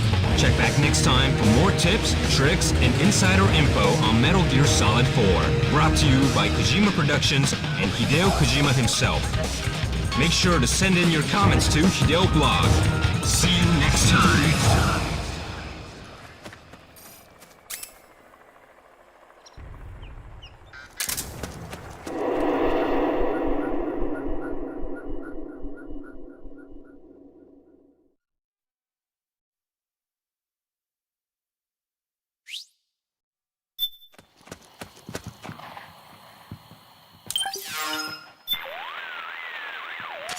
Snake, it's just a little farther to the lab. Don't get sloppy now and get yourself caught. Snake, Rose here. How's it going? Super. Your psyche is getting dangerously low. You need to recover it. I know. Snake, are you okay? Your psyche's looking awfully low there. Yeah. I can't seem to get out of this slump. You should find a nice, safe place to rest and replenish your psyche. It may help to equip some Munya, too, if you have any. Munya? It'll help you to relax and should help your psych gauge recover faster. Okay, I'll give it a try.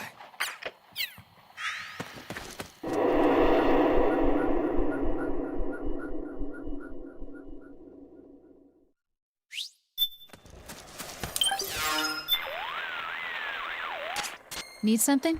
What's up, Doc? Your psyche is getting dangerously low. You need to recover it. I know. Snake, what makes you tense? Stressors, the factors that cause stress, can be divided into several types. They can be psychological, social, biological, chemical, or physical. In battlefield terms, that corresponds to the presence of enemies, the battlefield environment, biological and chemical weapons, and physical wounds and hunger caused by combat. Any of these factors can cause stress to build up. So you need to pay attention not only to your health, but also to your psyche, especially when engaged in combat.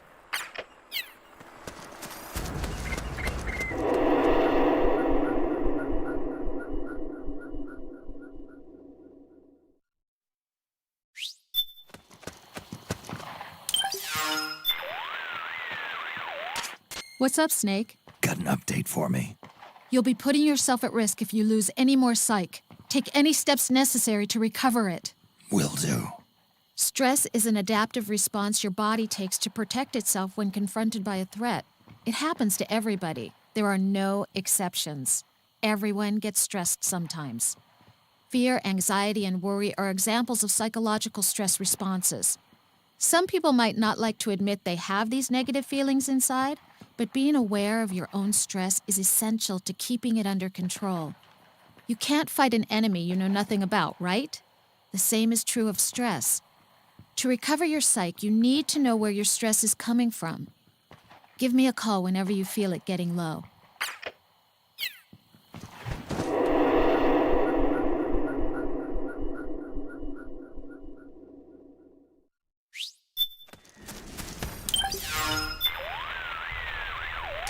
Need something? What's up, Doc? You'll be putting yourself at risk if you lose any...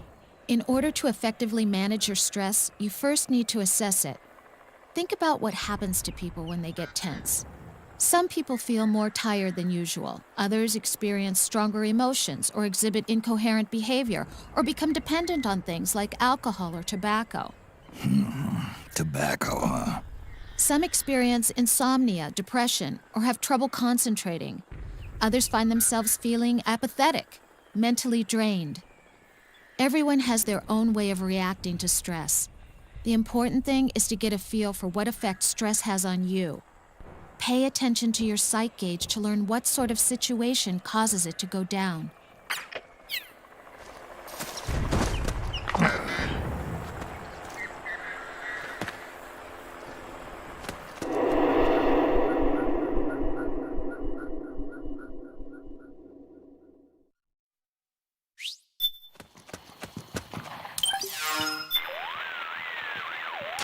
Yes, Snake?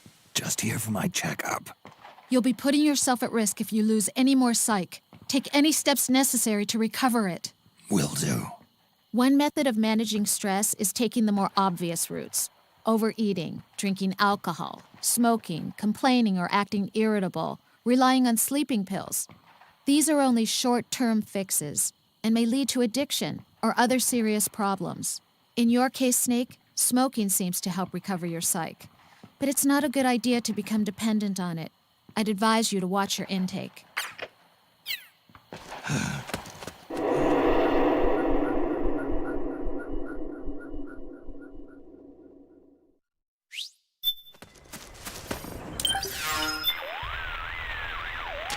Yes, Snake?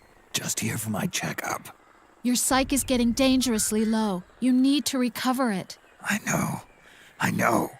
One method of stress management is to get your mind off the problem for a while. Watch TV or a movie. Look at paintings or pretty scenery. Get some rest. Take a break. Keep yourself busy with a hobby. All these things work well, but bear in mind they're really nothing more than emergency stopgap measures. There's still the matter of getting to the root of the problem. I don't see any TVs around here. And the scenery... Well, how about paintings or sculptures? Or listening to music, that works too. Or sometimes it helps if you stand by a river or a pond. Look around for a place or site that might help you recover your psyche.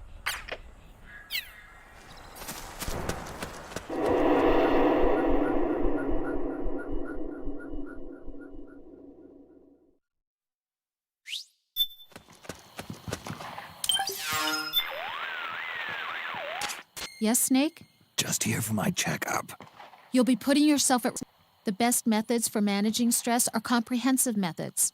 Getting a healthy amount of exercise, meditating, letting yourself relax mentally and physically, not focusing on negative thoughts, counseling from a trusted professional. These approaches target both your body and your mind. But I know they aren't exactly convenient for someone in the middle of battle. So, Snake, try one of the easier techniques instead. To keep your stress levels under control, use whatever method is available to you at the time. That'll help you maintain a high level of psych. I'm not sure if you consider me a trusted professional, but I am here if you ever need to talk. I might even be able to help.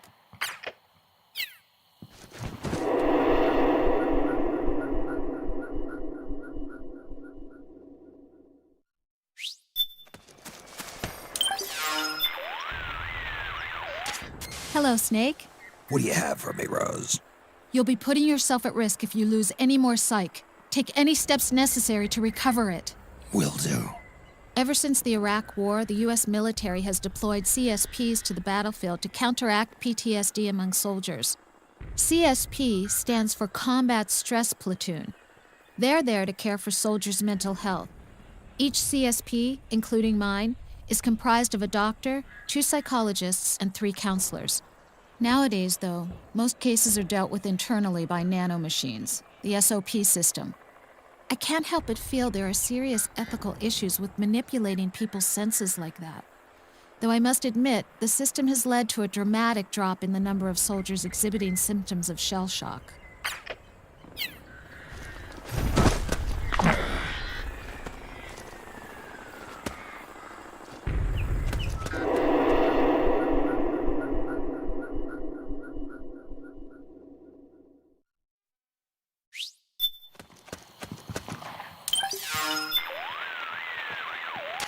Need something?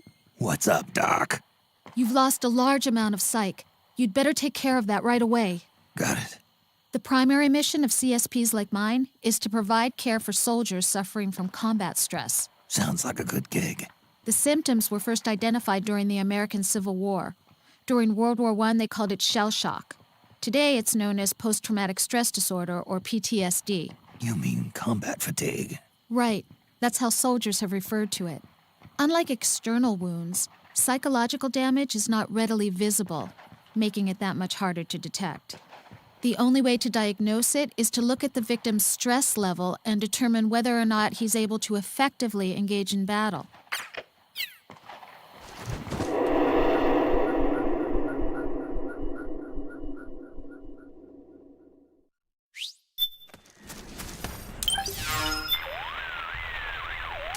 What's up, Snake?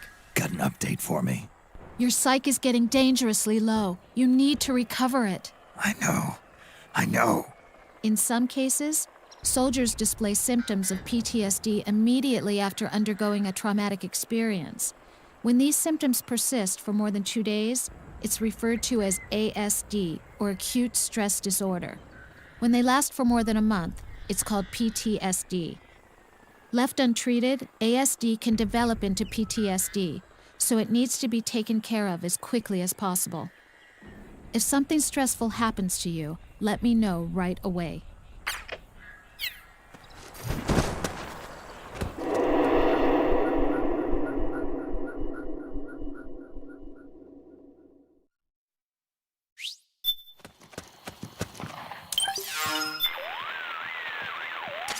Hello, Snake. Your psych is getting dangerously low. You need to recover it. I know. When a soldier is suffering from combat stress, it's extremely important that we respond quickly and effectively. Today, we use the term 4R in PIES to describe this action. The 4R in 4R in PIES stands for 4 words that describe the response. Reassurance, getting the soldier to feel at ease. For example, we might get his commanding officer or supervisor to tell him he's okay. Rest, letting the soldier cool down mentally and physically. Replenishment, having the soldier recharge his batteries by eating and sleeping. And restoration, having the soldier talk about his feelings and getting him to calm down. The 4 R's represent the core thinking behind dealing with soldiers who suffer from stress.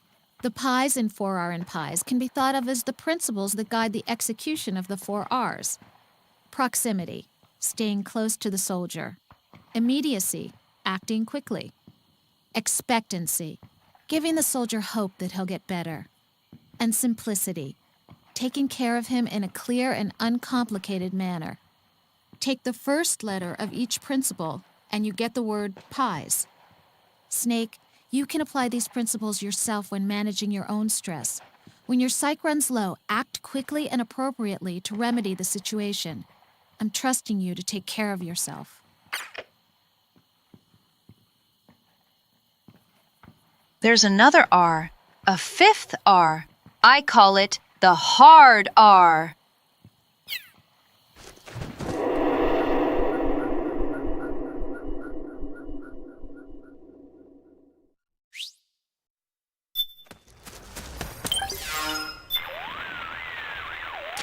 What's on your mind? Just checking in. You've lost a large amount of psych. You'd better take care of that right away. Got it.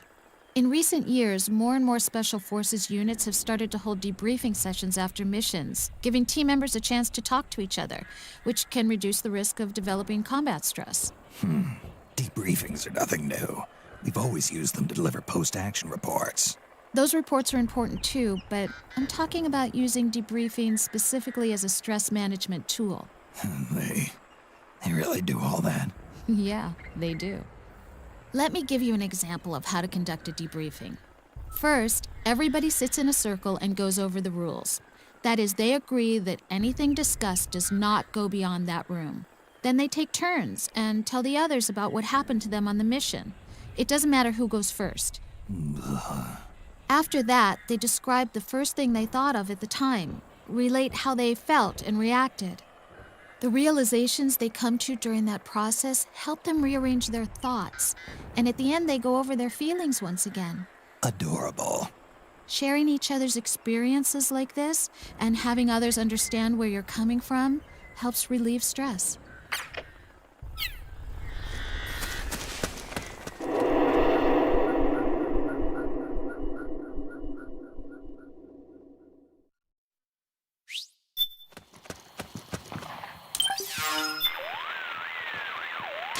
Oh, you've lost a large amount of psych. You'd better take care of that right away. Got it. There's actually a term for these debriefings where everybody gets together and talks after the mission. They're called CISDs, Critical Incident Stress Debriefings.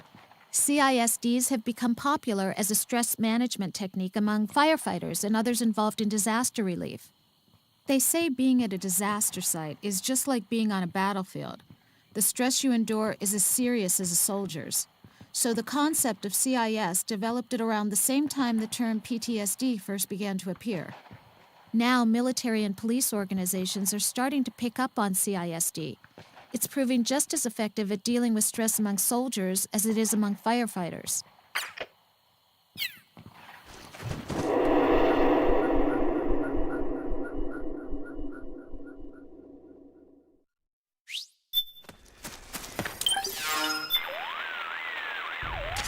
Hello, Snake. What do you have for me, Rose? Your psyche is getting dangerously low. You need to recover it. I know. Rose, don't some types of people get stressed more easily than others? That's a good point. Go-getters for one, serious types also. Studies have shown that this type of person is more prone to stress.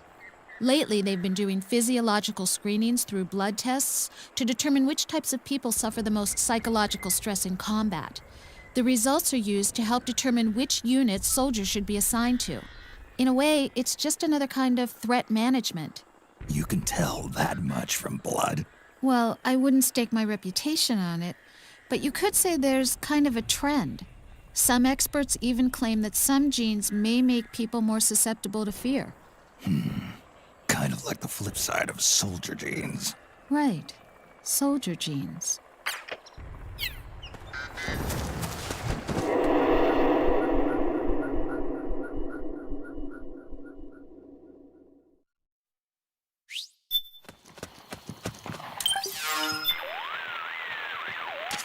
Hello, Snake. What do you have for me, Rose? You'll be putting yourself at risk if you lose any more psych. Take any steps necessary to recover it. Will do. Rose, how do I keep my psyche from going down? Isn't there a way to develop resistance to stress? Well, there are many types of training that involve extremely high levels of stress, like escape and evasion or ranger training. But what you need is to focus on managing the stress as it accumulates. It's not healthy to let it build up inside. No matter how big the cup, keep pouring water into it, and eventually it's going to overflow. Snake, you have to dump some of that water out once in a while. Here's what you need to know. The best way for us to confront combat stress is not to train ourselves to resist it, but to train ourselves to recognize internalized stress early on and release it. Recognize it. In your case, you can assess your stress level by looking at your psych gauge. Always keep an eye on it.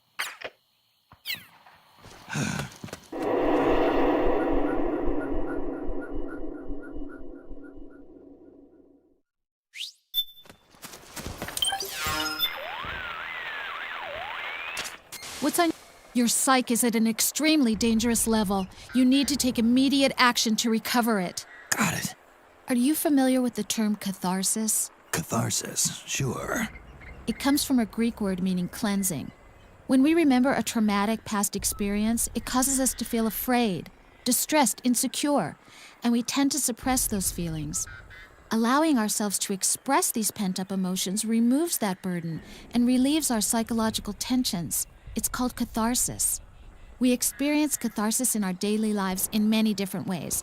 By telling others how we feel, or by painting a picture, watching sports, going on a trip, or even yelling at the top of our lungs. Snake, if you ever feel like a past experience is making you feel uncomfortable, talk to me about it. It could help you experience catharsis. I'll, keep it in mind.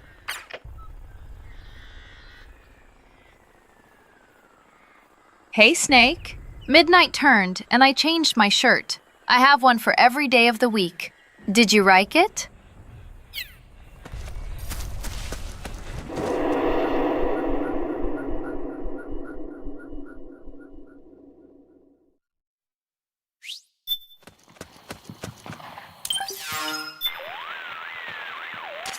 What's up, Snake? Got an update for me? You'll be putting yourself at risk if you lose necessary to... The process we use to prevent or relieve stress is called coping. There are two basic types, problem-focused and emotion-focused. The first type targets the stress factors themselves, while the second works to alleviate the suffering caused by that stress. Going back to what I said earlier, changing your environment by getting to a place where you can relax is problem-focused coping, while changing your mood by eating and resting is emotion-focused coping. Choosing the right coping technique for the right situation can save your life. I can help you with that, if you'll let me. All right. Cope. Snake. Cope and seethe. You need to cope to replenish your psych gauge.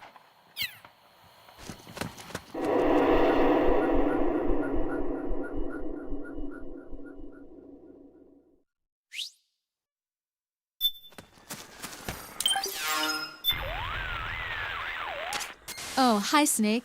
You'll be putting yourself at risk if you lose any more psych. Take any steps necessary to recover it. Will do. In psychology, mental and emotional wounds are known as trauma. Of course, in your line of work, you use the word trauma a little differently. Yeah, like trauma pads. Body armor woven from high-tensile fibers can stop bullets and shrapnel from penetrating.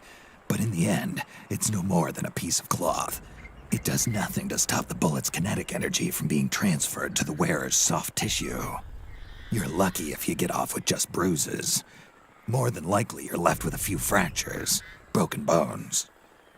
That's why you wear trauma pads, to absorb the shock so it does as little damage as possible. They make all kinds of them. Some have steel plates designed to diffuse the shock of impact over a wide area. Others use shock-absorbing gels to convert kinetic energy into heat. That's all well and good if you're only worried about your body, Snake.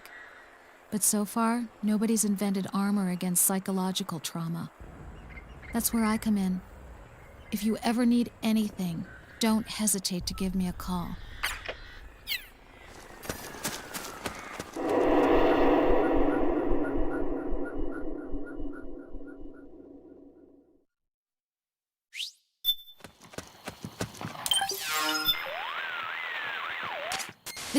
Your psyche is at an immediate action to recover it. Got it. Are you familiar with the effects of relaxation? As much as anyone else. I like to have a good time. In a state of relaxation, muscle tension is released. Breathing and pulse become slower, and blood pressure is kept at reasonable levels. Brain activity also becomes calmer, inhibiting anxiety and depression. It helps you settle down and reduces the amount of stress you're feeling. I could use some of that. It's hard to get anything done when you're flustered. The simplest method of relaxation is muscle relaxation. Muscle relaxation involves tensing up a certain muscle and then releasing the tension to get it accustomed to feeling limp. As you repeat the process of tensing and releasing, the shift to the limp state, that is the relaxed state, gradually becomes more natural. The usual method is to start with your arm and face muscles, then move down through your chest and abdomen and finish with your legs. Tension can really build up in both body and mind on these long missions. I'd seriously consider taking a break and using relaxation techniques at least once every hour. Thanks for the tip.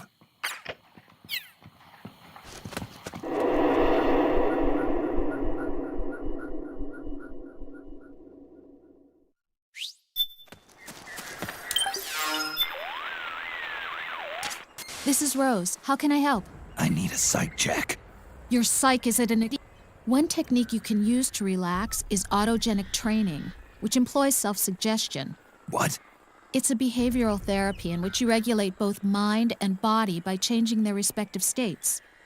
You assume a relaxed position and think of a formula that expresses your body's sense of weight and temperature. You then chant this formula in your mind until your body feels as if it's actually experiencing that state. Once you've mastered one formula, you move on to the next. In repeating this process, your body gradually transitions toward the state expressed in the formula, and eventually you learn to regulate body and mind. I've heard something like that before. A guy from the New Zealand SAS told me about it. When it's cold outside but too dangerous to build a fire, they look at a picture of a fire instead. Said it made their bodies feel warmer. You know, it's just another form of self-suggestion. If you think something hard enough, you can produce actual physiological changes in your body. They may have come up with that technique themselves through experience, but I suspect they had a little help from a psychologist. Kind of like you. Yeah, kind of like me.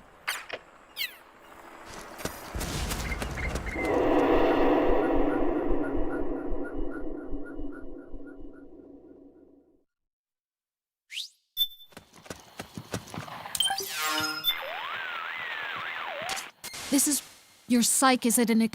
We counselors often talk about stress assessments. I understand you soldiers have your own type of assessment. Threat assessment. Right. An accurate evaluation of your opponent before you take action. That makes sense. Incorporating enemy psychology into your threat assessment and management enables you to locate, evade, and engage the enemy more efficiently. Not only does it give you an advantage, it helps you seize the initiative on the battlefield as a whole. For someone in your situation, it's absolutely essential to remain sensitive to the enemy's psychological state, to their emotions.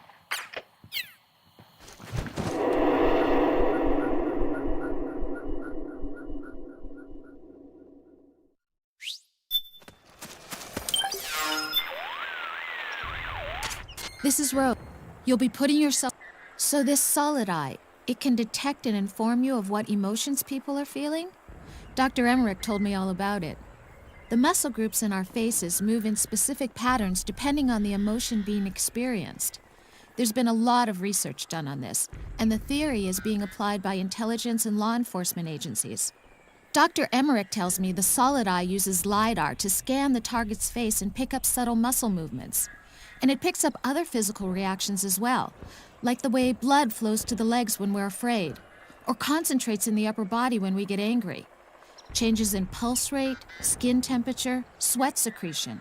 It takes all this information and calculates people's emotions with amazing accuracy. No kidding. And here I thought it was all smoke and mirrors. Our emotions have a significant impact on how we act. Knowing how people feel gives you a strategic edge. It must process data in much the same way as the nanomachines in SOP. I have to say, even speaking as a psychologist, your friend has developed quite a reliable system.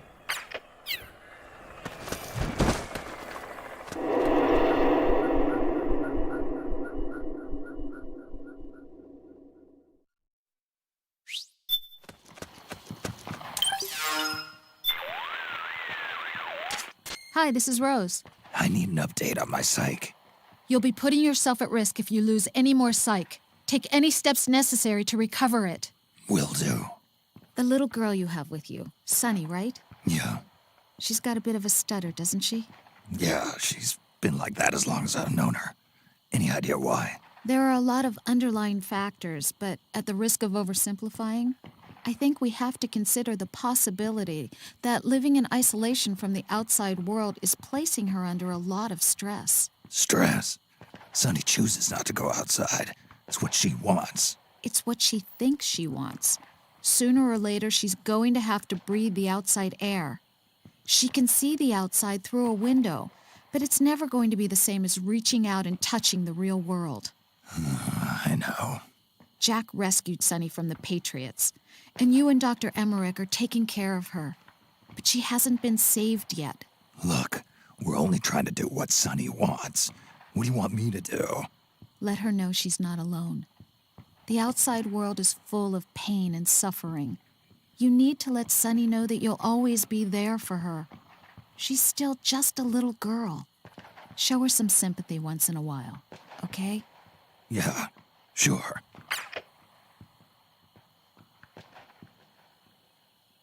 Go touch grass, Sunny. All you do is play PSP, cook worse eggs than me, and boil instant noodles without even eating them.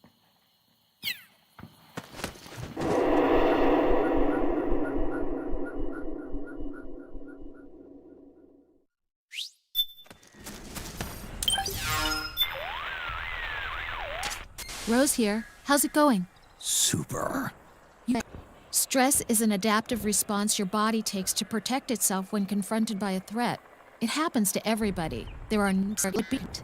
They call whenever you...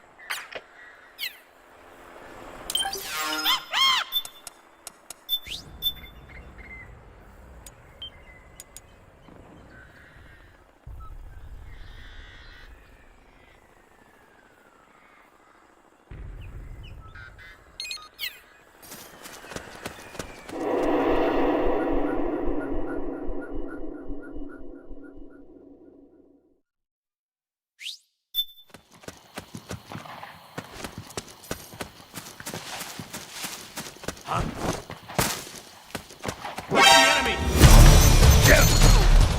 Okay. Over there. Help me out, okay? Snake, what's wrong? Answer me, please! Snake? Snake!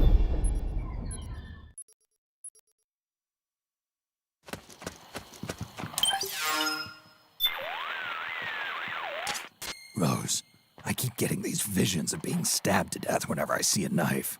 It's not quite deja vu, but just seeing one of those things gives me a feeling like I'm being stabbed. I see. It's said that the shorter the physical distance between you and the enemy, the stronger your psychological resistance to violence becomes. It may be that the knife symbolizes close quarters combat, and it's evoking an image of your own death. So, my subconscious is warning me not to get gutted? Perhaps. It's only a theory. Wasn't real high on my to-do list anyway. I know, Snake. If you encounter an enemy with a knife, watch out. What could you do? Let's see. You could avoid standing directly in front of them, or roll to the side, or step back to avoid a close-quarters attack. I know it must sound funny for me to be giving you this kind of advice. No, it's good advice. I think it's helping. Contact me anytime.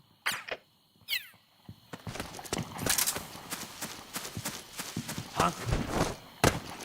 Who was the enemy? Careful! Over there!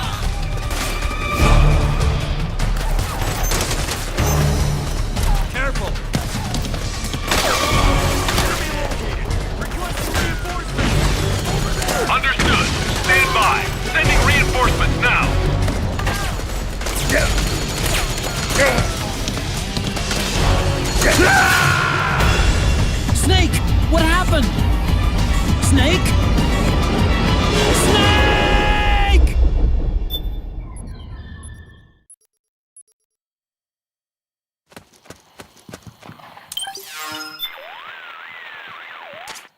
Rose, got a sec?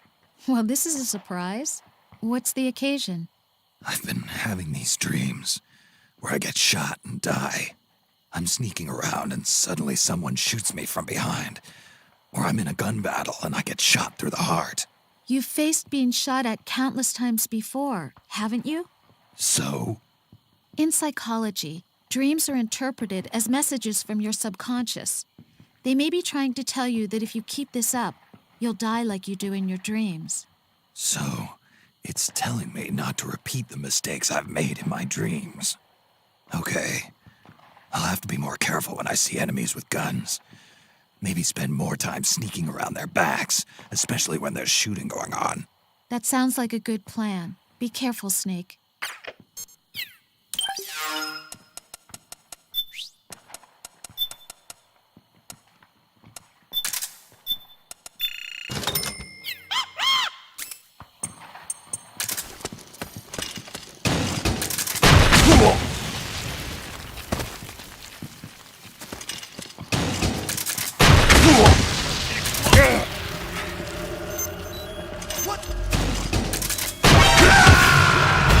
Snake? Are you all right? Snake? Snake!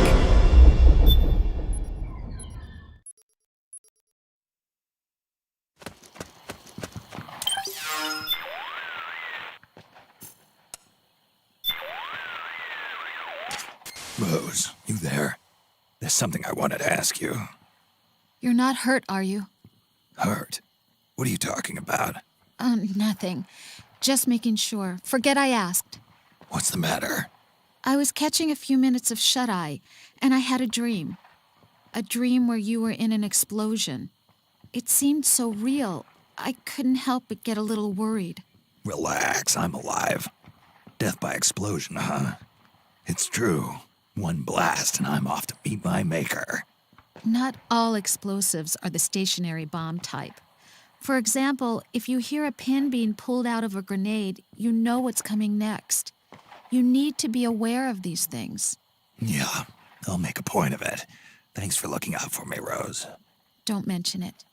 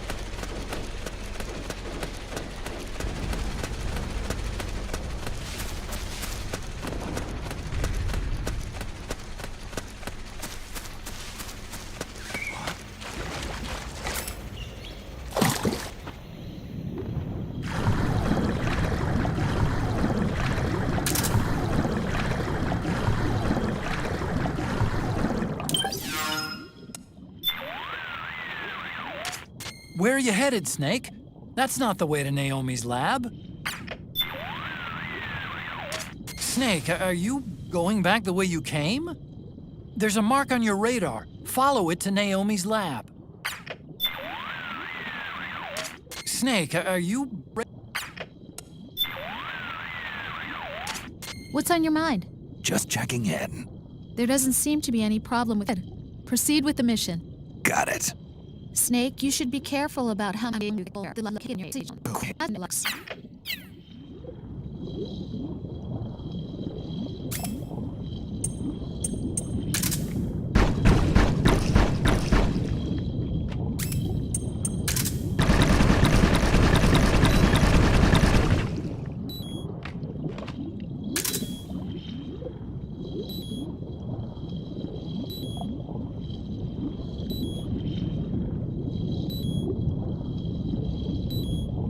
We've managed to avoid drowning. Snake, what's wrong? Answer me, please! Snake? Snake!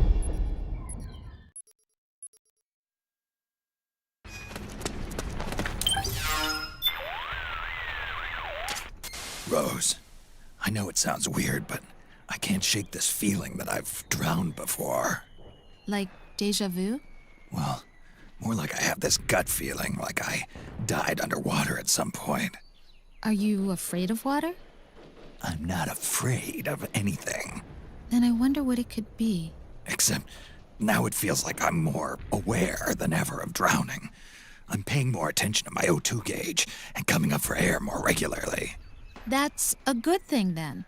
As long as you're aware of that danger and how to avoid it, you'll be able to respond more effectively to real-life crises. You're right.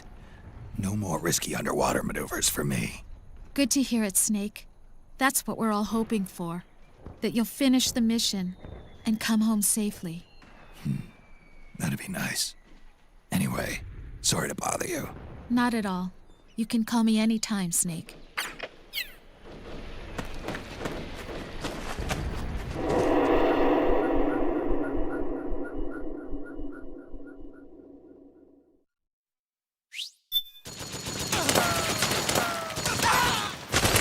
Over there! Careful!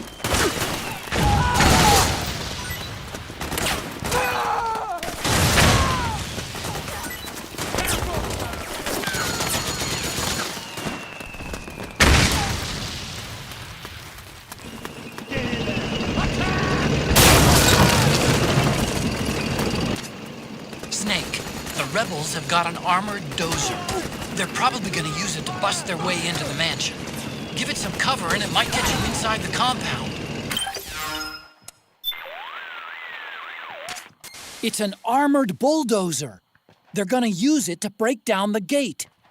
Snake, that's your ticket inside. Wait for them to bring it down and then charge on in. Snake, it's just...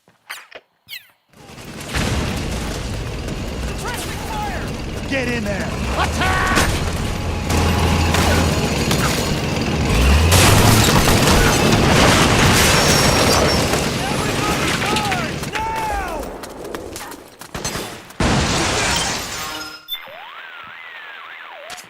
Snake, it... The front gate's down! Repeat! Naomi's lab is somewhere inside those mansion grounds. Proceed immediately. Infiltrate the place and find out where she is.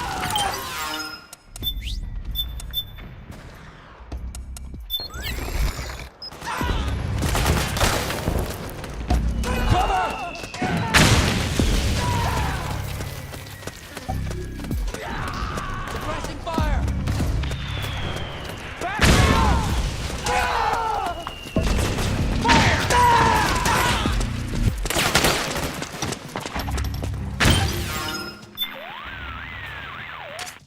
The lab where they're making Naomi do her research is somewhere inside.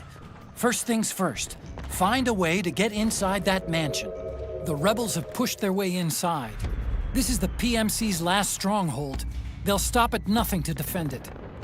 This battle's only gonna get bloodier from here. The bloodier the better. For me at least. That's only if you make use of the situation.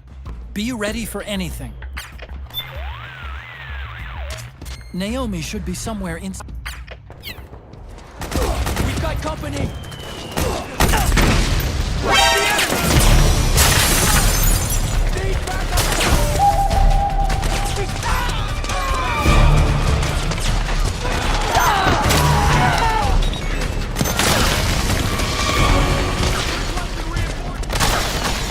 Understood. Stand by. Sending reinforcements now.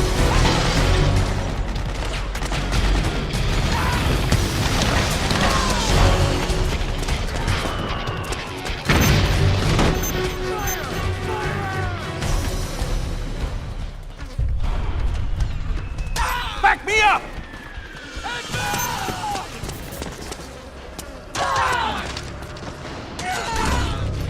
Back me up!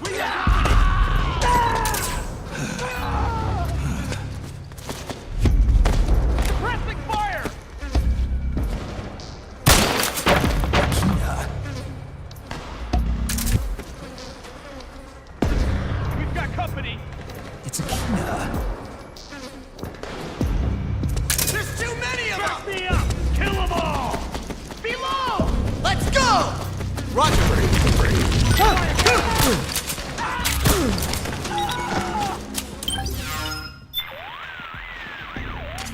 There should be a passageway leading to Naomi's lab.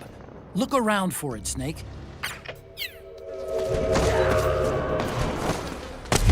Cover!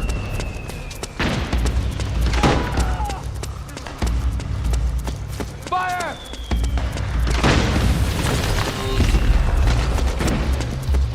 Back me up!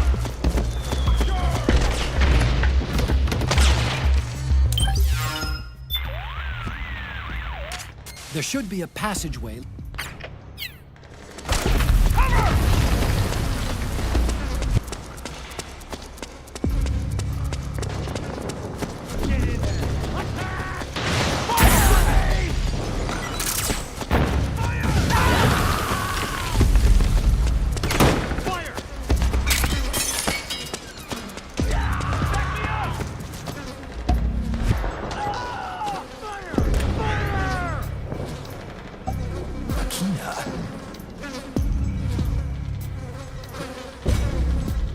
Bring the company!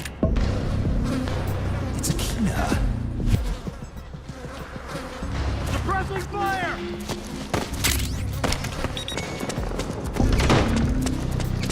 Back me up!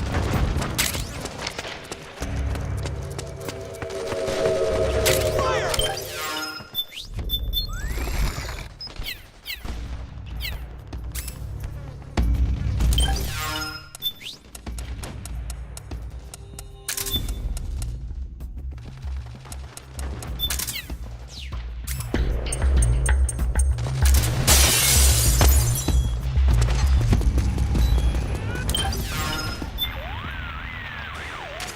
The video Naomi sent us contained data pinpointing the location of her lab. Naomi's waiting. Find her. Snake, you're right next to where Naomi is. But according to the data she provided, your elevation is just a little bit off. She must be up above you. Is there a ladder or something? If there is, use it to get up there. Snake, Back me up!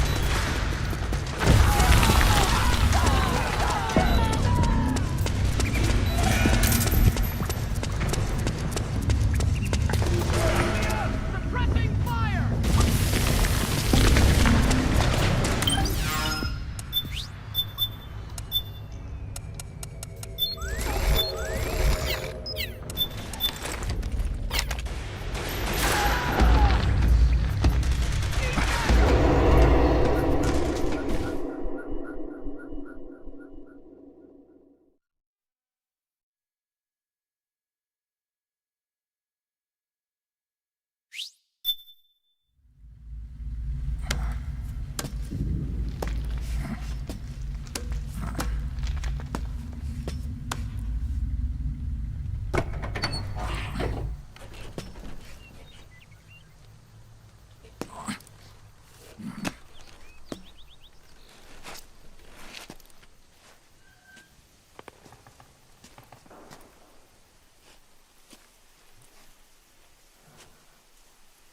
Then we'll have to make a lot of changes.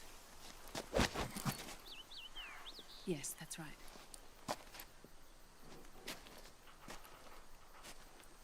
We'll need another go at it. That won't be a problem. Uh-huh. Yes. I've taken care of it.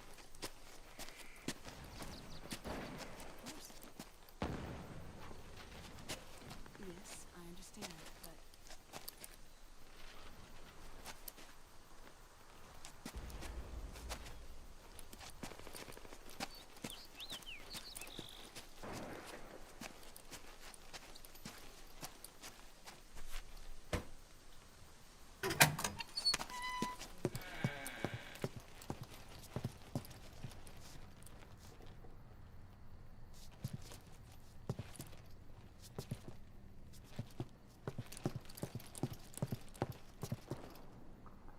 Yes, the next test. Naomi. And things on your end? I see. We're on schedule here as well. I know. Me too. Until then.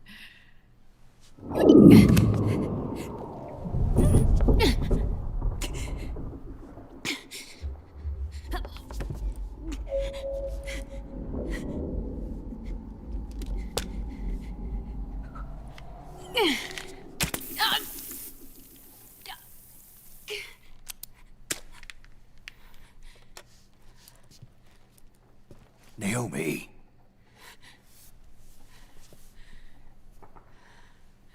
Snake.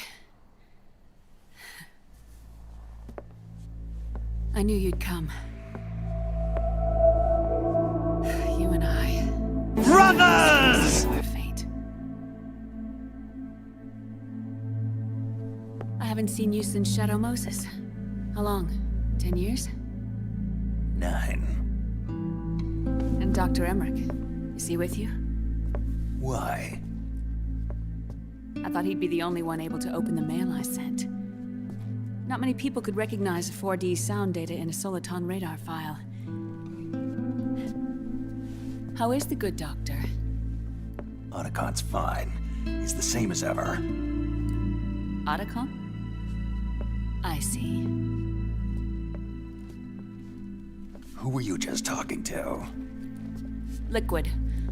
Although I suppose he's really Ocelot, from a medical standpoint. I thought he was here. He's not, at the moment.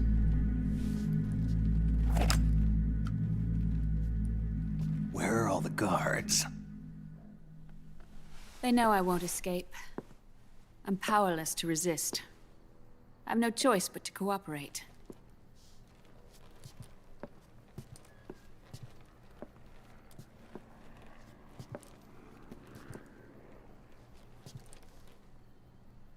Naomi, what happened in the Middle East? What you saw was the soldiers' emotions run amok. Another product of the system.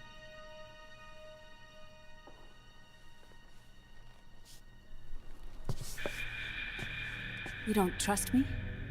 I'm not sure yet. And if I answer your question? Let's hear it first. Liquid. We thought the SOP was an ID control system designed primarily to maintain order and control in battle. Huh. And we were right. But only partially. SOP had another function. To control people's senses.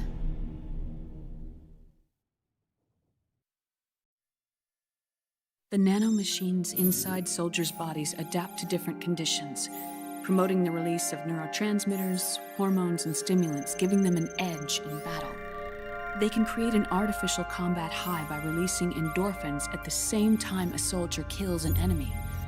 Or they can suppress hormones to neutralize the soldier's emotions, prevent them from panicking and engaging in friendly fire or needless massacres. It's all controlled by the system's core AI. It artificially controls the soldier's pain, emotion, senses, in other words, the essence of his being. The skyrocketing demands of the war economy have fueled the demand for more soldiers and more fighting. This in turn led to the development of technologies to rapidly improve their combat abilities and control their actions. The system ensures a steady supply of battle-optimized soldiers at a minimum of cost. But you, of all people, must understand, Snake, that unlike combat technique, a soldier's senses can't be taught. They must be earned through experience. Does this have something to do with that test of yours? The goal was to release the soldiers' nanomachines from the system, but we didn't know about the mental control. And the nanomachines went berserk? No. Our test was a success. At least confirmed our hypothesis at the time. Just as we predicted, the nanomachine stopped functioning, and the PMC soldiers were freed from the grips of the system. But the moment the system stopped, all the pain and fury and sorrow, all the trauma and stress, all the hatred, regret, guilt, all the sensations that had been suppressed were unleashed within their hearts. Their memories, unlike their senses, weren't erased. Each enemy soldier they'd killed, each lost comrade, each threat of violence against the innocent, every act of war they'd committed was etched firmly in their hearts. In suppressing the user's mind, the nanomachines exact a heavy burden on his heart. The user's body rejects the nanomachines. This reaction must then be suppressed with drugs. Before the user knows it, his mind is in complete shambles. Snake. Remember Frank? Frank Yeager. Gray Fox. They twisted his body for their experiments and nullified his broken heart with nanomachines. SOP has taken it even further and applied it to living human beings. The sins of war these soldiers carried inside them returned to assault them in the form of unimaginable shell shock. The meaning in the system may have changed, but the battlefield hasn't. Until that point, war was like a game to them. And then suddenly, reality came crashing down.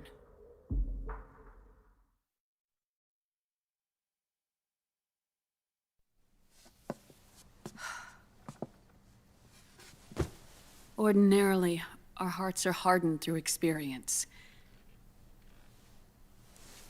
Even the most grizzled veterans live with an inescapable guilt they've had to overcome bit by bit through the years. And even then, it never truly goes away. For a mind lacking that essential experience, it was simply too much to bear.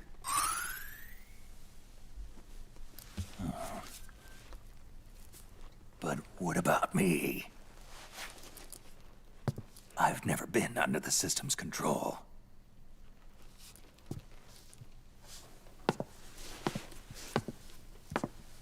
That's why I want to examine your body. You need to know too.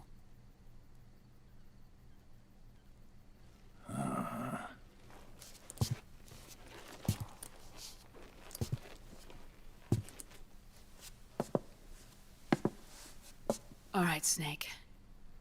Undress. Snake, what's gotten into you? Hurry up.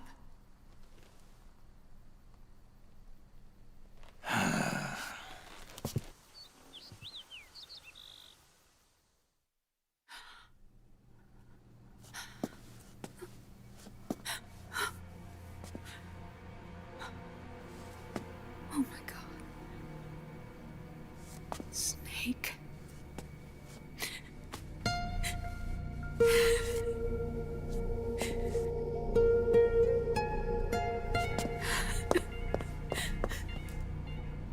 All right, let's just get this over with. Yes. Of course. I'm sorry.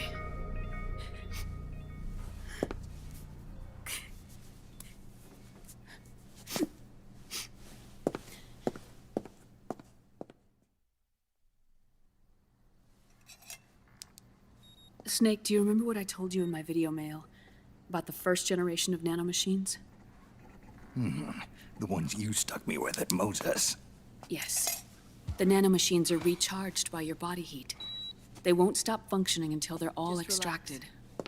Or until you do. Most of them were lost through bleeding and excretion, but around 30% still remain inside your body, attached to your cells. I'm not finished yet. The first generation were never ID registered, so they don't react in the same way as the SOP nanomachines. Ready?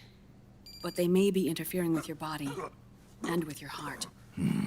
So, does the aging have something to do with Fox diet too? No. Your telomeres were intentionally set up to be short, regardless of the age of the original.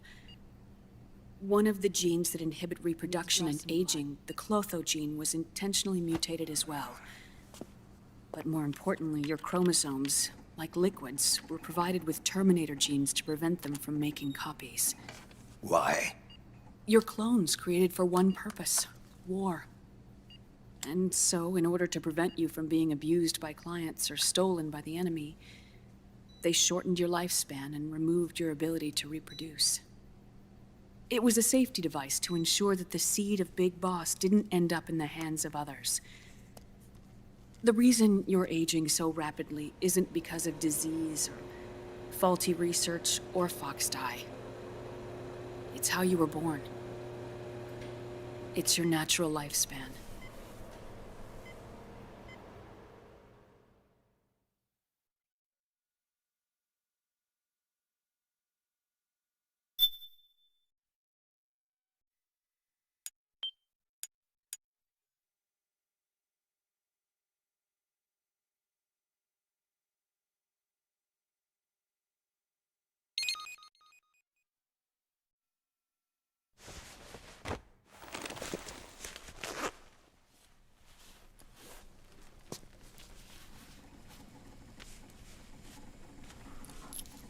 The truth, Naomi. How long is my body gonna hold out? Your cells, blood, organs, nerves, skeletal system, muscle tissue. Every part of your body is aging rapidly. An ordinary man wouldn't even be standing by now. Snake, the only thing keeping you together is the strength of your will. How long do I have? Half a year.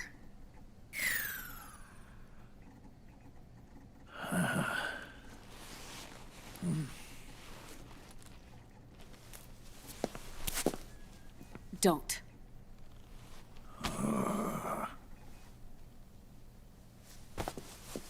Snake.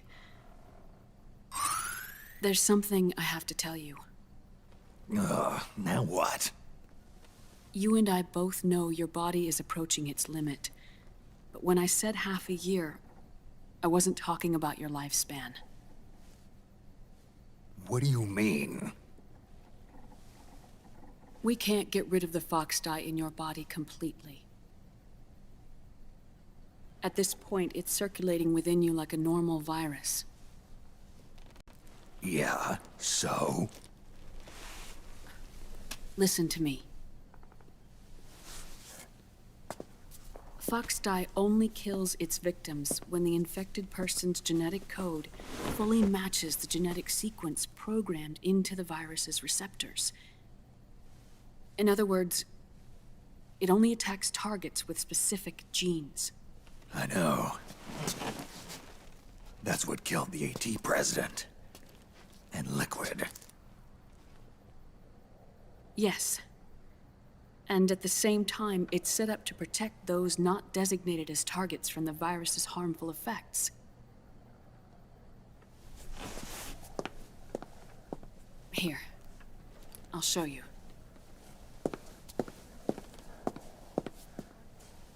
The receptors on the fox dye inside your body are breaking down. The rapid aging process is changing the environment within your body. As a result, the virus is starting to mutate. The viruses on the left are fox dye in its original form. The ones on the right I took from your body. They're already mutated. The receptors, they're wearing down. Meaning? This mutated version of fox dye could activate even if the infected person's genetic pattern doesn't perfectly match the receptors. Which means the virus is becoming indiscriminate about what type of target it kills.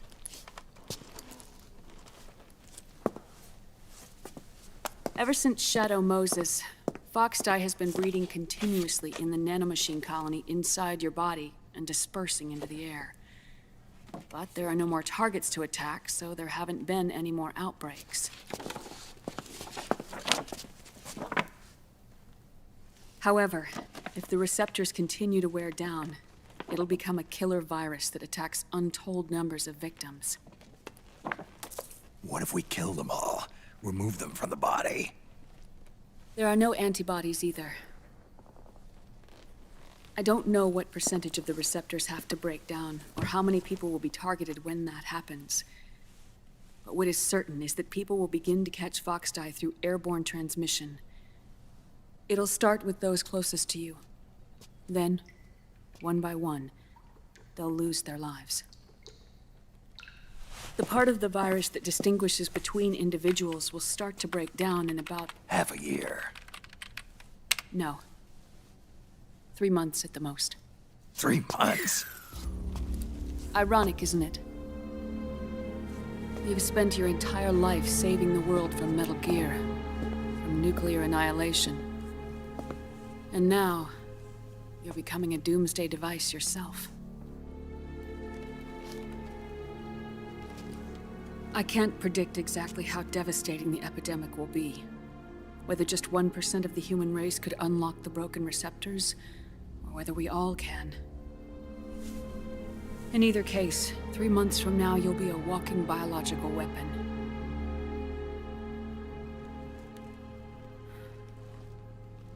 If it were up to me, you'd be quarantined already.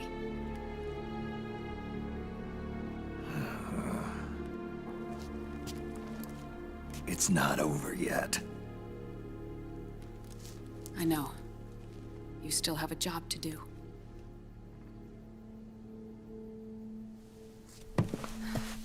You have 3 months. Still enough time to think once all of this is done with. And if I choose death first, will that stop Foxdie from spreading? When the host dies, the virus dies with it.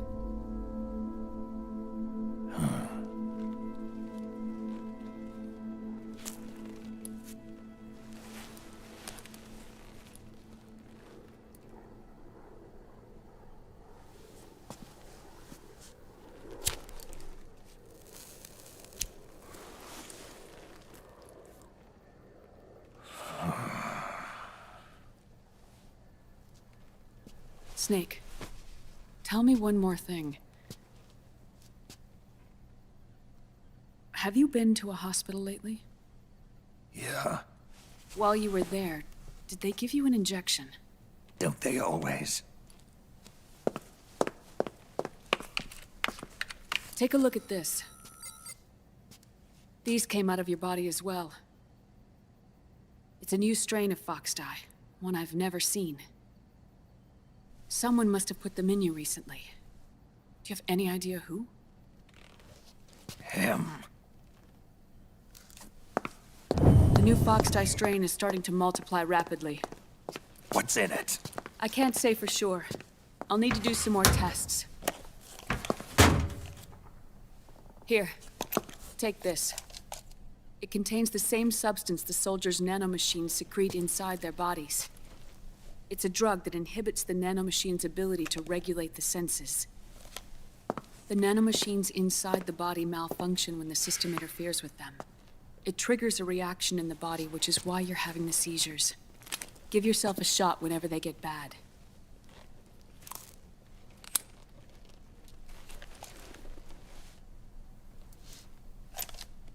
It's potent, so use it sparingly, unless you want to end up an invalid. It may restore your psyche for a short while, but use it too often and the amount restored will start to decrease.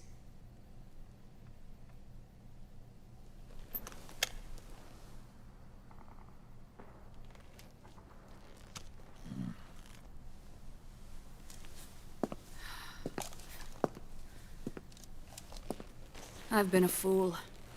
I let myself drown in my nanomachines, and now I'm trapped by them.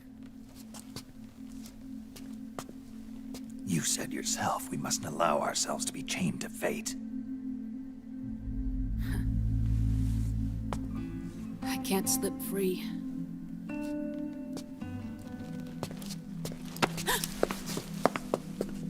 Then I'll free us both. Where's Liquid? I can't tell you yet. Not until you free me. Do you even know? Liquid left here last night. Where was he headed? Those are my terms. I can't leave this place of my own will. What are you talking about? I'm being... watched.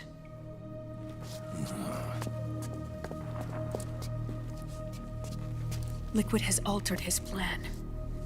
Removing the system will only cause his army to collapse from within. So he's chosen to seize control instead. Liquid's objective is to hijack the SOP system. He'll use it to create the ultimate army of perfect soldiers and launch his insurrection against the Patriots. There's a name for his new plan. He calls it Guns of the Patriots. Guns of the Patriots?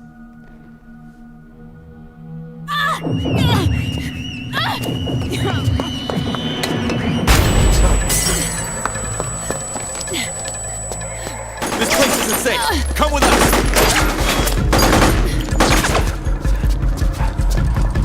This way.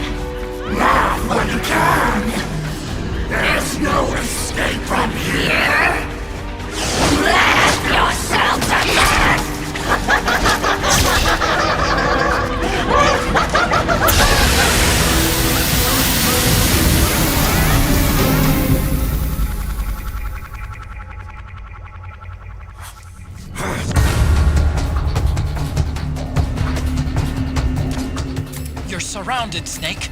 You'll have to break through to go after Naomi. Take out those enemy soldiers and clear a path.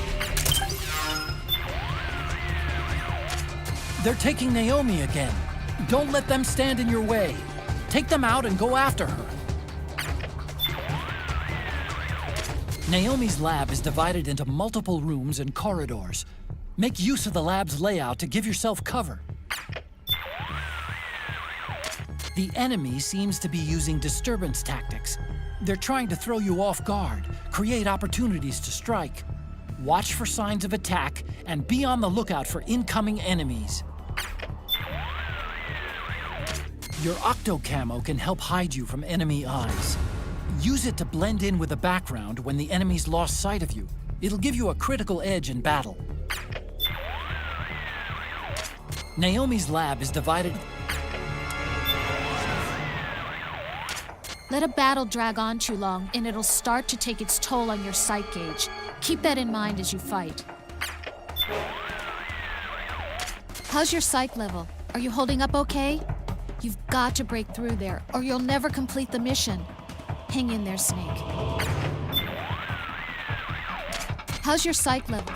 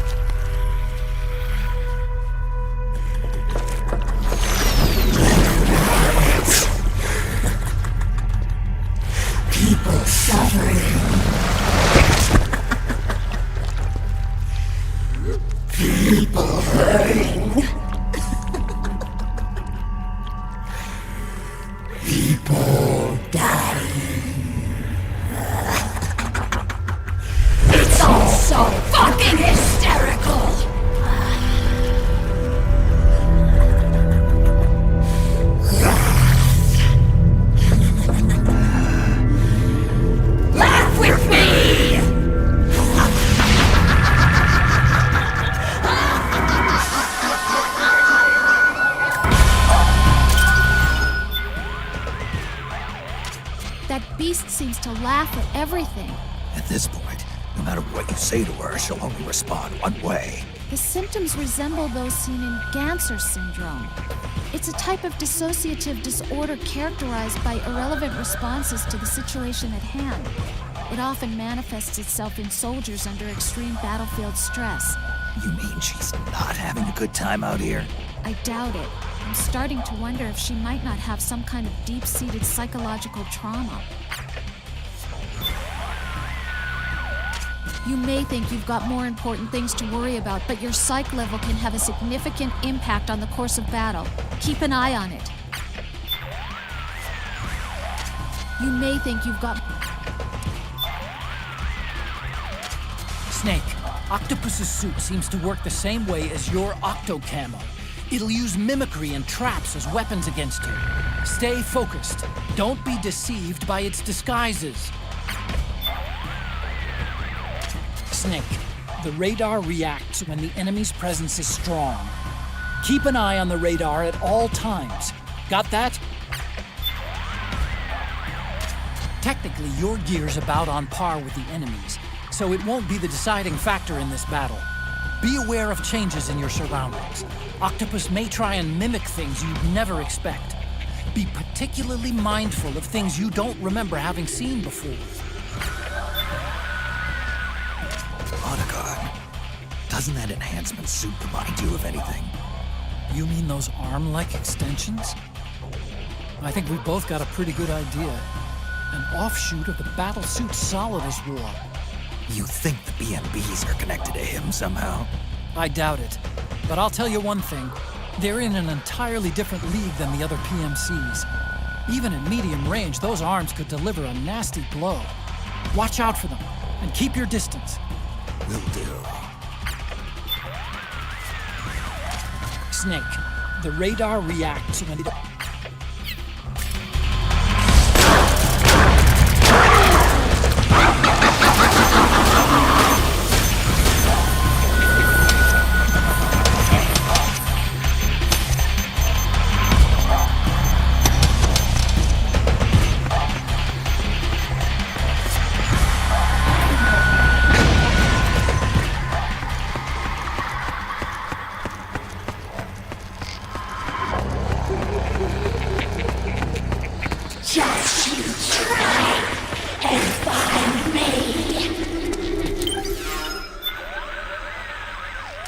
Those spherical weapons Octopus is throwing. Floating bombs, I guess you'd call them. They seem to be custom-made. I've never seen anything like them. No kidding. They get a beat on me and hone right in. Hard to shake them off. I think they're a type of MAV, micro-air vehicles. Sort of like a distant cousin of the remote control missile. How do I stop them? From what I've seen, there's a time lag between when they latch onto the target and detonation. You can use that lag to your advantage. Shake them off before they detonate. They don't seem too sticky, so rolling on the ground ought to do the trick. Or you could shoot them out of the air before they hit you. You can do it.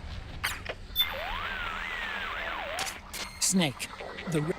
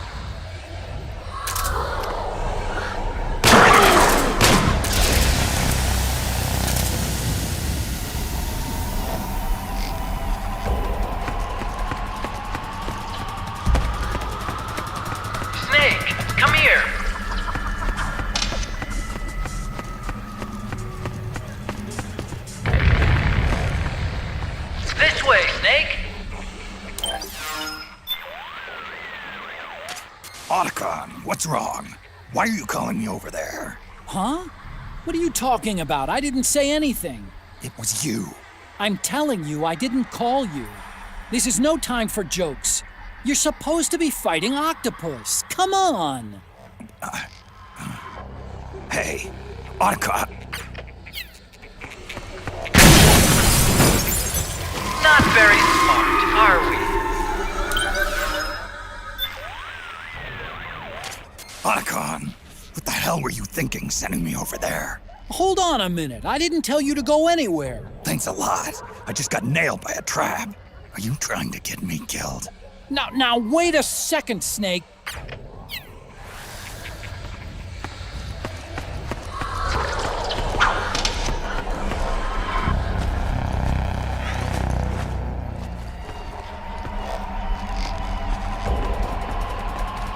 Here, this way.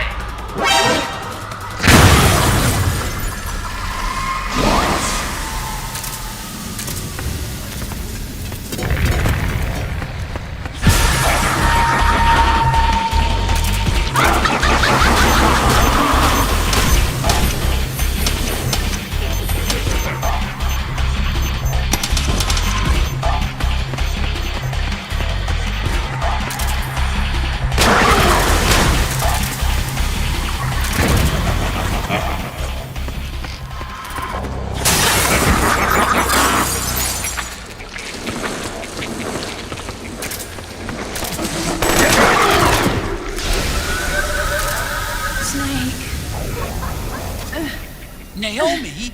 But why? Help me. It hurts. It's another mimic! Watch out, Snake!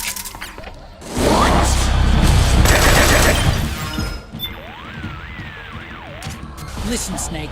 If one of Octopus's floating bombs sticks to you, roll around on the ground to shake it off. Listen, Snake.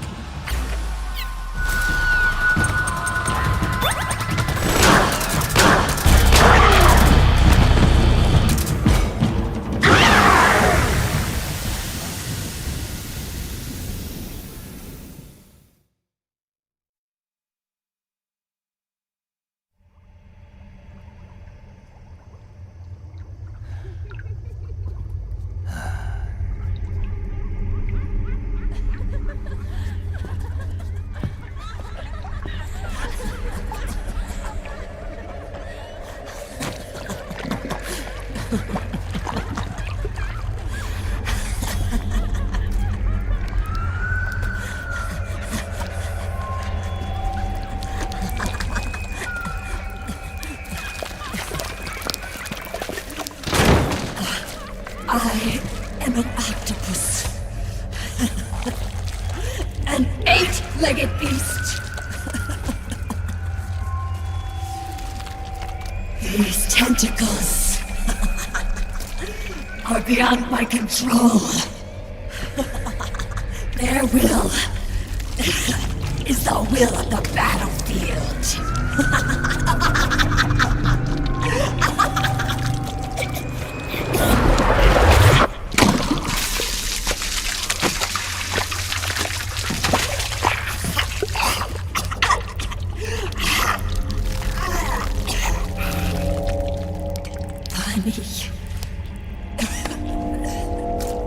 So funny. It's all so funny. No, it's not funny.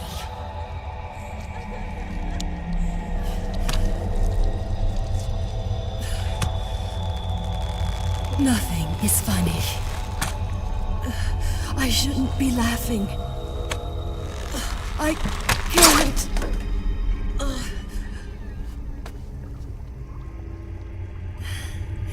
The truth is, I'm not laughing. Not laughing at all.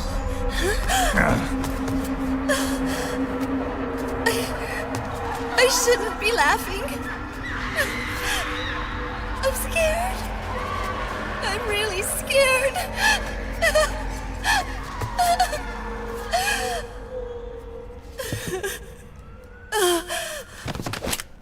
I'm sorry. I'm sorry. So sorry I laughed. I'm sorry. I won't laugh anymore. I can't.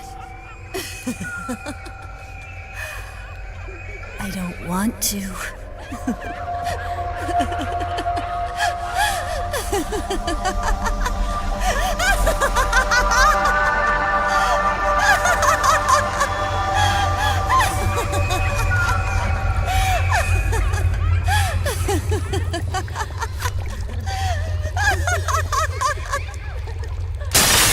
Snake, she's shed her suit. Who knows what she'll throw at you next? Watch out! From the looks of it, she's unarmed.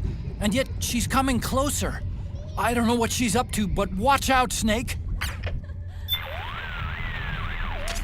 From the looks of it... Watch out for her when she comes at you, Snake. She's deadly at close range, just like those enhanced soldiers. Watch out for...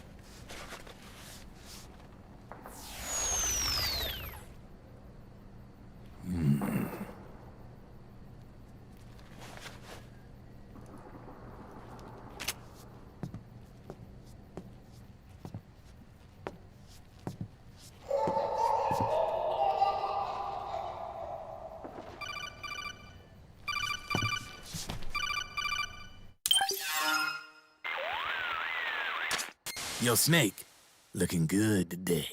Drebin, what do you want? That's cold, man. And here I was about to tell my very best customer about face camo. Face camo? That camo skull cap you just picked up from Tentacle's shell. It utilizes the same kind of technology as your Octo camo suit. Using the two together can get you even better results. I'd hang on to it if I was you. Doesn't fit. It's not my size or shape. Yeah, looks like it could use a bit of tailoring before you can sport it. Not my line of work, but... Ain't you got a buddy who specializes in that kind of thing? Somebody's done their homework. Hey, it's my job. Is that the real reason you injected me with those nanomachines? To spy on me? I prefer the term customer data management myself. Drebin. Relax. It's strictly confidential. I ain't gonna share it with anybody. Then what did you mix a virus in with the nanomachines for? Virus? A certain virus was detected in my body. Are you saying it wasn't in the nanomachines you injected? Look, you do know there are other folks who could have done this to you. And besides, what would I gain from infecting you? Better for me that you're out there kicking ass on the battlefield. I was watching you, Snake. You're a real piece of work. Never thought I'd meet the man who could take down Laughing Octopus single-handedly. She just kept on laughing. Now why do you suppose that is? Something in her past. You got it. She's from a village in Scandinavia. Little seaside hamlet known to all the locals as the Devil's Village. Place wasn't known for devils, though. It was known for octopus. See, this was one of the few places in Europe where they ate octopus customarily. Anyway, there's this cult of crazies who for some reason hate the village with a passion. Then, when she was just a teenager, things get bad. These nutcases get their hands on some weapons and attack the village. Overnight, her sleepy little fishing town becomes a war zone. They round up all the villagers and execute them one by one. Except for that girl. They had something else planned for her. Something a whole lot worse than dying. Calling her the Devil's Child, they forced her to do the kind of thing you'd expect from one of Lucifer's own. After they made her torture her family and friends, they made her kill them. The whole time they were forcing her to laugh, howl like some sort of demon. Like she was enjoying it. What was she gonna do? Say no? They'd kill her too. So she let fear take control and did exactly as they told her. She butchered the bodies of the ones she loved and laughed while she did it. And as she bathed in their blood, it gradually turned from deep red to jet black.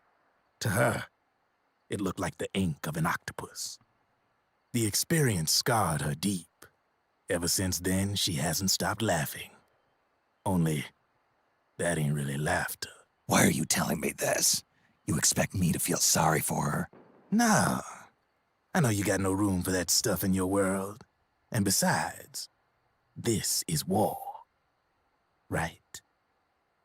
In a way, though, I guess it was the right thing to do. What was?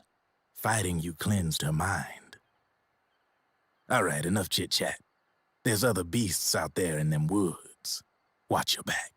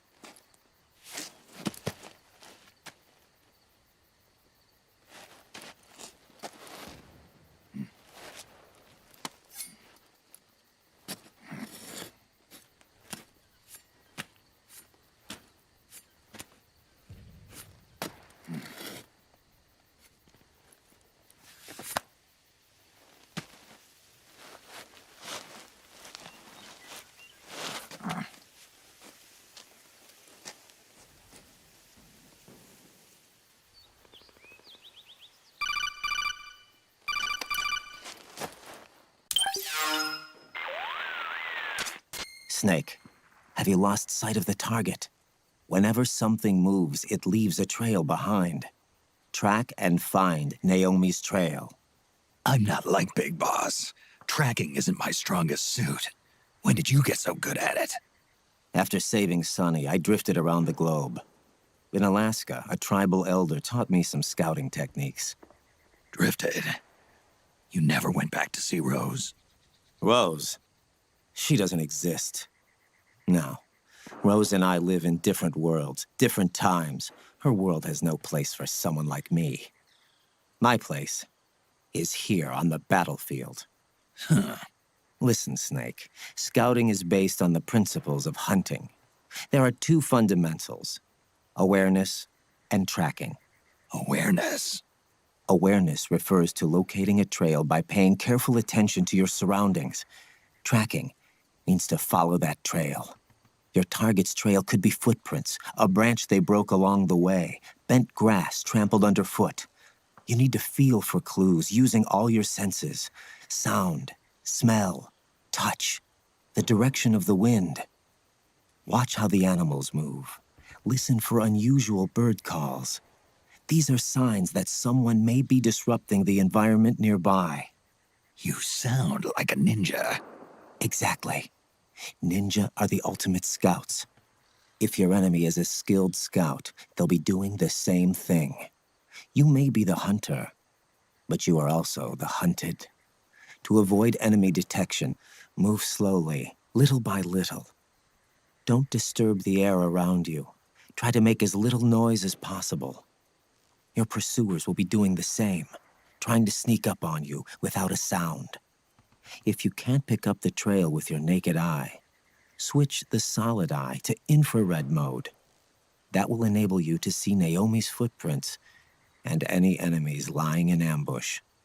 Switch the solid eye to infrared. Got it.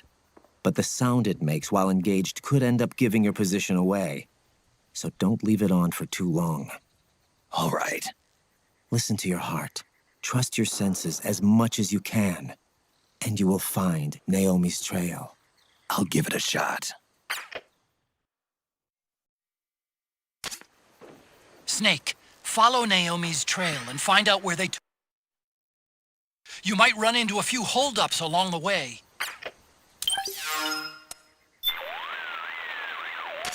Naomi's left a clear trail for you to follow.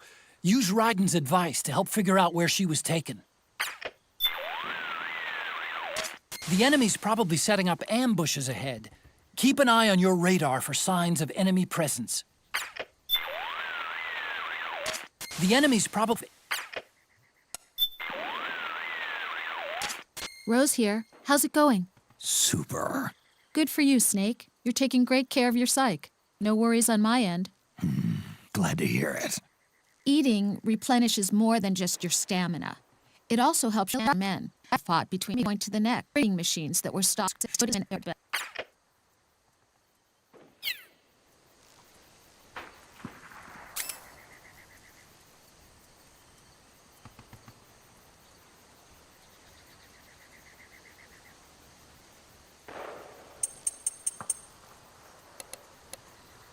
Metal Gear Solid 4 Integral Podcast.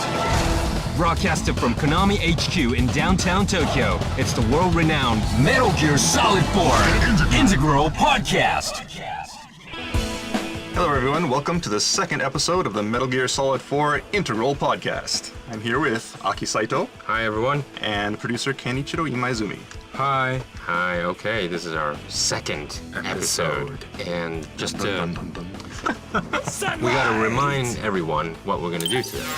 Okay, today we're gonna do the Mountain Trail. Okay. In South America. So everyone should have prepared their staves ahead of time, as we announced last time. And go ahead and load that up, and we'll guide you through this mountain trail stage. Okay. Just one note that I want to make before we begin is that, we discussed it last time. While you're doing this stage, you won't be able to have your iPod equipped while you use the solid eye so you won't be able to use night vision and things like that. So what we want people to do is just unequip it, and the podcast will pause, and then later on you can resume right where you left off. Okay. Especially important this time is the fact that there are enemies in this stage. Yeah. Last time there wasn't anyone around, so you could just kind That's true. of stroll through at your leisure. But this time there's actually some danger involved. So if you get spotted by an enemy, or you get into a fight, that also works. To pause the podcast, just go ahead and switch to whatever item you want to use during battle. Finish the battle, and when things calm down, then just come back and continue. Okay, that's cool. Anyways, we're in South America. South America, yeah. Sean, this is right after we defeated the Laughing Octopus. Right. So you defeat Laughing Octopus, and then there's a cutscene after that, and Snake follows the trail out to the rear of the research lab, and you see some footprints on the floor, on the ground, I guess, and that's where we're gonna pick off. I really like the Laughing Octopus. What? Yeah. Oh, she's your type, huh? We went to the shoot. Actually, Ken and I. Right. She was quite cute. Yeah, she was pretty. Yeah. Personally, I think she's my favorite beauty in the game also. Oh, really? Yeah. Really? Not Yumi Kikuchi? No, in person, I think, whatever, no, not say anything like that, but, Can I call you a wife? Okay, let's move on. All right. Okay, everybody, are we set? We're at the starting position, just right after the event, and okay, we gotta go find Naomi, so we're gonna have some little bit tips and fun throughout the scouting event. Anyways, Sean, let's, shall we move on then? Okay, well, before I move a little bit, let me just point out that for those who just came in here from the cutscene, you may not know this, but you can actually backtrack and go back to the research lab. So for those who want to pick up an item, there's a Hide-chan ramen there. Oh. It's tasty. It's tasty. I didn't know that. Oh, you could go back. Well, I was so... You can go back. Just...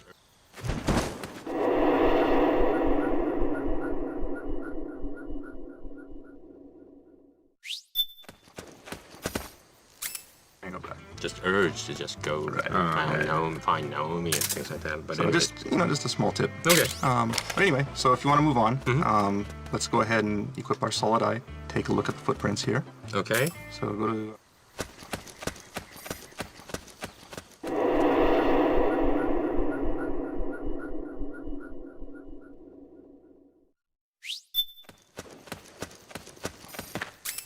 vision mode. And look at the ground. Okay.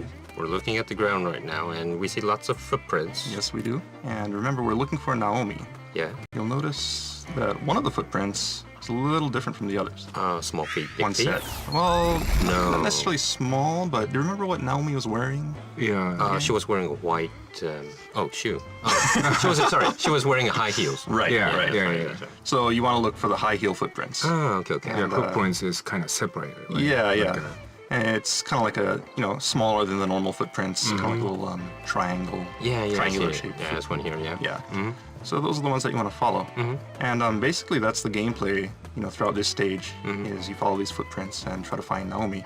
The thing that you want to be careful of, though, is if you get too carried away looking at these footprints, you may get ambushed by the enemy because there are guards posted around the stage. So look at the footprints and proceed, but with a little bit of caution. Okay. Okay, so what I'm going to do now is I'm just going to follow the trail. All right, this is just a one path. Right. This is quite easy right now. Just one way. Until you get to like this big kind of dead tree. Yeah. There's like a little like dead end to the right. Just go ahead and pass that. To the left, right? So we're proceeding to the left. Right. The left side.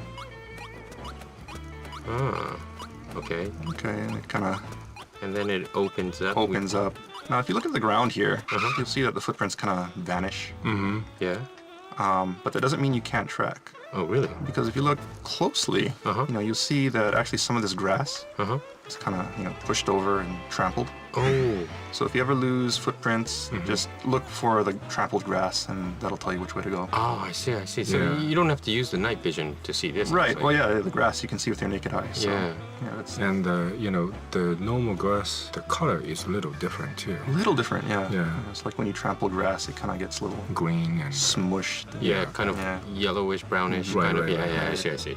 So this is a basic scouting technique. Right. Wow. Okay, we come here and it kind of opens up a little at this point. You'll hear, a codec coming in from Otacon. So, if you look at the footprints here, you should be able to see the correct route. The trail splits up into multiple directions. Look closely at the footprints. like coming in from Otacon. So, you know, if you look at the footprints here, you know, you should be able to see the correct route. Right. You know, you see the footprints, and you see Naomi's footprints heading off to the left, which is the correct route. But for now, we're going to head to the right because there's something here that I want to show you. Sean, could you, go back to the point where we were? Okay. There were several paths. How many passes are there from Okay, here? so you come up. Yeah, from the grass. There's a huge boulder in the center here. Yeah, that's right. This huge rock, yeah. Yeah. So the left is the correct path. The right actually leads to that dead end that we saw earlier. Oh, I see. It's like a little drop off. Yeah. So what you want to do is take the center path. Okay, let's go to the center path. Okay. Yeah, you'll see a single set of footprints heading in that direction. Okay, got it. So go ahead and follow that. Okay, let's go there. And you'll come across some trampled grass. Maybe you'll see an item in the distance. And when you get to this bend, just kind of slow down a little bit because there is someone on the other side. And when you get there, just stop for a minute. Don't get too close. What is he doing? Okay, so we see someone here. Yeah. And what is he doing? I hear water. Water. Yes. He's peeing, Ken. Yeah, I know. You know, ever since, you know, like the original Metal Gear, it's always been a tradition to have somebody peeing somewhere. Peeing somebody, yeah. Right? What is it? Yeah. It's very natural. Very natural. Just in this game. Add more realism. But anyways, we're taking some sort of distance and just watching this guy pee, but I noticed that he's not, like, stopping. Yeah, he'll just pee forever, basically. Oh, well. Yeah, he has a huge tank. He drank way too much beer. Yeah. Cool. Yeah. The thing I want to point out is that just look at this detail and listen to that sound. You know, you can hear him. It just sounds like he's having such a wonderful time peeing. You know, like. Oh God, I'm stranding.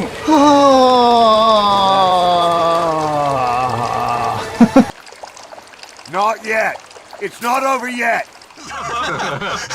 Yeah, and the stream just looks so realistic, you know. And you know what boggles the mind is that we actually had to make all of this. You did the motion capture and everything. Put all the, you know, we had to make the motions and put the effects for this water stream and sound effects and.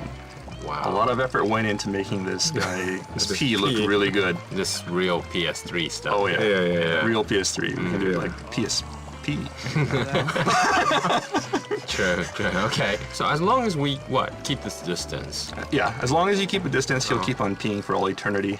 If you go ahead and cross the bridge, he'll stop peeing. And that's just to keep people from looking at him from the front using like a sniper rifle or something like that. And seeing something that they shouldn't be seeing. Oh, yeah. I get it. It's funny enough having a guy peeing off this cliff, but you know, in Metal Gear Solid 4, you know, all the collision detection is very accurate. Yeah. And you'll see there's a barbed wire fence in front of him. And you know, when we first placed him here, he was just kind of peeing. We placed him in a spot that looked natural, you know, maybe. And what happened was, you know, the urine stream kind of hit the barbed wire fence. So he was just splashing urine all over himself. It was really disgusting. So, yeah, unfortunately, we had to adjust his position and move him forward a little bit. But in any case, yeah, enough about that. Okay. I think we had been talking about a pee thing for 5 minutes or something. Yeah. But this is important, Ken. This is really important. I mean, real PS3 historical. Stuff. Yeah. P, Metal Gear Solid. Okay, now, Sean, you're going to take this guy out with an MK2, right? So go ahead and equip your MK2 and put this guy to sleep. Okay. And what we want to get here is some really tasty items. Yeah. You know, of course, he's holding an M60E4. Cool. But more importantly, the item he was next to is a 4-grip B. Oh. Yes. And this is a very useful item. Very, very useful. So people should not just dash off and follow Naomi, but see this P guy. Exactly. You know, as entertaining as it is, you know, there's a purpose for coming here. And that's to get that 4-grip B, you know, because it really stabilizes your machine guns, reduces recoil. Very useful. So now you're going back? Okay. So now I'm going to backtrack. So just go ahead and go back the way you came, out towards, you know, the boulder. All right, then we're going to head the correct path, right? Yeah. So, you know, you'll see some boxes off. I guess, you know, when you come in from this angle, it's to your right, and that's the correct way to go. Okay. If you're ever lost, just equip the solid eye, look down at the ground, and you'll see Naomi's footprints. So follow that, and you'll come to a bridge. Very beautiful bridge. Yeah. You can see this nice river here.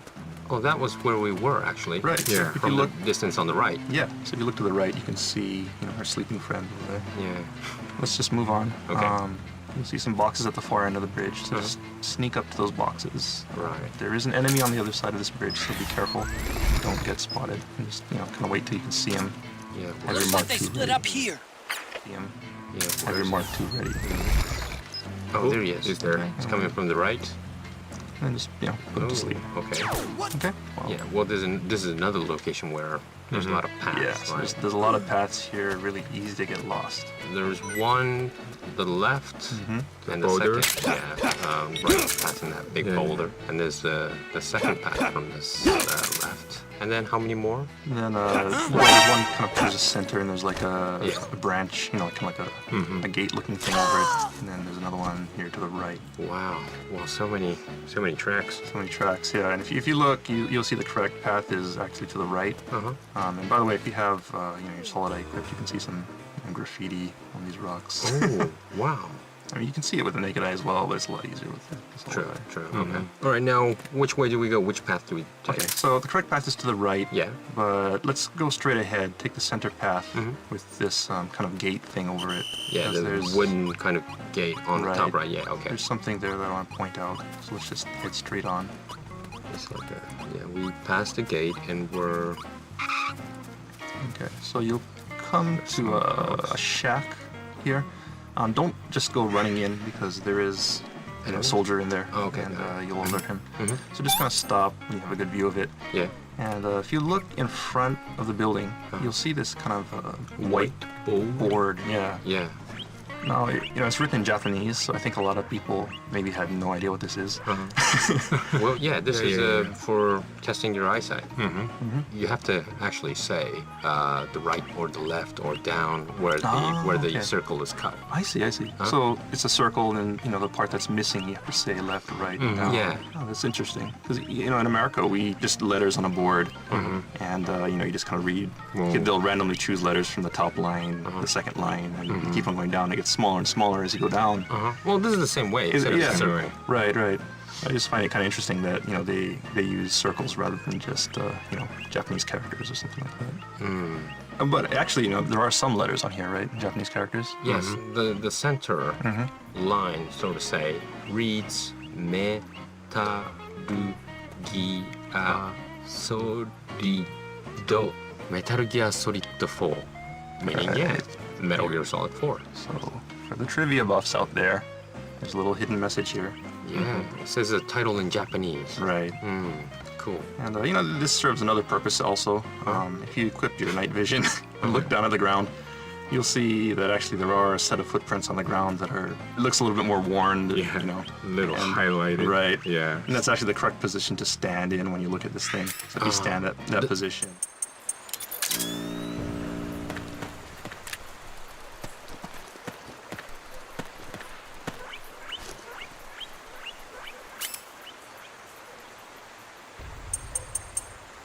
Your eyesight, maybe. Oh, cool. Test your monitor. How good is your monitor? Are you using standard resolution? 720. I have really bad eyesight. Or whether or not you need glasses in real life. That's. God, really, I can't really see from here. Okay, anyway. Anyway. Okay. Just a little bit of trivia. So before we move on, let's just go ahead and take a look at this shack here. Be careful though, because there is a soldier in this building. Inside? Inside. So what you want to do is just kind of sneak up, don't make any sound, and sneak up to below this window. There's a doorway, and there's a window to the right of the doorway. So Sean is right now, going to the right side of the building, right? Oh, you're going through the window? Yeah. Okay. Did you hear that? Yeah, he said, "You never spot me." Right. So, it's just kind of, this guy is laying a trap for you, and he's really confident in his ambush abilities. He's kind of boasting to himself there. All right. But, it's just kind of to point out that, there are places like that in the game where, we have certain scripted events. If you're really sneaky, then you can hear lines or see things that maybe you wouldn't see if you just ran through. So keep an eye out for that kind of stuff. So now we're going to go back? Right. So let's head back to the open area. So let's go back to the open area, back through this gate. One more time. And one more time, and we're in this open area. So make sure there's actually a soldier. So make sure you don't get spotted here. Right. Be careful. Just go ahead and put that guy to sleep if he's woken up. So we head off. This time you'll see a bunch of boxes. We came through earlier, and the correct route was to the right, next to these boxes. So let's just go ahead and take that route. Okay, let's go to this correct route. Then shall we walk a little bit up this route? Yes. Okay, we walk to this route. route, so there's a lot of grasses that are, leading the way, Trampled grass. Trampled grass leading the way to the correct way, and just kind of stop when you get to the end of that grassy area. Okay. Yeah, and there'll be a kind of open area at the end of that. Yeah, what's that? It's a handkerchief, right? Ooh, it's a kind of a purple, light blue, light purple. You think that could be Naomi's? I'm trying to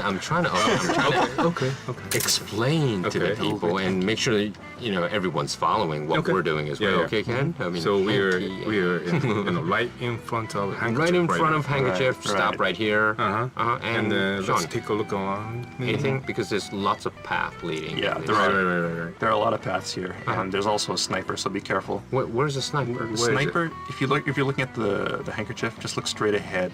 There's kind of like a stair. Yeah, there's kind of like an old trail leading up. Yeah. And at the very top of that, there's a sniper. Oh yeah. Kind of looking off to the right. So be careful not to be spotted by him. In addition, you'll see a trail leading to your left. Another one going straight ahead. And another one to the right. Okay. Right. And where are we gonna go? We're gonna. Okay. So first of all, let's look at this sniper and see where he's looking. He seems to be looking to the right. If you use your solid eye, of course, you can see the path where you're supposed to go. But there's something I want to show you. So let's just follow this guy's line of sight. What is he looking at here? Of course, put him to sleep before you go there because it is in his line of sight, and he will see you if. So let's put him to sleep.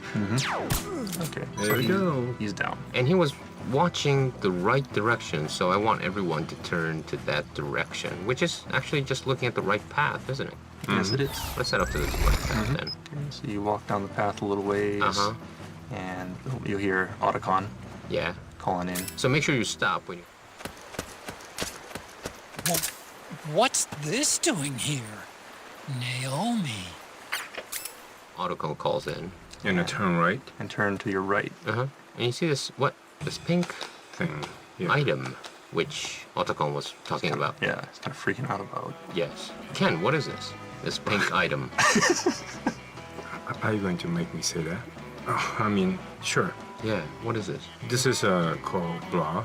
A bra? Yeah. Wow. Pink bra. Pink bra. Yeah. So, Sean, okay, we're going very slowly in this track and we're like stopping, but most of the people won't probably find us. Exactly. Well, the idea was to have this bra here, so that people coming down the path will maybe see the bra. And kind of like stop here. Right. They'll get kind of excited, maybe run over there, like, oh, what is that? Check it out. And while they're doing that, they would get shot from behind by that sniper. Our sniper. Oh, I see. That was the idea. But unfortunately, the bra is a little bit hard to see, so I think a lot of people actually just kind of ran through this area and heard Otacon freaking out, like, and they're just kind of like, what's Otacon's problem? But yes, he is freaking out about this bra here. So he knew about this, yeah. Yeah, he has very good vision. He saw the handkerchief. He sees the bra. So. Cool.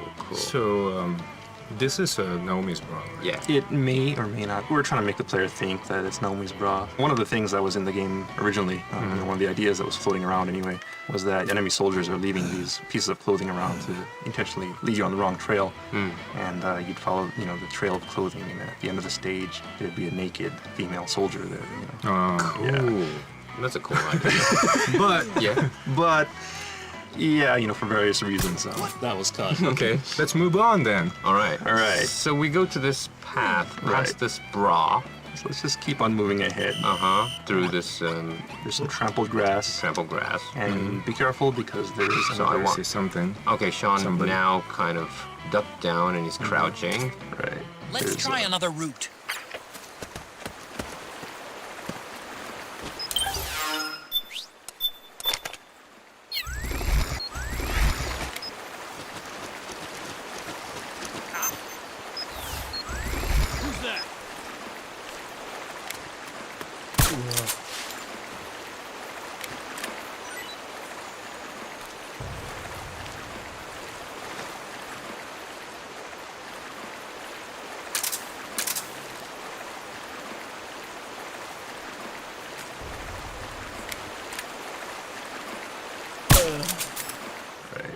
there's you'll hear Otacon saying let's try another route because this actually isn't the correct route. Oh, I the see. correct route So would stop be there. right, Yeah. up to your left. But we're gonna stop at the end of the grass here, Okay. and you'll see some enemy soldier. Make sure you stay low, crouch down so he doesn't spot you. Stay in the grass and just kind of put this guy to sleep. Okay. Okay. And then there's kind of like a ruined house, a brick kind of thing, and you see someone inside that. Yeah, and he seems to be doing something there. Yeah. Wow.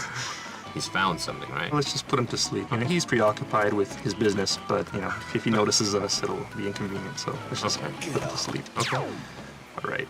And then we go. Well, where are you heading? You're heading to the right side of this building. Right. Let's just go around to the back of the building because there is a little treat hidden behind here. Oh, okay. Let's go to the back and stop here to pick up an RPG. Yep. So there's an RPG in behind of this. Okay, so go ahead and grab that RPG. And then go around the house? Yeah, just go around and, you know, there's only 2 paths leading to this house, so let's take the other path, not the one that we came from, the path leading on ahead. All right. So we're moving to this path that was, where does this lead back? First of all, I should say, stop, don't just run out. Okay. Follow the path until it opens up. And you'll see some grass up to your right. Just kind of take cover behind that grass because you'll notice that there is a soldier behind this pile of boxes. There's 1, 2, 3, 4, 5 boxes here. Yeah. So what you want to do is, you know, just kind of take this guy out because that's inconvenient. You know, if you ever see guys aiming their gun at you from behind these logs or boxes, then that's a sign that you're on the wrong trail. Oh, I see. I see. So where are we going? Okay, so we put that guy to sleep, and let's just move on. Which way are we going? Okay, there's 2 paths here. Right after you put that guy to sleep, the path to your right leads down to the river. Yeah. We're gonna take the path that's kind of like straight ahead, leading forward to a path into some grass. Yeah, to the left side, right? Straight ahead, yeah, kind of to the left. And we're gonna take that path. Okay, let's move on to the path. Trample grass, and there's an open. There's an open area. So let's stop at this open area and Sean, what is this? We see something in the middle. Is actually a crop circle. Wow. And if you step into the crop circle, yes, you'll hear some. We hear sounds when you step into this. You know, someone talking about an alien abduction. You know, fans of the series will recognize this line from Metal Gear Solid 2. Right. For those of you who don't know what he's talking about, suggest you go and play the game because it's a lot of fun and it would be a spoiler if we explained anything. Yeah, true. Can you hear that again every time you go to that? No, actually. No, just the once. You hear it once, and the reason for that is if you listen to it all the way to the end, you actually get a little bonus. You get some driven points for that. You know, you want to make sure to listen to the end of that flashback. So be sure, you know, don't just run through onto the river because if you keep on moving ahead, you know, the audio will cut out and you won't get the driven points. Oh, I see. So you have to kind of stay within that. Okay, then where should we go? Okay, so the next thing is, you know, you're going to cross this river and continue on with the second half of it.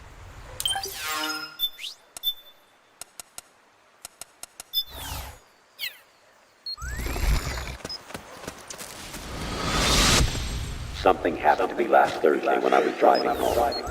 I had a couple of miles to go. I looked up and saw a glowing orange object in the sky to the east. It was moving very irregularly. Suddenly, there was intense light all around me. And when I came to, I was home.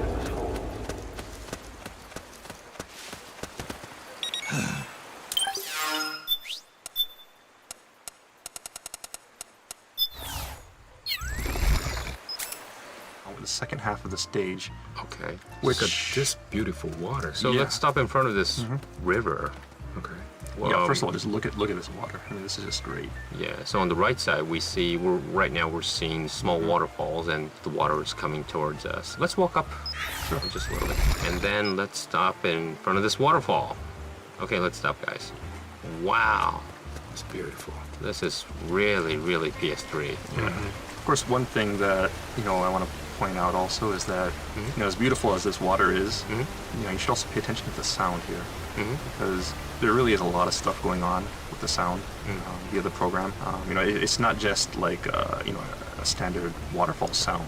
looping, and the volume getting louder when you get closer. There's actually a lot of subtle sounds that kind of only play when you get within a certain proximity of the waterfall, to kind of really simulate that feeling of being right there in a waterfall.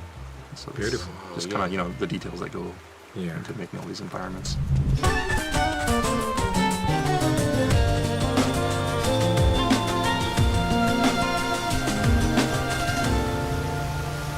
So how is the graphics, or like South American graphics? This, background graphics. Well, do you feel like you are in South America?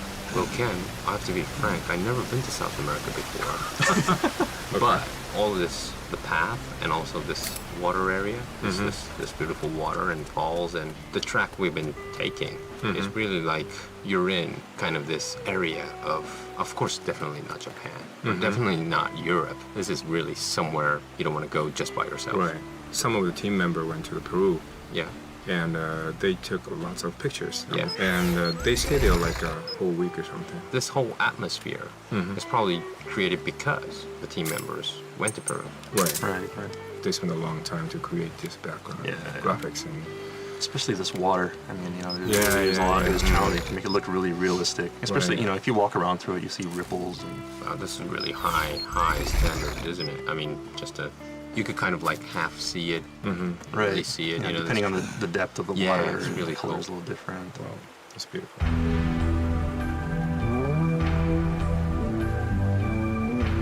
Okay, so what we want to do is have you just kind of, climb out of the river and trigger the checkpoint on the other side. Here, I'll tuck on and save it? Yeah, save it. As soon as you get up to the other side, you'll see Mountain Trail Riverside is the checkpoint. Go ahead and save it there, and in 2 weeks' time, we'll resume. That's weird. Naomi's shoe prints just vanish, but just hers. Resume from this point. Okay, so it's really complicated. I mean, this tracking area, we could predict which route the obvious route that everyone took. Right. So we'll always mention compared to that. So this is the normal way, but let's take a right or left so that you won't get lost. But of course, as a podcast, you could listen to a number of times and try what we did. Yeah, sure. If you don't succeed the first time, just go ahead and try again. Well, thanks, guys, and we'll be back in 2 weeks' time to finish it'll be the latter half of this tracking stage. Yes. Yep. And see you, everyone, in episode 3.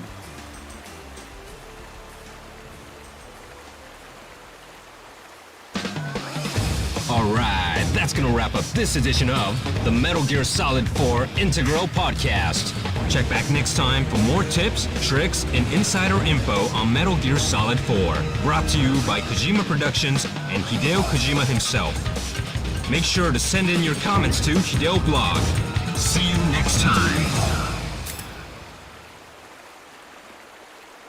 Metal Gear Solid 4 Integral Podcast. Broadcasted from Konami HQ in downtown Tokyo, it's the world-renowned Metal Gear Solid 4 Integral Podcast. Hello, everyone. Welcome to episode 3 of the MGS4 Integral Podcast. I'm Sean Eystone, and I'm here with Aki Saito. Hi, everyone. And producer Kenichiro Imaizumi. Hello, how are you guys? Okay, this is our 3rd edition of the Integral Podcast. I've been holding up. It's all right. Been busy, but surviving. Yeah, what have you been guys up to these days?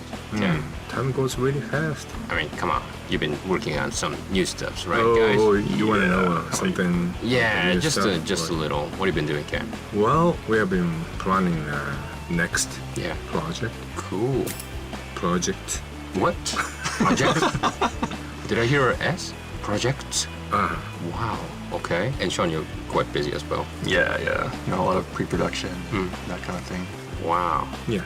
I think all the listeners are wondering what, Kojima Productions up to these days. And yeah, I'm planning another European trip. Oh, really? Yeah. And I think maybe Spain. Spain? Yeah, you're coming with me, Ken. It's my country. Not yours, but it's your people. Yeah. So, we've been working, now we're in February, so everyone's still hopefully keep on playing MGS4. And for the people who have not, I'm pretty much sure they're listening to this podcast because they want to know what they missed out. Yeah, well, there's also a lot of people who may be playing MGO. Yeah, so, they're still playing the game in some form or another. This is very, good chance to play this, game, and you will find out like something like you never you didn't know and you didn't find, and something very interesting. So I think there's a lot of people who may be just playing MGO and haven't gone back to play the original game in a while. So this is a good opportunity. All right. Okay, let's go on with the show, Sean. Okay, so we're going to lead you through this stage, and today we're going to go through the Mountain Trail Riverside stage. This is the second part here. It's the latter part of the South American stage that we started 2 weeks ago. So if you recall, we just crossed the river, and we're tracking down Naomi, and we're going to pick up where we left off last time. And just to remind everyone, there are sections in this game where we'll tell you to use, say, an item like the solid eye. Yeah. Just remember that you can't have the solid eye and iPod equipped at the same time. So just go ahead and switch it out. The iPod podcast will pause, and when you come back, you can just pick up where you left off. Likewise, if you get spotted by an enemy, just go ahead and do the same thing and pick up where you left off once the situation calms down. If you put back your iPod back on, you could resume where you left off. Right. Yeah, the iPod has that feature. So. Okay. Sean, let's start the latter half of this tracking. All right, everyone. So load your game, and you should be right around the water right now. Near the waterfalls, I guess. The heavier someone is, so the first thing that we want to do is head up here and look at the other side, the opposite bank of the river. First of all, because we want to get our bearings right. So go ahead and put your solid eye on in night vision mode. Take a look at the ground, and let's see if we can find Naomi's footprints. Yeah, I don't see this. I don't see her. They're gone. They kind of vanish on the other side of the stream here. You can't use your old tactic anymore, right? Right. But there is something that you can do. Right. This requires a little bit of puzzle solving on the part of the player. You don't see the high heel footprints anymore. But if you look very closely, you'll see that some of these footprints are a bit heavier than others. Oh, meaning someone really stomped hard. Right. Just really trudging through. Yeah. With a lot of weight, which you can deduce means he's a fat guy. Fat and heavy, macho guy. No, of course no. not. So, of course, someone's carrying Naomi, right? So, the idea being they came into the river, they carried Naomi across and brought her up on the other side, possibly to keep her from getting wet, possibly just to trick Snake. Okay, let's walk along, follow this heavy footprints. You see there's a separation of paths to right and to the left. Okay, so let's take a left path. Tell me those charges where it duds. A dud! Place where... So we'll get some grass. So go ahead and go through the grass. So this grass technique still works, right? Yeah, the grass technique works. Okay, so you come to this kind of wide open area. Yes. You look right. You'll see, especially if you have the solid eye, there is a Haven Trooper laying in wait. And this is a good time to switch off your solid eye, actually, because these troopers have actually had a lot of training. And Haven Troopers can detect your solid eye if you have it on. So put that Haven Trooper to sleep. Okay. Okay, Sean, where do we head next? We took her to sleep. Right. And then what we want to do is take the path that's next to that one. To the left one, yeah. Right. Yeah. So let's take the left path. Let's go walk up ahead. Some rocks and more grass. Rocks and grass, and we're walking up this way, yeah? And you'll hear something. Yeah. So we're gonna crouch down, make sure you stop. Right. You hear kind of, Naomi calling for help. Yeah. It sounds like. Just kind of head out, and you see some grass, and there's like a shack here. So just be careful here, because there actually is a Haven Trooper waiting to ambush you here. Up on the cliff to your right. Okay. So kind of crawl up to the edge of the shack. Look up to your right, and take out the Haven Trooper. Oh, you see the Haven Trooper right kind of like next to the rock on top of the cliff, right? Yeah, like kind of a boulder at the top of the cliff, just kind of between there. Kind of hard to see because she's in the grass. I see. Just go ahead and put her to sleep. Okay. Okay. And then now, what are we gonna do with this location? Okay, so now let's go ahead and head into this shack. Inside, yeah. And you can hear This is Naomi. Naomi calling for help. I'm over We here. turn the corner, Save me. and Save we hear her voice kind of, repeating itself and sounding a little odd, and the real identity is revealed to be this radio here. Yeah, well, Yeah. What's so special about this? Shoot the radio. Take out your aggression, because there's actually a cool little feature here. I'm over here. When you shoot it. Save me.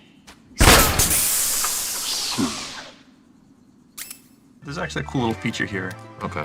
When you shoot it. Save me. Yeah. So there's some really cool sound processing going on here. It's when you shoot it, the tone kind of falls and slows down and eventually stops. You know, originally this wasn't going to be in here because it's you know, kind of hard to do, and we had a really tight schedule. Yeah. Everybody was pulling all-nighters in the office, and you know, we're like, oh, we want to do this with a radio, and you know, people were just like, no, you know, they say, no, we don't have time for that. But the programmer responsible for this radio really wanted to put it in also, and so he went ahead and did it anyway, you know, when nobody really was paying attention. And you know, one day we came in and destroyed the radio and found out that this feature was in there, and of course everyone was happy. So cool. Just a little bit of trivia, and you know, just to point out that it's all being done via program. It's not an audio sample that's slowing down. Oh, I see. It's program. Right. So he actually did that via the program. Cool. All right. So we go out of this shack. And then where do we go next? Okay, let's just head right back to where we came from. Okay. So go back to that wide open area. So we're gonna take the route that we came. So then from the shack, it's the right side. And of course, we won't hear Naomi anymore. Right. And then we're in this open area. And where should we go? Okay, so you're gonna come to this big, wide open area. I think ahead of you, there's gonna be a tree to your left, kind of like a dead stump of a tree, kind of to your right. Yeah. So kind of, you know, go between there. I guess the easiest way to do this is go up to that dead tree that you see to your right. Look down at the ground using your solid eye, and you'll see Naomi's footprints heading to the right. So we're gonna follow this way this time? Right. So this time we're gonna follow Naomi's footprints. Okay, got it. All right, let's follow Naomi's footprints and through the grasses again. And this is probably a good time to switch off your solid eye if you have it on. Okay. Why is that? There is another Haven Trooper. Trooper up ahead. They will notice. Yeah. Okay, so let's go slowly from here into this, you know, shadowy, dark kind of, and also bright on the left. Stop. Stop? When you get to the end of this kind of narrow corridor, it's kind of a dark, shadowy area. There's like an arch up ahead of you. Okay. You'll see an arch to your right, and directly to your left, there's a Haven Trooper hiding behind a tree. Yeah, he's here. So, you know, if you'd gone the other path, of course, she would be waiting to shoot you, but since we followed Naomi's footprints, we got the jump on her. So let's go ahead and put her to sleep from behind. There you go. Okay. All right, and now, you know, I think it's a good time to explain a little something that maybe some people aren't aware of regarding, you know, ways that you can get items from enemies. It's kind of more of an advanced technique, I guess. So people may not be aware of it, but you can actually hold enemies up by drawing your gun on them from behind and do a body check to get weapons from them. Okay, well, we're gonna try that using her. Right, so let's try that using the Haven Trooper. And the reason for that is that I want to point out that there are variations to this body check pattern. Cool, okay. To do this easily, you know, we put the Haven Trooper to sleep. To easily hold her up, go next to her and wake her up. So crouch down, press triangle, you know, Snake will whack her, you know, pat her a few times to maybe get up. And as soon as she, you know, is gonna wake up, what we want to do is draw our gun, point at her from behind. And say hands up. Right, you'll say hands up. Right, She'll hold her hands up. And I think, you know, a lot of people just kind of stop here. You know, they're afraid to lower their weapon because they think, you know, the enemy's going to turn around and attack them. But actually, you know, you have some leeway here. You know, they won't try to attack you for quite some time. So you can go ahead and lower your weapon and come around to the front. And when you get close to them, you'll see an icon come up on screen. Yeah, triangle. Triangle, right. So if you press that, you can go and do a body check. You'll see symbols come up on screen every once in a while. Just press the triangle. And she will speak. Right, she'll be speaking. You can do this, you know, as much time as you want. Oh, really? Just keep on pressing triangle. She'll be laughing and, you know, there's some interesting voice effects you'll hear. And of course, you know, at the end of the body check, you know, if it's a male opponent, he'll do his thing. And and knock the opponent out. But of course, since the Haven Troopers are all women, that doesn't They're gonna quite, say, cut that out. Yeah, it doesn't quite work. So, so what happens when she kicks you and you don't kind of respond? I mean, it'll go to an alert phase. Yeah. So there's probably quite a few listeners right now who probably got that alert phase. So so I thought. Go ahead and pause the podcast and come back once things have calmed down. Okay. Yeah. So anyway, so that's the body check. So I've gone ahead and put this Haven Trooper to sleep. Okay. And let's move on. You'll see that kind of, not really a tunnel, but the kind of archway that we saw to the right earlier. So let's just go ahead and go through there. And once again, try not to make too much sound. Right. As you come through here. Hug the wall. to your right. Okay. As you move. And we pass that, like a stump. Yeah, you pass a stump on your left. Yeah. Come to a clearing, and towards the center of the clearing, you'll see a guy obsessed with his claymore. So, the idea here is you get to see one of the, the enemy troopers in action, laying these traps for you. They must have gone separate ways here. Enemy troopers in action, laying these traps for you. So let's just put him to sleep. Okay. And then this is basically the route we should take in the first place. Right. So you're following the correct route now. If you look down to confirm. So you're following these footprints, and they come up to this claymore. But then something odd happens right after you pass this kind of dead tree area where the claymore is. And you'll notice that you'll see a very odd set of prints. Wow. Heading up to your left. Yes, okay. Make sure you check onto your solid eye and have night vision, and you'll see, what? These are like hands. Yeah.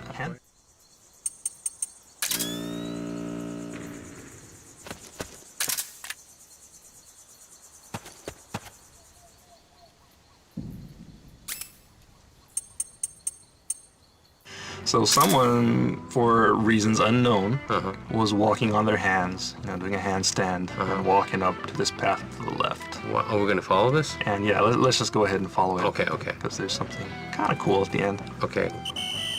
Okay, maybe, there's somebody up here. Maybe it's Naomi. There's Naomi doing handstands. No. You see a bunch of hands. Handprints, I guess, right? Yeah. It's like the Walk of Fame thing. Right, exactly. Right. Wow, I recognize this signature. Yeah. You're familiar with this signature. We saw so many times. Yeah, it's Hideo's. I think a lot of people might come here and wonder, what is this thing? Is it a trap or something? But there's nothing to worry about. It's just here as a little treat for the fans. I see. Yeah, something like a very memorial for us too. And there's some items you can get here too. There's a ration and the Hidechan ramen. Now that I think about it, I don't think we ever really explained what Hidechan ramen is. Hidechan ramen? Yes, we did. What is the Hidechan? Ah, you mean that way? Right. Well, as you know, Kojima is Hideo Kojima. Right. And Hideo is kind of sometimes long for, well, it's not long, but a lot of Japanese like to shorten a lot of words. Like, for instance, everyone calls me Aki, but my official name is Akiyoshi. Oh, all right. Aki. So Hideo, well, it's not that long, but nicknames, you kind of make nicknames. So you say Hide-chan. Chan is used for like girls or small kids, show expression of cuteness and things like that. So is that to say, Hideo Kojima is cute? I mean, maybe he used to be called Hide-chan from maybe his friend or mentors. Yeah, mentors. I see. So that's why maybe he used the Hide-chan Japanese podcast as a Hide-chan radio, right? Right. So Hideo channel radio. So maybe they have like a little crossover between that. Right. Double play on words. Yeah. That's what Hidechan ramen is all about. Cool. Basically, where we found this Walk of Fame kind of, the handprints, this is not the correct route, right? No. Okay. So just go ahead and follow the path you came from and go back to that wide open area. And be careful, just in case the guy you put to sleep earlier, who was obsessed with this trap, might have woken up. So put this guy to sleep. Okay. So if you look around here, you'll see that yes, there is still a set of high heels. Yes. Heading off to the left. And most people would think, well, that's the correct route. I'll go ahead and head to the left. But if you did that, you would actually be going the wrong way. You need to look at more than. And the reason is that compared to the high heel prints earlier, you'll notice that the high heel prints that come after this Claymore mine are actually deeper, more defined. Yeah. And that means that a heavier person has been wearing these high heel shoes. And at the same time, near these heavier high heel footprints,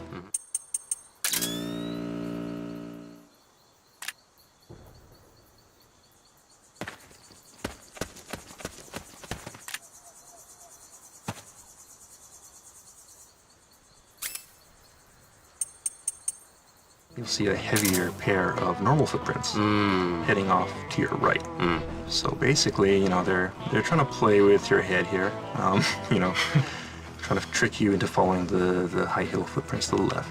And actually Naomi went off to the right. I see. And that high heel is heading towards the left? Yes. Which is, of course, not. This Not is a the trick. correct route, Yes, right? yes. If you head that way, you'll actually find a pair of high heel, a high heel shoe there, kind of saying, oh, this is a trap. Okay, where are we gonna go, Sean? We're gonna go to the correct path now? Yeah, let's Okay. just go ahead and follow the correct path. All So right. follow these heavy footprints to your right. Now we are on the grass part. You're in a grassy part, and be careful. There might be enemies lurking around.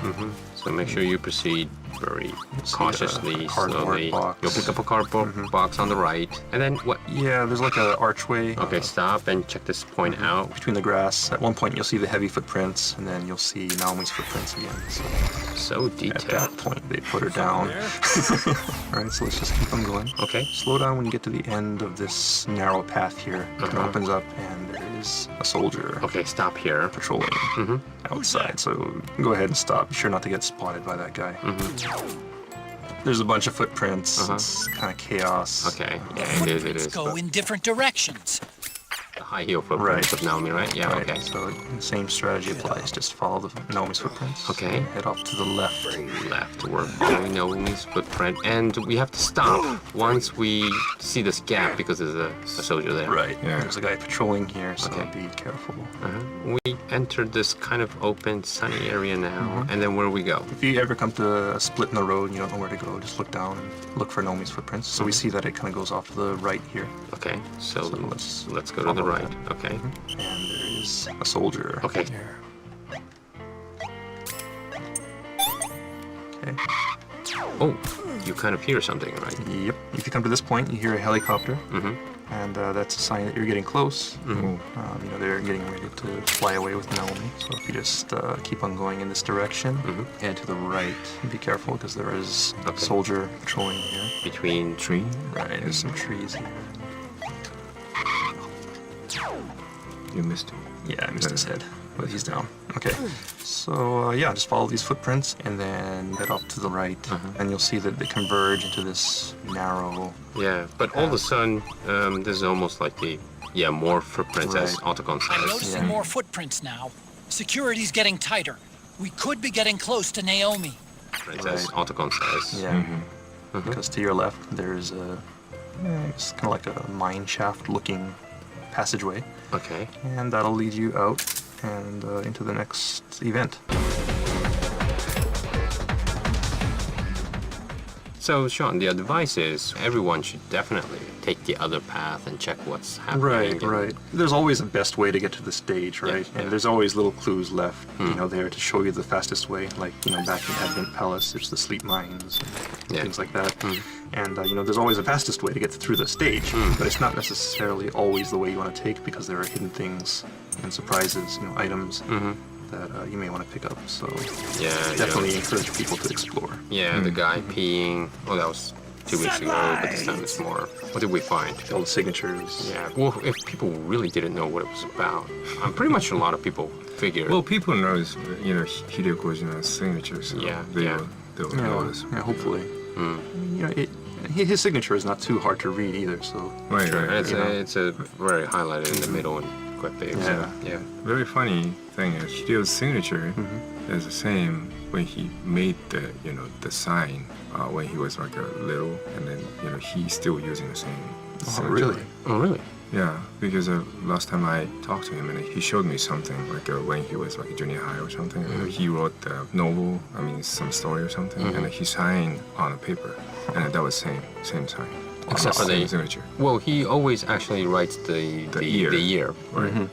Because he wants to know when he signed it, and that's sometimes really, really handy for us when we see something and we know when he came and when he signed and things like that. But I guess he was predicting that he was going to be this famous when he was like what in middle school? Maybe he was psychic or something. Cool, but no, not psychic, but Well, he had ambition, right? He knew he wanted to do something. Right.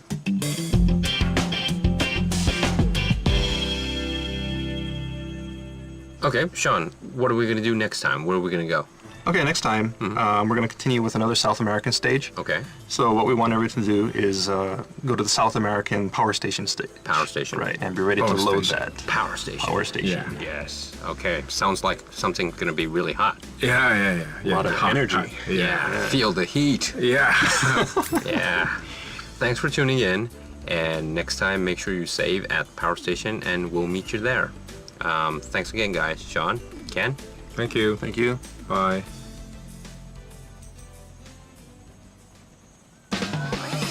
Alright, that's gonna wrap up this edition of the Metal Gear Solid 4 Integral Podcast. Check back next time for more tips, tricks, and insider info on Metal Gear Solid 4. Brought to you by Kojima Productions and Hideo Kojima himself. Make sure to send in your comments to Hideo Blog. See you next time.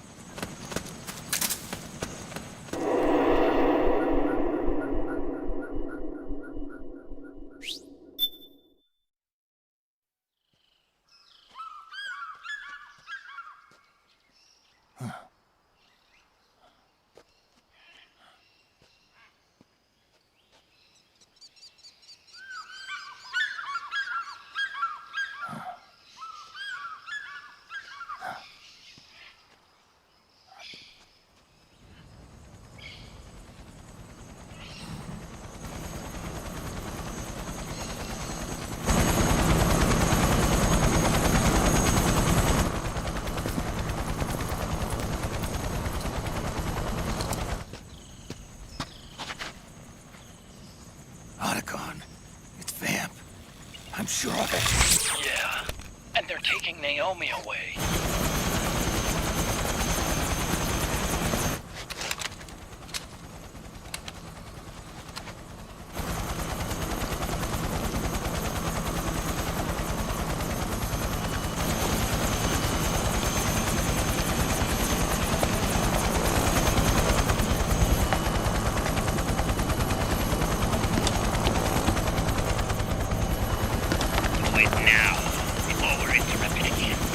What will happen? Remember the last time. I'm willing to make a few sacrifices. As you wish. We'll begin shortly.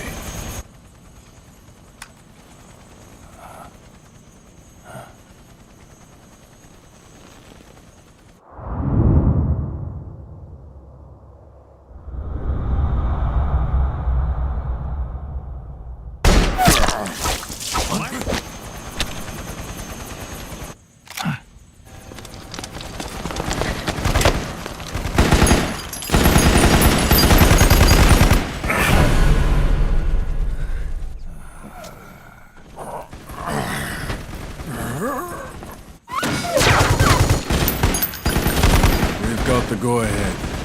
Begin. We'll use his blood. It could get intense. Brace yourselves. Shots, all of you. Yes, sir. I'll be taking in half.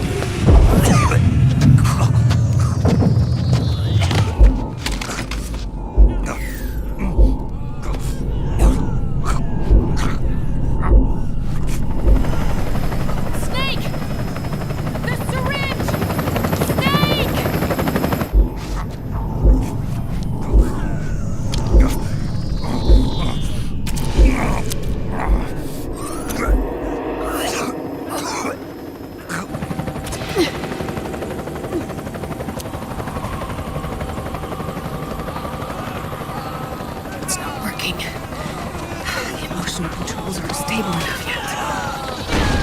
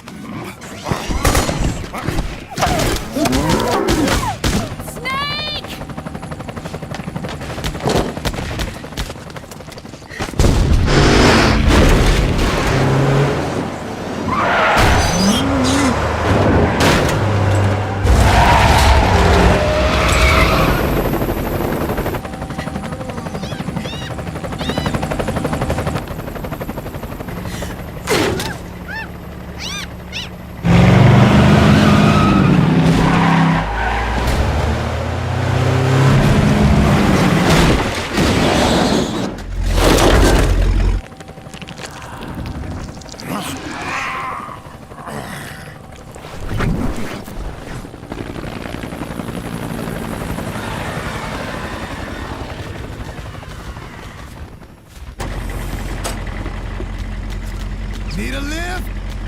Revan! Get in already!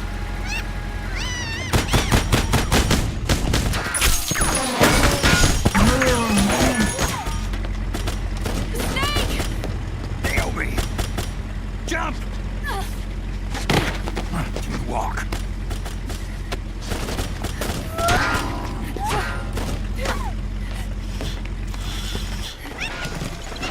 It's gonna be a bumpy ride!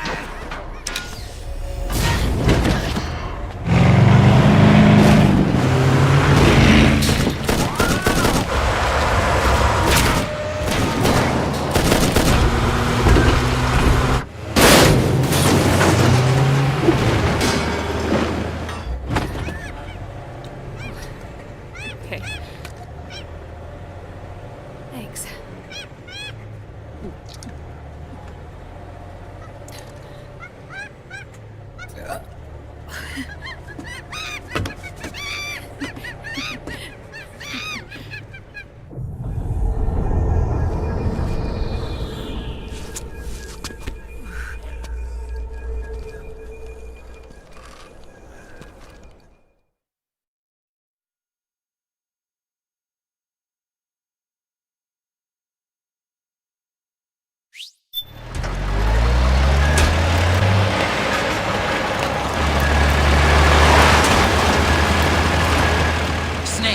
I'm bringing the chopper to the other side of the market up ahead.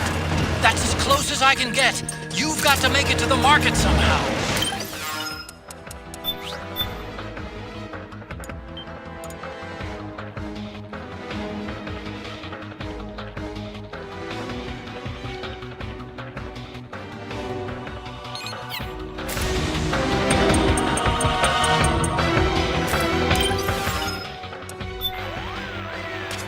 Snake, you've got to get to the plaza beyond the market.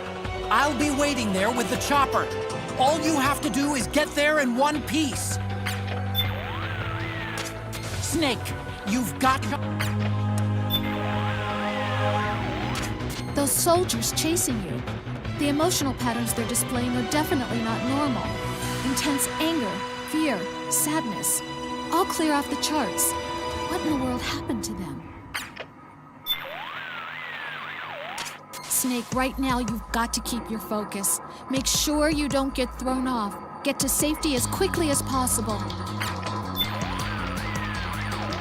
Snake, right now...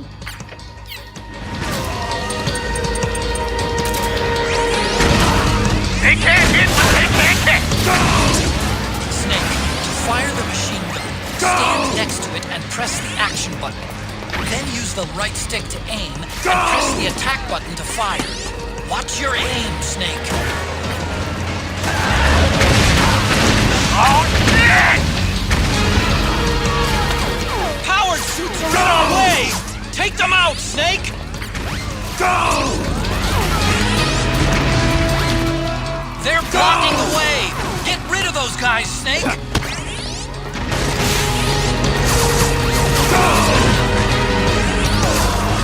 Use CQC on these...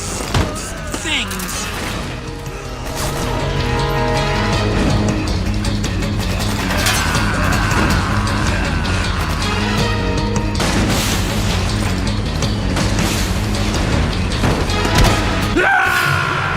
Snake, do you read me? Snake? Snake!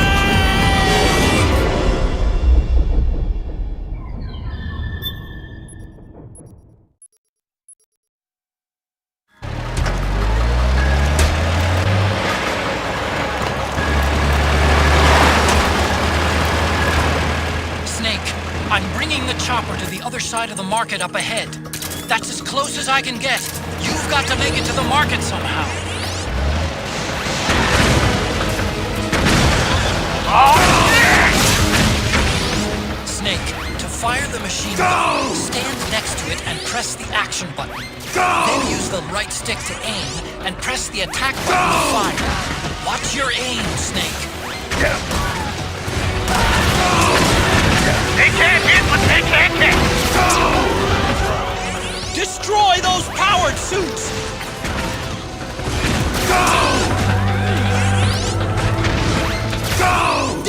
Snake! PMC soldiers are in our way! Do something, Snake! Go! Use CQC on these... things. All right, we're good to go.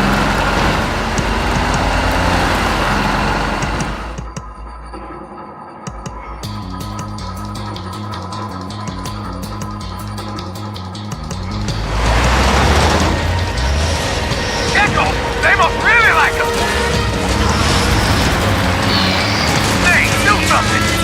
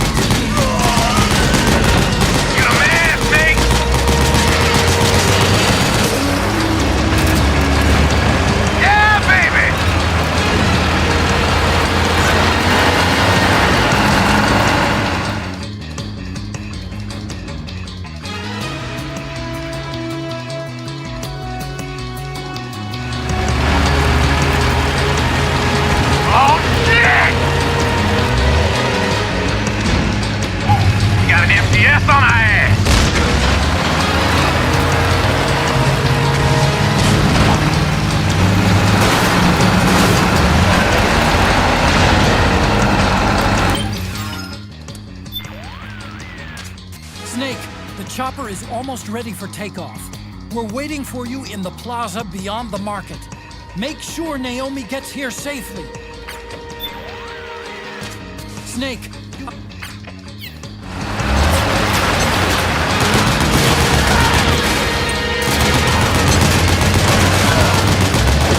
the gate! Snake, shoot the gate!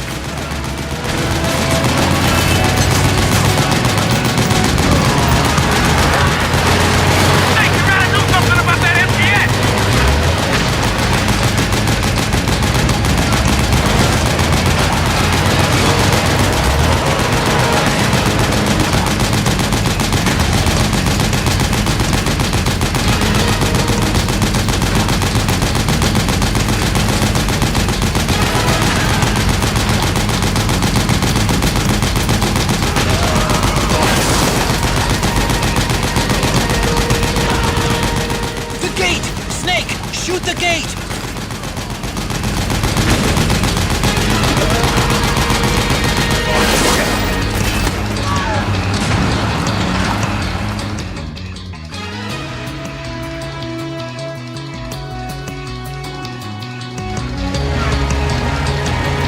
Get ready for some speed!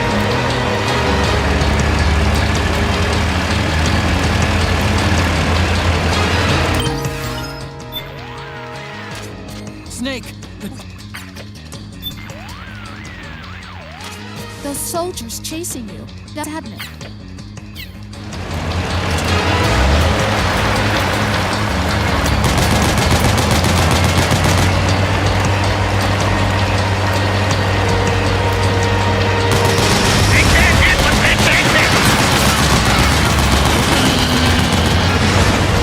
Those Gecko will try to ram you. Don't let them get too close.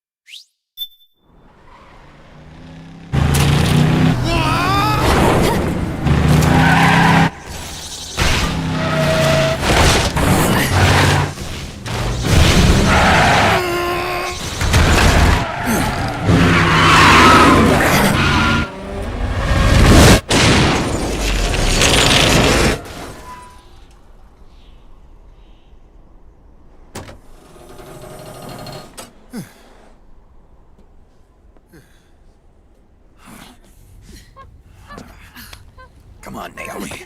Stay with me.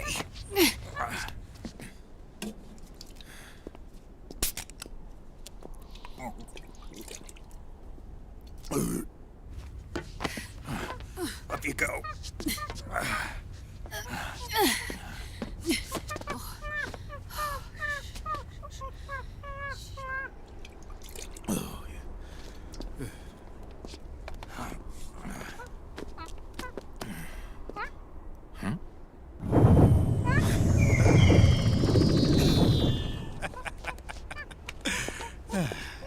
You okay? Yeah. Oh, shit.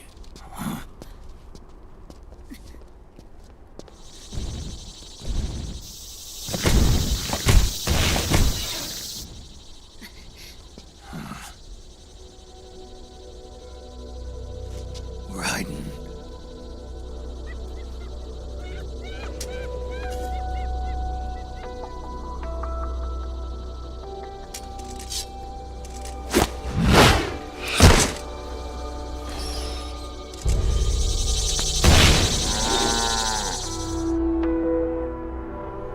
Go on, get out of here. Can you move? Yes.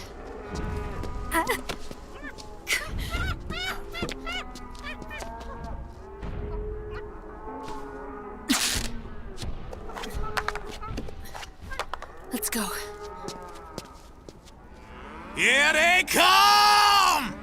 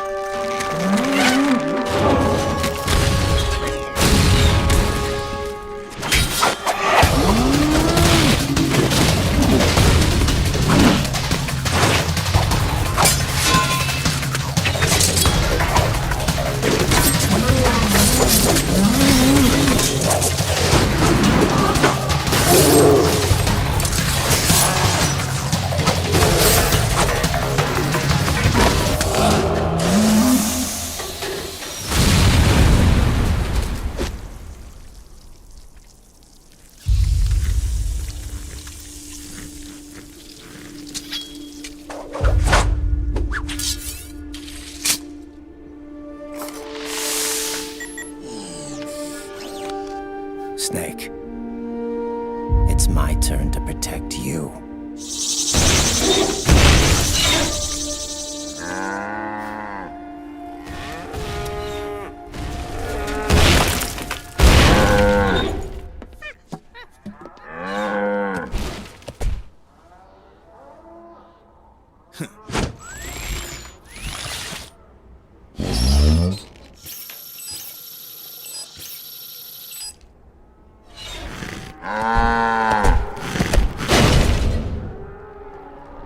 Snake, I'm setting the chopper down at the market square. Hurry! Naomi, go on ahead.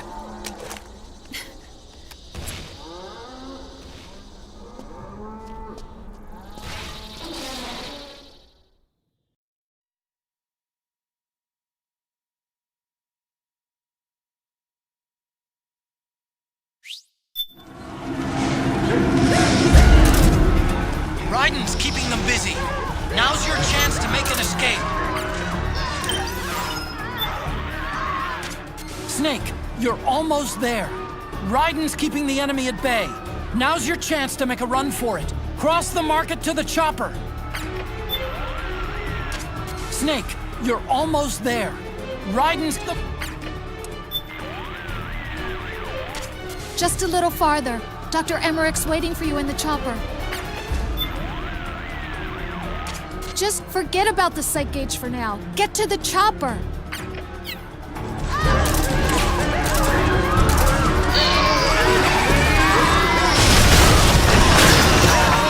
Snake, there's no time to take on the gecko. Get out of there, quick! I can see you! Just a little farther! Run, Snake, run!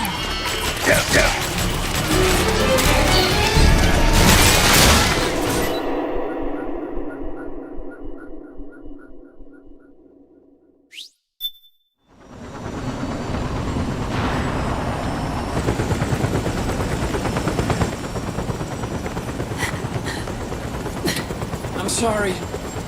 I'm a little busy right now. Thank you.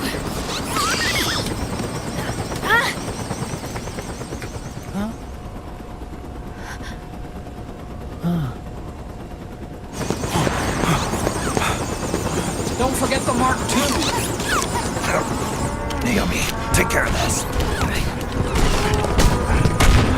Otacon, get us out of here! Where's Raiden? Still fighting.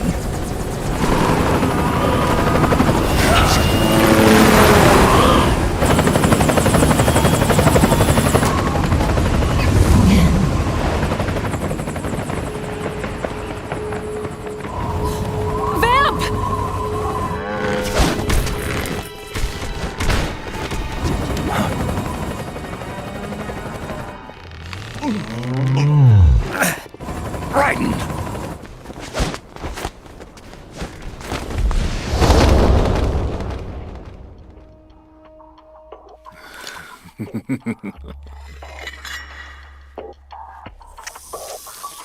Yet again our paths cross.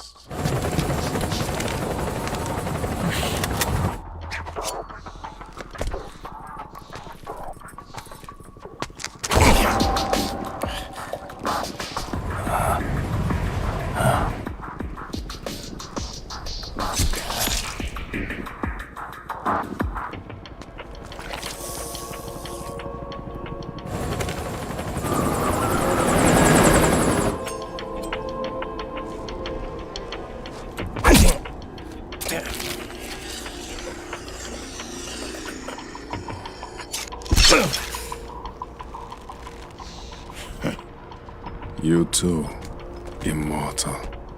No. I just don't fear death.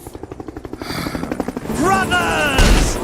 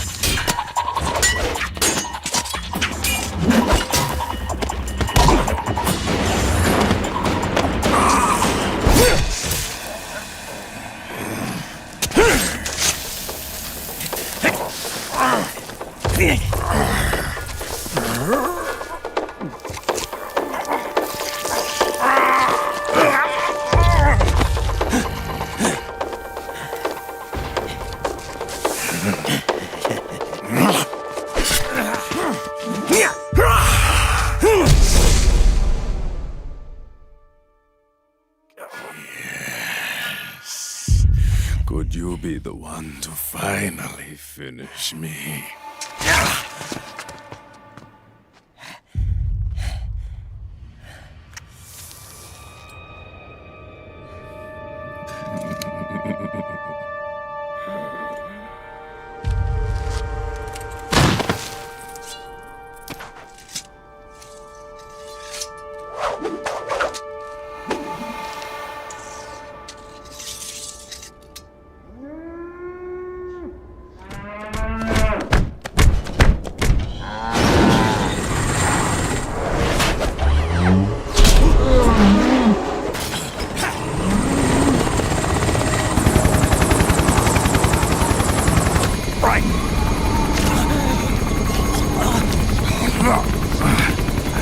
You okay? Fine. Right.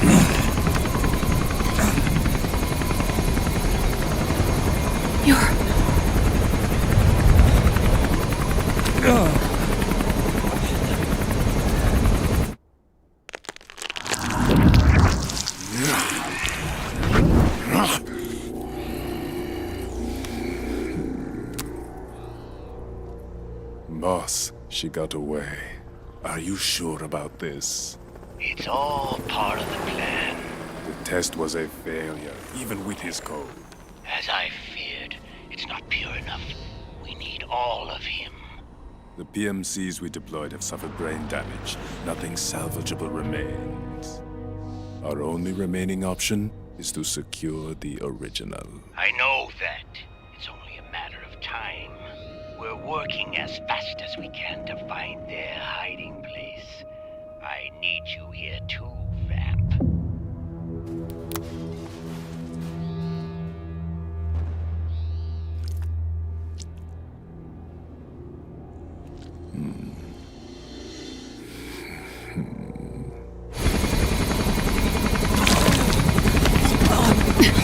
Hang in there! Vamp. He's got to be immortal. No, he's not immortal at all. It was my design that caused his body to be like that. Huh? What do you mean? The nanomachines in his body cause his wounds to close and heal at an accelerated rate. Someone took the basic nanomachine technology I once researched and perfected it. In a sense, I'm responsible for Vamp. It's one of my sins.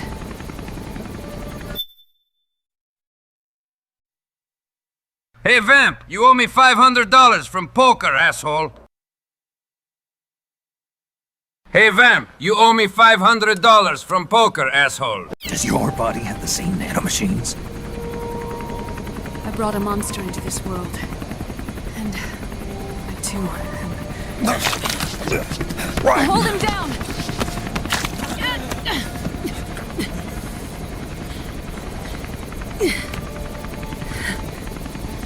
He's losing too much blood. Can you save him? I don't know. He needs a blood transfusion. No, an infusion of artificial blood. Snake, Ryan. Europe. Go meet Big Mama.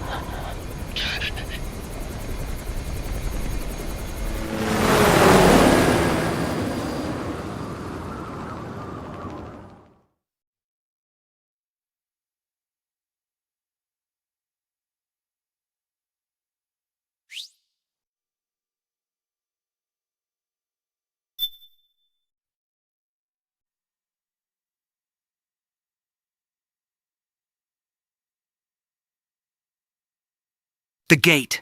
Snake, shoot the gate. The gate. Snake, shoot the gate. The gate, Snake. Shoot the game. For fuck's sake, Otacon, I know I have to shoot the fucking gate. Mind to get out of that plane and shoot the gate for yourself? Jesus, I'm trying to save the world here while you were being annoying in that fucking plane. I knew I should bring Big Smoke to South America.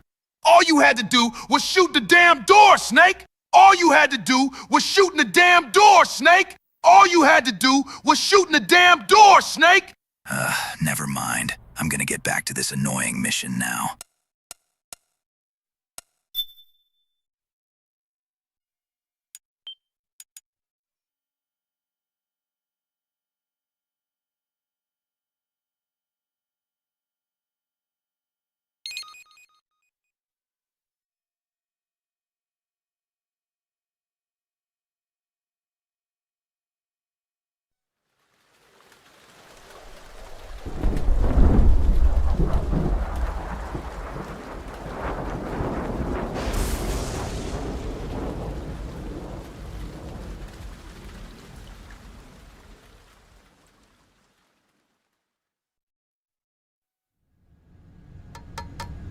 Argon, boron, silicon, and neon, yttrium, fermium,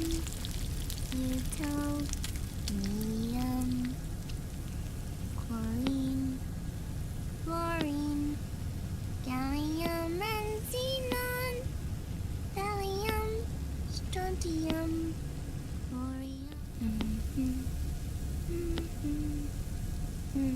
The trick is to keep the lid on.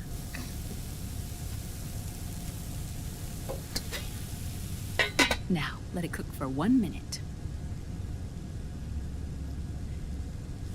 You like cooking, don't you? Good for you. This is my sunny side up fortune telling. When it turns out good, it means something good is gonna happen. Oh. So that's why you don't cook them over easy.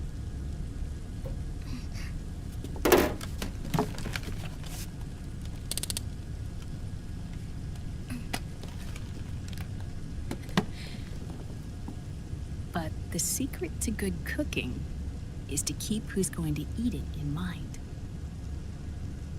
Oh.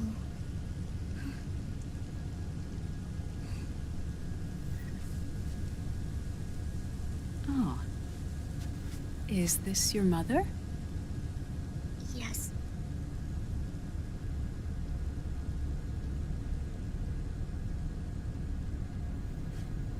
She's really beautiful.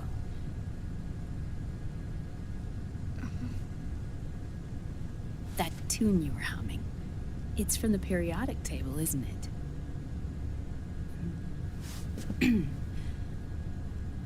Thorium, protactinium, uranium, neptunium, plutonium, americium.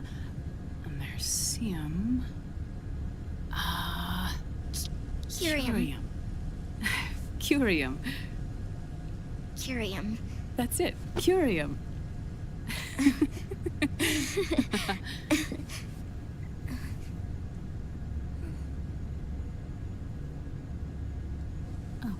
Oh, this?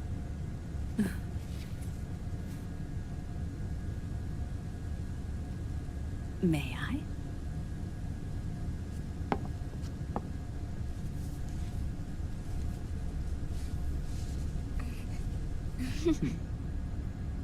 There.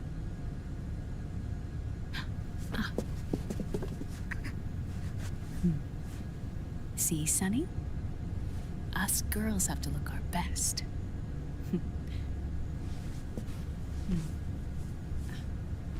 Her name was Olga. Hmm? My mother. Oh. I see. Ah! It's going to burn.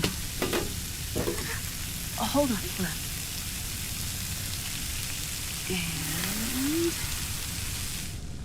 there. Done. Thanks. course. We did a great job.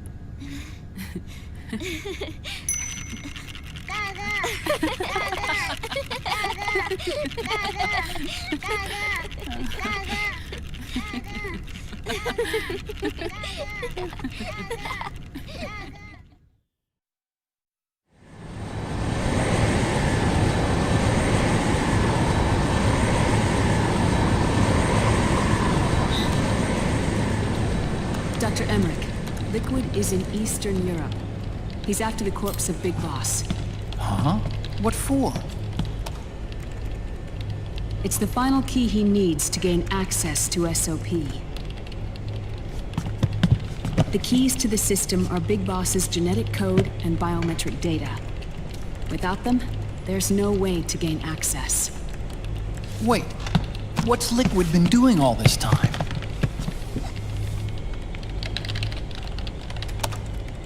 He's been performing tests.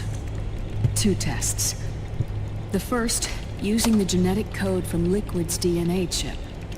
In his second attempt, he used the DNA code and biometric data extracted from Snake's blood.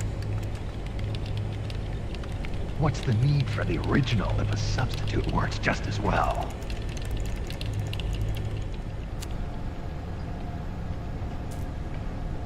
Neither your genetic pattern nor Liquid's genetic pattern is a 100% match for Big Bosses.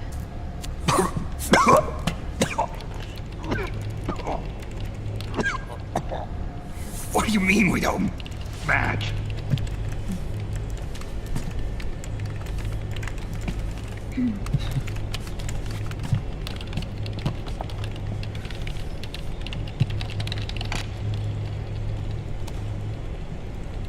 Dr. Emmerich. Hmm? Scientifically speaking, there's the markers implanted during the cloning process. The mixing of mitochondrial DNA within the egg cell. The intentionally altered Terminator genes. Scientifically speaking. Both you and Liquid are as similar to Big Boss as you could possibly be, but you're still different. Different? Yes. So that's what Liquid was talking about.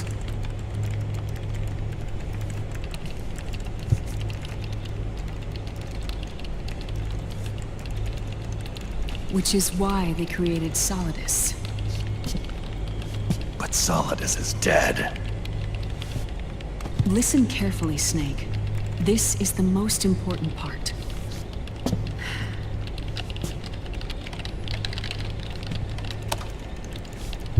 The AI that controls the system employs a highly aggressive, advanced IDS. It uses a special code to inspect all data and commands circulating within the network.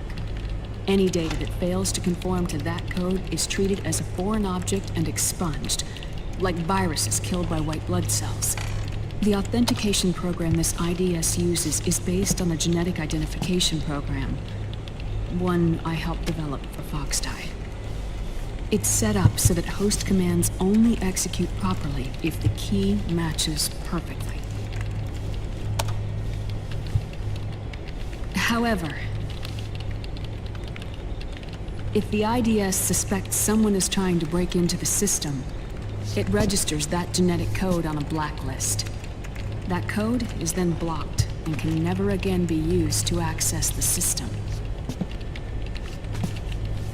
So, if you're going to use a substitute, you need to find a new genetic access code with each new trial. So when Liquid accessed the system in the Middle East and South America, it was only a test. I can't believe this. Snake and Big Boss don't have the same genetic code? Strictly speaking, Snake and Liquid aren't the same either. Which is why Foxdie only affected Liquid at Shadow Moses. And spared you. Let's put it this way. If Liquid uses Big Boss's genetic code, the original, They'll have the system completely under his control. Hold on. I thought having his code wasn't enough. You need his biometric data at the same time, don't you? That's right. And Big Boss is already dead.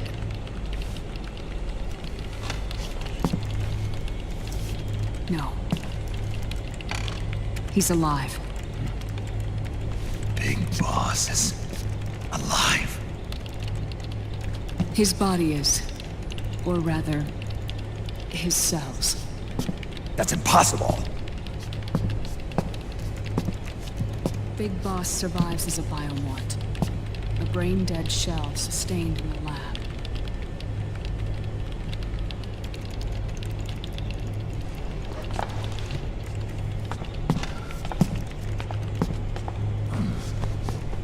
Liquid has already left for Europe in search of Big Boss's body. Right from the start, he knew his experiment in South America wasn't going to work. Europe, huh?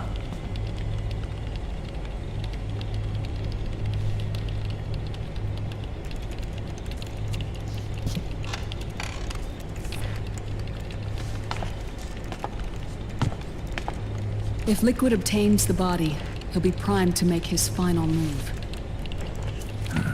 Allowing him total control of the system. Exactly. Unless we can stop him first.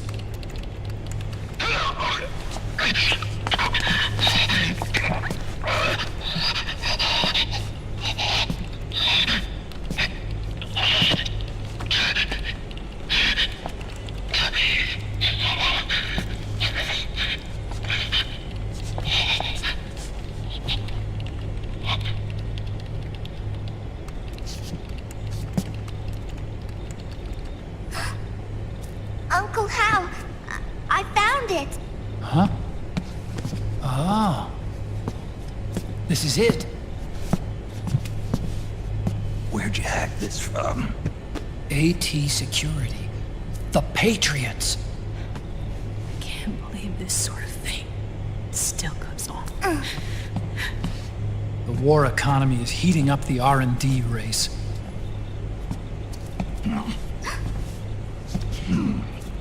It's not just the PMCs either. Every corporation tethered to the military-industrial complex is losing its sense of morality.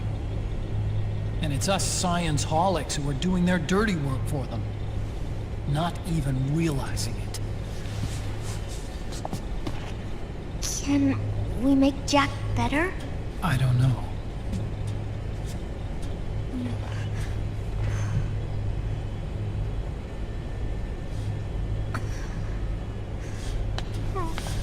Sonny. May I?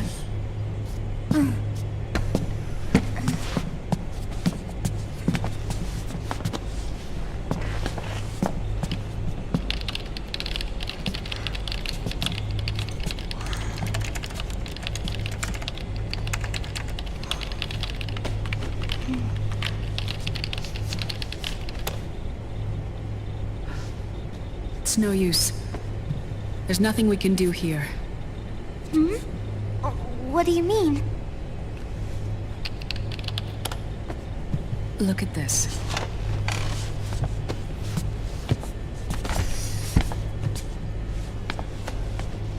His artificial blood needs dialysis. We don't have the proper equipment. Dialysis? Getting his wounds healed is important too.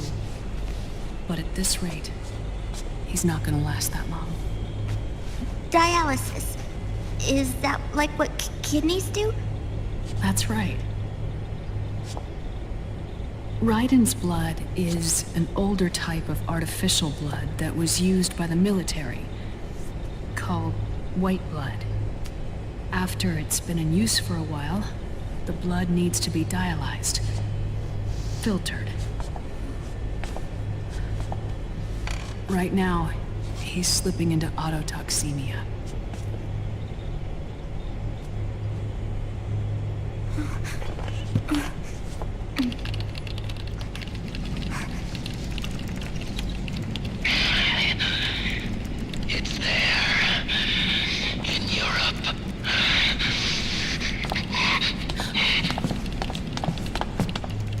What do you mean? Eastern Europe. They have equipment that can heal me there.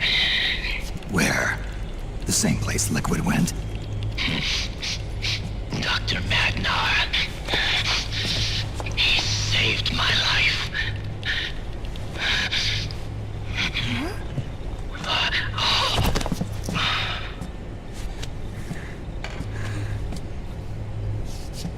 Dr. Magnar.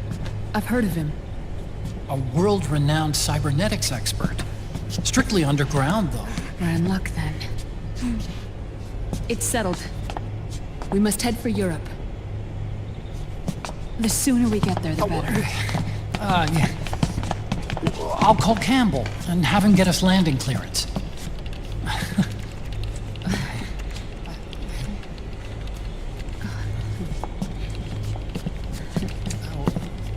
Oh, Snake!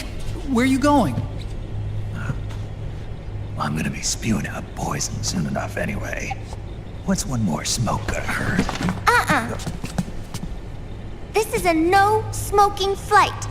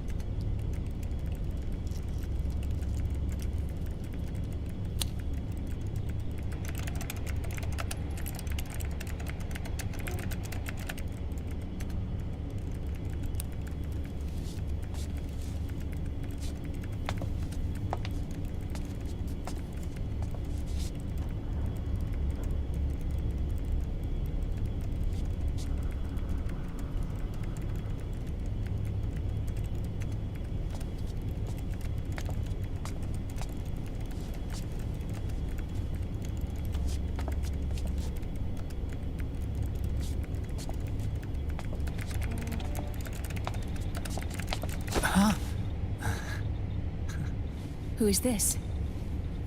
Oh, her? That's my sister. Really? I never knew you had a sister. For a moment, I thought she might have been your girlfriend. No, I don't have a... Emma was a brilliant programmer. She wrote the worm that destroyed the Arsenal Gear AI. Then... Vamp killed her. I'm so sorry. No, there's nothing for you to be sorry for. Or me. I used to be an anime otaku. Oh. So that's where Otacon comes from? I was always fascinated by sci-fi anime. That's what got me into this line of work. It's too bad reality wasn't so simple. I never even imagined that science, that my own research, could cause so much misery. Oh.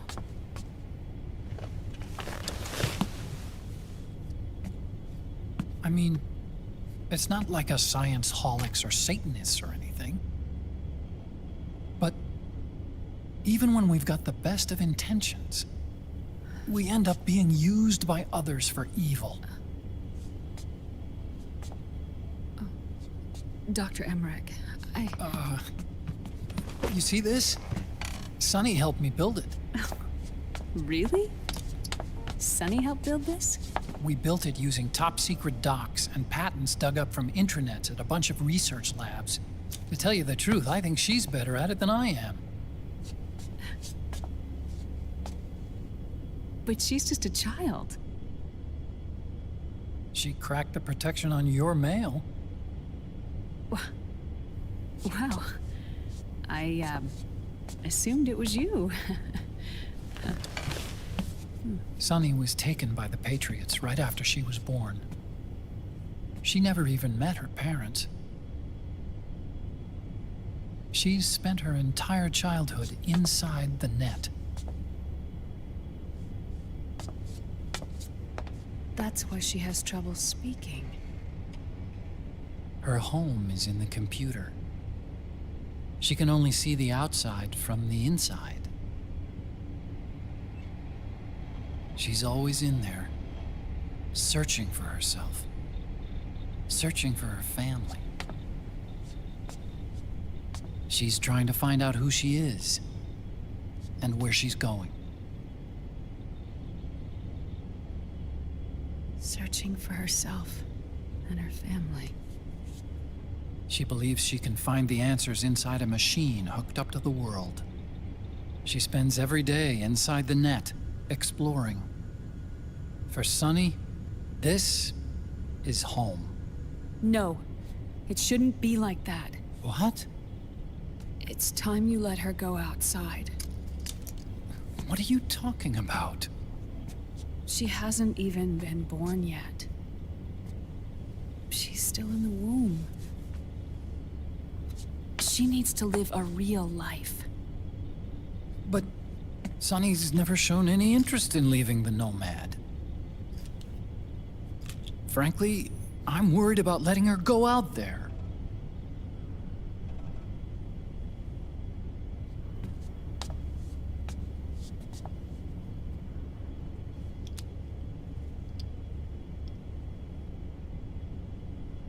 I have a feeling she'll do just fine. You really think she'll be okay going outside? That's not what I meant. I think she's got a good handle on her science. Sorry. Go on. Huh?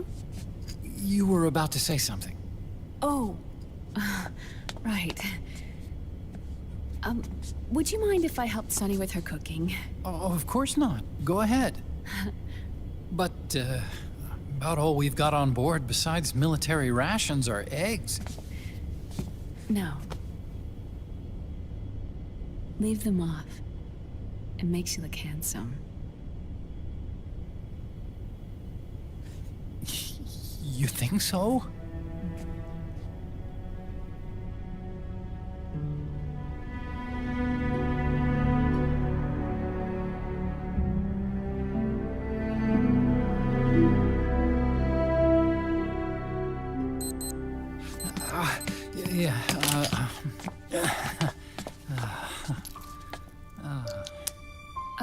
Dr. Emmerich? Huh? Is it okay to sleep in there? Excuse me? Well, Dr. Emmerich,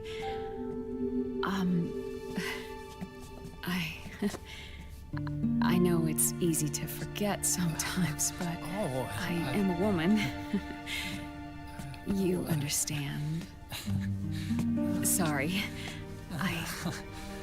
I know it's selfish of me, but I'd like to be alone for a while. Right. I understand. I'll show you in. Thank you.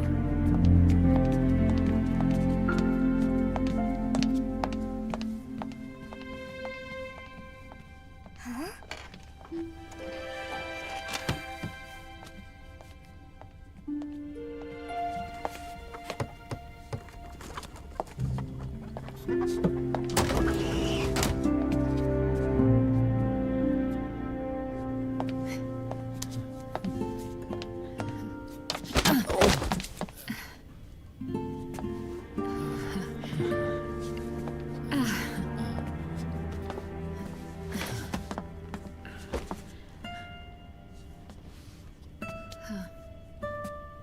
Good night, Dr. Emmerich. Yeah. If you get uncomfortable or anything, just let me know. I'll be out there working.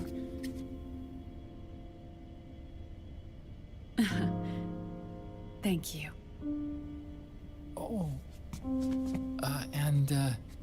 Yes?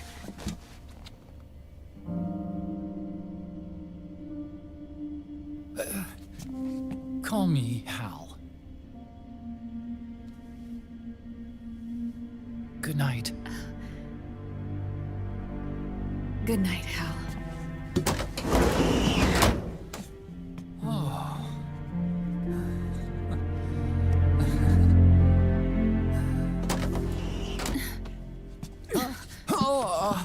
Oh god, I'm stranding!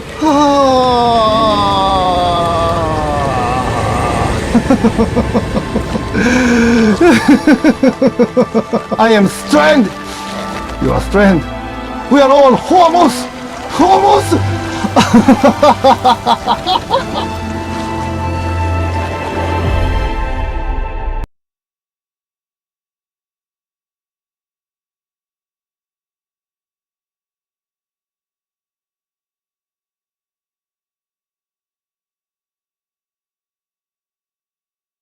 Alright, chat. I stranded. Part 2 of this game tomorrow. Time to... Good God! Good God! Good God! Good God! Good God! Good God! I'm back, baby. Good God! Good God!